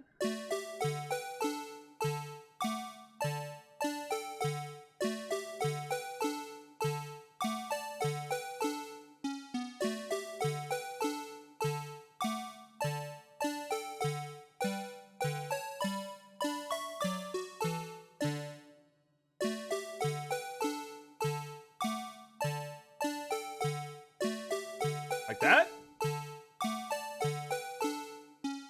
Take that!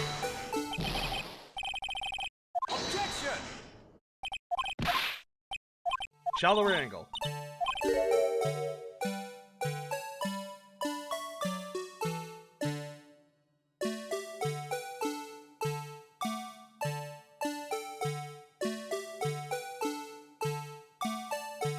Take that! Objection!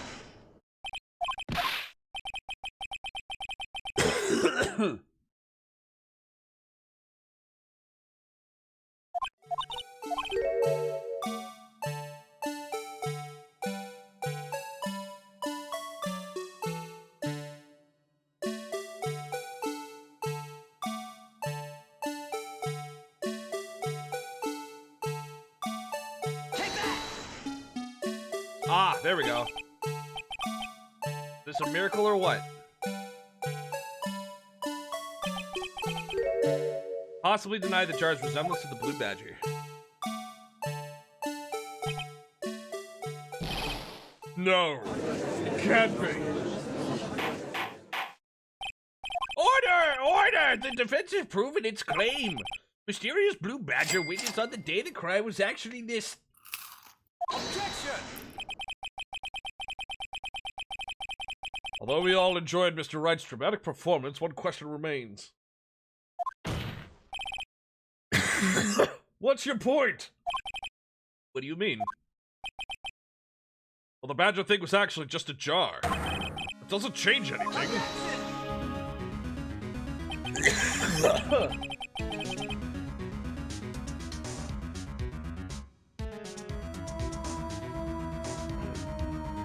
I'm afraid that's where you're wrong, Mr. Edgeworth. You see,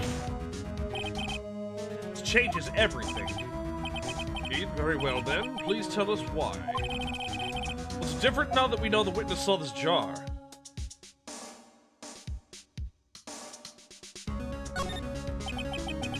Well, I'm going to take these in turn. At the moment of the murder, witness saw this jar. A very specific angle, I might add, Mr. Wright. Yes, well, knowing this, where could she have seen this jar? Where? Case of the jar shown in a picture taken on the day of the crime. It's on a shelf in the office of Damien Gant. Objection! The body found lying near Lana Sky's desk. witness testified so herself. Objection! Yes, it is these two facts that reveal exactly what transpired. C.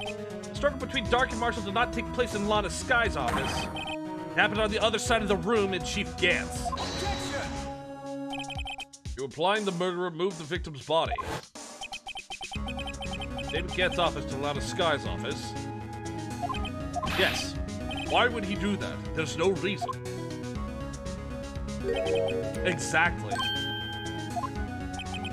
If there wasn't a reason, he wouldn't have gone through the trouble. The only logical conclusion is that there was a reason. Do you know what that reason was, Mr. Wright? Control.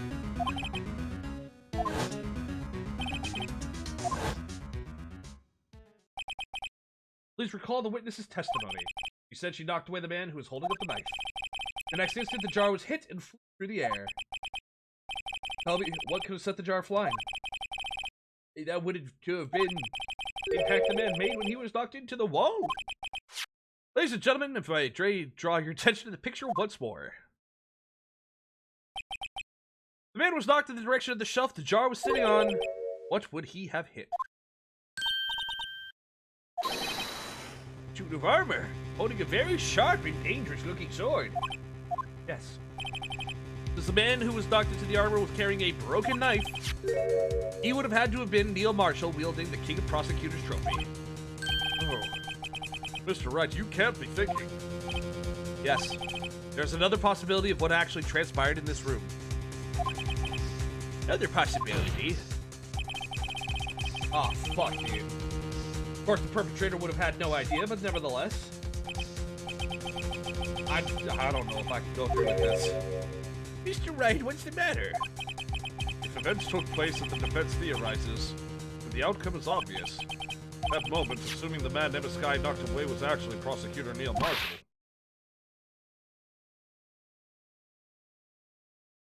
Yeah.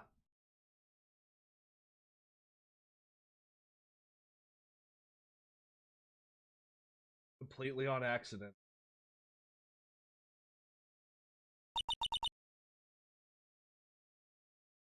I mean, Marshall died because of me?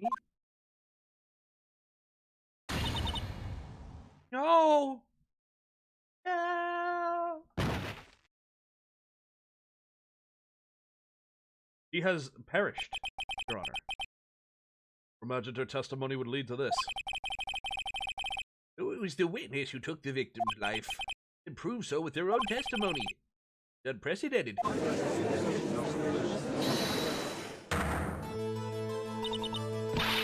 What are you saying? I'm sorry, Miss Sky, but given the circumstances, Joe Dark murdered Prosecutor Marshall. How could you think it was Emma? How dare you try to pin the crime on her? Imagine that coming from you. If you recall, it was you who admitted to forging evidence 2 years ago. The reason you moved Prosecutor Marshall's body, keep anyone else from finding out about what Emma did, wasn't it? I assure you, Mr. Edgeworth, I have no idea what you're talking about. If you hope to have anyone believe your insane allegations, I'm afraid you're going to have proof. Tell me, well, do you have any conclusive evidence that proves my sister killed Neil Marshall? I'm willing to bet you don't. Yes, it certainly would be difficult to prove this with evidence. If you don't have evidence, you'll have to rely on testimony. I'm afraid that won't work in this case. Both parties involved in the incident are dead. Certainly can't get dead people to testify. This has all been a wild goose chase from the beginning. Ah, but it has not, right? For you see, you have in your possession. Touche, Miss Sky. Of course, that only leaves us with one possibility.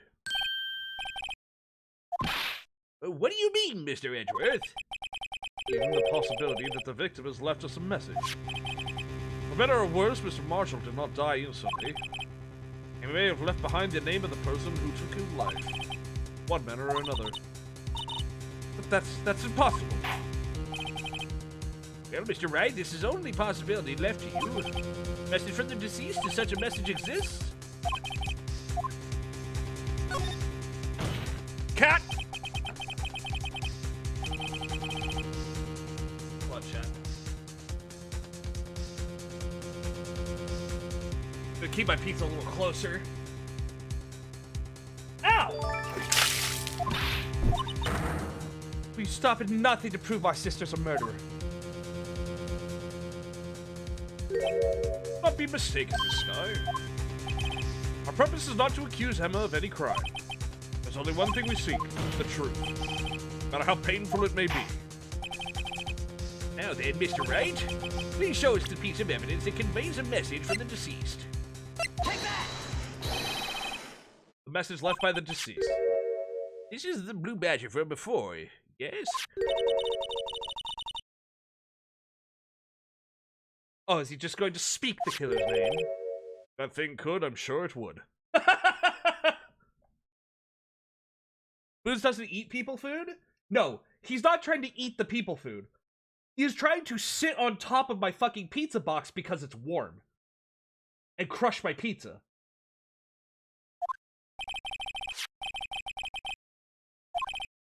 Message was left here on the surface of the jar.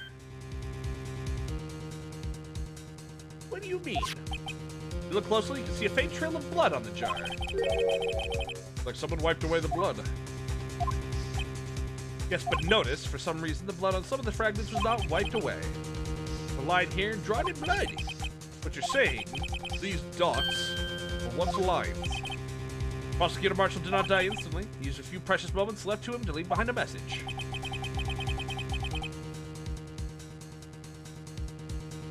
Father, please, I desire warm father. But then someone apparently wiped away. The blood must have seeped into the jar where the lines changed direction.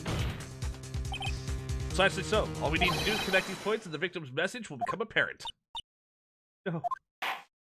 Oh, we're about to crush your dreams, lady. What kind of message did the victim leave for us?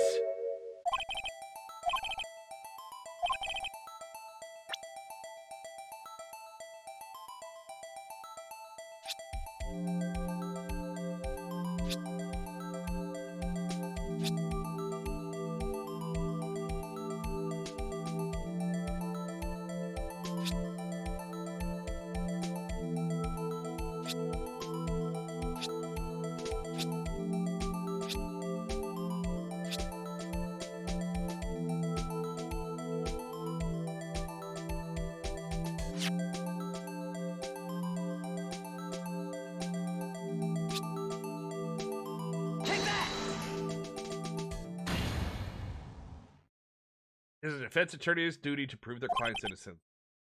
That's why all I've been thinking about is saving Lana. For all my efforts, I never thought it would turn out like this. Poor Emma.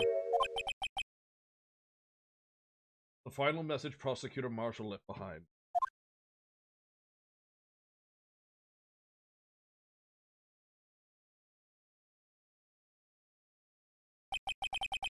All people may not have meant it, and the one who took the victim's life. Emma Sky.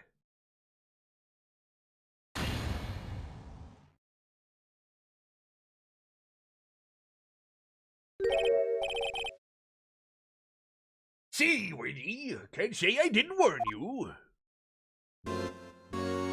God, I hate your smug face. You understand the implications of what you've done. What are you talking about? 2 years ago, Joe Dark was sentenced to death. He was convicted because of his final murder. I believe you were the prosecutor in the case, were you not? Yes, Worthy. Because of you, an innocent man was sentenced to death. Not only that, but you used forged evidence to ensure his conviction.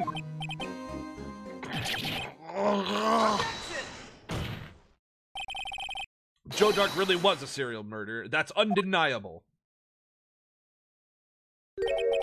I'm afraid that's not important. Didn't you know we aren't defenders of justice? We're merely keepers of the law.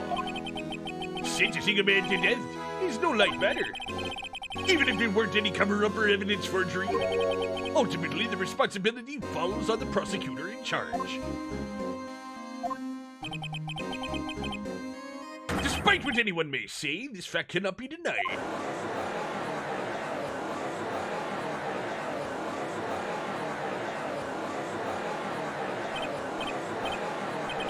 Order! Shut the fuck up! Mr. Carbs. Camel's pounding fell on deaf ears, unable to settle the crowd, the judge declared a recess. Trial's headed, no one knows. Oh, 2-part trial? Fucking let's go.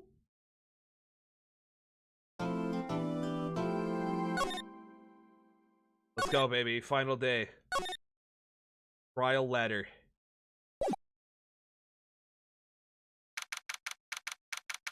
Oh boy.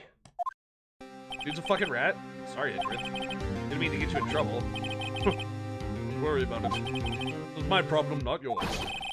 Hope I'm not interrupting anything, pals. Oh, yes I am. I guess I'll go jump off a fucking bridge and play in traffic. Wait, Detective Gumshoe, what is it?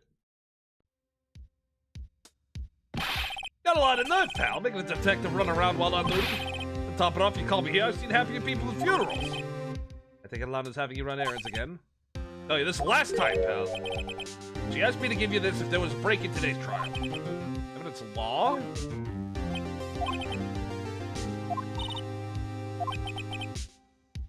Man game now. I'm hardened for my time in the slammer. You're now punished, Willie.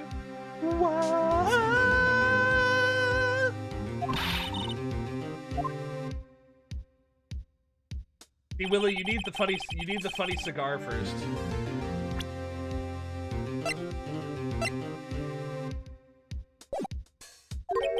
Wanted to give you a message. That if you're planning to take him on, you're gonna need this book. Look like that book will do you any good now, though. All that's left now is the chief prosecutor's sentence. That's where you're wrong, Detective. Haven't you figured it out yet? Why I'm still sitting in the prosecutor's seat? Despite all these allegations being thrown at me. Mr. Edgeworth. Real trial today hasn't begun yet. What? What else is there left to do? Credibility's been all but ruined with this forged evidence you were unaware of. And Sky found out she's unwittingly caused a man's death. And now you're telling me you want to do more? Gotta be kidding me, pal. You're missing the point, Detective. Lana didn't murder Detective Goodman. She really stuck a knife into his dead body. That means the real killer's still out there. We're going to expose him, no matter what it takes. This case has hurt too many people, it's time to bring it to an end.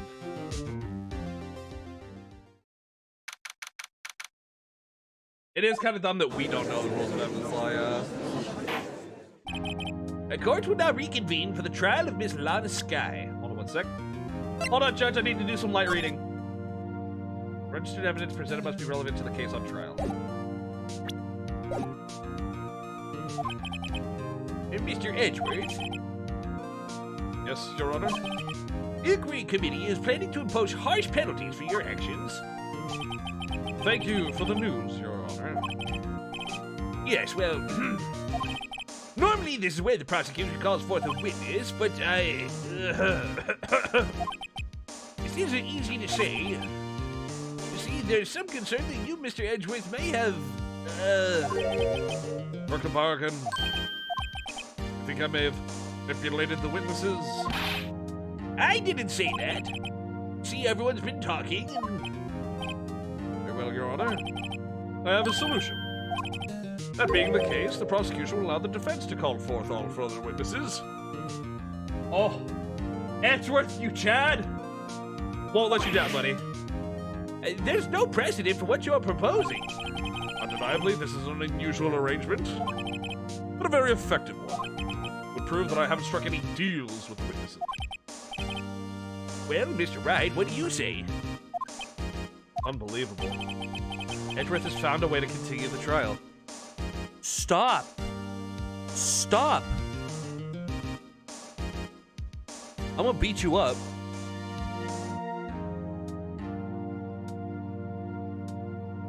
Edgeworth's a giga brain. He really is. Very well, the defense accepts the prosecution's proposal. Defense may call for the next witness. You realize this is our last chance. You call the wrong witness, this trial's as good as over. Take that! Damon Gant. Defense calls Damon Gant to the stand. Damon Gant, what does he have to do with anything? The defendant's partner 2 years ago, Mr. Gant has first-hand knowledge of the crime. Feel we should hear what he has to say about it. Luck would have it, he should still be in the courthouse. He would also be the least likely to have been manipulated by me in any way. Wouldn't you agree, Your Honor? True. Right, bailiff, please escort Mr. Gant to the stand.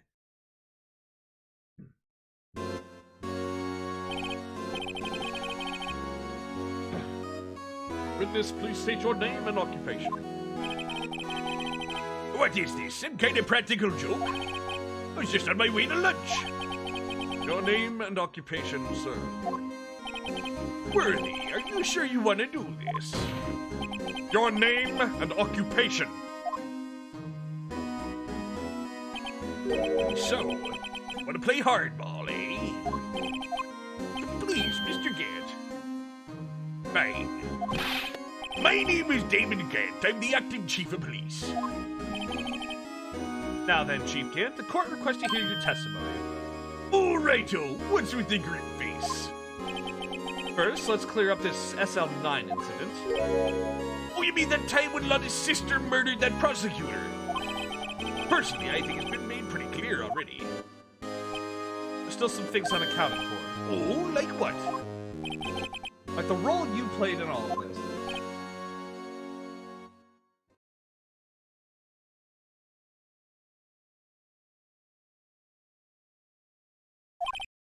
Son, either you're very brave or very foolish.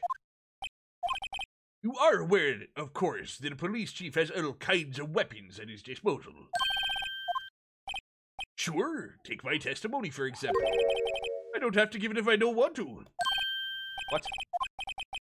I'm afraid so. The chief of police has the right to refuse to testify. Of course, such an action carries with it certain risks. Don't worry, I'm not here to hinder your trial. Remember, if this turns out to be a big waste of time, don't say I didn't warn you. Very well. The witness may now begin his testimony.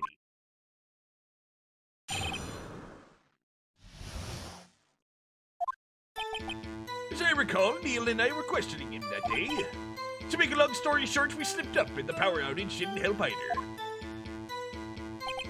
When I went to my office, I found Lana there. Apparently, she had already arranged the crime scene. As you can see, I had nothing to do with this forgery.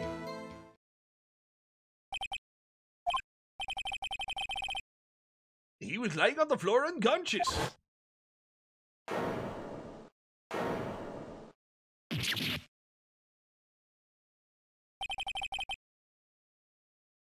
Ever said Neil flying? It seems Dark bumped his head. I see. Everything seems pretty clear-cut.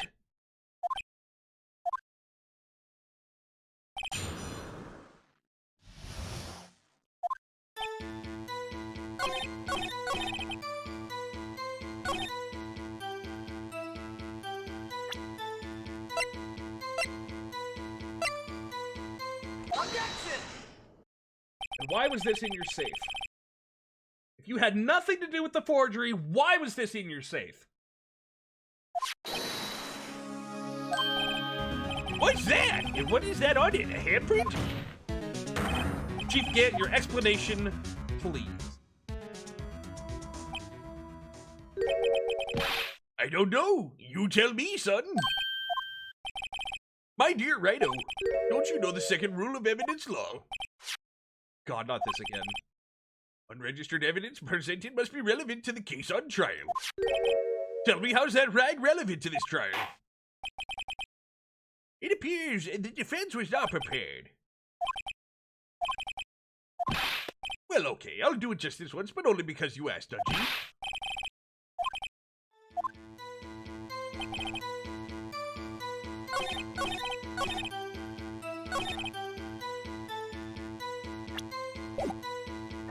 Hold on. If I can't do that, then I can at least hit him with the fucking vase. The vase has already been proven to be connected. Objection! There we go. You had nothing to do with the forgery. I'm afraid that is a claim you can't back up. Explain yourself. Several pieces of evidence were found in your office. Take this jar, for example. That's the blue badger you showed us earlier. A piece of this jar was discovered in your safe. Not only that, but the evidence list I presented earlier was actually found inside your desk. Found it where?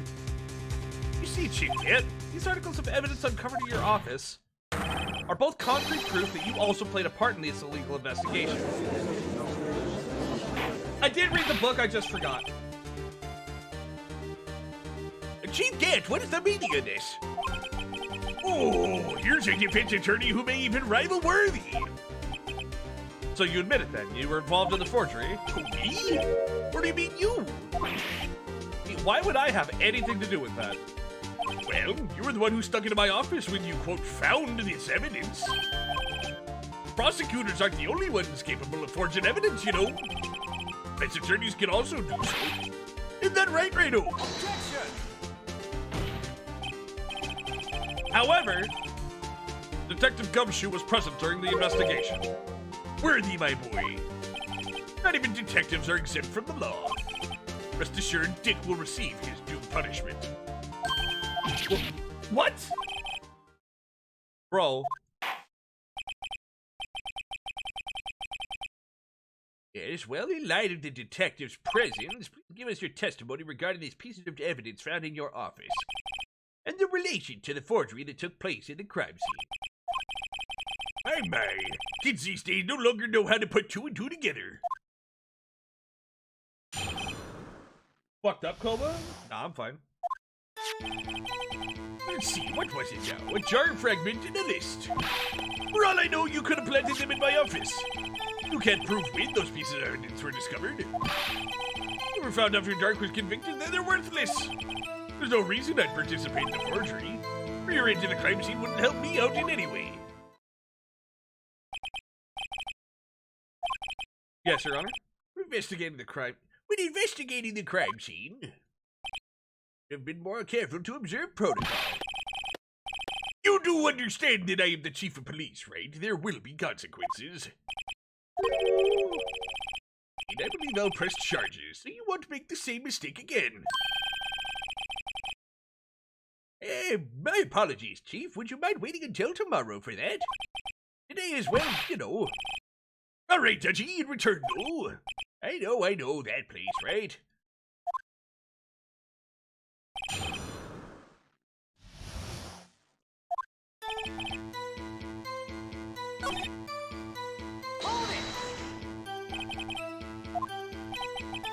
Not purely hypothetical, of course, but suppose I did place those items to be safe.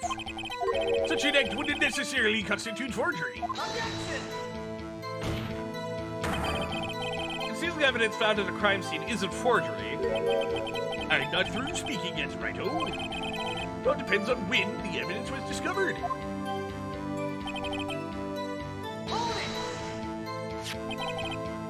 Are you saying this jar fragment wasn't discovered in the initial investigation? Would appear not. After all, it wasn't listed in the evidence list. For all we know, it could have suddenly materialized the day after Dark was sentenced. Objection! Oh, and wouldn't that be convenient? Right? Chief is talking about a possibility, as long as you can't rule that out. Your remarks, however clever they may be, will only succeed in wasting time. Come now, righto. Think about it. There's no reason I participate in forgery.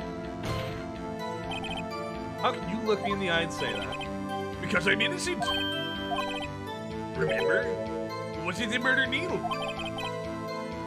I'm not sure I care for the word murder here, but the person responsible for Mr. Marshall's unfortunate demise was Evan Sky. Well, now do you see?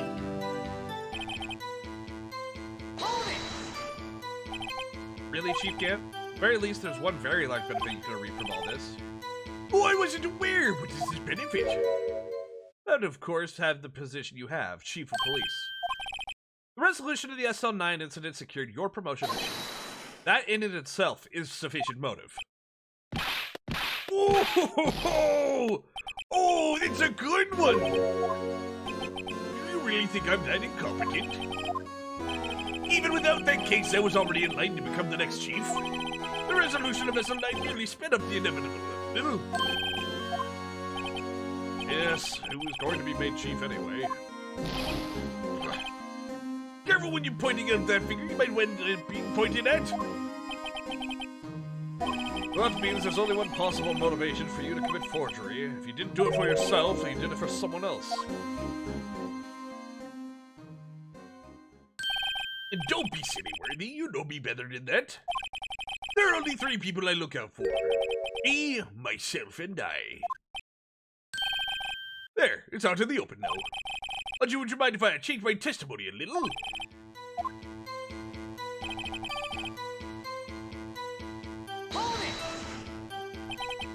Nothing in it for you? Sorry, but the only person I care about is yours truly. That girl, Lana's little sister, was it? You think I felt sorry for her? You'd better think again. You're right. You don't feel sorry for anyone. Be tough on crime and tough on people. How he's raised. Relax it up on yourself, though. Oh, ho, ho, ho. That's a good one, Withery.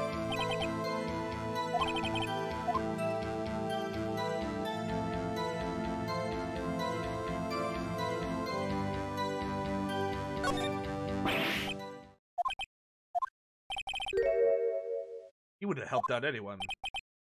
Relax and take a deep breath, mister. Try to think outside the box. Well, that's what you're good at, isn't it? Wouldn't help anyone. Certainly help himself. Who would ask the chief?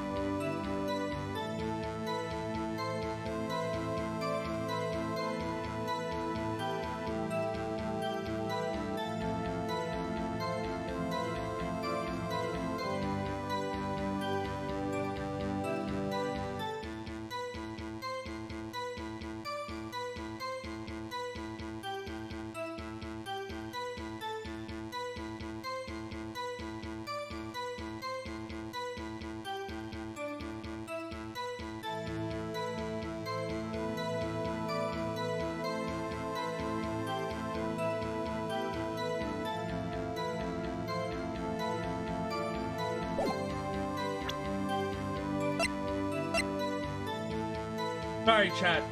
The brain's chugging here.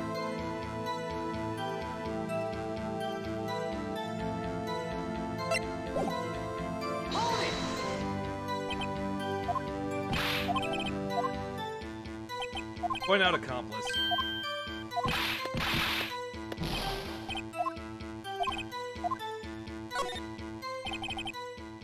Sure, you might not help out anyone for their sake, but if it would benefit you, you might decide to Mr. Wright?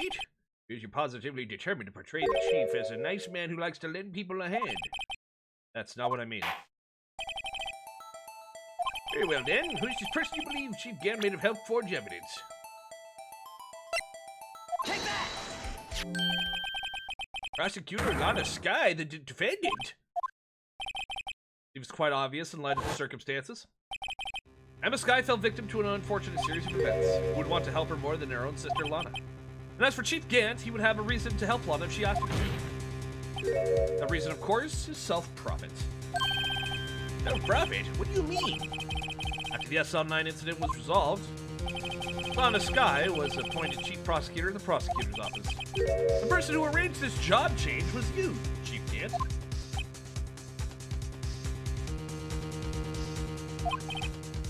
But how would he profit from all of this? He would be able to use the chief prosecutor as his puppet. Essentially, he would acquire unchecked authority over all investigation. You mean to tell me that despite the chief's formidable appearance, he plays with puppets? Thank you, Judge. Oh, wait! You mean puppet... Shut up, Chief. Admit it. You assisted Lana Sky in forging evidence. Your motive to appoint her as chief prosecutor so you could control her. Right, oh my boy, you have quite an imagination. Let me ask you something. What?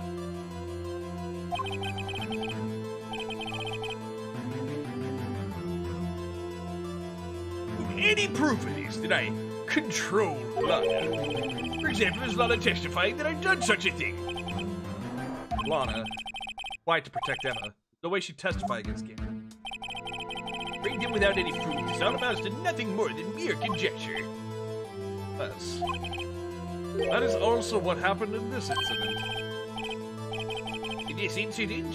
Which one would that be? Of course, I'm talking about Drew.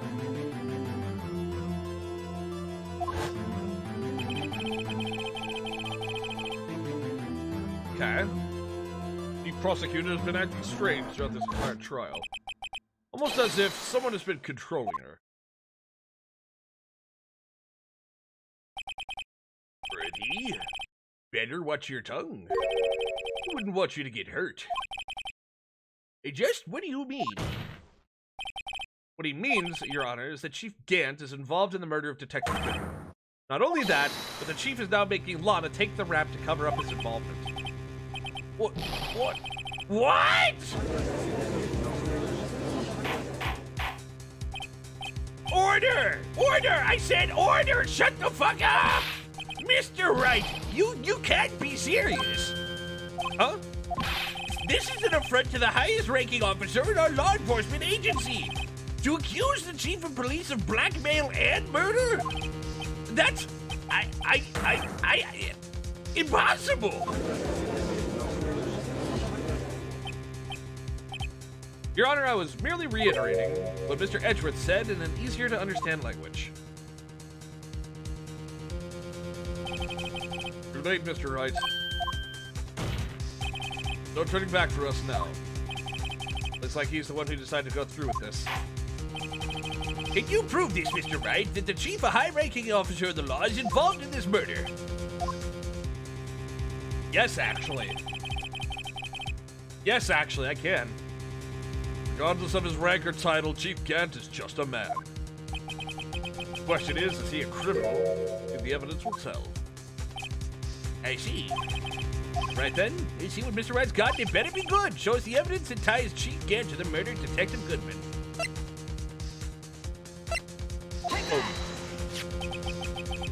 This is the ID card list. One that shows who entered the evidence room on the day of the crime. There was one ID on the list we couldn't determine the owner of yesterday. 7777777. Sorry, but there's no way you can prove that's my card number. It's your number. What? How do you know that? The safe in Chief Gant's office requires a code to open. A 7-digit code. 7 digits? You don't mean... I'm afraid so, Your Honor. I cast no you. Same as the remaining ID card is that list. Chief Gant, you entered the evidence room on the day of the crime. I'm putting you behind bars, you son of a bitch, you slimy little sleazeball. Chief Gant, what do you have to say? Oh, the eyebrow. Nothing. The defense's search of my office was in violation of regulations. I would demand Mr. Wright be punished to the maximum extent of the law. But right now, this court demands an explanation from you about the use of this ID card. Chief Gant, you admitted you entered the evidence room on the day of the crime?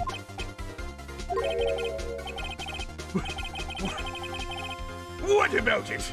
I'm the chief of police, whether it's the evidence room or the bathroom. What's the difference? I can go where I want.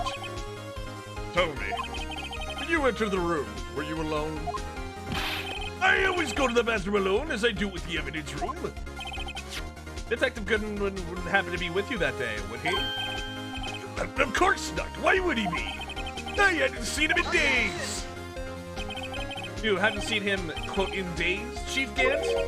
I'm afraid you've just undone yourself. On that day, you had to have met with Detective Goodman. What do you mean? Try's purpose to determine a lot of Sky's guilt. No, it isn't, Your Honor. The straw's purpose is to determine the truth. Chief Gant met the victim on the day of the crime. We need to determine one thing. What transpired during that meeting? In that case, Mr. Wright, I'm gonna have to ask you for evidence. Show us proof that the victim went to meet with Chief Gant on the day of the crime.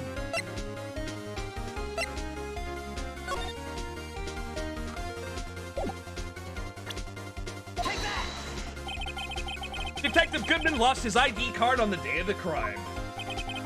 Or to be more accurate, Jake Marshall stole it. So Detective Goodman filled out a lost item report. He would have had to give that report to the chief of police. That you are in possession of the report. Which means you can't be sure if he filed it. He filed it. He filed it. How do I know, you ask? Because he needed to enter the evidence room that day. He needed to? Yes, to transfer the evidence out. Oh. Detective Goodman took the form to you, Chief Gant. Then, you accompanied the detective to the evidence room. I accompanied him?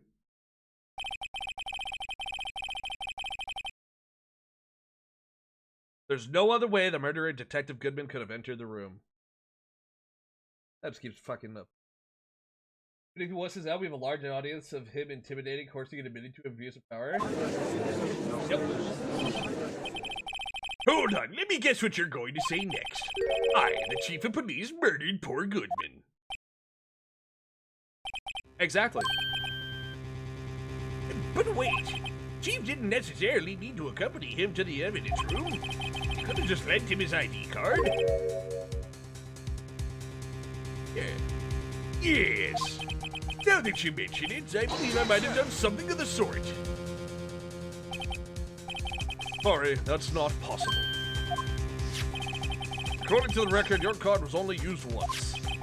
If you showed us your ID card earlier, you really hadn't lent it to Detective Goodman.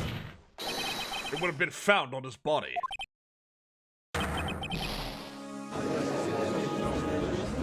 Oh!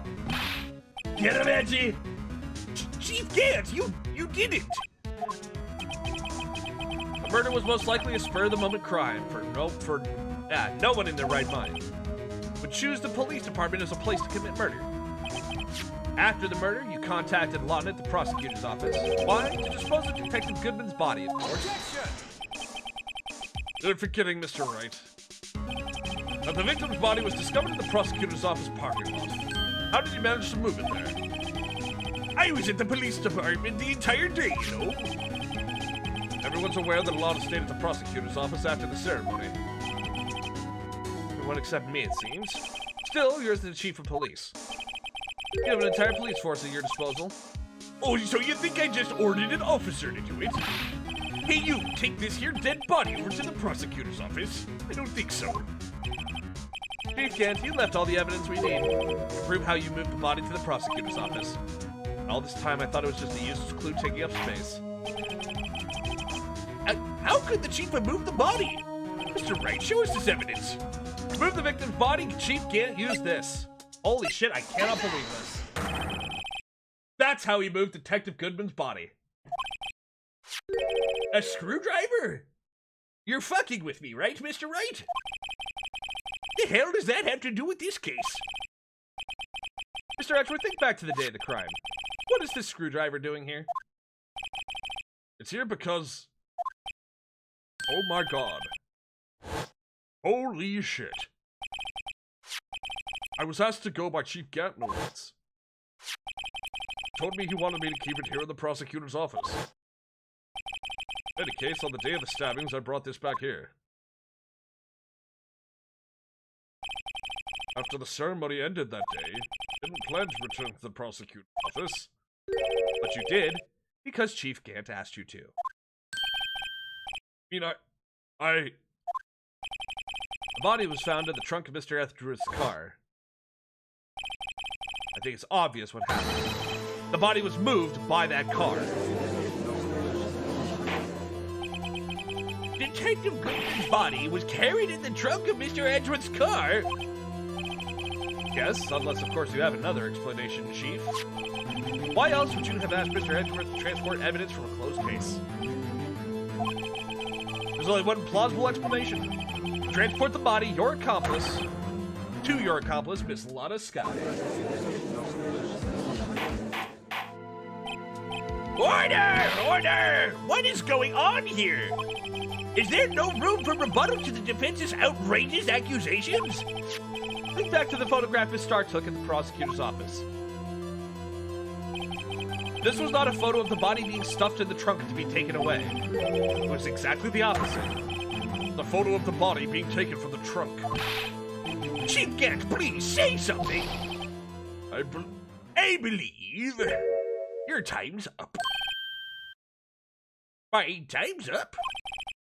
Sorry, Rhino, but I'm having lunch with the District Attorney General after this. We'll have to get going if we're gonna make it in time for the early bird special.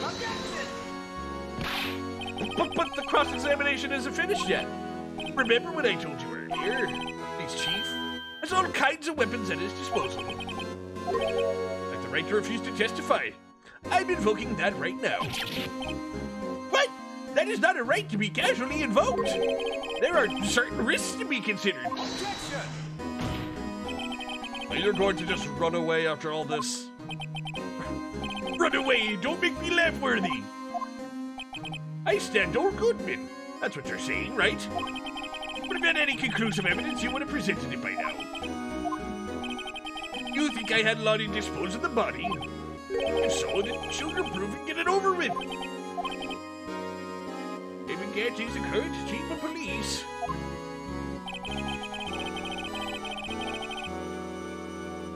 The court would not tolerate any accusations against him without concrete proof.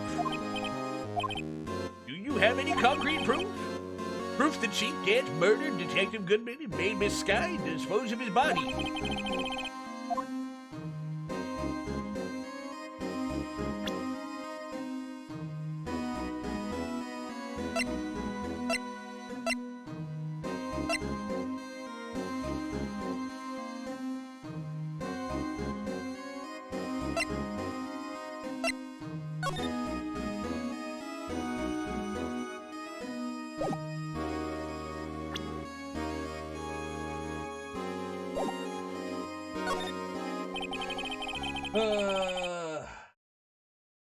Handprint isn't relevant yet. I can't present it. It doesn't have any indication on the current case. No use showing evidence. I'm not even sure myself. Your Honor, at present, I have no conclusive evidence. COG! My attorney badge. In that case, this court is forced to penalize you for your allegations against the chief. Here's a tip. Never gamble what you can't afford to lose, Rhino. Seems that Lady Luck was on my side again today. Okay, OG, I'll leave the rest to you.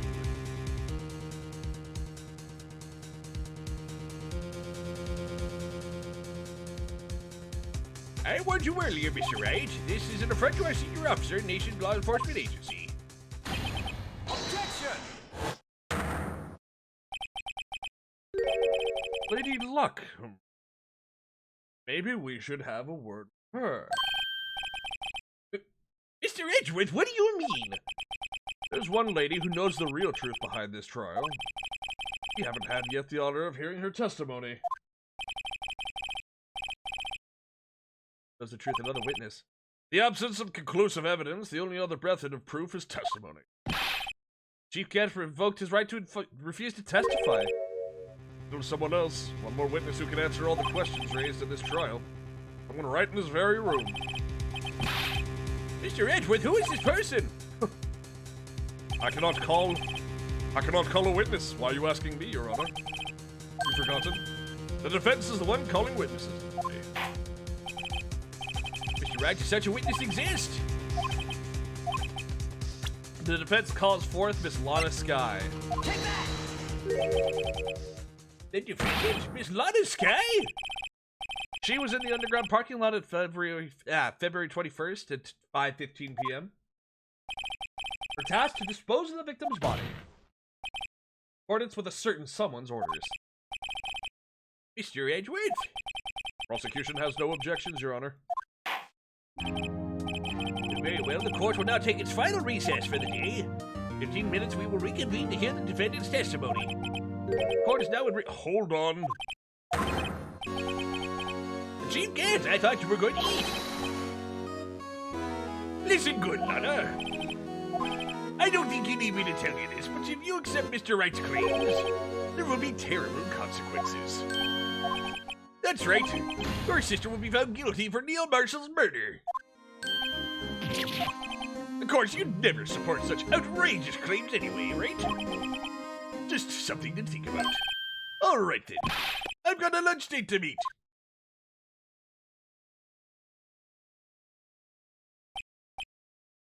Yeah, Edgeworth has been working with me the entire trial. It's such a breath of fresh air. Pretty great. Okay. If there aren't any further objections, court's now in recess. Your Honor, that's witness tampering.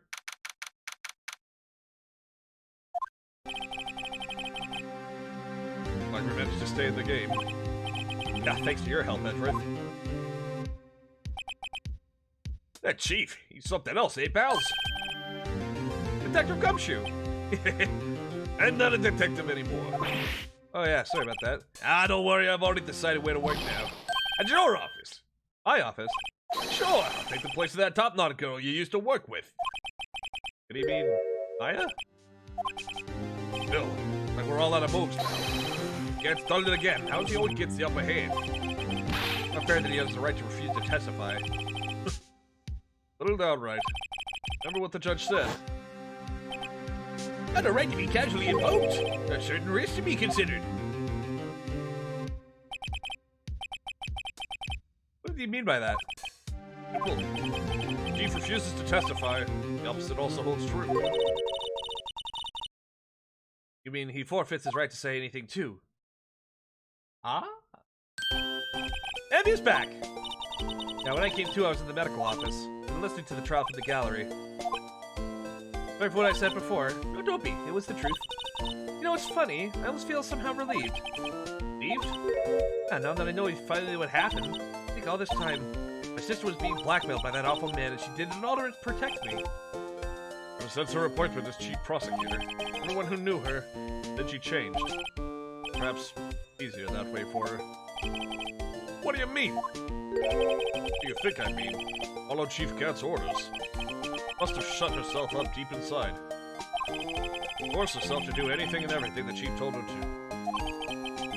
Must be why she became so cold. It's all my fault. It's all because I murdered Mr. Marshall. Hey, don't go blaming yourself now. If you want to blame anyone, blame society. Yeah, may be able to fool everyone else with his forgery. You can't fool my memory. I remember now. I knocked Mr. Marshall into that armor. I see. Better get back. It's time for the final act. Well, why don't you wait here? No, I'm going with you. Want to be there. Lana tells the truth. Go right. Time to end this. Oh boy. Oh boy. Alright, chat. Oh boy.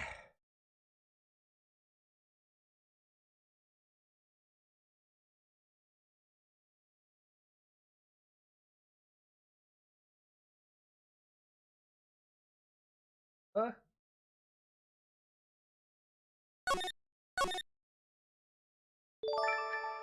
chat, we're running a little long today, so just give me a little bit. Tell you what. Can't believe we've been going for more than 8 hours. I can.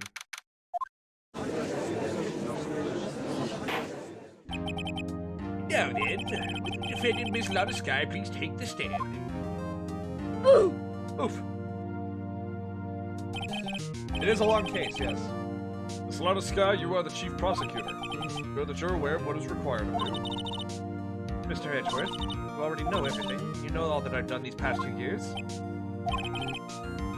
Please provide the court with your testimony, Miss Sky. Remember, you are under oath. We want to hear the truth. What's the truth? Aw, that's sweet. I've been doing just this case for this stream.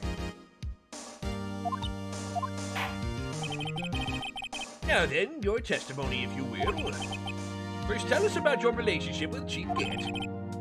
Everything hinges on your testimony.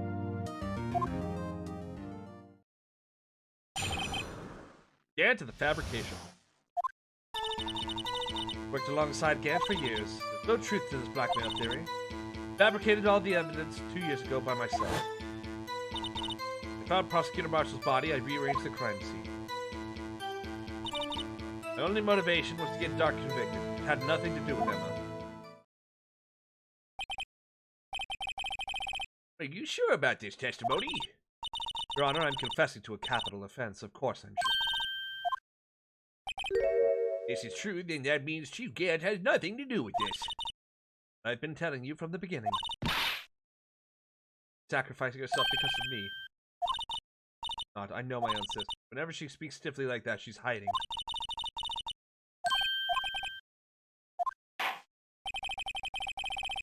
What's this whole Van Zeke's voice text to Koba's been talking about?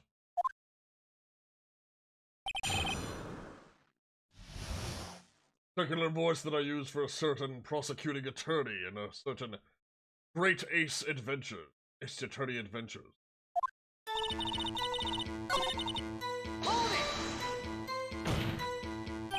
Think about it, Miss Sky. You didn't murder Detective Goodman. You told me as much yesterday in jail. You still don't get it, do you, Mr. Wright? A testimony you cannot present in court is as useless as idle gossip. I stabbed Detective Goodman with a knife. And fabricated the evidence 2 years by myself. You do so to help your sister. Joe Dock was a serial killer. My sister almost became his last victim that day. I didn't want that incident to ruin her life. But what she did was justifiable self-defense. She wouldn't have been charged with anything. That's not the point. Traumatized that day because of that creep. But I couldn't forgive him. That's why you fabricated the evidence 2 years ago. I found Prosecutor Marshall's body. I rearranged the crime scene.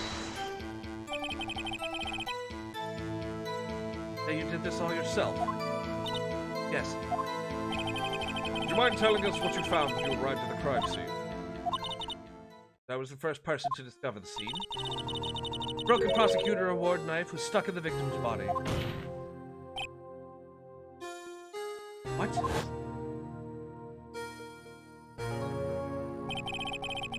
Prosecutor Marshall died from an unfortunate accident. Only a situation you deemed as possible. The reality is, it wasn't my sister who took the prosecutor's life. Fantasize all you want, Mr. Wright, but I'll never change this statement. I mean, Prosecutor Marshall wound up being killed by Dark. Something like that. That is so. What happened to the other murder weapon? Dark was carrying a switchblade knife. Oh, that was lying on the floor a little distance away.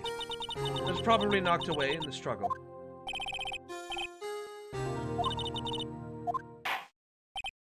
So when you found the scene like this, what did you do? After all, this is what everything boils down to.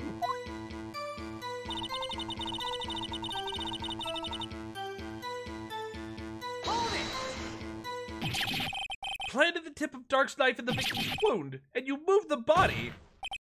But why? Why would you do that? You of all people should know, Edgeworth. You've always had a good head on your shoulders.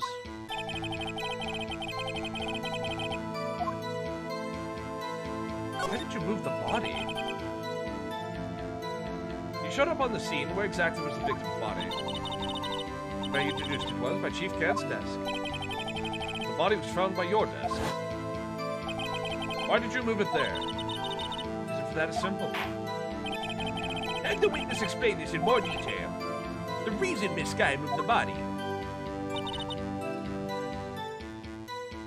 Pieces of the jar that shattered during the events threatened my plans.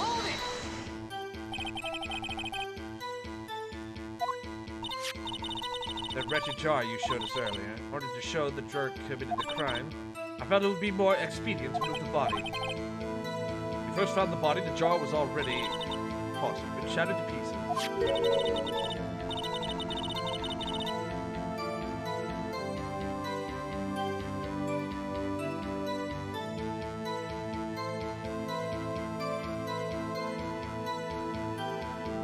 Hold up!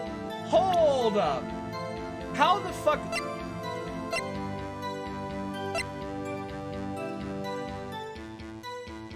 If it was already broken on the ground, how did he get a contiguous written statement on there? If it was already broken.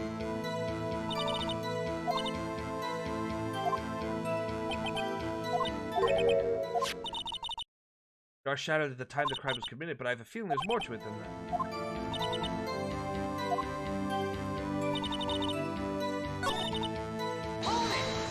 Damn it! Hold on, hold on. No, hold on.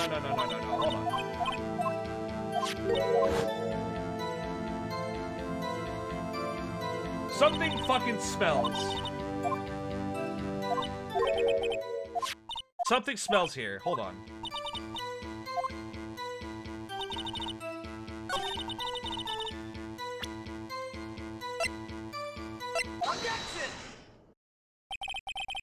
I understand how you feel. You committed that crime 2 years ago to protect your sister. You mean the forgery at the scene when Neil Marshall was murdered? That truth will be exposed now. The past 2 years of your life will have been in vain. Even so, I am compelled to bring to everyone's attention a significant contradiction within your testimony. Contradiction in my testimony? Justified in, I quote, pieces of the jar that shattered during the events threatened my plans. That's right. Problem with that? It's a simple oversight, really. See, a message was written on the jar with the victim's blood. Yes, the prosecutor must have written it in his final moments. Exactly so. And this is where the contradiction lies. In order for the victim to be able to write his message on the jar, it must not have been broken when he died. He couldn't have written Emma's name on a shattered jar. That's exactly what I'm saying. It's like, hold up. Order! Order! Your Honor, it would appear more information is needed in regard to this jar and its bloody message. We may be missing something critical here. Chief Prosecutor, it seems you're as in the dark as we are about the truth towards which we're headed. What? Tell us exactly what you saw. Piece together the information to arrive at the truth. Very well. The witness may now continue her testimony.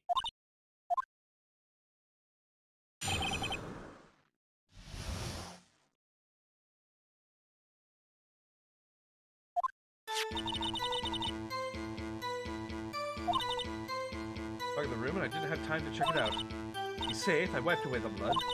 Fragments were large, so I sure I got them all. Thinking about was wiping them clean before they were discovered.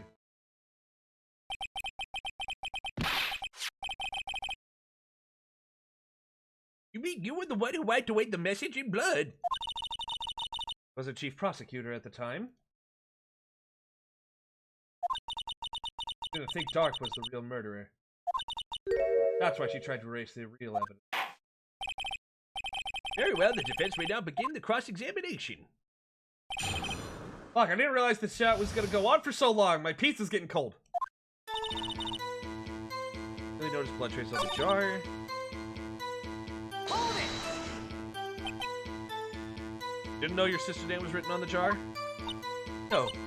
If I had known, I would have gathered all the pieces and ground them to dust. That helps my case.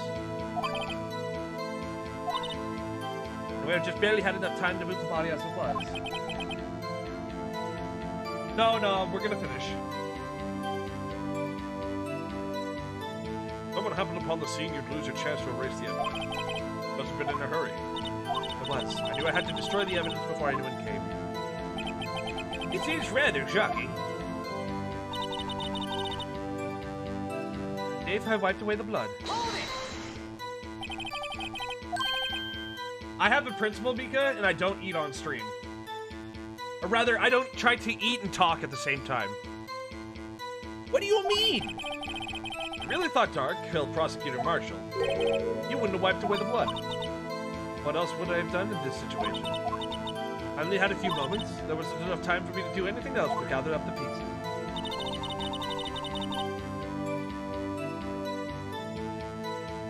Fragments were large, so I'm sure I got them. How could you see with the power out? It should have been pitch black in that office. A detective is always prepared, Mr. Wright. Even now I always carry a pocket light and a camera with me. And I carry a bottle of emergency luminol wherever I go. I never miss anything. I got every last piece. Except you didn't get every last piece. Objection! Dark side self? Alright. Kiss yourselves.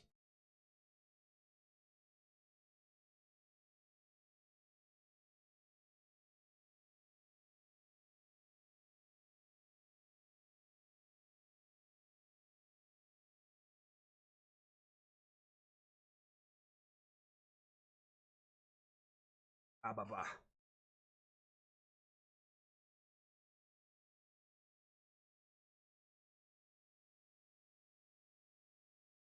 Delicious. Hey, Sky, I believe this jar conceals a truth even you were unaware of. What? I found the final piece of this jar in Chief Gant's safe. In the Chief's safe? But how? Knew it. She really didn't know. Something even more disturbing about that final piece. There was still blood on it. But the witness just testified that she gathered every last piece and wiped the blood off of them. Which leaves us with only one explanation.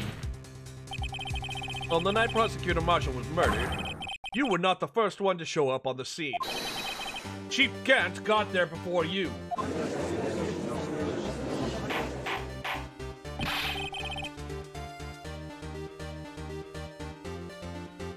Oh shit.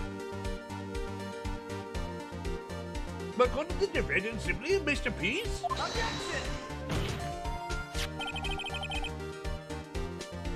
I'm afraid that's unlikely. Pieces are too big for anyone to miss, let alone an aged detective.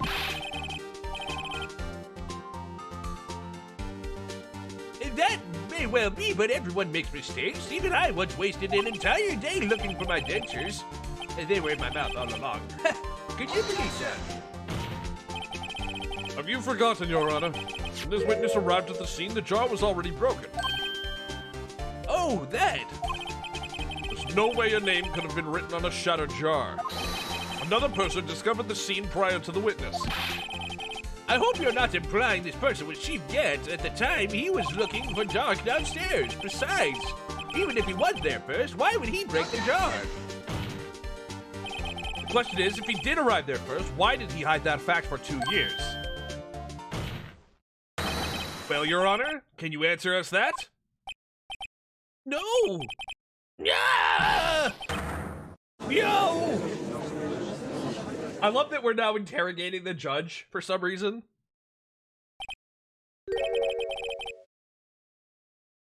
Wait, I'm not the one on trial here.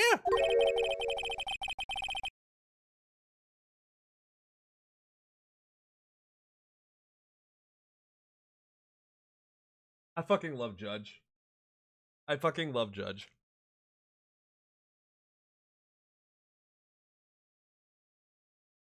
Damon Gant arrived at the crime scene.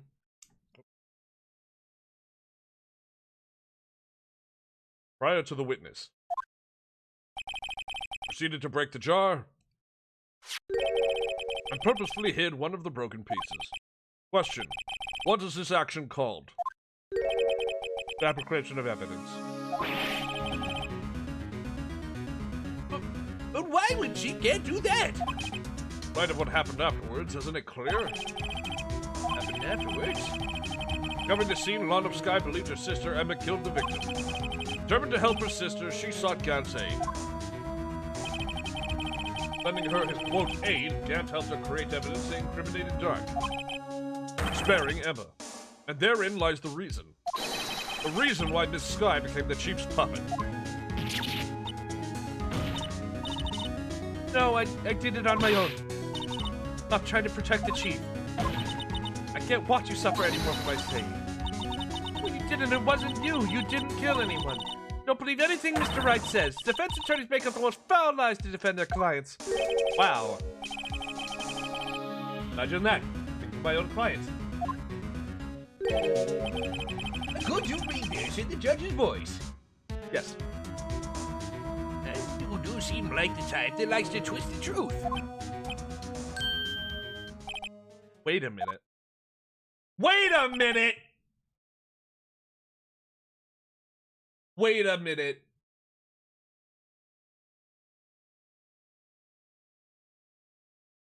What if... Oh my god. Hold on.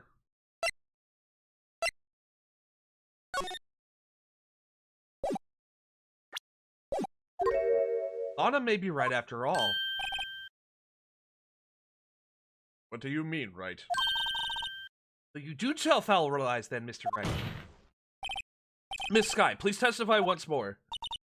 But if evidence was fabricated behind your back, Emma's accidental killing of Prosecutor Marshall might also be a lie. But I do remember knocking over Mr. Marshall. Miss Sky, if you will. I can't. Nothing to be afraid of anymore. This cross-examination may not change a thing. However, there is a possibility that it will, if you tell the truth. Very well, I'll testify about what I really saw.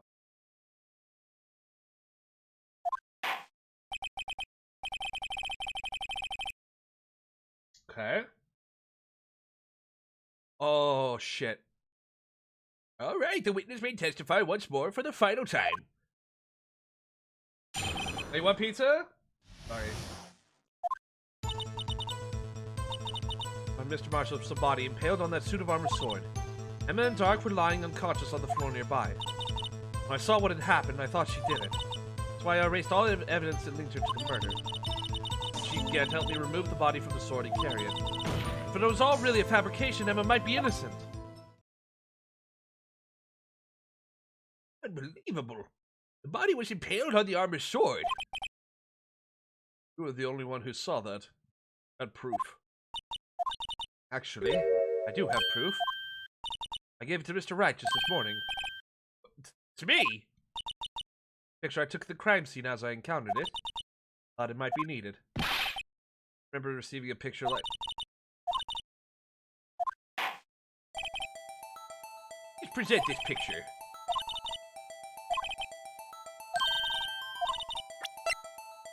Oh.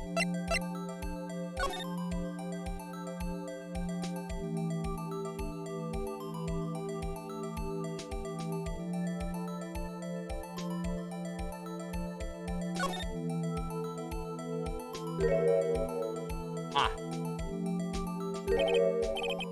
Hey, so a picture here.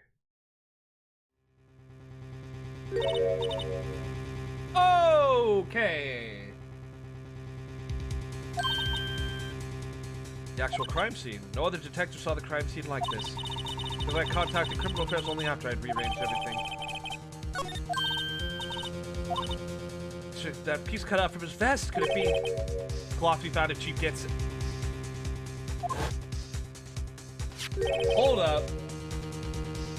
Why doesn't the cloth with her handprint have any blood on it? Why does... She didn't kill him! She she didn't! There's no way! If he was impaled, there would be blood all over that fucking thing.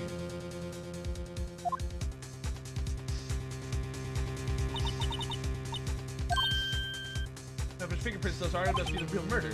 They're yours.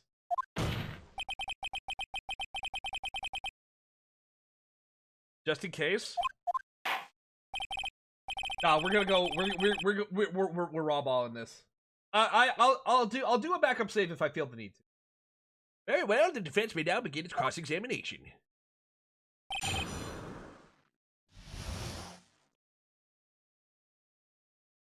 Okay.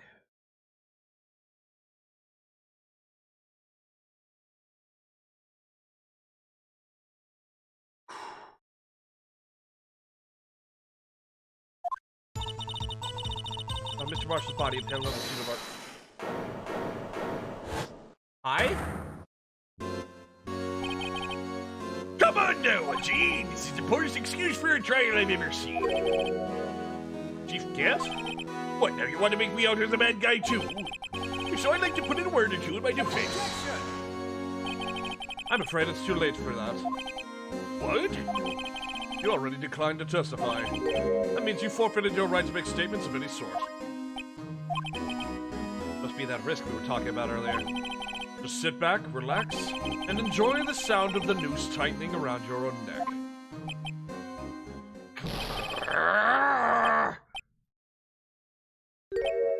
So what? You think I'm worried? Sorry to disappoint you, but I don't need to make any statements.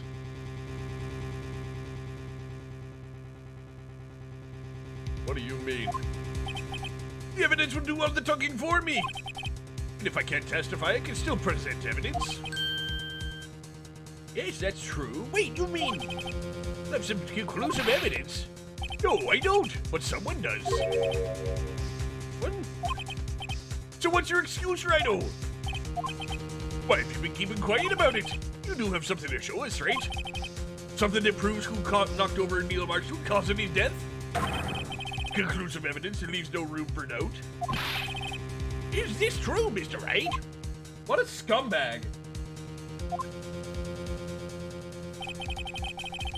I show that piece of evidence now. Emma's sure to be made out as the murderer. Mr. Wright, if you have any evidence presented now, and if you try to conceal anything, you will be one appearing before the Board of Inquiry. Can't afford to make the wrong decision. I do have further evidence. Okay. In for a penny, in for a pound, boys. Take that! Even if we show it, we can start unraveling the lies. It most likely was cut from the victim's vest near his chest. What's this? The big handprint on it. Surely it must have been left on the cloth by whoever shoved the victim onto the sword. What? Whose fingerprints are on this? I'm sure Rhino's checked, haven't you?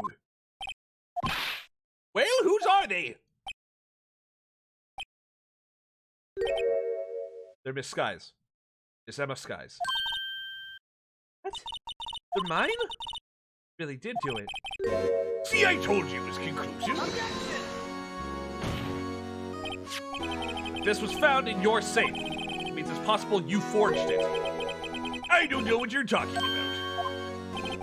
I don't remember any cloth in my safe. You really expect me to believe that? Objection! What? Give it up, Mr. Wright. Over. Shouldn't have presented that. By presenting that evidence, you tied Emma's Sky to Neil Marshall's death. Oh. Here's we have our killer. No! No! Fuck. Big hinged on that point. Based? That end. Rip.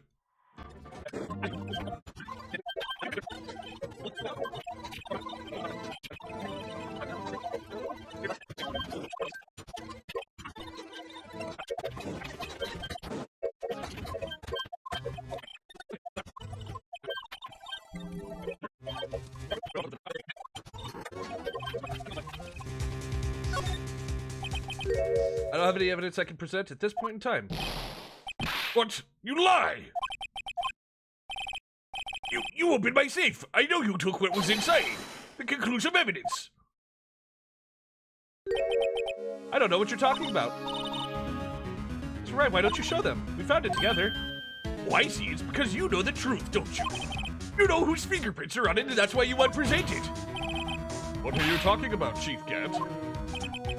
Can't you figure it out? Take a good look at this picture.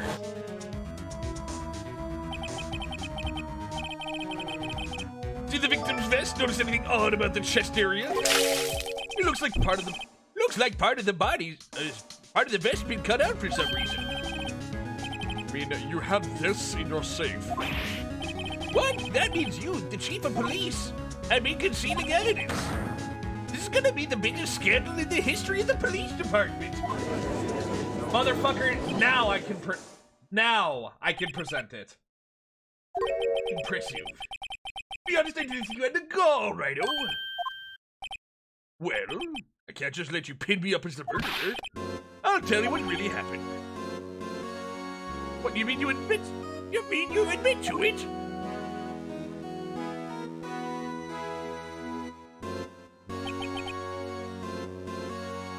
I was the first person to arrive at the crime scene that day. It occurred to me I could use the situation to control Lana. Really weren't manipulating her. I knew Lana. If I made it look like the blame lay with her sister, then when she saw the scene, she would ask for my aid. So you assisted Miss Sky. I told her to arrange all the evidence. I had her plant the knife tip in the victim's body and move the body across the room. I ended up using that evidence to get Joe Dark convicted. When I tampered with the crime scene, I hid 2 pieces of evidence. This was before Lana arrived at the scene, mind you.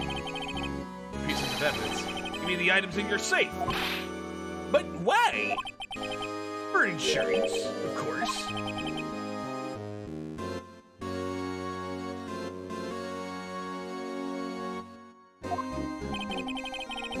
Sure, my plan would work, but it's always best to be prepared for the worst. I was not about to let anyone blame me for a murder that girl committed. You mean you were calculating that far ahead while forging the evidence? What do you take me for, a fool? I didn't make police chief by dumb luck. See this jar fragment?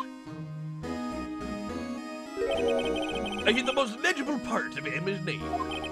I didn't expect Lana to go and wipe the blood off all the pieces.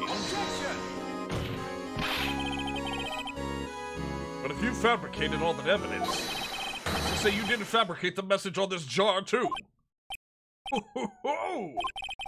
Some people just don't know when to quit, do they? That's why I kept one more item for insurance. Mean that piece of cloth? Come on, Righto, cough it up already. I know you have it.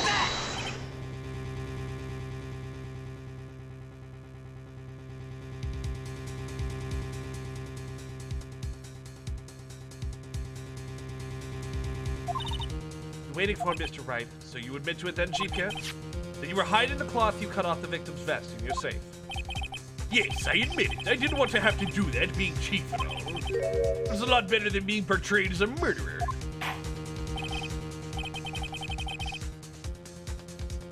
This is the part where you save?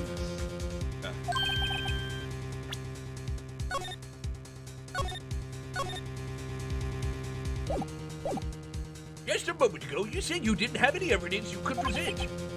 Foolish move, Righto. You should have shown it then before it was too late. Evidence law.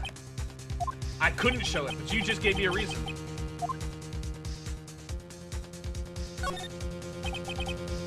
Your Honor, I do have evidence to present now.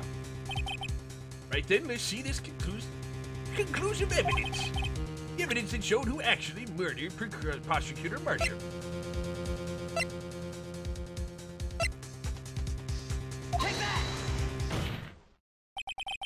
Let me verify this once more.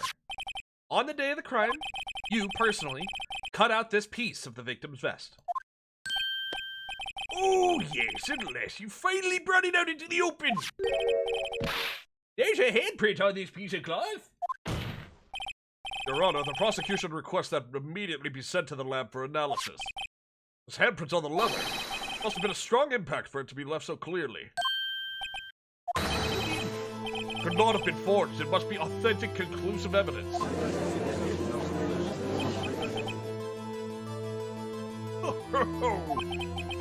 You're slow on the uptake is ever worthy. Think about it. Rhino had all the time to present this evidence. Yet he was reluctant to do so. Why would that be? It mean you already know. You know whose fingerprints are on that. You're right, do you really know? Whoever the fingerprints belong to must be the real murderer. Whose fingerprints are they? Very well, I'll tell you.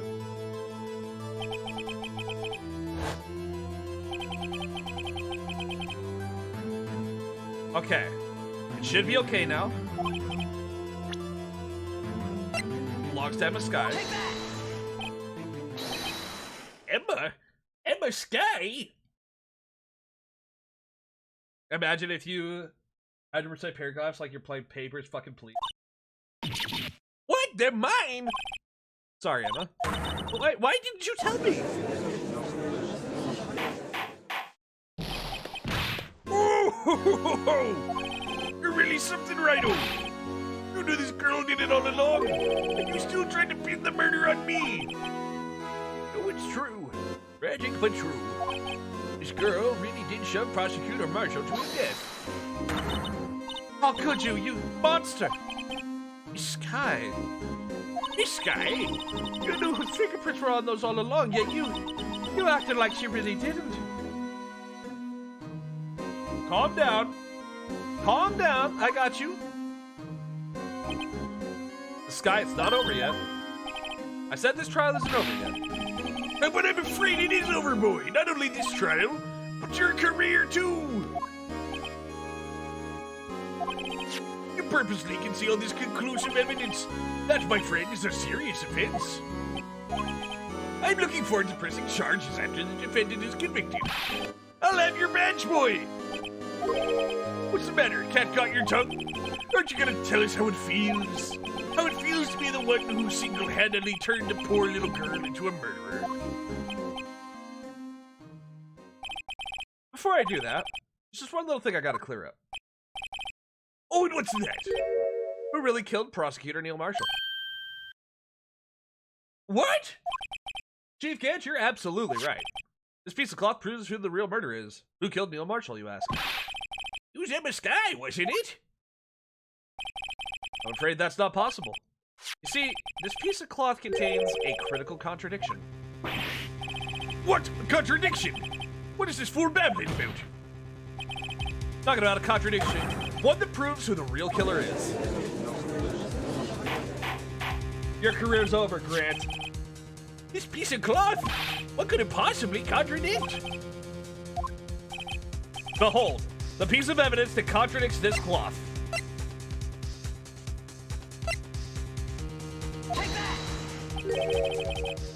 And what exactly is this supposed to be? This is the picture Miss Sky took. Take a good look at it. See where the piece of his vest was cut out? His shirt is showing underneath. It's hard to make out with all the blood on his vest, though. Exactly my point. His chest is soaked with blood. That's only natural.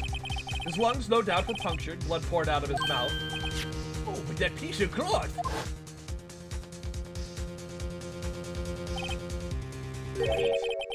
There's no blood on it. Ah! It's in Miss Sky's fingerprints are on this cloth. There's no doubt that she shoved the prosecutor aside. However, Mr. Marshall was not impaled on the sword at that time. No, this is nonsense. Now then, Chief Gant, let me ask you something. The prosecutor Marshall was not impaled when he was shoved aside. Most likely hit his head on the ground and was knocked out. If so, then tell me, who could it have been? Who could have arrived at the scene before Miss Lana Sky, picked up the unconscious prosecutor, and impaled him on the armor's sword?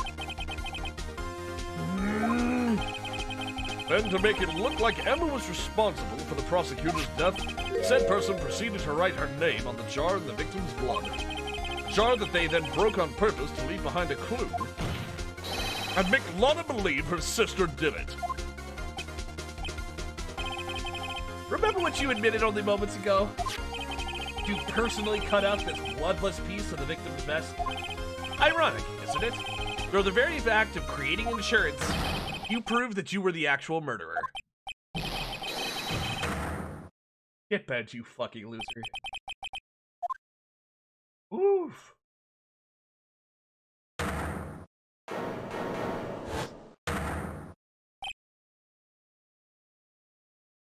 Huh? That was close, Rhino. You almost had me. Sorry, but you have to do better than that. I refute your allegations. What do you mean you refute his allegations? You see that piece of cloth? Is illegal evidence. Oh no, it isn't, you motherfucker. I waited until you specifically implicated it and said that you presented it in the fucking safe as forged evidence. It had no bearing on the case until you fucking said it did. You ain't getting out of this one, you little shit. Illegal evidence cannot be used to convict a suspect. Remember, Hudgy? Earlier, Rhino here concealed that piece of cloth. What's your excuse, Rhino? You have some conclusive evidence? I don't have any evidence that I can present at this point in time. Well, that's true. The defense did refuse to present evidence. At that moment, that piece of cloth ceased to be legal evidence. Well, that's not fair. Oh, did you actually think you could best me in court? It looks like the last laugh's on you, son. Exact words I couldn't present at this time. Oh, this is gonna be so satisfying. I'm afraid Mr. Gant's claim is legally correct. Well, Mr. Edgeworth. Legal evidence cannot be used to convict a person. Assuming, of course, that the evidence is indeed illegal. Well, Mr. Wright. Seems at last. Time for me to reveal my plan has finally arrived. Do you admit to it?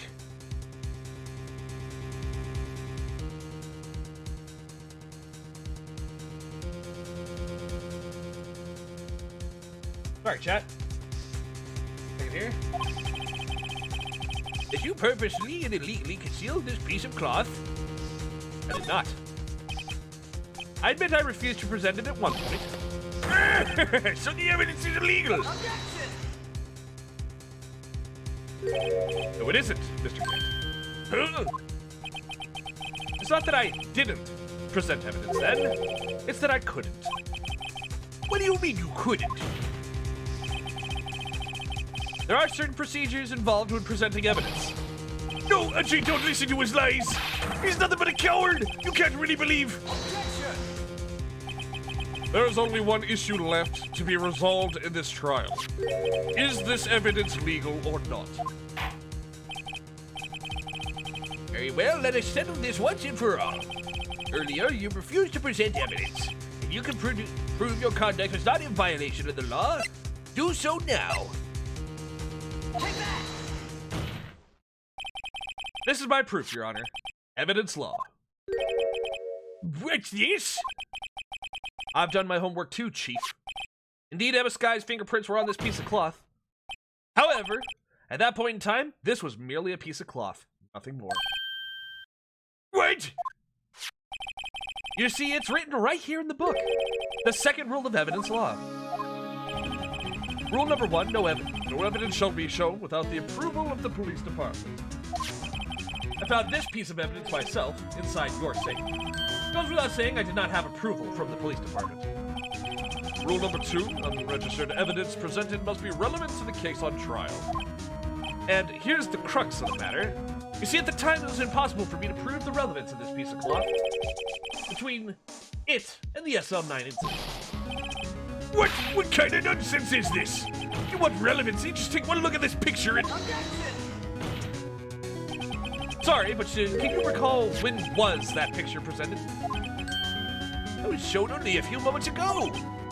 Oh. He is right. At the beginning of today's trial, a piece of cloth was still meaningless.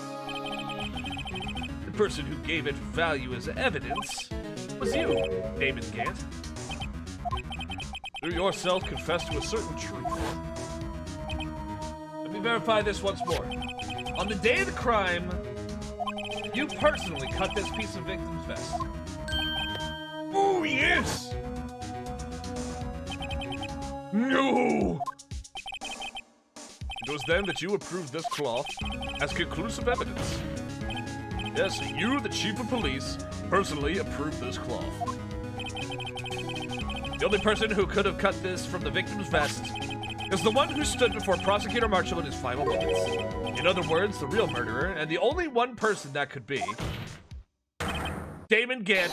The killer was you. Ha ha ha ha.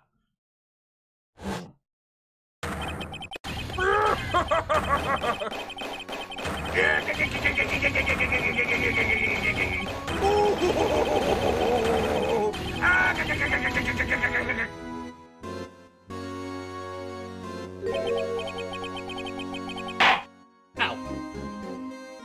I knew I should have gotten rid of him. That good-for-nothing scum. For 2 years he's been snooping around the department trying to get something on me. Crimes are being committed every day, and he insisted on hounding me.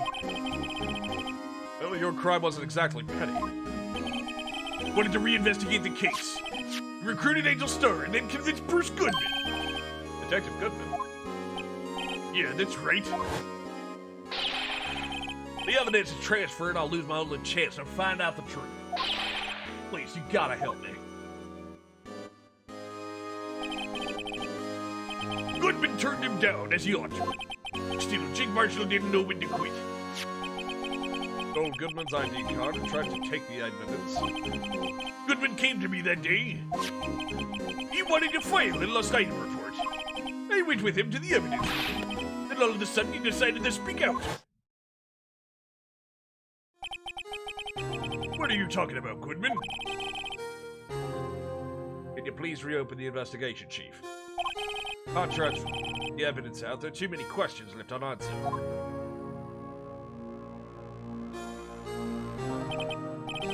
He opened his evidence locker, and as he was taking the evidence out, he said, It's not too late. I'm gonna hand this all over to Marshall. well, to be honest, I was a bit taken aback by his words. Bad feeling when he came to see me, but I never thought he'd bring up SL9. That's when I saw it. That cursed knife.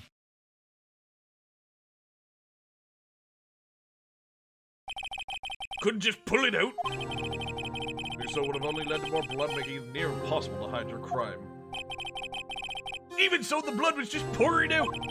Didn't know who might stumble in, so I hurried to wipe it up. I was worrying so much about the floor, I didn't realize my fatal mistake.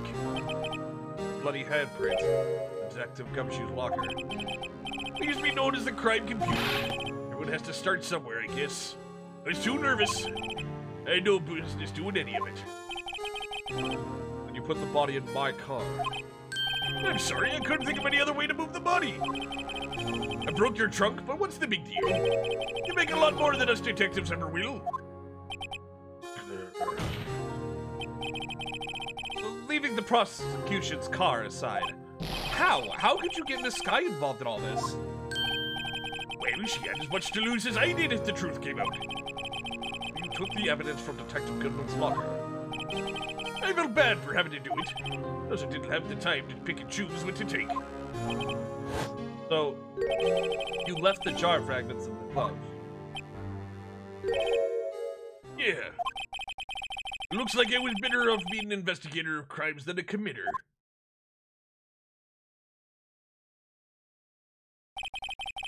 They all did their best to get in my way. And I handed it to them. Do their jobs well. Much to my dismay. Fake evidence doesn't hold up very well upon close examination. Must have known that. Tell me, Worthy. Why do you stand in court? E. You despise criminals. I can feel it. You and me were the same. One day you'll understand. Oh, believe me, you will. Just one man. You'll see what it really takes to bring them down once you try to go at it alone.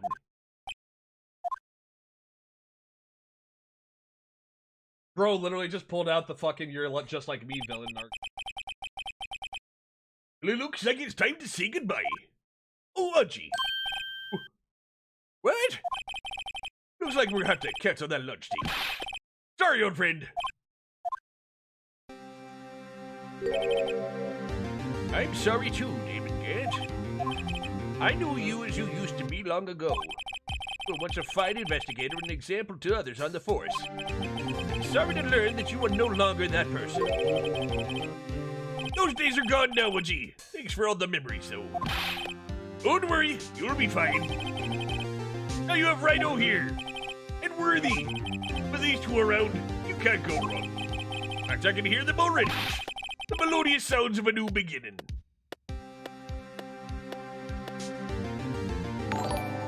Hey, Ty-Kate, how you doing?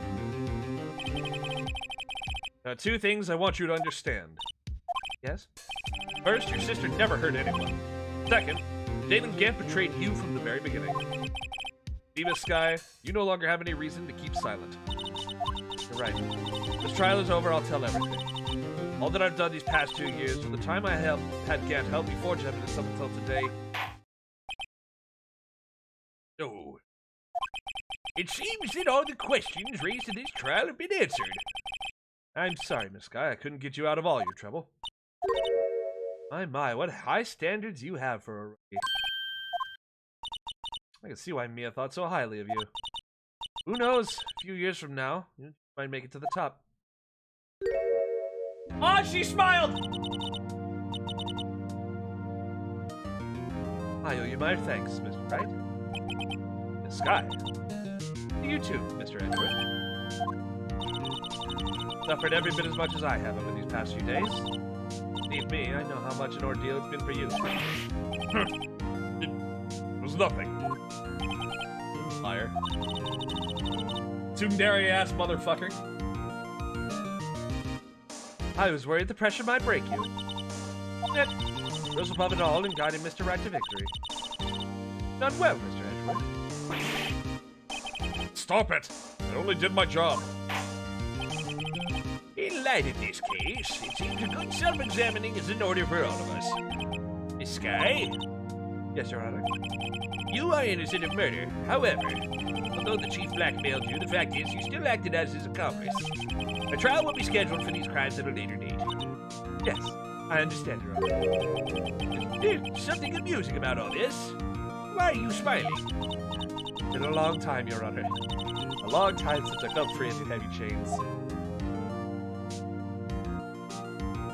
My detective hat? Shit, that's a good point.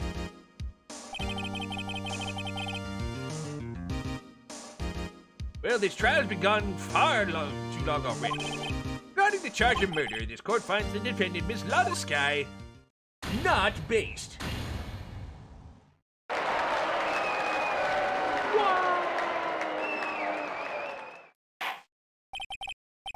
That is all. The court is adjourned.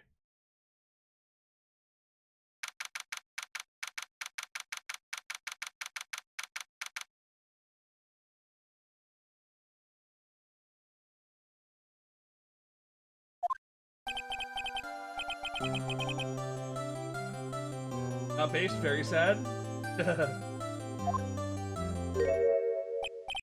Emma? Why the long face? Sorry, your sister didn't get completely off the hook. At least she wasn't convicted for a murder she didn't commit. Oh, that's not it. No, that's it. Leviathan! Welcome to the Hard Driver's Bite. Thank you so much. Appreciate you. Owe you my thanks, Mr. Wright. You too, Mr. Edgeworth. Every bit as much as I have. Aw, she's all emotional because her sister's smiling again. No, I did my best too. Lana didn't say such a word to me. Hope I'm not interrupting anything, pals. Oh, fuck me. I guess I'm gonna go down an entire bottle of NyQuil and go stuck my head in the toilet. Fucking Jesus, I guess I'll go play in traffic. Fucking mom's too busy for it. Wait, Detective Gumshoe, what is it? this on purpose, aren't you? Making a detective run around while on duty? To top it all off, you call me here, I've seen happier people at funerals. Hey, lighten up, pals. The kidding. Oh, are you here because of my sister again? Nope, not this time. I came today because of, you, pal. Me? Right, I thought you'd like to see someone. Oh! It's Lana. Should you be doing this? Still under arrest, you know. Well, I won't tell if you won't. Emma, I owe you an apology. Okay, sis, don't worry about it. A day 2 years ago. First time in my life I ever panicked. All I could do to keep myself from screaming. To think about was keeping you from getting wrapped up in that mess. Aww. I asked Gant to help me cover up the truth. I thought I was doing it for your sake. Now I realize I was wrong. Changed after that day. I had to. It was the only way I could make it through the past 2 years. I knew how much I was hurting you by distancing myself, but I couldn't bring myself to tell you what I did. I was scared. Scared that you'd look at me with those eyes of yours. Scared of how you react if you do. Sis, you were only doing it for me. Go. I turned my back on you that day. I was hiding what I believed to be the truth. I was deceiving you. Such a fool. It took me all this time to realize it. Emma, I'm so sorry. Sis, you don't have to apologize. I'm happy now. You're happy? Of course. I always knew that the one day you'd come back. And now you have. Aww. Aww. I'm gonna cry. So happy. Aww. No one can change the past. The only thing we can do is strive to make up for our mistakes. Why must we make up for our mistakes, you ask? Because in so doing, we can find the way back to our rightful path. And it is from here that we can move on toward a brighter future. At least that's what I felt watching the two sisters make up.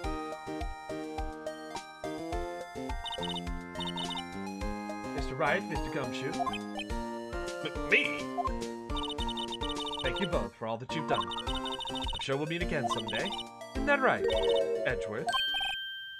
Edgeworth? Stop hiding and come over here. Was he hiding? Just came to say congratulations. Thank you. Thank you, Mr. Edgeworth. Right, well, I'll be going now. Edgeworth, I hope you don't blame yourself for what happened.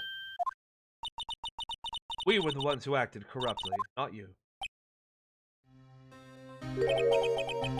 It's too late for me. No matter what anyone may say, I realized today that I can't correct my mistakes. Mr. Edgeworth? Not only that, but I don't even trust myself anymore. Chief Gant was right. You despise criminals. I can feel it. You and me were the same. One day you'll understand. Oh, believe me, you will. You're just one man. See what it really takes to bring them down once you try to go it alone.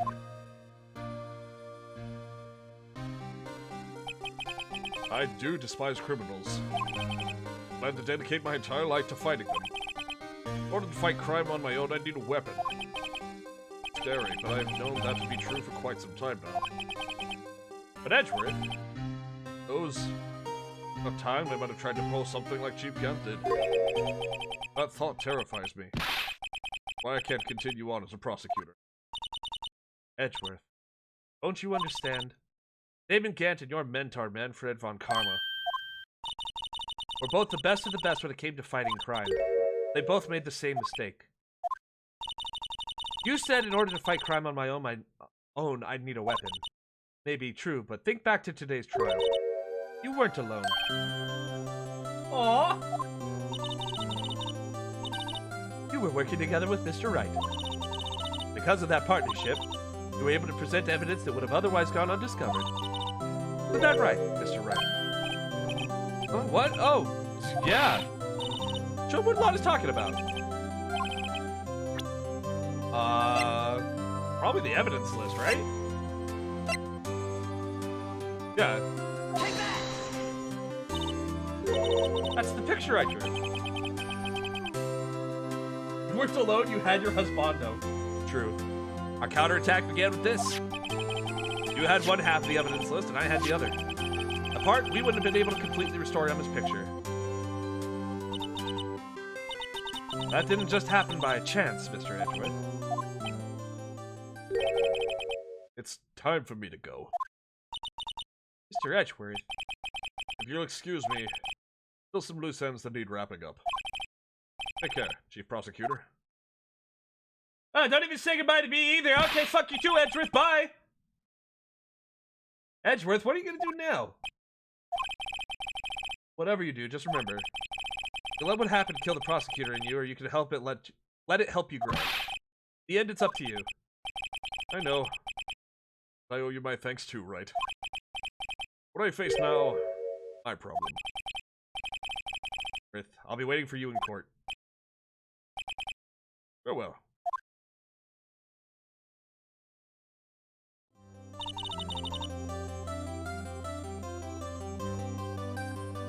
I'd better be going too. Alright, I'll be by to visit soon. I do, actually. I know that there's,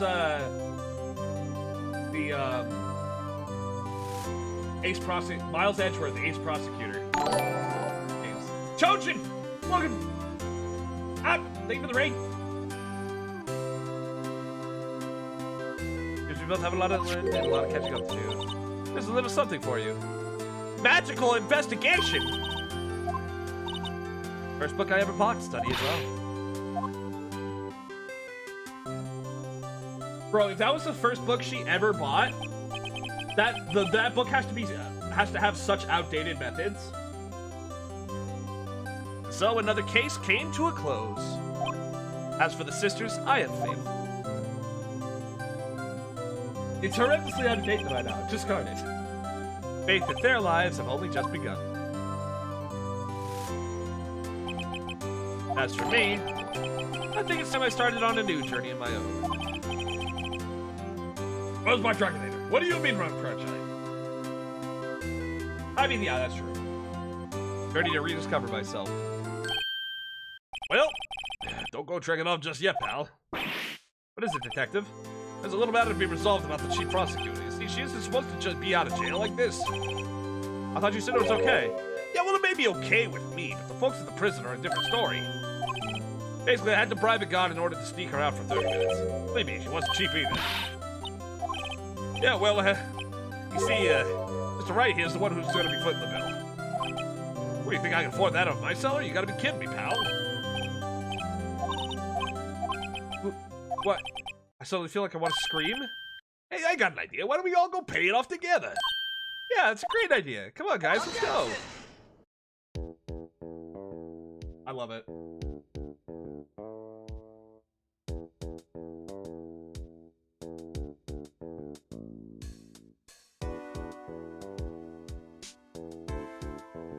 That's fantastic. Needs to study under a top corner. As for me, this affair has pretty much ended my days as the prosecutor's office. Well, I'll manage to find my way back to the field somehow. Then I'll be able to investigate crime together with Emma.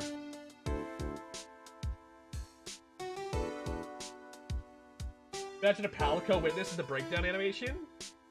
Yeah! Explodes.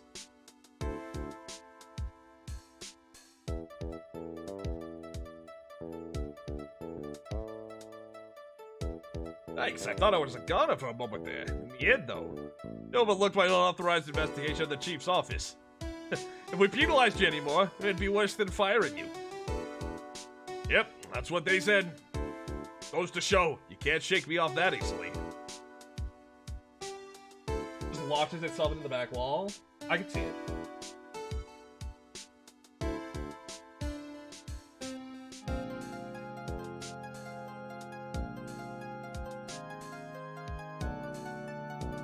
I'm just saying though, like in Monster Hunter, it would take an extraordinary amount of force to actually kill anyone. Like, let's be honest, right? Fucking Aiden tanked fucking Fatalis' breath, and he basically was just too wounded to continue. He didn't even die.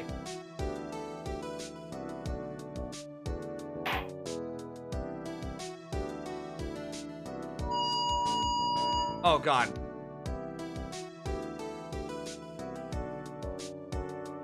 Looks like a big barrel bomb that explodes on him Looney Tunes style. Yes. Completely accurate. Honestly, I would play a Monster Hunter Ace Attorney. That'd be a lot of fun. But sir, they were poisoned with Espinus poison. It's much different than Pookie Pookie, even though the two monsters share a habitat. You can clearly see by the size of the entry wound. Please get this thing off of my screen. Oh, thank God it's dead.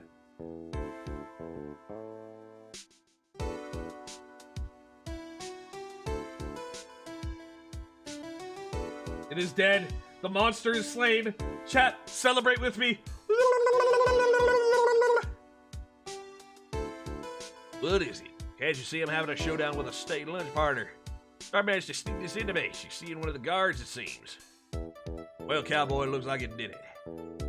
And gave Bambina back her smile.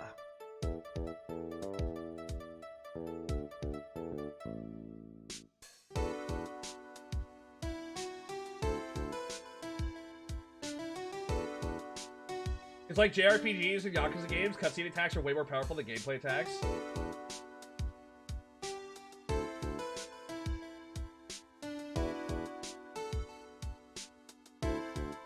Right way lunch. Top layer tastes as bitter as defeat, but the bottom layer is victory.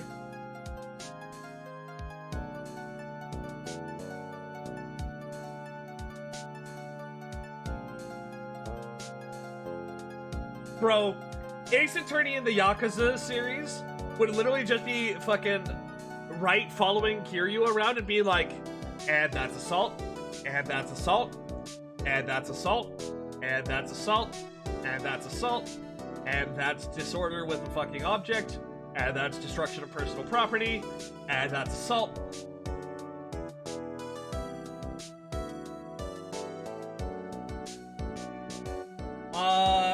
We did not see a clown girl in this game, no.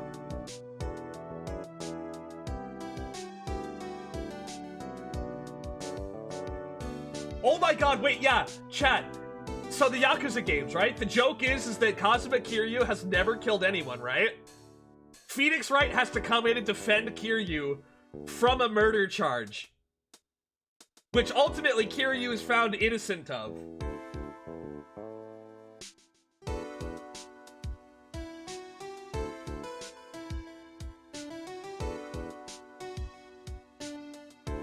That would be fucking hilarious.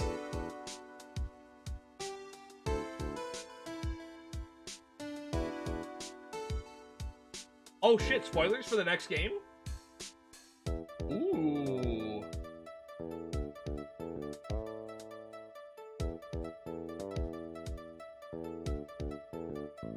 Ooh. Misa, so excited.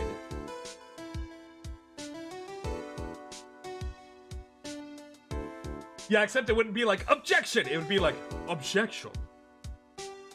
Or some similarly fucking smooth, yet, like, emotionally brick-sided, way. Oh, it's the fucking bellboy. Oh, God. I brought you your tea. What's going on? Oh, no. Edgeworth is gone. Oh, we know Chojin. We've seen that. Stick around for the end of stream, chat. We got a couple of different things to check out.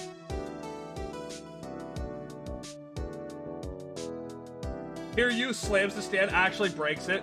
Sorry, I forgot to turn off beast mode.